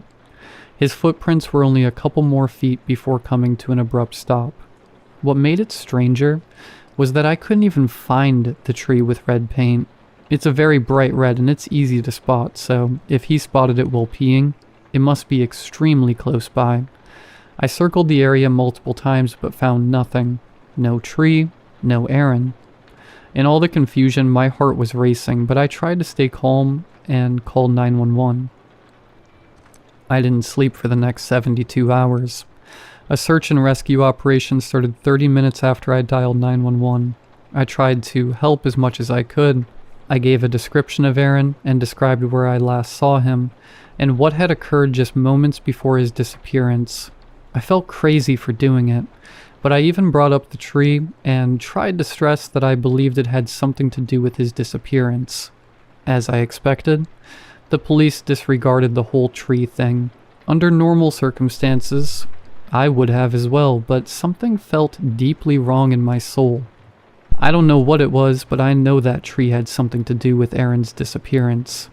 To make matters worse, the couple we had spoken to was also reported missing. Apparently, police estimate that they disappeared just a few hours before Aaron did. They were only reported missing after they didn't show up to a guided hiking session they had scheduled that day. How strange is that? The couple also vanished without a trace. As far as I know, they were the only other people who had a strange encounter with a tree with red paint, and now they are missing as well. After multiple nights, I had to get some sleep. I was at the point of exhaustion. I packed mine and Aaron's things and decided to get a motel room. I wanted to be nearby the forest as the search continued. As of writing this, it's been just over a month since he went missing. So far, all the rescue team has found is one of Aaron's shoes. It was discovered about 15 miles from where he had vanished. Nothing has been recovered from the older couple. I'm still at the motel. I can't find it in me to leave Aaron in those woods. I feel so distraught and angry. I honestly just want an answer as to what happened. None of it makes sense. I can't find any logical explanation as to how or why he vanished. But all I know is that there is something dark in that forest. I know that somehow that tree is connected to all of this.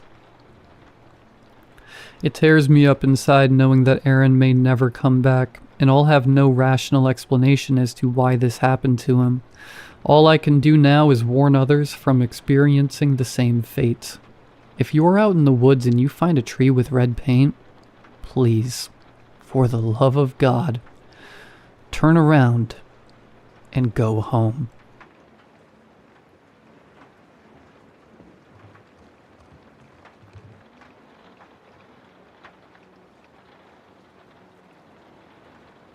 Someone brought a camera into work recently. He was likely a homeless man who found it lying around and figured he could get a pretty penny for it.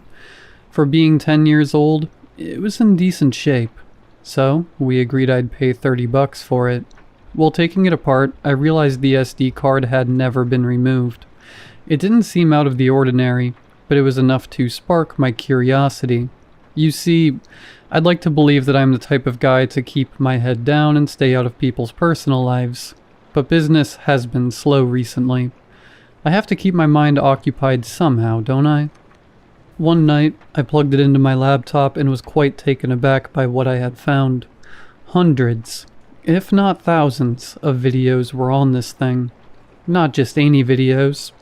They were vlogs, like a diary someone had kept up to date for the past 6 years. I clicked on the first clip, like anyone would, and quickly found out that this camera belonged to a young woman. She didn't look any older than 19.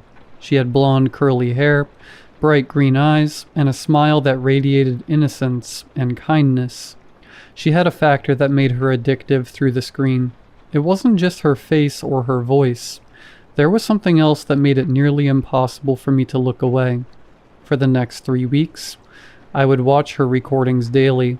It was like a TV show that kept you wanting more at the end of every episode.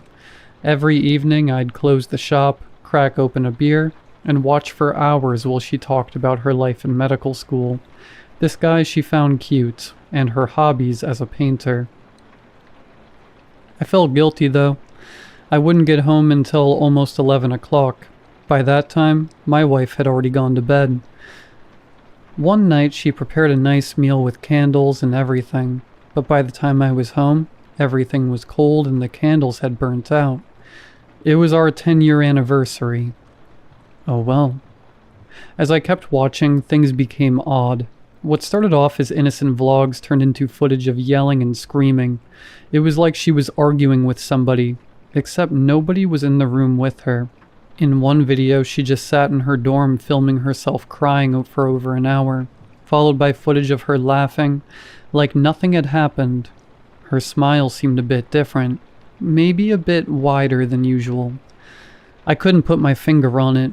I no longer felt the warmth and innocence I felt before. It almost seemed forced or performed. But performed for who? It was just her, alone in her room. But what if it wasn't? What if she wasn't alone? I felt bad. I felt invasive. I felt possessive. But I couldn't stop. The videos gradually kept getting darker and more strange. In some of the footage, she would walk around her dorm covering the mirrors with white towels. She would also film herself painting. It was the same portrait of the same person in every video, but with minor tweaks. There were times I questioned if any of this was even real. There were times it got disturbing. In one piece of footage, she grabbed her curls and stretched them behind her head as far as she could before pinning the skin in place with tacks. My stomach turned as she forcefully inserted the sharp needles into her head, her hands shaking aggressively. I questioned whether I should contact the police or whether this was all just some sick prank. I kept watching anyway. At this point, there were now dozens of portraits scattered throughout her room. I watched while she crawled around, looking through them frantically, like she was searching for an image that didn't exist. She started yelling. I tried to make out what she was saying until... that was it. The video had ended. I tried to click to the next piece of footage, but that was the last one. I pulled out the card and reinserted it, hoping it would give me more. Desperately, I went back to the first video. My chest tightened so hard I forgot how to breathe. Over time, she changed. Not in a gradual way. Not in a natural way. Even early on, there were faint markings on her face. Measurements for something. Her teeth became straighter. Too straight. Sharper. Her cheeks sunk into her skull, folding over one another while she forced a smile. I wanted more. This couldn't be the end. I began searching online profiles that matched her image. I would sit for hours looking through student directories, social media profiles, and missing persons cases. The blue light of my laptop began burning my eyes, but I kept going. I searched for names, numbers, dates, schools, everything. I found nothing. It started consuming me. I stopped eating. I forgot about my family. I forgot about my store. I had to find this girl. I noticed my appearance in the reflection of the shop window. I was paler. My cheeks were sharper, sinking into my face like hers had. I could even see blue veins peeking through my forehead. My eyes seemed deeper into my skull. My body was gray, a familiar gray. It doesn't matter. It was all probably just in my head. I needed to focus on finding her. I was sitting in my room. I stood the old camera on my desk.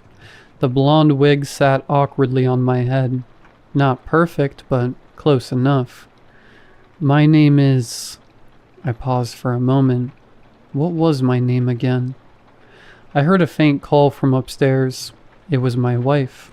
I ignored her. Anyway, I said to the camera. The red recording light blinked almost like it was in sync with my heartbeat. Today was my first day of medical school.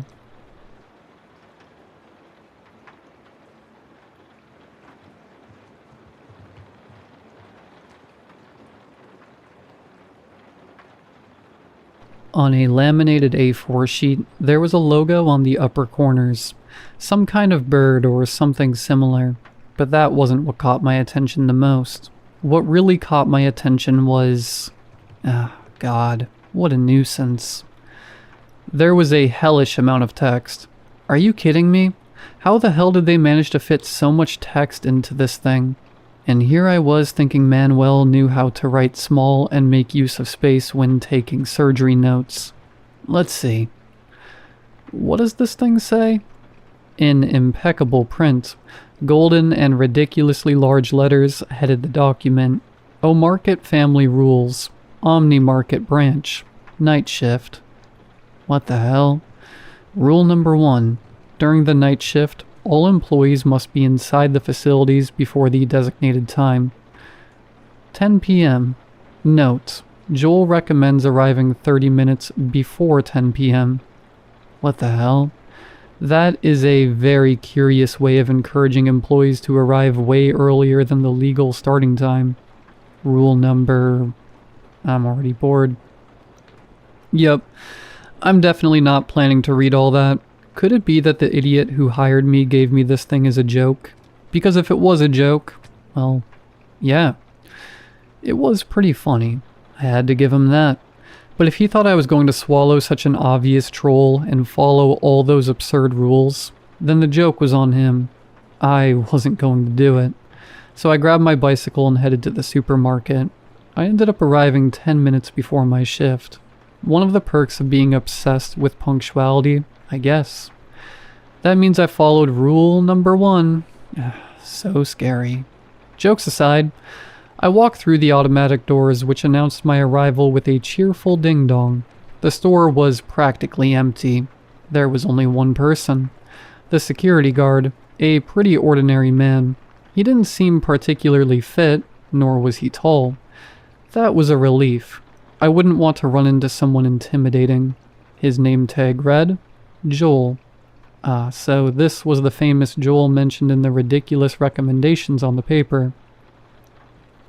Well, I was glad to know he was just the guard. If I did my job properly, I probably wouldn't have to interact with him much. I don't know why, but I got a bad feeling the moment I saw him. He looked like a jerk.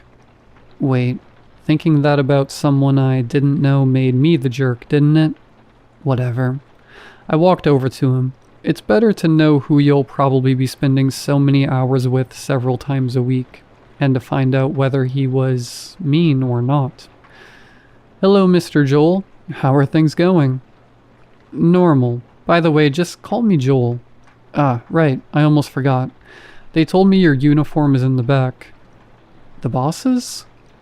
Yeah, let's say yes. An awkward silence followed. By the way, did you receive this? He pulled out the exact same laminated sheet I had. That thing? Yeah, I thought it was a joke. I folded it and stuffed it in my back pocket. Joel stared at me for a few seconds. Not at all. Read it. Sure. Good. Oh, and one more thing. Yeah? Don't enter or knock on the dairy room door. What? At least not today. Weirdo alert. Okay. Confirmed. The less I talked to this guy, the better. I headed towards the employee area to change. On the way, I couldn't help but notice how empty everything was. I understand it was a medium-sized supermarket, a little far from town, not some huge hypermarket chain or anything like that. But even so, there were only 2 of us. That made the place feel much bigger than it really was, and also much quieter. It was the kind of silence that makes you think someone is watching you from somewhere. What a creepy feeling. Dang. I hope they're not recording me. I finished changing. A few minutes passed, then a few more, and more. My boredom eventually defeated my discomfort, so I went back to Joel. Quiet night, huh? Pretty much.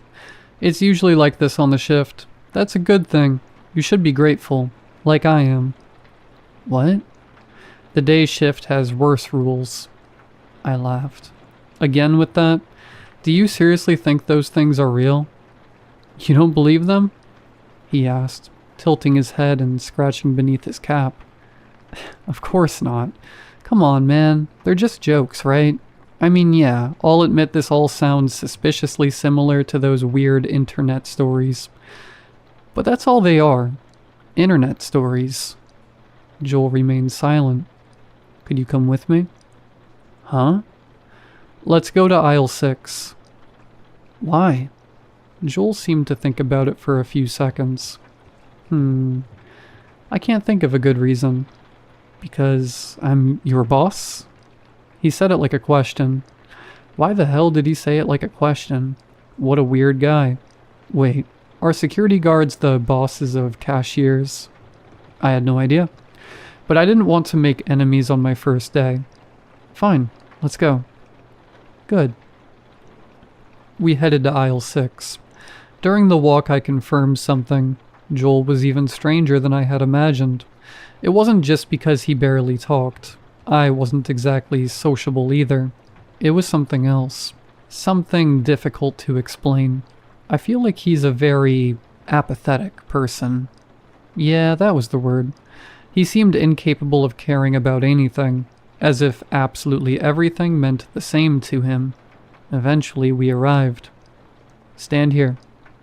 He positioned me in the middle of the aisle. So, you don't believe in this supermarket's rules, right? Not at all. Come on, don't tell me you do. Obviously not. I'm not an idiot. Oh, here, take this please. He tossed something at me. I caught it on reflex. A teddy bear?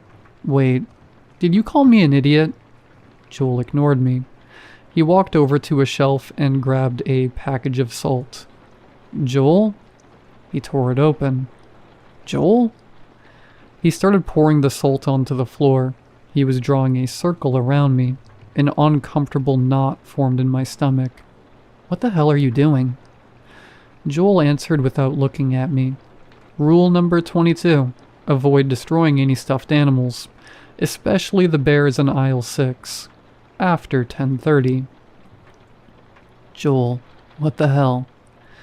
I already know you're an idiot incapable of following instructions. He finished closing the circle. And I also know you're skeptical. His voice remained completely flat, almost bored, while I was trapped in an entirely different world of confusion. But if you value your life even a little, or at least value not dying violently, and if you have a little consideration for me, since I'll be the one cleaning up your guts, you'll stay inside the salt circle. Huh? Then, without giving me any time to process what was happening, Joel pulled out a black knife with a green handle. He shoved it into my free hand and grabbed my wrist. Using my own arm, he drove the blade into the teddy bear's chest. What the hell? Are you crazy? Remember, don't leave the circle. I stepped back. God, I need to request a shift change. I'd quit, but I need the money to pay my student loans. Before I could continue thinking about how much I hated that guy, I heard a crack above my head, a dry sound, slow, like something splitting apart. I looked up. In the spotless white ceiling was a black crack, not black like a shadow, truly black, so black it seemed to devour the light around it. Joel, I think we should report that crack. The crack widened a few more inches. What the hell? The sound changed. It was no longer cracking. It was something wet and viscous. It reminded me of the sound of muscles separating during surgery. But it was coming from the ceiling. How was that possible? A chill ran up my spine from its base to the back of my neck. That didn't look like a crack. It looked like a wound, and it kept opening. More and more and more. until something gave way. The opening tore apart all at once. A cascade of black liquid fell directly onto me. Ugh! The impact made me stumble. But the worst part, the absolute worst part, was the smell. It hit me a moment later. I gagged. It was an unbearable stench, a mixture of sewage, rotting meat, and chemicals. It felt like it was burning my nostrils. Drain water? That was my first thought, but it didn't make sense. There weren't pipes like that up there, right? Then I heard the sound. I froze. What was that groaning sound? Huh? The noise came again, louder. Did it come from above? It came from above, very high above. Slowly, very slowly. I looked up and my brain stopped working. I felt the air leave my lungs. God! The crack was no longer a crack. It was a huge hole, and inside it there was an eye. A gigantic eye. An eye? I took a step back on pure reflex. No. That wasn't an eye. There had to be an explanation. It had to be an illusion. Some effect from the liquid and from not having eaten dinner before coming to work. Yeah, that was it. I just needed to look closer. The supposed sclera wasn't white. It was violet, and the iris? God, the iris looked like it was made of layers of impossible colors. Green, yellow, blue, red, all changing at the same time. Like a defective screen. That wasn't an eye. It couldn't be. But it blinked. I felt my heart stop. The iris moved. Left, right, up, down, and finally, toward me. Several seconds of silence passed before the pupil pulsed, releasing more liquid, and then contracted. Its color changed to a sickly shade, something similar to vomit. The entire surface of the eye began to distort. The colors spun, merged, warped, as if I were looking at something that didn't belong in this world. And then it screamed. It screamed. The sound was so brutal that I felt physical pain. My ears started ringing. What the hell is that thing? I wanted to run, get out of there, escape, but then I remembered Joel's words. Don't leave the circle. My gaze dropped to the floor and I noticed something impossible. The salt remained intact, completely dry. I was soaked. The floor was covered in that black substance, yet the line of salt remained perfect as though the liquid refused to touch it. I didn't have time to think further. The eye screamed again so loudly I thought my eardrums would burst. Something exploded inside the hole. A wet sound. Another wave of liquid poured down from above. I crouched instinctively. The black liquid never reached the circle. The moment it touched the salt, it simply vanished, evaporating as though it had struck an invisible wall. What? A strange man echoed from the ceiling. I looked up, and the eye was gone. Now it was a hand. A massive black hand attached to an arm that disappeared into the darkness of the hole. That thing seemed to be made of layer upon layer of twisted muscles that bled that black liquid whenever they writhed. The hand remained closed for several seconds. Then it began to open. First the pinky finger, and what was beneath the nail made me want to tear my own eyes out. A tongue. A two-colored tongue covered in eyes, covered with hundreds, thousands of tiny eyes. The tongue slithered toward me, dripping purple liquid, but it stopped. Then the ring finger opened. Instead of a nail, there was a pulsing cavity, like some sort of vulva. The rotten stench that came from it was so intense that my eyes watered. The index and middle fingers unfolded next. Both revealed more eyes, the same impossible eyes, spinning, watching, blinking, all at once. And then I saw the thumb. No, I don't want to describe it. Let's just say it was something so obscene and disgusting that I ended up vomiting. I collapsed to my knees. The retching doubled me over. Fortunately, not a single drop landed on the salt. The thing let out another moan, and finally opened its palm. The flesh split apart like a blooming flower. The joints cracked and a mouth appeared in the center. A gigantic mouth filled with deformed teeth, and in the middle, deep inside, an eye connected to a black mass like the lures of deep-sea fish. For a few seconds we stared at each other. It at me at it. The entire supermarket fell silent, and then it attacked. The mouth lunged forward, like a starving predator. No! I curled into myself, crouching in my own vomit, wailing to feel the teeth tear through me. But it never happened. I opened my eyes. The monstrosity had stopped, barely millimeters away from the salt line, drooling, shaking, desperate, unable to cross it. So, Joel was telling the truth. That thing was actually protecting me. What's happening? I looked around frantically and found Joel. He was sitting there reading a book. Reading a book. Help, Joel, please.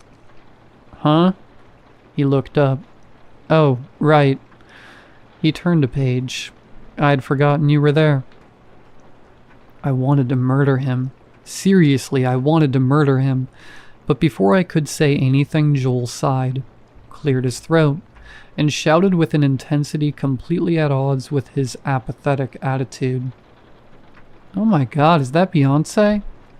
I froze. What? What the hell had he just said? The creature reacted instantly. The shriek it let out was horrifying. It sounded like a crying girl mixed with a pig being slaughtered. Its skin began to bristle. Bulges spread across its entire body. The muscles twisted beneath the surface. The thousands of eyes became bloodshot. Some started crying. Others simply exploded.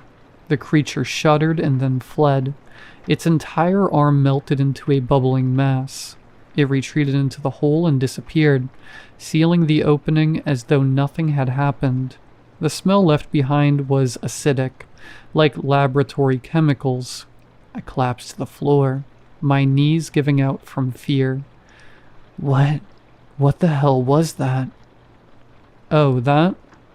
Joel had finally stopped reading his stupid book and walked over to where I was. With a lazy movement of his foot, he erased the salt line and extended a hand toward me. Don't worry. I named the eldest one Amara. It seems that thing used to be a teenage girl who was in love with Beyonce. Turns out she was very shy, so that's a good way to scare her off when you screw up. How do you know that? Well, just 'cause. Just 'cause? That's all you're going to tell me? No. Well, yes.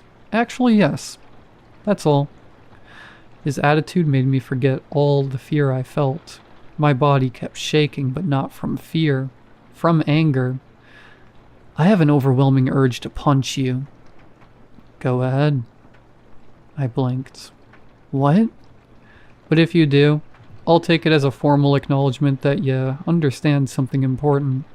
You're not in a normal place, and I don't want to spend overtime cleaning up your remains. Okay? Silence fell between us. You're a weirdo. Obviously. That empty smile returned. How do you think I've survived in this place with all those weird rules? I'm sure that was pretty obvious. Now I'm wondering, are you sure you're not an idiot? I thought about it for a few seconds. Then I sighed. Fine, I get it. It's all real. It's all dangerous. And this place is hell. I accept all of that. I just want to punch that empty smile off your face. Correct. Can I hit you now? Okie dokie. Joel spread his arms as though he were expecting a hug and closed his eyes. His expression said, "Give me your best shot." Curiously, at that moment, I was more annoyed with him than frightened by the infernal abomination that had almost devoured me because of him. So I threw the best right hook of my life. And I have to admit, it felt pretty good. Perfect. Joel rubbed his cheek. Your shift starts tomorrow, partner. Don't be late. You know, this time it's not just the usual motivational phrase. You really can't be late. Not even one day. For a second, I thought I saw something move between the lights. I swallowed hard.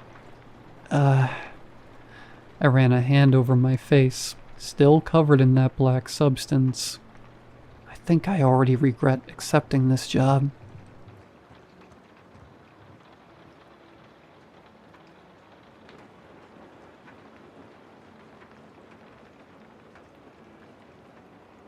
I don't know how to start this. I've been staring at my screen for 20 minutes trying to figure out where exactly things went wrong. Maybe it started the night of the accident. Maybe it started before that. I honestly don't know anymore. My name doesn't matter. What matters is that 3 months ago, I had a perfect life.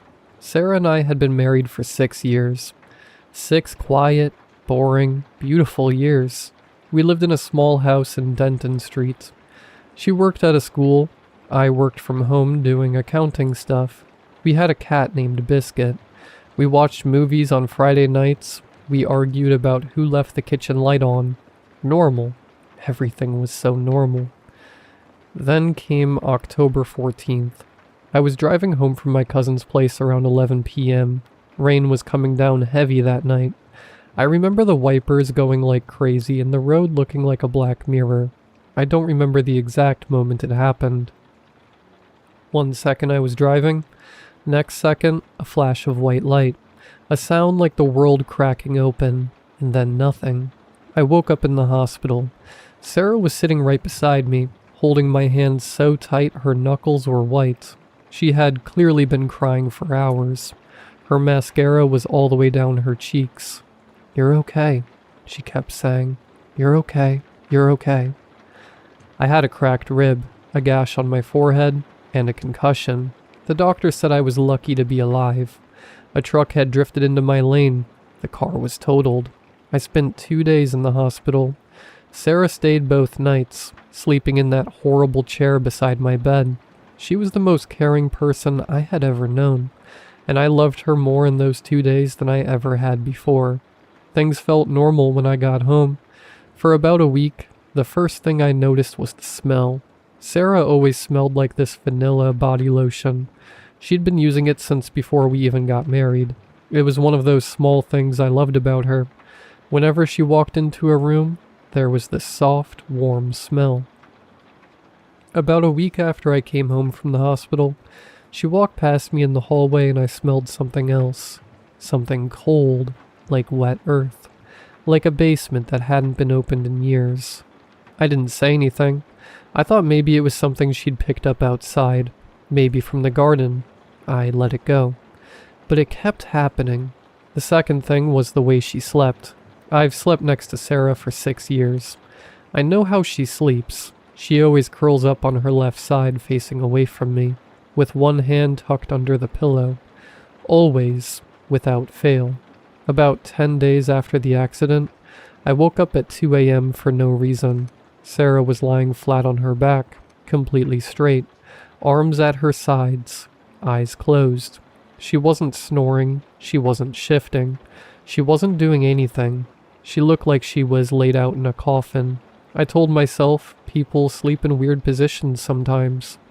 I rolled over and closed my eyes, but the next night, I woke up at 2 a.m. again.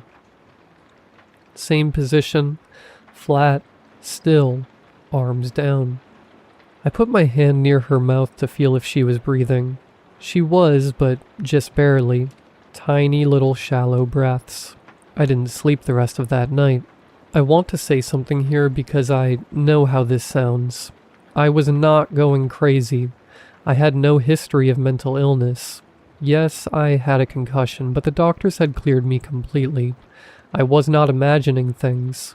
I know what I saw. The third thing was the photographs. Sarah loved photos.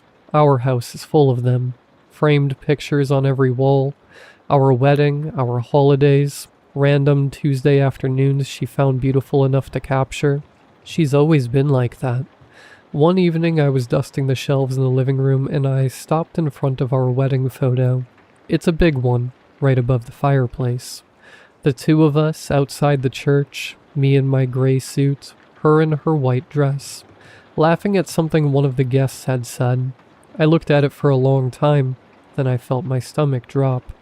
In the photo, my arm is around Sarah's shoulder. Her hand is up near her face, laughing. Everything normal.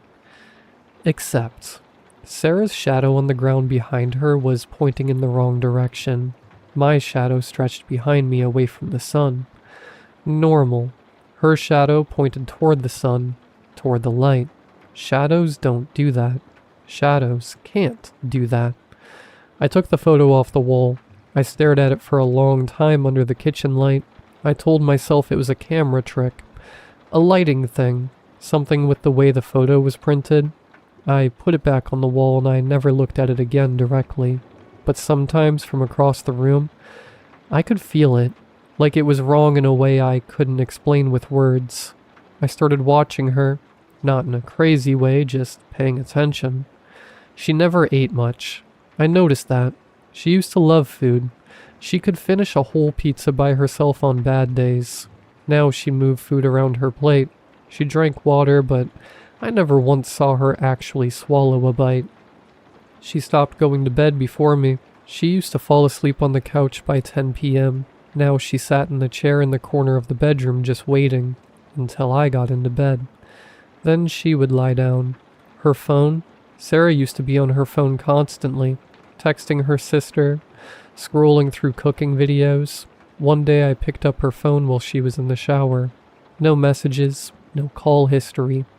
No app usage. Like the phone had never been touched. I called her sister, Mira, from my work phone. "Hey," I said, trying to sound casual. "How are you? Have you talked to Sarah lately?" There was a pause on the other end. "What do you mean?" Mira said slowly. "I just mean recently, like this week." Another pause, longer this time. "Are you okay?" Mira asked. Her voice sounded strange, tight. "I'm fine, why?" "Sarah hasn't..." She stopped. "Can you come over? Can you come here right now?" I told Sarah I was going to the pharmacy. She smiled at me from the couch, that warm smile I had fallen in love with. "Don't be long," she said. Mira opened the door before I even knocked. Her eyes were red. She looked like she hadn't slept. She sat me down at her kitchen table, and she put her hands flat on the table and she looked at me. "She's been calling me," she said. "Every day. Twice a day sometimes." I stared at her. "Okay." "She's been calling me from a number I don't recognize. Not her number." Mira's voice was barely above a whisper now. "She keeps saying the same thing every time." I didn't want to ask. I asked anyway. "What does she say?" Mira's eyes filled with tears. "She says he survived the accident, but I didn't. Please tell him I love him. Please tell him to look at who came home." I drove home in a state I cannot describe. I walked through the front door. The woman on the couch looked up and smiled at me. "You're back," she said. I looked at her face, the same eyes, the same smile I had kissed 1,000 times. "Who are you?" I whispered. She tilted her head slightly like she was confused by the question. Then she smiled again, wider this time. "I'm your wife," she said softly. And somewhere in the house I heard Biscuit, our cat, let out a long and terrible scream from under the bed. He had been hiding there for weeks.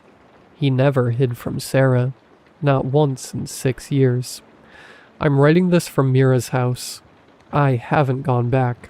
The thing in my house still calls me, from Sarah's number, every night at 2 a.m. I never answer. But last night it left a voicemail. I played it this morning with shaking hands. It was Sarah's voice. My real Sarah's voice, crying. She said only 4 words. Don't let it stay. I don't know what came home with me from that accident, but it's still in my house, sleeping in my bed, feeding my cat who screams every time it comes near, and I don't know how to make it leave. If anyone has experienced anything like this, please, I need help. I will try to update when I can. Please stay safe. Hug the people you love, and if something feels wrong, even something small, even something you can't explain, trust that feeling. Trust it.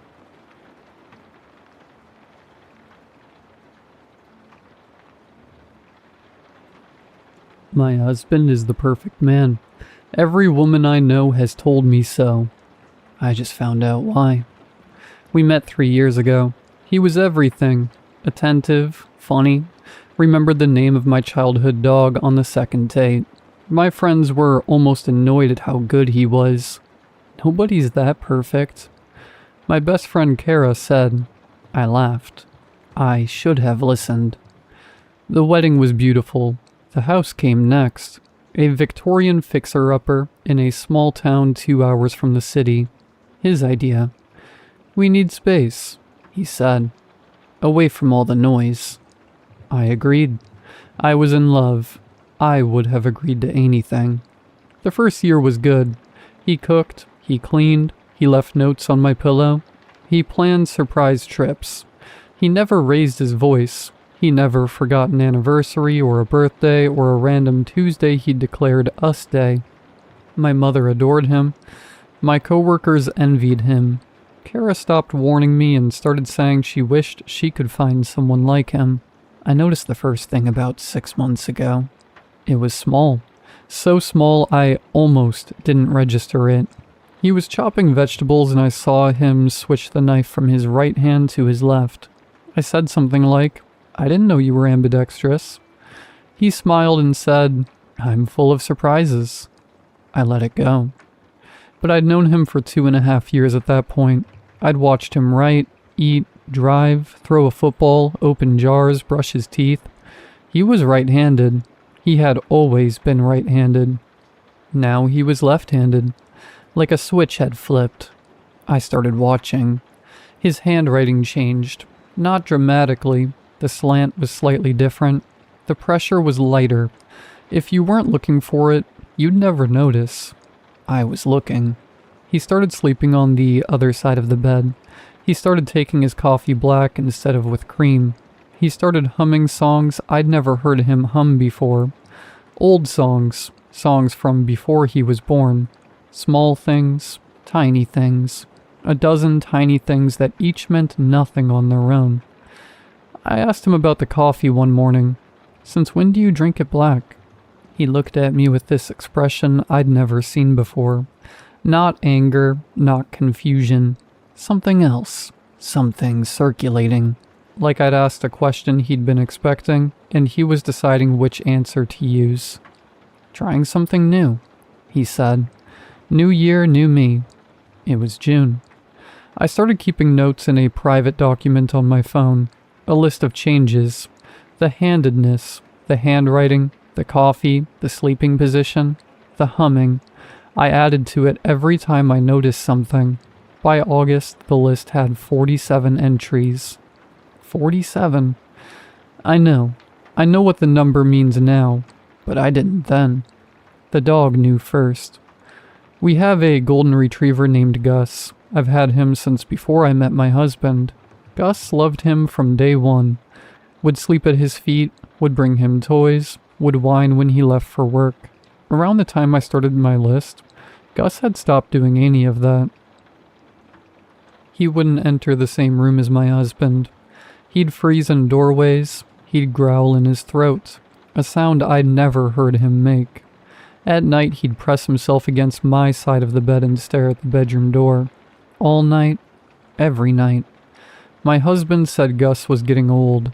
Dogs get weird in their senior years, he said. Gus is 4. Last month I woke up at 3 a.m. and my husband wasn't in bed. I found him in the basement.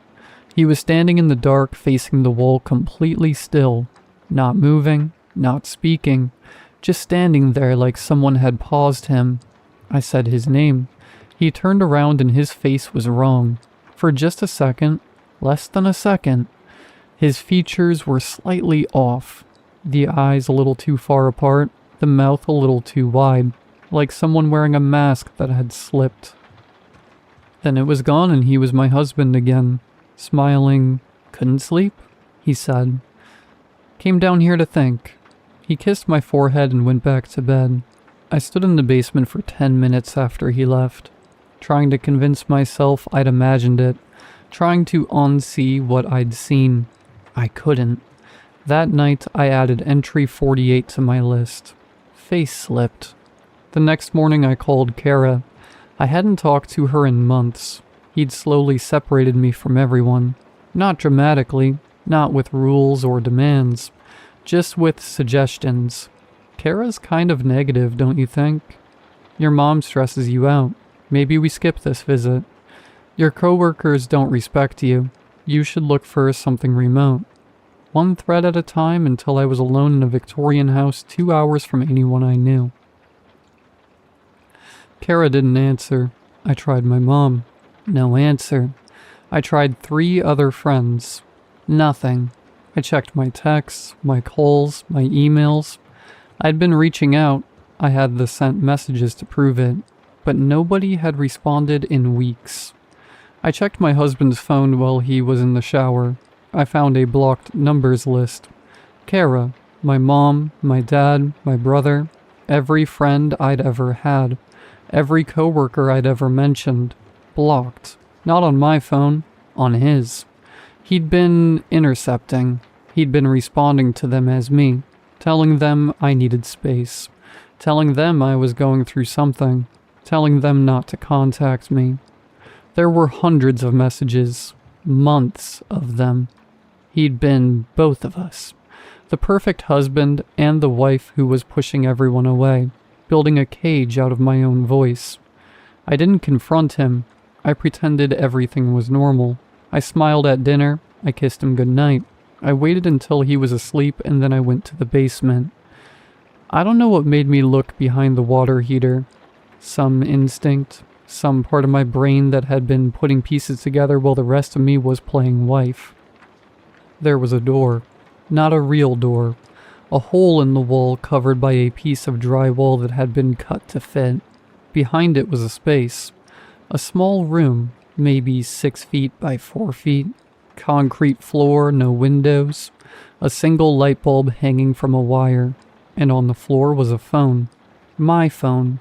My old phone. The one I'd lost at the airport 6 months ago. He'd helped me look for it. He'd been so concerned. He'd bought me a replacement the next day. The phone was still on.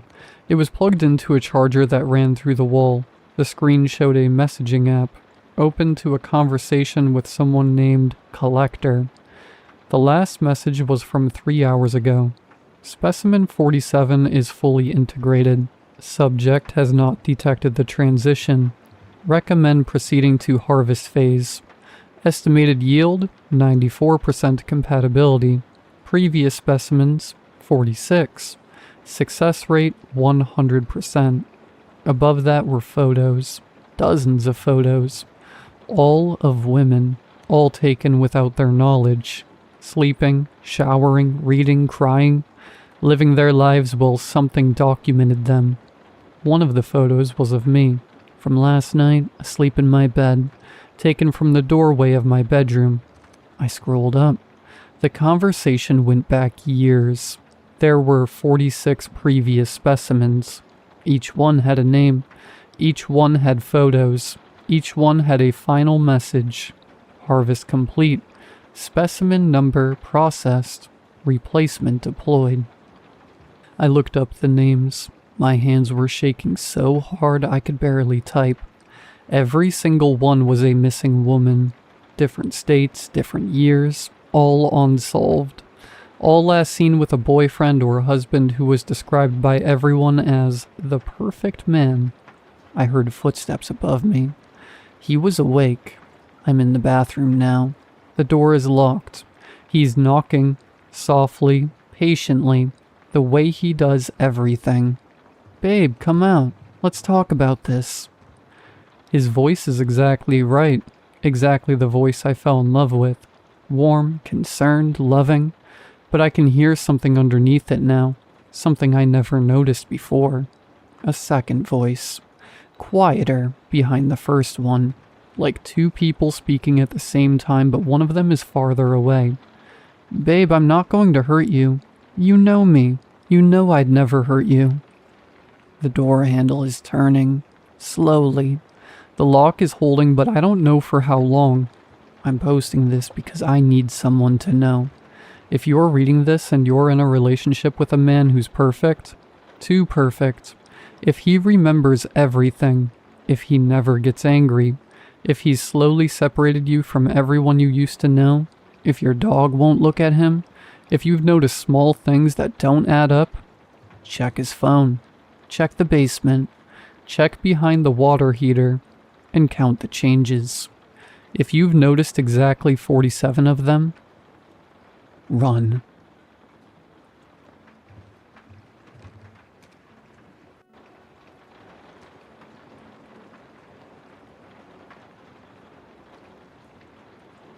We were 4 days into a week-long camping trip in the Chuska Mountains when Danny first heard it. I want to be clear about something before I get into this. Danny is not the kind of person who spooks easily. He grew up in rural New Mexico. He's been hunting since he was 9. He's the guy who stays calm when everyone else is panicking. The guy you want next to you when things go wrong. When Danny says something scared him, you listen. We were sitting around the fire, me, Danny, his girlfriend Priya, and our friend Marcus, when Danny went quiet in the middle of a sentence. Just stopped talking and stared out past the tree line. "What?" Marcus said. "Did you hear that?" We listened. Wind in the pines, the fire crackling. Nothing else. "Hear what?" Priya said. Danny shook his head slowly. "Probably nothing." But he didn't look like it was nothing. He looked like a man doing math in his head and not liking the answer. We were all in our late 20s. The trip was Marcus's idea. He'd been going through a rough divorce and needed to get out of the city. And we'd all agreed that a week off the grid was exactly what everyone needed. No cell service, no internet, nothing but mountains and trees and the kind of silence that cleans you out. The Chuskas sit on the Navajo Nation. Danny has Dinah ancestry on his mother's side, which is part of why he suggested the specific location. He knows the land. He respects it in a way that the rest of us, raised on concrete and convenience, don't entirely understand but try to follow his lead on. He had one rule when we arrived. Don't be loud after dark. Don't draw attention. We thought he meant bears. The second night was when I heard it. We'd gone to bed around 10. I was in the tent I was sharing with Marcus, almost asleep when it drifted in from somewhere out in the dark. A voice. Human. Distant. "Help me." I sat up. "Help me." I unzipped the tent before I'd fully thought it through. Danny was already outside, standing perfectly still, facing the trees. He'd clearly been awake. "Someone's out there," I said. "We have to." "No." His voice was flat, final. "Danny, someone is..." "Keep your voice down." He turned to look at me and his expression stopped me cold. I have known Danny for 11 years. I have never seen him look like that. "Get back in the tent. Don't make any noise. Don't use your flashlight. There's someone out there asking for help." "No," he said very quietly. "There isn't." I stood there for a moment listening. The voice came again from a slightly different direction than before. "Help me." Something was wrong with it. I couldn't name it at first. It was clearly a human voice. The right pitch, the right cadence, 2 recognizable English words. But there was something underneath it that made my spine go cold. Something about the way it landed, like a recording of the words rather than someone actually saying them. like something that had heard the words and was producing the sounds without understanding what they meant. I got back in the tent. I didn't sleep. In the morning, Danny explained. Not everything. I don't think he was willing to say everything, but enough. He told us about the Yi Naldalushi, what outsiders call skinwalkers. He told us they were real, that his grandmother had told him about them since he was small, that there were things in these mountains that were not what they appeared to be. Marcus laughed. Not meanly, more nervously. You're telling me a skinwalker was outside our camp last night? I'm telling you something was, Danny said. And I'm telling you that if you had gone out there, it would have been very bad. How do you know it wasn't just someone who needed help? Danny looked at him for a long moment, because of what it was saying. He let that sit. Then he said, these things, they learn sounds. They mimic what they hear. They're not like animals that learn calls. They specifically learn human sounds. He paused. Think about what sounds a human makes when one of these things finds them. The fire popped. Help me, Priya said quietly. She'd gone pale. Danny nodded. That's what it knows. That's what it's heard, over and over for a long time. He looked out at the trees. That's the only reason it says it. Nobody spoke for a while. Marcus, to his credit, did not laugh again. We should have left that morning. I want to be honest about that. We had enough information to make the right call and we didn't make it. And what happened next is partly on us for that reason. Danny wanted to go. Priya wanted to go. Marcus and I convinced them to stay. One more day, we said. We'd be careful. We'd be quiet. We wouldn't go out after dark. I think we both still hadn't fully accepted what Danny was telling us. Not really. It's one thing to hear something wrong in the dark and feel afraid. It's another thing in the daylight, with the fire going and coffee in your hand, to truly believe that something inhuman spent the night circling your camp. We stayed. The third night, it got closer. I know this because I could hear it moving, not in an animal way. Animals have a logic to how they move through underbrush, a pattern that makes sense. This was different. It would be still for a long time, and then it would be somewhere else, with no sound of transition, as though it had decided to be in a different place and simply was. Help me. Closer now, maybe 40 feet from the tent. Help me. 30. I was lying completely still with my eyes open in the dark, listening to Marcus breathe beside me, when I became aware of something that made every hair on my body stand up at once. The voice was coming from two directions.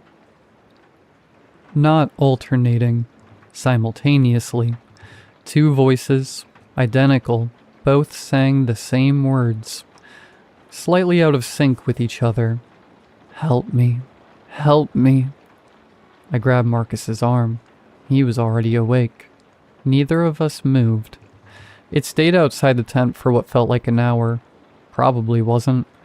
Probably 15 minutes at most, but time moves differently when you are lying still in the dark, trying not to breathe too loud, listening to something that learned its only words from dying people circle your tent in the dark.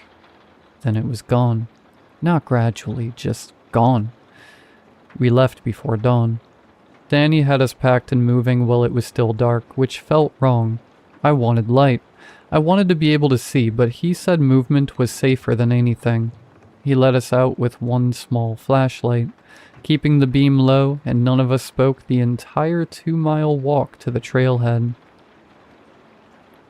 We were almost to the cars when Priya grabbed Danny's arm.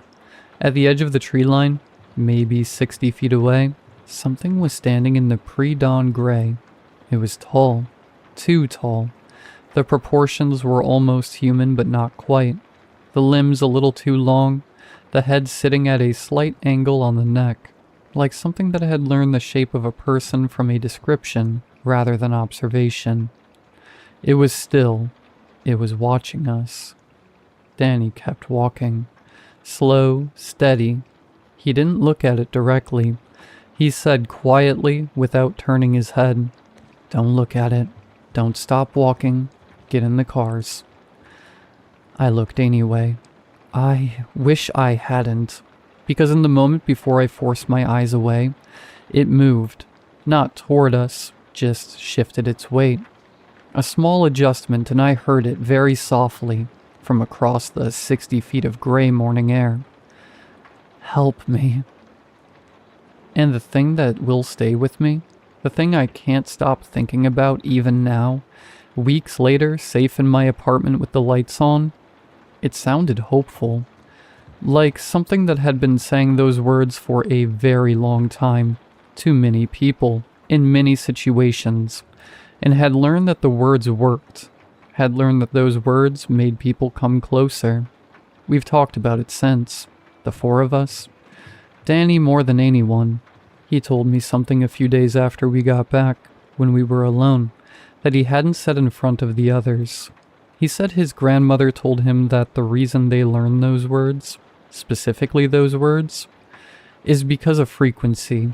They learn what they hear most often, and what they hear most often from humans, in the specific situations where they encounter humans, is a person at the end of their options. A person realizing in the last moments before the end that they need someone to come. Help me. He said his grandmother told him the worst part isn't that they say it. The worst part is that at some point in the very beginning, a very long time ago, one of them heard it for the first time and came closer to see what it meant, and learned. I don't go camping anymore, and sometimes late at night when I'm most of the way asleep and the apartment is quiet, I think about that thing standing at the tree line in the gray morning light. I think about how still it was. I think about how long it must have been doing this, how many camps it had circled, how many people had heard those two words drift out of the dark and made the same mistake of going toward them. I think about how it sounded hopeful. And I turn on the lights, and I wait for morning.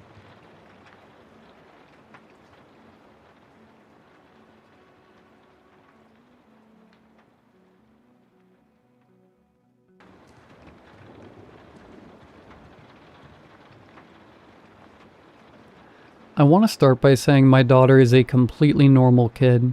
She's 4. She draws horses that look like lumpy clouds. She asks why the sky is blue at least 3 times a week, even though we've answered it. And her current thing is stickers. She puts them on everything. I found one on the bathroom mirror this morning. She is not a weird child. She is not an anxious child. She does not watch things she isn't supposed to watch. I want all of that on the record before I tell you what happened. She was at the kitchen table when I came downstairs. She does this every morning. She gets herself set up with a piece of paper and her crayon box before anyone else is even awake. I'm used to walking down to find her mid-drawing, totally focused, not even noticing I'm there. I made coffee. She slid a piece of paper across the table at me without looking up. It was our house.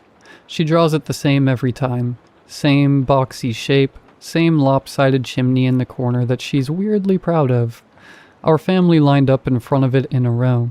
Stick figures with her little scribbled attempt at our names floating above each head. I counted the figures. 6. I have 3 kids. My wife and I make 5. I counted again. Still 6.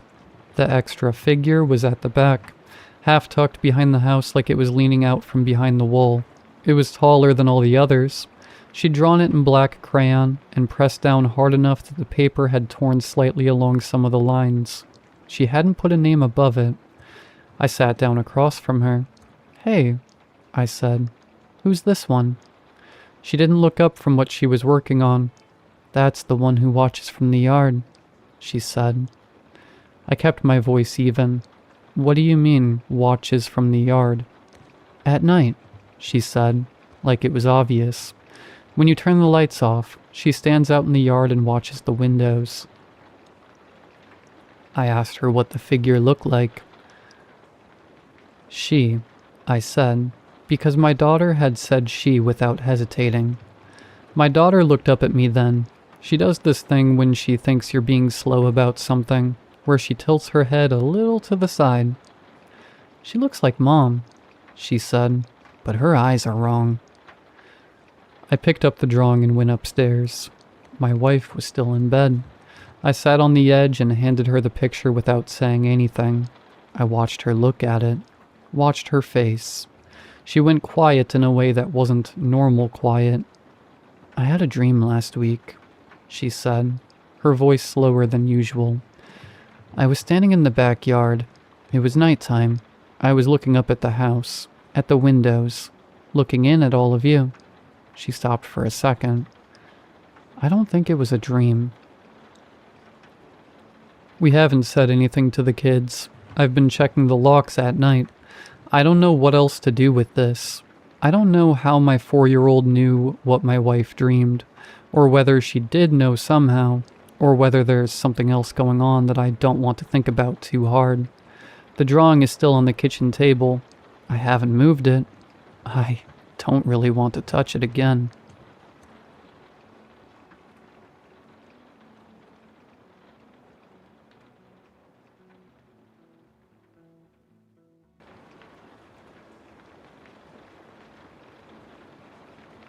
My name is Thomas. I'm 34. I live in a 1-bedroom flat on the edge of the city, and I've spent the last 9 years processing claims at Sentinel Insurance. Cubicle 14B, 4th floor. The beige carpet still smells faintly of burnt coffee, no matter how many times they clean it. The job is exactly as exciting as it sounds. I scan forms, check boxes, forward to compliance. I wear the same gray trousers every Monday. I eat the same limp ham sandwich at 12:13, even though the bread gets stuck to the roof of my mouth. The clock above the break room sink runs 3 minutes fast, and we've all silently agreed never to mention it. Nothing ever changed. That was the comfort. Until last Tuesday. I arrived at 8:47 like always, nodded at Petra from accounting. She never nods back, and dropped into my chair. My monitor was already on. Someone must have logged me in already. On the screen was a new email, new subject, sender, compliance.sentinel. Effective immediately, all employees will now report their dreams to the 7th floor. Failure to comply will result in retroactive non-existence. Thank you for your continued cooperation. I laughed once. A short, ugly bark that made the guy in 14C glance over. I deleted it, checked trash, sent items, server log, gone. Fine. Corporate spam gets weirder every quarter. At 9:15, the printer in the corner started spitting paper. Not forms, blank sheets. Hundreds. Maybe 1,000. Each one had a single line typed in the exact font we use for policies. You already dreamed this. My hands wouldn't stop shaking. I dropped half the stack and had to crawl under the desk, smelling that old carpet mixed with something sour, like the inside of my gym bag after I stopped going. I fed them into the shredder. It made a wet chewing sound, then died from a soft pop. When I sat back down, the email was back. Subject now, Thomas L. Dream report due. I didn't tell anyone. What would I even say? The building is gaslighting me? Petra was staring at her screen with her usual dead expression, but her hands weren't moving, just resting there, like she'd forgotten fingers had a purpose. By lunch, the absurdity had settled in my chest like a second, heavier heartbeat. I took the elevator to the 7th floor. The button hadn't existed yesterday. Now it glowed a soft, embarrassed red, like it knew it shouldn't be there. The doors opened onto a hallway that looked exactly like mine, except the carpet was soaked. Not damp, but wet. My shoes made this pathetic squelching sound with every step. I stood there for a weirdly long time. It reminded me of stepping in dog crap on the way to my dad's funeral, and then sitting through the whole service smelling like it while everyone hugged me. At the far end was one door, golden plaque, Dream compliance. I knocked. No answer. I tried the handle. It turned, and I stepped into my own cubicle. Same coffee stain, same photo of my ex-wife I keep forgetting to throw away. Only I was already sitting there.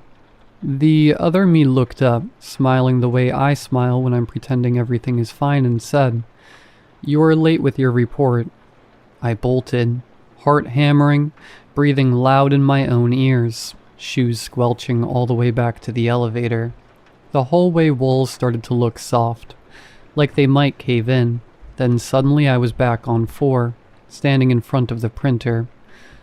It was printing my childhood bedroom, one sheet at a time, blue wallpaper with sailboats, the crack in the ceiling, the stupid nightlight I was ashamed to still need at 9. I just stood there watching the pages come out. For a long time, didn't move, didn't speak, just let the warm paper pile up against my shoes. That night I didn't sleep. I sat on my balcony smoking the last 3 cigarettes I swore I'd quit, crying a little but mostly just staring while the city lights blinked in perfect unison, like they were all breathing together. I kept thinking about how my ex said, I lived like a ghost who was scared of his own apartment. She was probably right. Wednesday, everything got worse. Every meeting now had an extra chair. No one sat in it, but the chair was always warm. During the 10 a.m. sync, my boss, Mr. Heller, announced that quarterly targets were adjusted upward by 300%. He said it while staring at the empty chair like it was taking notes. Then, without turning his head, he asked me, "Have you filed your non-existence paperwork yet, Thomas?" I laughed. He didn't. At 14:30, the lights dimmed until the whole office looked bruised. The air tasted metallic. I walked to the window and pressed my forehead against the glass for what felt like forever, just breathing fog onto it and wiping it away again and again. Down below, the trams glided in total silence. No tracks, no effort. That's when I felt it. Not a presence exactly, more like the negative space where a presence should be. The office itself had noticed I was still here. Every time I tried to name it, entity, hallucination, breakdown, the thought got gently crossed out and replaced with the next item on my to-do list, like it was erasing my own thoughts. I went back to my desk and typed this dream report with shaking fingers, full of typos I didn't bother fixing. I dreamed the universe was a filing cabinet. One drawer was stuck. Inside it was me, still trying to close it, while my ex yelled at me, and the whole thing smelled like burnt coffee and dog crap. I hit send. The reply came instantly. Approved. Please report to the 7th floor for processing. Now the entire floor was empty. Not abandoned, but erased. Cubicles still there, but all the personal touches gone. No photos, no plants, no half-eaten protein bars. Just perfect, humming nothing.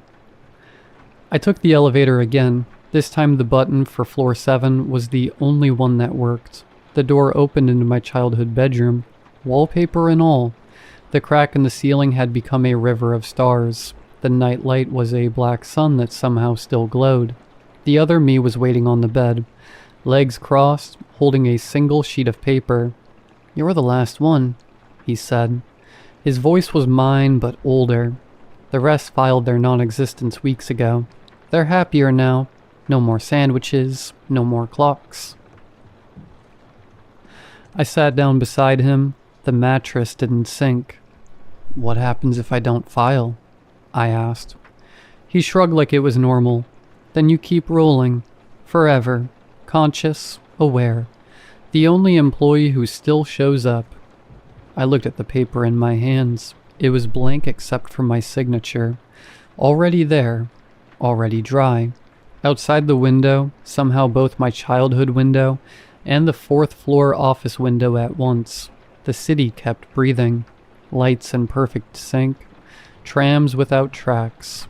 I took the paper, folded it once, and put it in my pocket next to the cigarettes I no longer needed, and I walked out.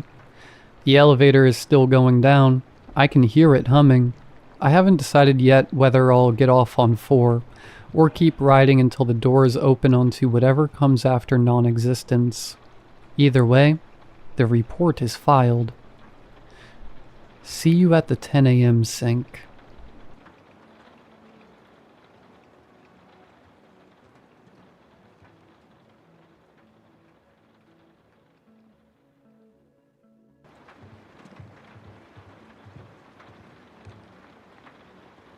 I got the security cameras for my 40th birthday. My wife said it was a stupid gift. She said we lived in a safe neighborhood. She said I was being paranoid. She was right, but I installed them anyway. The cameras cover the front door, the driveway, and the backyard. I check the footage every morning while I drink my coffee. It's become a routine, a habit. I don't even think about it anymore. I noticed the figure on day 12. The backyard camera catches the whole yard, fence on both sides, a small shed in the corner, woods behind the fence. The footage from 3:11 a.m. showed something standing near the shed. I paused it, zoomed in. It was tall, thin, dark, just standing there, not moving. I stared at it for a long time. It didn't move in the footage. It didn't move on the live feed when I pulled that up either. I checked the footage from the night before. Same spot, same time, same figure. I checked the night before that. Same thing. I checked the entire week. Every night at 3:11 a.m., the figure appeared. It would stand near the shed until 4:03 a.m. Then it would disappear between frames. 1 second there, the next second gone. I didn't tell my wife. I told myself I was being paranoid. I told myself it was a trick of the light, a reflection, a tree branch. I told myself a lot of things. I started staying up. I'd sit in the dark living room with my laptop open, watching the live feed. Every night at 3:11 a.m., the figure would appear, just standing there, not moving, not looking at the house, just present. I started noticing things about it. It was always facing the same direction. Not toward the house, toward the fence, toward the woods behind the yard. I wondered what it was looking at.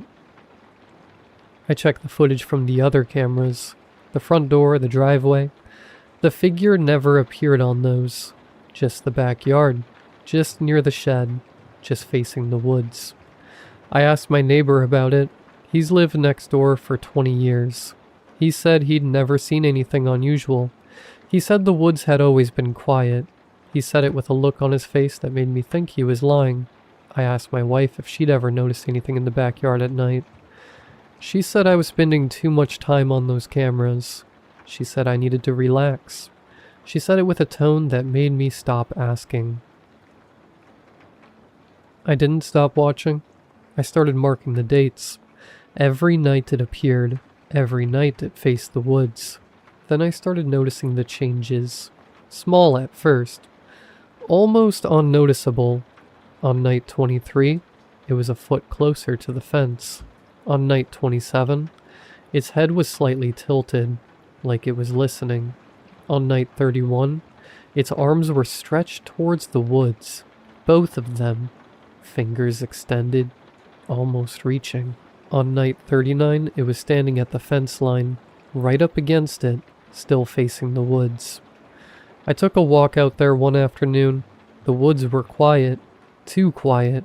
No birds, no animals, just the sound of my own footsteps. I walked for about 20 minutes before I turned back. I didn't go into the woods again. The figure kept appearing, every night, different positions, different postures, but always facing the same direction, always facing the tree. Then last night, I checked the footage. 3:11 a.m. The backyard was empty. I scrolled back. The figure had appeared at 3:11 a.m. as usual, but at 3:41 a.m., it had turned. For the first time in all the footage I'd watched, it had turned. It looked toward the house, then it disappeared between frames. It never came back. I stayed up until morning. I watched the live feed. Nothing. I spent 3 hours staring at the footage from the night before. Then I noticed something I should have seen weeks ago.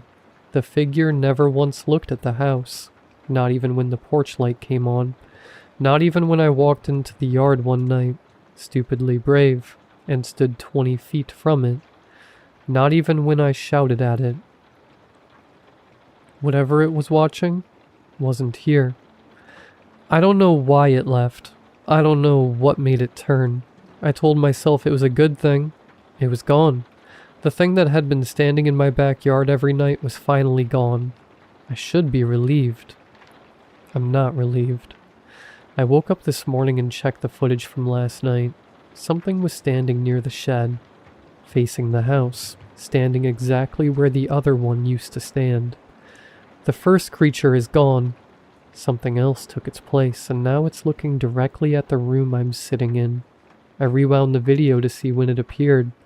It was there at 3:11 a.m., but it started moving at 3:47 a.m., one step toward the house.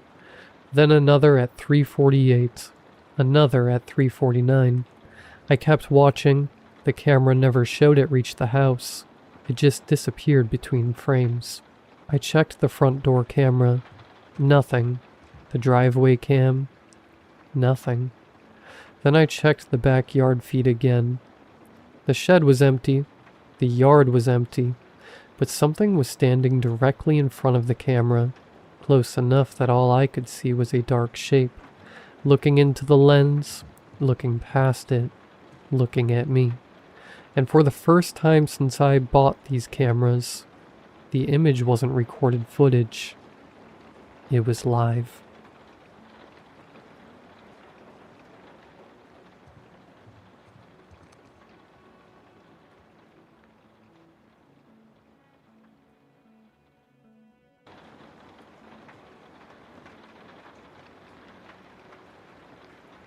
My therapist wants me to write it down.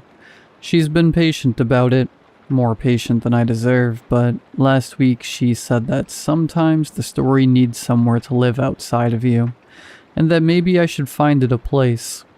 I don't think she means Reddit, but I've tried talking about it, and I've tried writing it in a journal that sits on my nightstand, and I've tried just letting it be quiet inside me, and none of that has worked, so here we are. I want to be clear about something before we start. The police have everything.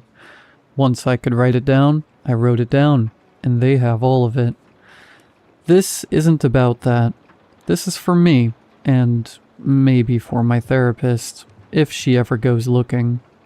My name is Frank. I have a stutter. I've had it since I was 5 years old, and I will probably have it until I die.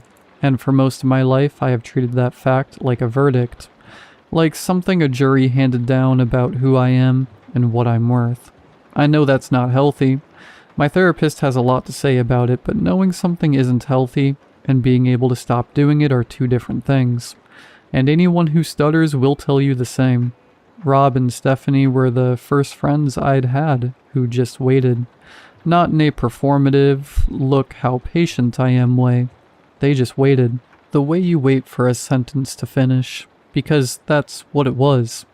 A sentence finishing. They'd been my people since sophomore year, and on the Friday this happened, we had a plan. I was going to get dropped home, tell my dad I was going to Rob's for the weekend, pack a bag, and be back out the door before anything could go wrong. Rob had a new game. Stephanie was already there. It was the kind of plan that felt airtight at 16. There was one problem. I'd gotten a C- on my chemistry exam that morning, and my dad hadn't seen it yet. It wasn't a catastrophic grade. My dad wasn't a catastrophic man, but he cared about school in the specific, tired way that parents who worked hard and didn't go to college care about school. And I knew that if he saw it before I left, the weekend would become a conversation, and the conversation would become a negotiation. And I'd end up at home all weekend, staring at a chemistry textbook while Rob and Stephanie sent me screenshots of the game without me. So I was nervous. That's the context. I was a 16-year-old kid, nervous about a bad grade, which is the most ordinary thing in the world, and I want you to hold on to that because everything that comes after is easier to understand if you remember that's where I started. Rob pressed something into my palm before I left their house. Small, white. Cyclobenzaprine, he said. Like he'd practiced the word. My mom's, for her back. It just takes the edge off, Frank. You'll stop clenching. Stephanie was leaning against the doorframe with her arms crossed, watching me look at it. You've been wound up since third period, she said. Just take it. It's not a big deal. I looked at the pill for a moment, then I put it on my tongue, picked up my bag, and at the door turned back. I'll see you guys tomorrow, I said. Rob pointed at me. Text when you're on your way. I nodded and went to meet my dad. He had the radio on low. Country, which I didn't love. But I'd learned to think of it as his music the same way he'd learned to think of my silence as normal. We pulled out of Rob's neighborhood, and the streetlights started coming, one after another, sliding across the windshield in a rhythm that was almost nice. And I noticed something. I felt easy, not tired, not foggy, just easy. Like someone had turned down a dial I'd forgotten was always turned up. The tight thing I carried in my chest and my throat and my jaw, the thing I'd stopped noticing because it was always there, was quieter than usual. I took a breath just to feel how far down it went. My dad asked about Rob's mom, whether her back was better. I told him I thought so. He asked if Stephanie was the girl from the soccer team, and I said no. Different Stephanie. And he nodded like he was filing that away. Then he asked what we were planning to do all weekend, and I said we were going to play video games mostly. And he made the face he always made about video games. And I said Rob just got this new one. It's supposed to have a really good story. Apparently it won a bunch of awards. And I heard myself say the whole sentence and I realized I hadn't blocked once. My dad glanced over at me. He didn't say anything. He just looked at me for a second with this expression I didn't have a name for. Something quiet and sideways. Almost a grin, but smaller than that. Then he looked back at the road. I know what it was now. It was just a father watching his kid talk. Easy and unguarded. And being glad about it. At the time, I felt something shift in my chest. Not pride exactly. More like relief. That I had been given a glimpse of something I didn't usually get to have. And I looked out the window and let myself feel it without analyzing it. We were almost home. The chemistry exam sat in my backpack and I thought about it distantly. The way you think about something you've decided not to deal with yet. He hadn't asked. Maybe he wouldn't. Maybe we'd just have this. The radio and the streetlights and that small moment. And I'd be at Rob's by 9. Those friends of yours, my dad said. He tapped his fingers on the wheel once. They good kids? Yeah, I said. They look out for me. He was quiet for a moment. Good, he said. That's good, Frank. He pulled up to the house. He reached for the door handle. The crash from inside was heavy enough that I felt it in my seat. My dad moved fast. Faster than I'd ever seen him move. Already reaching for the knob before I'd fully processed the sound. I was still sitting there with my seatbelt when the door opened and the shots came. 3 of them. He dropped. I don't remember getting out of the car. I remember being on the porch. I remember the man inside looking at me with pure surprise. Not guilt. Just the surprise of someone who hadn't known there was a passenger. And then he was gone. Through the back somewhere. And it was just me and my dad and the porch light humming. I got down next to him. I pressed my hands against him the way you're supposed to. Or the way I thought you were supposed to. And I could feel warmth and I didn't let myself think about what that meant. I just pressed down. His face was turned toward me, and his eyes were open, and I talked to him. Or I tried to. I said his name and some other things I can't remember. And somewhere in there I had my phone out and I was dialing. 911. What is your emergency? I knew exactly what to say. I have always had the words. That is the thing about stuttering that I have never been able to make anyone understand. The words are right there. They are always right there. And there is something that stands between knowing them and saying them that has no name and no logic and no mercy. Hello? What is your emergency? The... I could feel my neck straining, the tendons pulling taut under my jaw, my chest locking up, every muscle involved in speech tightening around nothing while my hands kept pressing down. Kept pressing. My arms shaking from holding the position. Sir, I need you to tell me what's happening.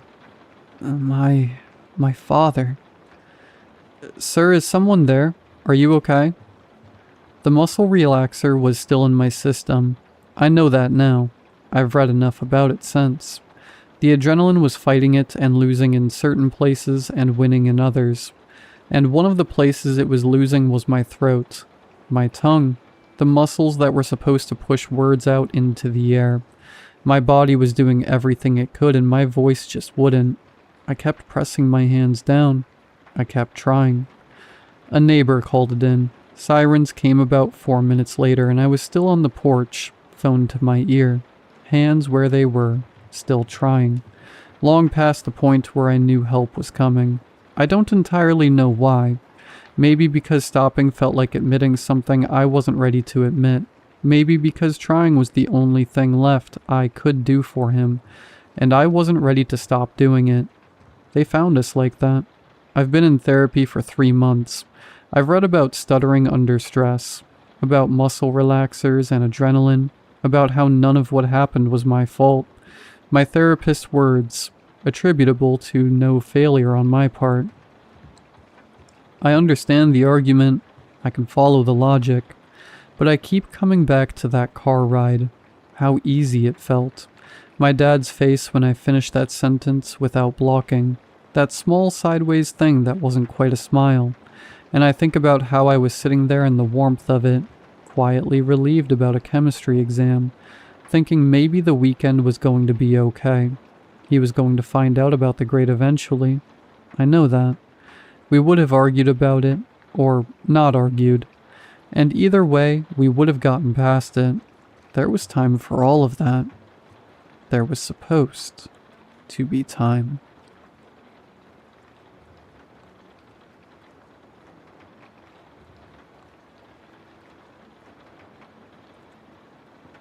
Muffled voices bleed up through the floor. I can't make out the words from here, but I don't think they're actually speaking.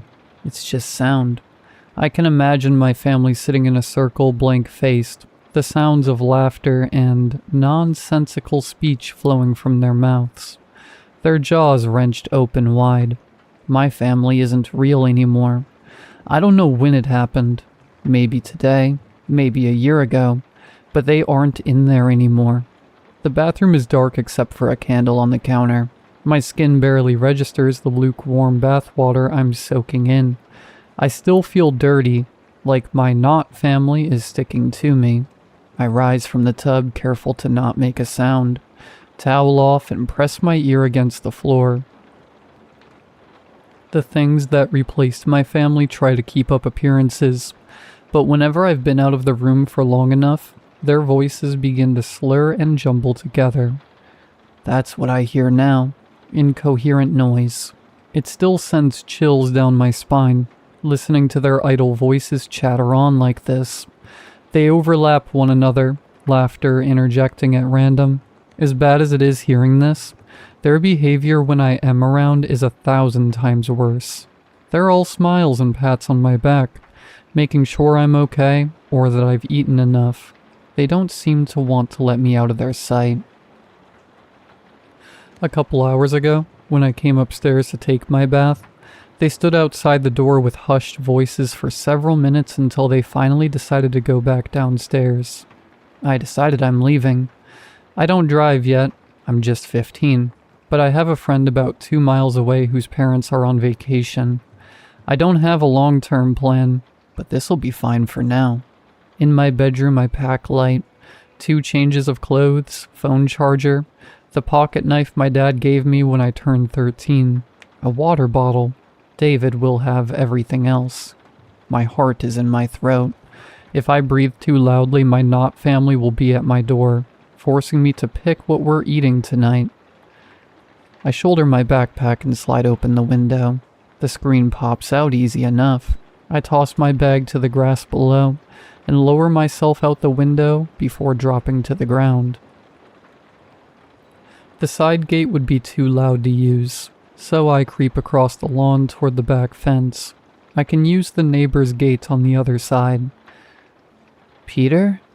It's my mom's voice. I turn just enough to see she's running towards me from the back door, arms as wide as her smile. Just have dinner with me, please. One last time. I'm sprinting as fast as I can, backpack bouncing awkwardly as I go. I jump and pull at the top of the fence, but her grippy hands wrap around my waist and pull. Mexican beef tacos with chili powder and cumin and cilantro for topping. I land a kick in her chest and she falls away with a gasp of pain. Peter! She's crying. How could you do that to your mother, Peter? I almost feel bad. It's her real voice. This thing is using. I pull myself up the rest of the way and take a look back. She's flat on her back, dirt on her blouse, but she's smiling. That thing isn't my mother. Dad and Lily are smiling at me from the back porch, too. I swing over the fence, hurry across the neighbor's yard, and stride out into the street. After a few minutes, I slow to a walk. It doesn't seem like they followed. The whole way to David's, I'm glancing over my shoulder, but they aren't back there. The steady mid-afternoon traffic eases my fear, like there's still something sane in the world. There's a birthday party at the park, and then I'm ringing David's doorbell. Family trouble? I try to act nonchalant, chuckle. Parents are being annoying. He smiles, but it's just a normal smile. Thank God. You have no idea, he says. We're on the couch scrolling when he turns to me. Dude, you seen this? It's everywhere. It's one of those stupid viral rituals. I've seen them in my feed a lot recently. The girl on screen is in a dark bathroom lit only by a candle. She stares at her face in the mirror. She takes out a Sharpie and draws a weird symbol on the glass. I feel like I've seen it before. I invoke the dandelion. Let my hands and legs do your bidding. Let my breath and life be yours forever. She screws up her face, her lips twitching. Then the phone drops to the floor, still pointing at her. She looks scared, eyes darting in every direction. Yeah, so after this she clicked post. I ask. Obviously it's not real, but it has 1 million likes. You know the ad revenue on that? Don't. Just don't. He laughs. Bro, you're such a lightweight. I did it like a week ago. It's fake. I smirk, brushing it off. Yeah, I know. The rest of the day is quiet. After boxed mac and cheese, hot dogs, and a stupid comedy, David heads to bed. I'm on the couch, the moon crawling in through the windows, casting eerie shadows outlined in silver. I keep seeing my mom chasing me across the yard, but it's all messed up. There's blood smeared across her face. I'm not sleeping tonight, so I scroll. My For You page is full of this ritual crap. I try to scroll past it all, but it's video after video, symbol after symbol.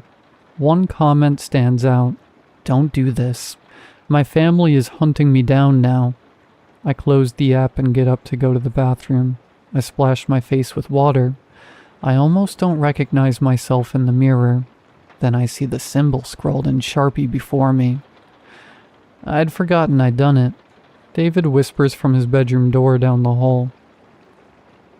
I startle and lock eyes with him. A slash of moonlight separates him from the shadows. You killed your family too, didn't you? No, I didn't. They were after me. I thought my parents were too. That's why you came here, right? It wasn't until mine were dead that I remembered doing the ritual. He nods towards the bathroom. When did you do it? I shove out into the hall and sprint out into the living room, not wanting him behind my back for a second. My knife is in my bag somewhere. I know it. I'm digging and digging. He's slowly walking toward me. Just admit it. Stay back. I can see the evil in his eyes. It felt good, didn't it? Carving into their annoying, pestering flesh. I didn't. My heart is bobbing up into my throat. He chuckles, then takes a deep breath. But you're free now. It's all over. I lay hands on my knife, flick it open and hold it out toward him. Then I feel the layers of sticky, dried blood on its handle. I see the sheen of crimson across the blade in the moonlight. Who did you enjoy killing the most? I see my dad and sister. Their throats slit, staring up at me from the back porch. Those jagged red lines are almost like smiles. I see Mom round the house, stumbling toward me across the yard, bleeding from her neck but still alive.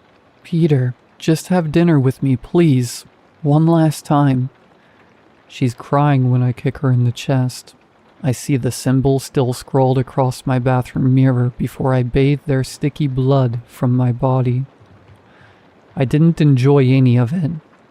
I'm crying now, but it's too late.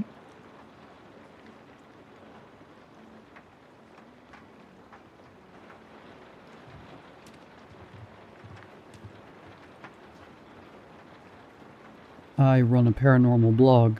Yeah, I know. I started it after my ex-husband died. I needed somewhere to put all the noise in my head, I guess. And it helped. Mostly I debunk things. I try to give people closure. Doesn't always work. In my experience, most ghosts are just bad pipes. Demons are usually raccoons or whatever. So when people started messaging me about Lucent Lake, I didn't immediately pack a bag. The rumors talked about a killer, a slasher, or something. Didn't raise any red flags for me, but then people started sending screenshots from local Facebook groups and sad and angry posts from relatives. 4 people had died in 3 weeks. Something felt off, so I guess I took the hook. Nobody had seen anyone. No footprints, no weapon, no suspect. The police kept saying it might be an animal, but you could feel nobody believed that. They were just saying stuff into cameras so people wouldn't panic or something. Lucent Lake is a nice place. Picnic tables, trails, teenagers hiding beer, couples posing on the old dock like it wasn't half rotted. Normal place. Safe enough. When I got there, the place was empty. The woods felt completely abandoned. I got there after dark. Yeah, I know. But I knew the area. And I couldn't exactly tell my boss I had to leave early because people online were saying there was an invisible slasher. And yeah, to be honest, I knew it would be good for the blog. The road was narrow and annoying. Every branch in my headlights looked like a hand or something. Every shadow looked like a person. Great live, very professional. About a mile from the lake, there was this half-assed barricade across the road. 2 rangers stood next to it, or at least they were dressed like rangers. The man came over first. Older guy, gray beard, big jacket, and already looking disappointed in me before I'd even rolled down the window. Park Dad. Park Dad leaned toward the window. Road's closed. Yeah, I saw. Then turn around. I was hoping to just take a look. No. Okay, warm guy. He did not love that. The woman ranger came over then. She was maybe my age, maybe a little younger. Hard to tell in flashlight light. She looked tired in the way people look tired when they've been polite for too long. Wait, she said. You're Liv from Grave Doubts. I smiled. Park Dad said, Doubts or no doubts, you need to leave. The woman ignored him. You can't go in there tonight. I'm not trying to be a problem. Park Dad said, You are literally a problem. Fair. The woman lowered her flashlight so it wasn't in my eyes. People are dead. The sheriff asked us to close this road. We don't know what did it. Could be a person, could be an animal, could be some idiot with a machete hiding out there. We don't know. A bear doesn't usually use a machete, I said. Park Dad stared at me. The woman looked at me for a second. Aren't you scared? I almost answered honestly. Yes, obviously yes. But scared doesn't mean what people think it means. Scared doesn't always make you run. Sometimes scared makes you very, very focused. So I shrugged. I do this kind of thing. That's not really an answer. No, I said. She sighed. Please just go home. That almost worked. Because she said it like a person, not like an order. But I couldn't just go home. I was going to be gone for a whole week after this, so tonight was it.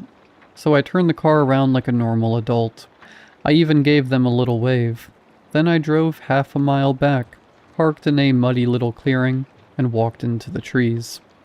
Yes, I understand how dumb that was. I understood it then, too. I had no choice. I had my phone, my flashlight, my camera, pepper spray, and that little cloth pouch in my jacket pocket. To be honest, the pouch was the reason I was really there. Lucent Lake wasn't random for me. I had been there before, years ago, with Daniel. Daniel was my husband. Ex-husband. Daniel's dead now. People get very soft when I say that. They do the, oh, you poor thing face. Truth is, when Daniel died, grief wasn't what I felt first. It was relief. I'm not going to give you a list of what he did or didn't do. I hate when people want examples. Like they know anything or could be the judge of anything. Like whether I'm allowed to hate him or not. I'll say this much. My kids knew the sound of his car. The second he drove in, the whole house stopped breathing. And leaving him did not fix it. Most people love saying, "At least you got out." Like sick men respect locks, school pickup schedules, changed phone numbers, court orders, any of it. Daniel didn't, of course. Calling, waiting, showing up, finding reasons, making sure the kids and I understood that out was not the same thing as free. I couldn't do it anymore. I couldn't keep living like that. Every window was a threat, every phone call, every car slowing near the house. Enough. So I went to a woman a friend knew. She lived above a dentist. She wore sweatpants. Her tea was terrible, and I wasn't completely sure it was just tea. She listened, then said, "You need closure." I said, "I want him to get what he deserves and out of our life." She said, "Those are not always the same thing." I remember that very clearly. She said, "If it's closure, it closes. If it isn't, it just keeps bleeding." I thought, lady, I have 2 kids and a man who won't stop circling my life. I don't have time for fortune cookie stuff. So I said, "I want him gone." She gave me the strange smelling white powder and words. A week later, Daniel drove into a tree and the rain so hard they had to identify him by his teeth. Coincidence, maybe. I told myself that for a whole year. Now I have this feeling about Lucent Lake. So I went. The trail was dark but not weird. Just woods, leaves, mud, branches catching on my sleeves. I moved slowly because I kept my flashlight off most of the time. Last thing I needed was someone spotting me and dragging me back again. Then I heard my name. Not a whisper exactly. Just very quiet. Quiet enough that, for a second, I thought I'd made it up. Then it came again. "Liv." I stopped. It sounded like his voice. My first thought was very stupid. It was, no thank you. Like I could unsubscribe. "Liv." My hand closed around the pouch in my pocket. Then someone grabbed my arm. I made a noise I will not be describing because I have some pride left. "It was Park, Dad." "Are you serious?" he said. "Don't grab me. Then don't sneak past a roadblock." "I was leaving." "You're walking toward the lake." "I got turned around." He just looked at me. "Fine," I said. "Bad lie." He took his radio. "Found her. South Trail. Yeah, I've got her." Then he looked at me again. "This isn't some stupid internet social media. You get that, right?" I know. I don't think you do. People are dead. I said I know. And I did know.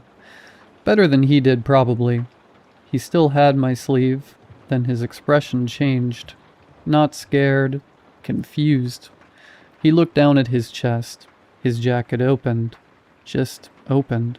A red line opened across him, and then blood hit my face. Too much of it. He made this small sound, like he was embarrassed. Another cut opened under his jaw. I stepped back. He reached toward me, maybe for help, maybe because people do weird things when they're dying. Then his face came apart. There was nothing there. No bear, no man, no shape in the air. Nothing. Parkdad dropped, and his flashlight rolled into the leaves. I ran. Not away from the lake. I know. Believe me, I know. But Daniel's voice came again from ahead, and in that moment it made sense. I didn't want to leave what was left of Parkdad there, but I couldn't stay. That was Daniel all over. Hurt someone else and somehow make it my fault. I reached the lake out of breath and tasting and spitting someone else's blood. The water was black. The dock was still half collapsed. He was standing in the water, where the lake met the mud. Daniel. He didn't look like a person, a human. No, his clothes were wet and dark. His face seemed intact, but his skin looked wrong. His head tilted slightly, like he was listening to something I couldn't hear. But it was him. I felt chills prickling all over my body when I saw that smile. That stupid, patient smile he wore when he knew everyone in the house was afraid of what he might do next. I pulled out the pouch. My fingers shook so badly I almost dropped it. He stepped toward me. "Stay there," I said. He didn't. Of course he didn't. I thought of Donnie and Ben, my kids, not in some soft, glowing way. I thought of the real things, how long it took them to make noise in the house after he died, how fast they still say sorry, how Donnie still watches doors when people argue. He kept coming. "Why are you here? Why are you back? Get away from me, Daniel. Get away." I untied the pouch with my teeth. That was when he slowed, then stopped. He muttered something. I froze for half a second. I didn't understand it. I didn't want to understand it. I threw the powder in his face and said the words. Nothing happened. For a moment I thought, great, this is it. The thing that looked like Daniel is going to kill me by a lake, and tomorrow I'll be a sad little social media post people skim over at lunch. Then Daniel folded inward. I don't know how else to say it. He collapsed into himself. Shoulders caving, face sinking, mouth open. No sound. His whole body shrank into this dark, wet lump in the water, then thinned out into a oily stain floating there. I stood there waiting. I didn't want to move, or I couldn't. I didn't feel relief. Maybe I was still in shock. The lake was quiet, no slashing, no whispering. I actually said, "Okay," out loud, like I'd finished paying a bill or something. I suddenly had this strong urge to just go home, really badly. Then I heard crying. The woman ranger came through the trees with her gun out, both hands shaking. "Where's Tom?" she said. I raised my hands. "Don't shoot." "Where is he?" "I'm sorry." "What? Where is he?" "He's dead." She looked at the blood on me. "What did you do?" "I didn't. Listen, there was something here. I stopped it. I think I stopped it." "You think?" "I know. I know how that sounds." "Get on your knees." "Okay." I started to kneel. Then she flinched. A cut opened on her cheek. I froze. Another cut opened across her jacket. "No," I said. She looked at me. Not behind me, not into the trees. At me. Then her throat opened. She dropped into the leaves. The forest went quiet again. I got up and started running like hell. I didn't look back. I think I fell several times, but just kept going, ignoring all the pain in my legs and hands and face. I got in the car and drove like mad until I hit the main road back to town. Then I had this weird feeling. Chills from my forehead to my shoulders and down my spine. I don't know why, but I remembered what the powder woman told me. If it isn't closure, it keeps bleeding. I realized that this thing out there, this invisible thing, is not anyone else's. It's mine. It's the opposite of closure. It had dragged me back there because it knew I'd come.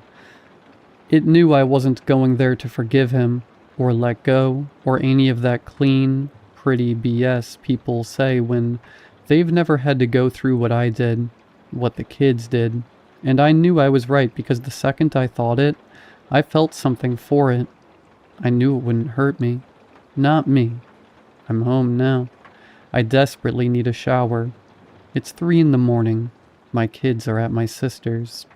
I lied and said my flight was tonight. It's here with me. I know it is.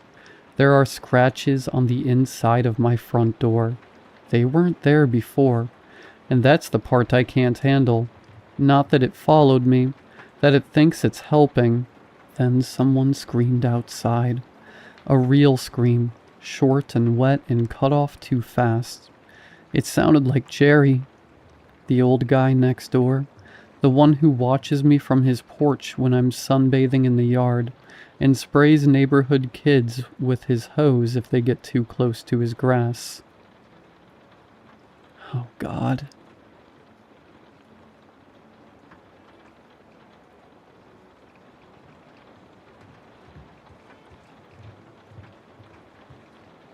I go out to the cliffs, like I have every Wednesday for the past 10 years.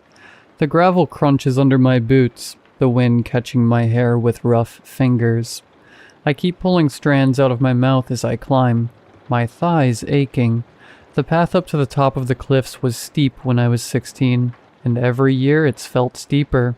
People ask me sometimes why I bother to keep coming out like this, when my legs don't show any sign of getting better.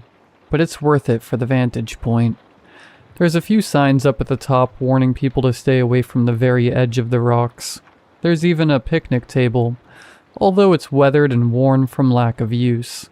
No one comes here anymore, not since the boat started to come.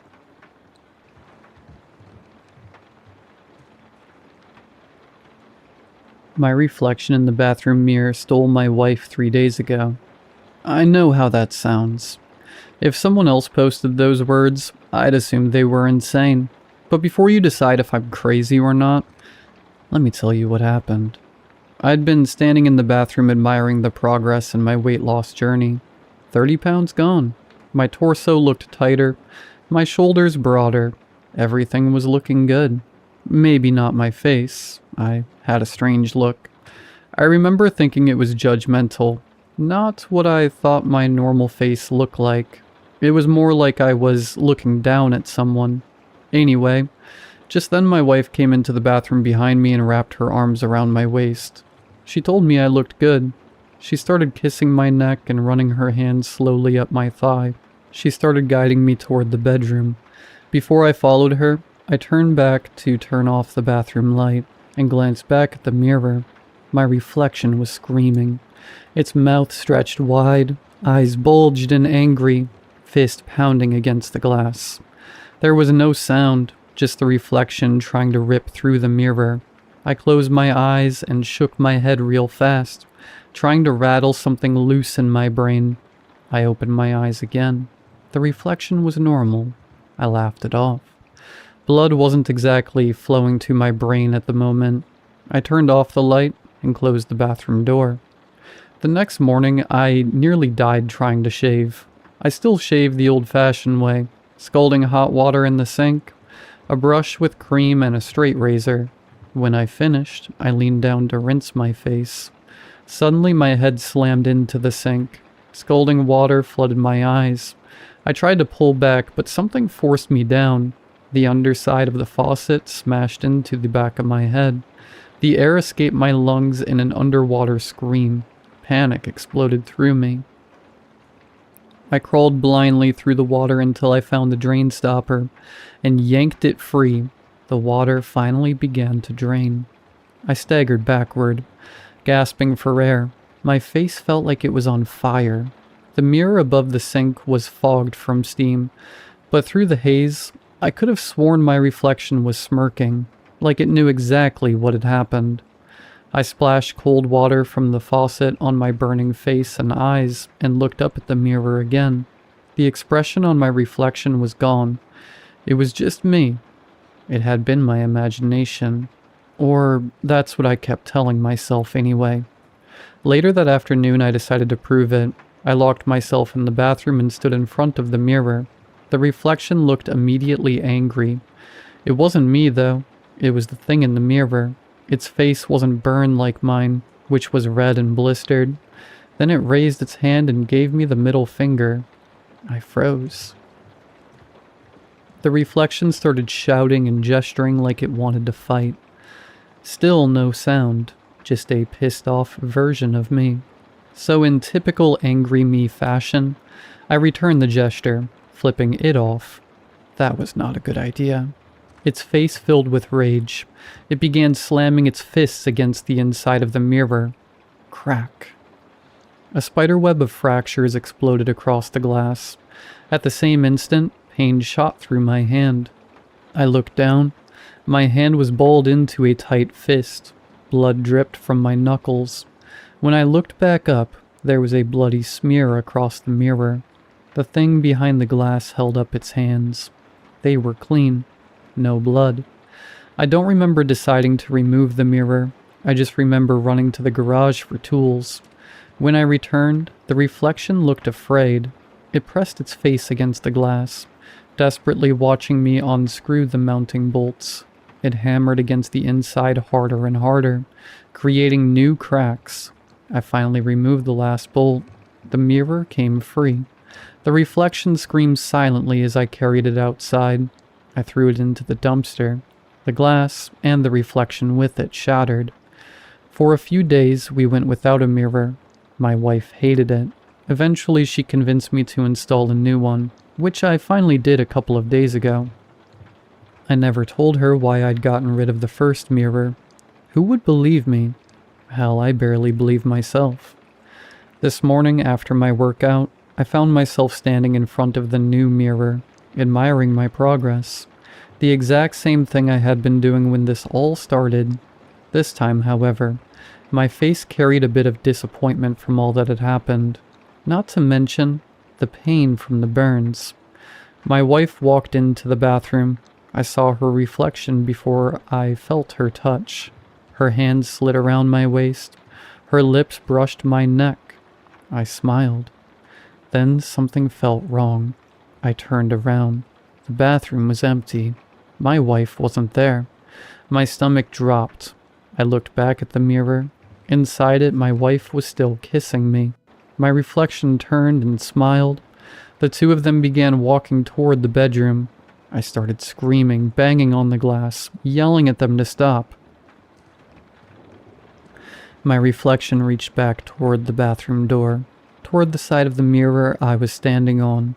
It switched off the light and closed the door behind it, leaving me standing alone in the dark.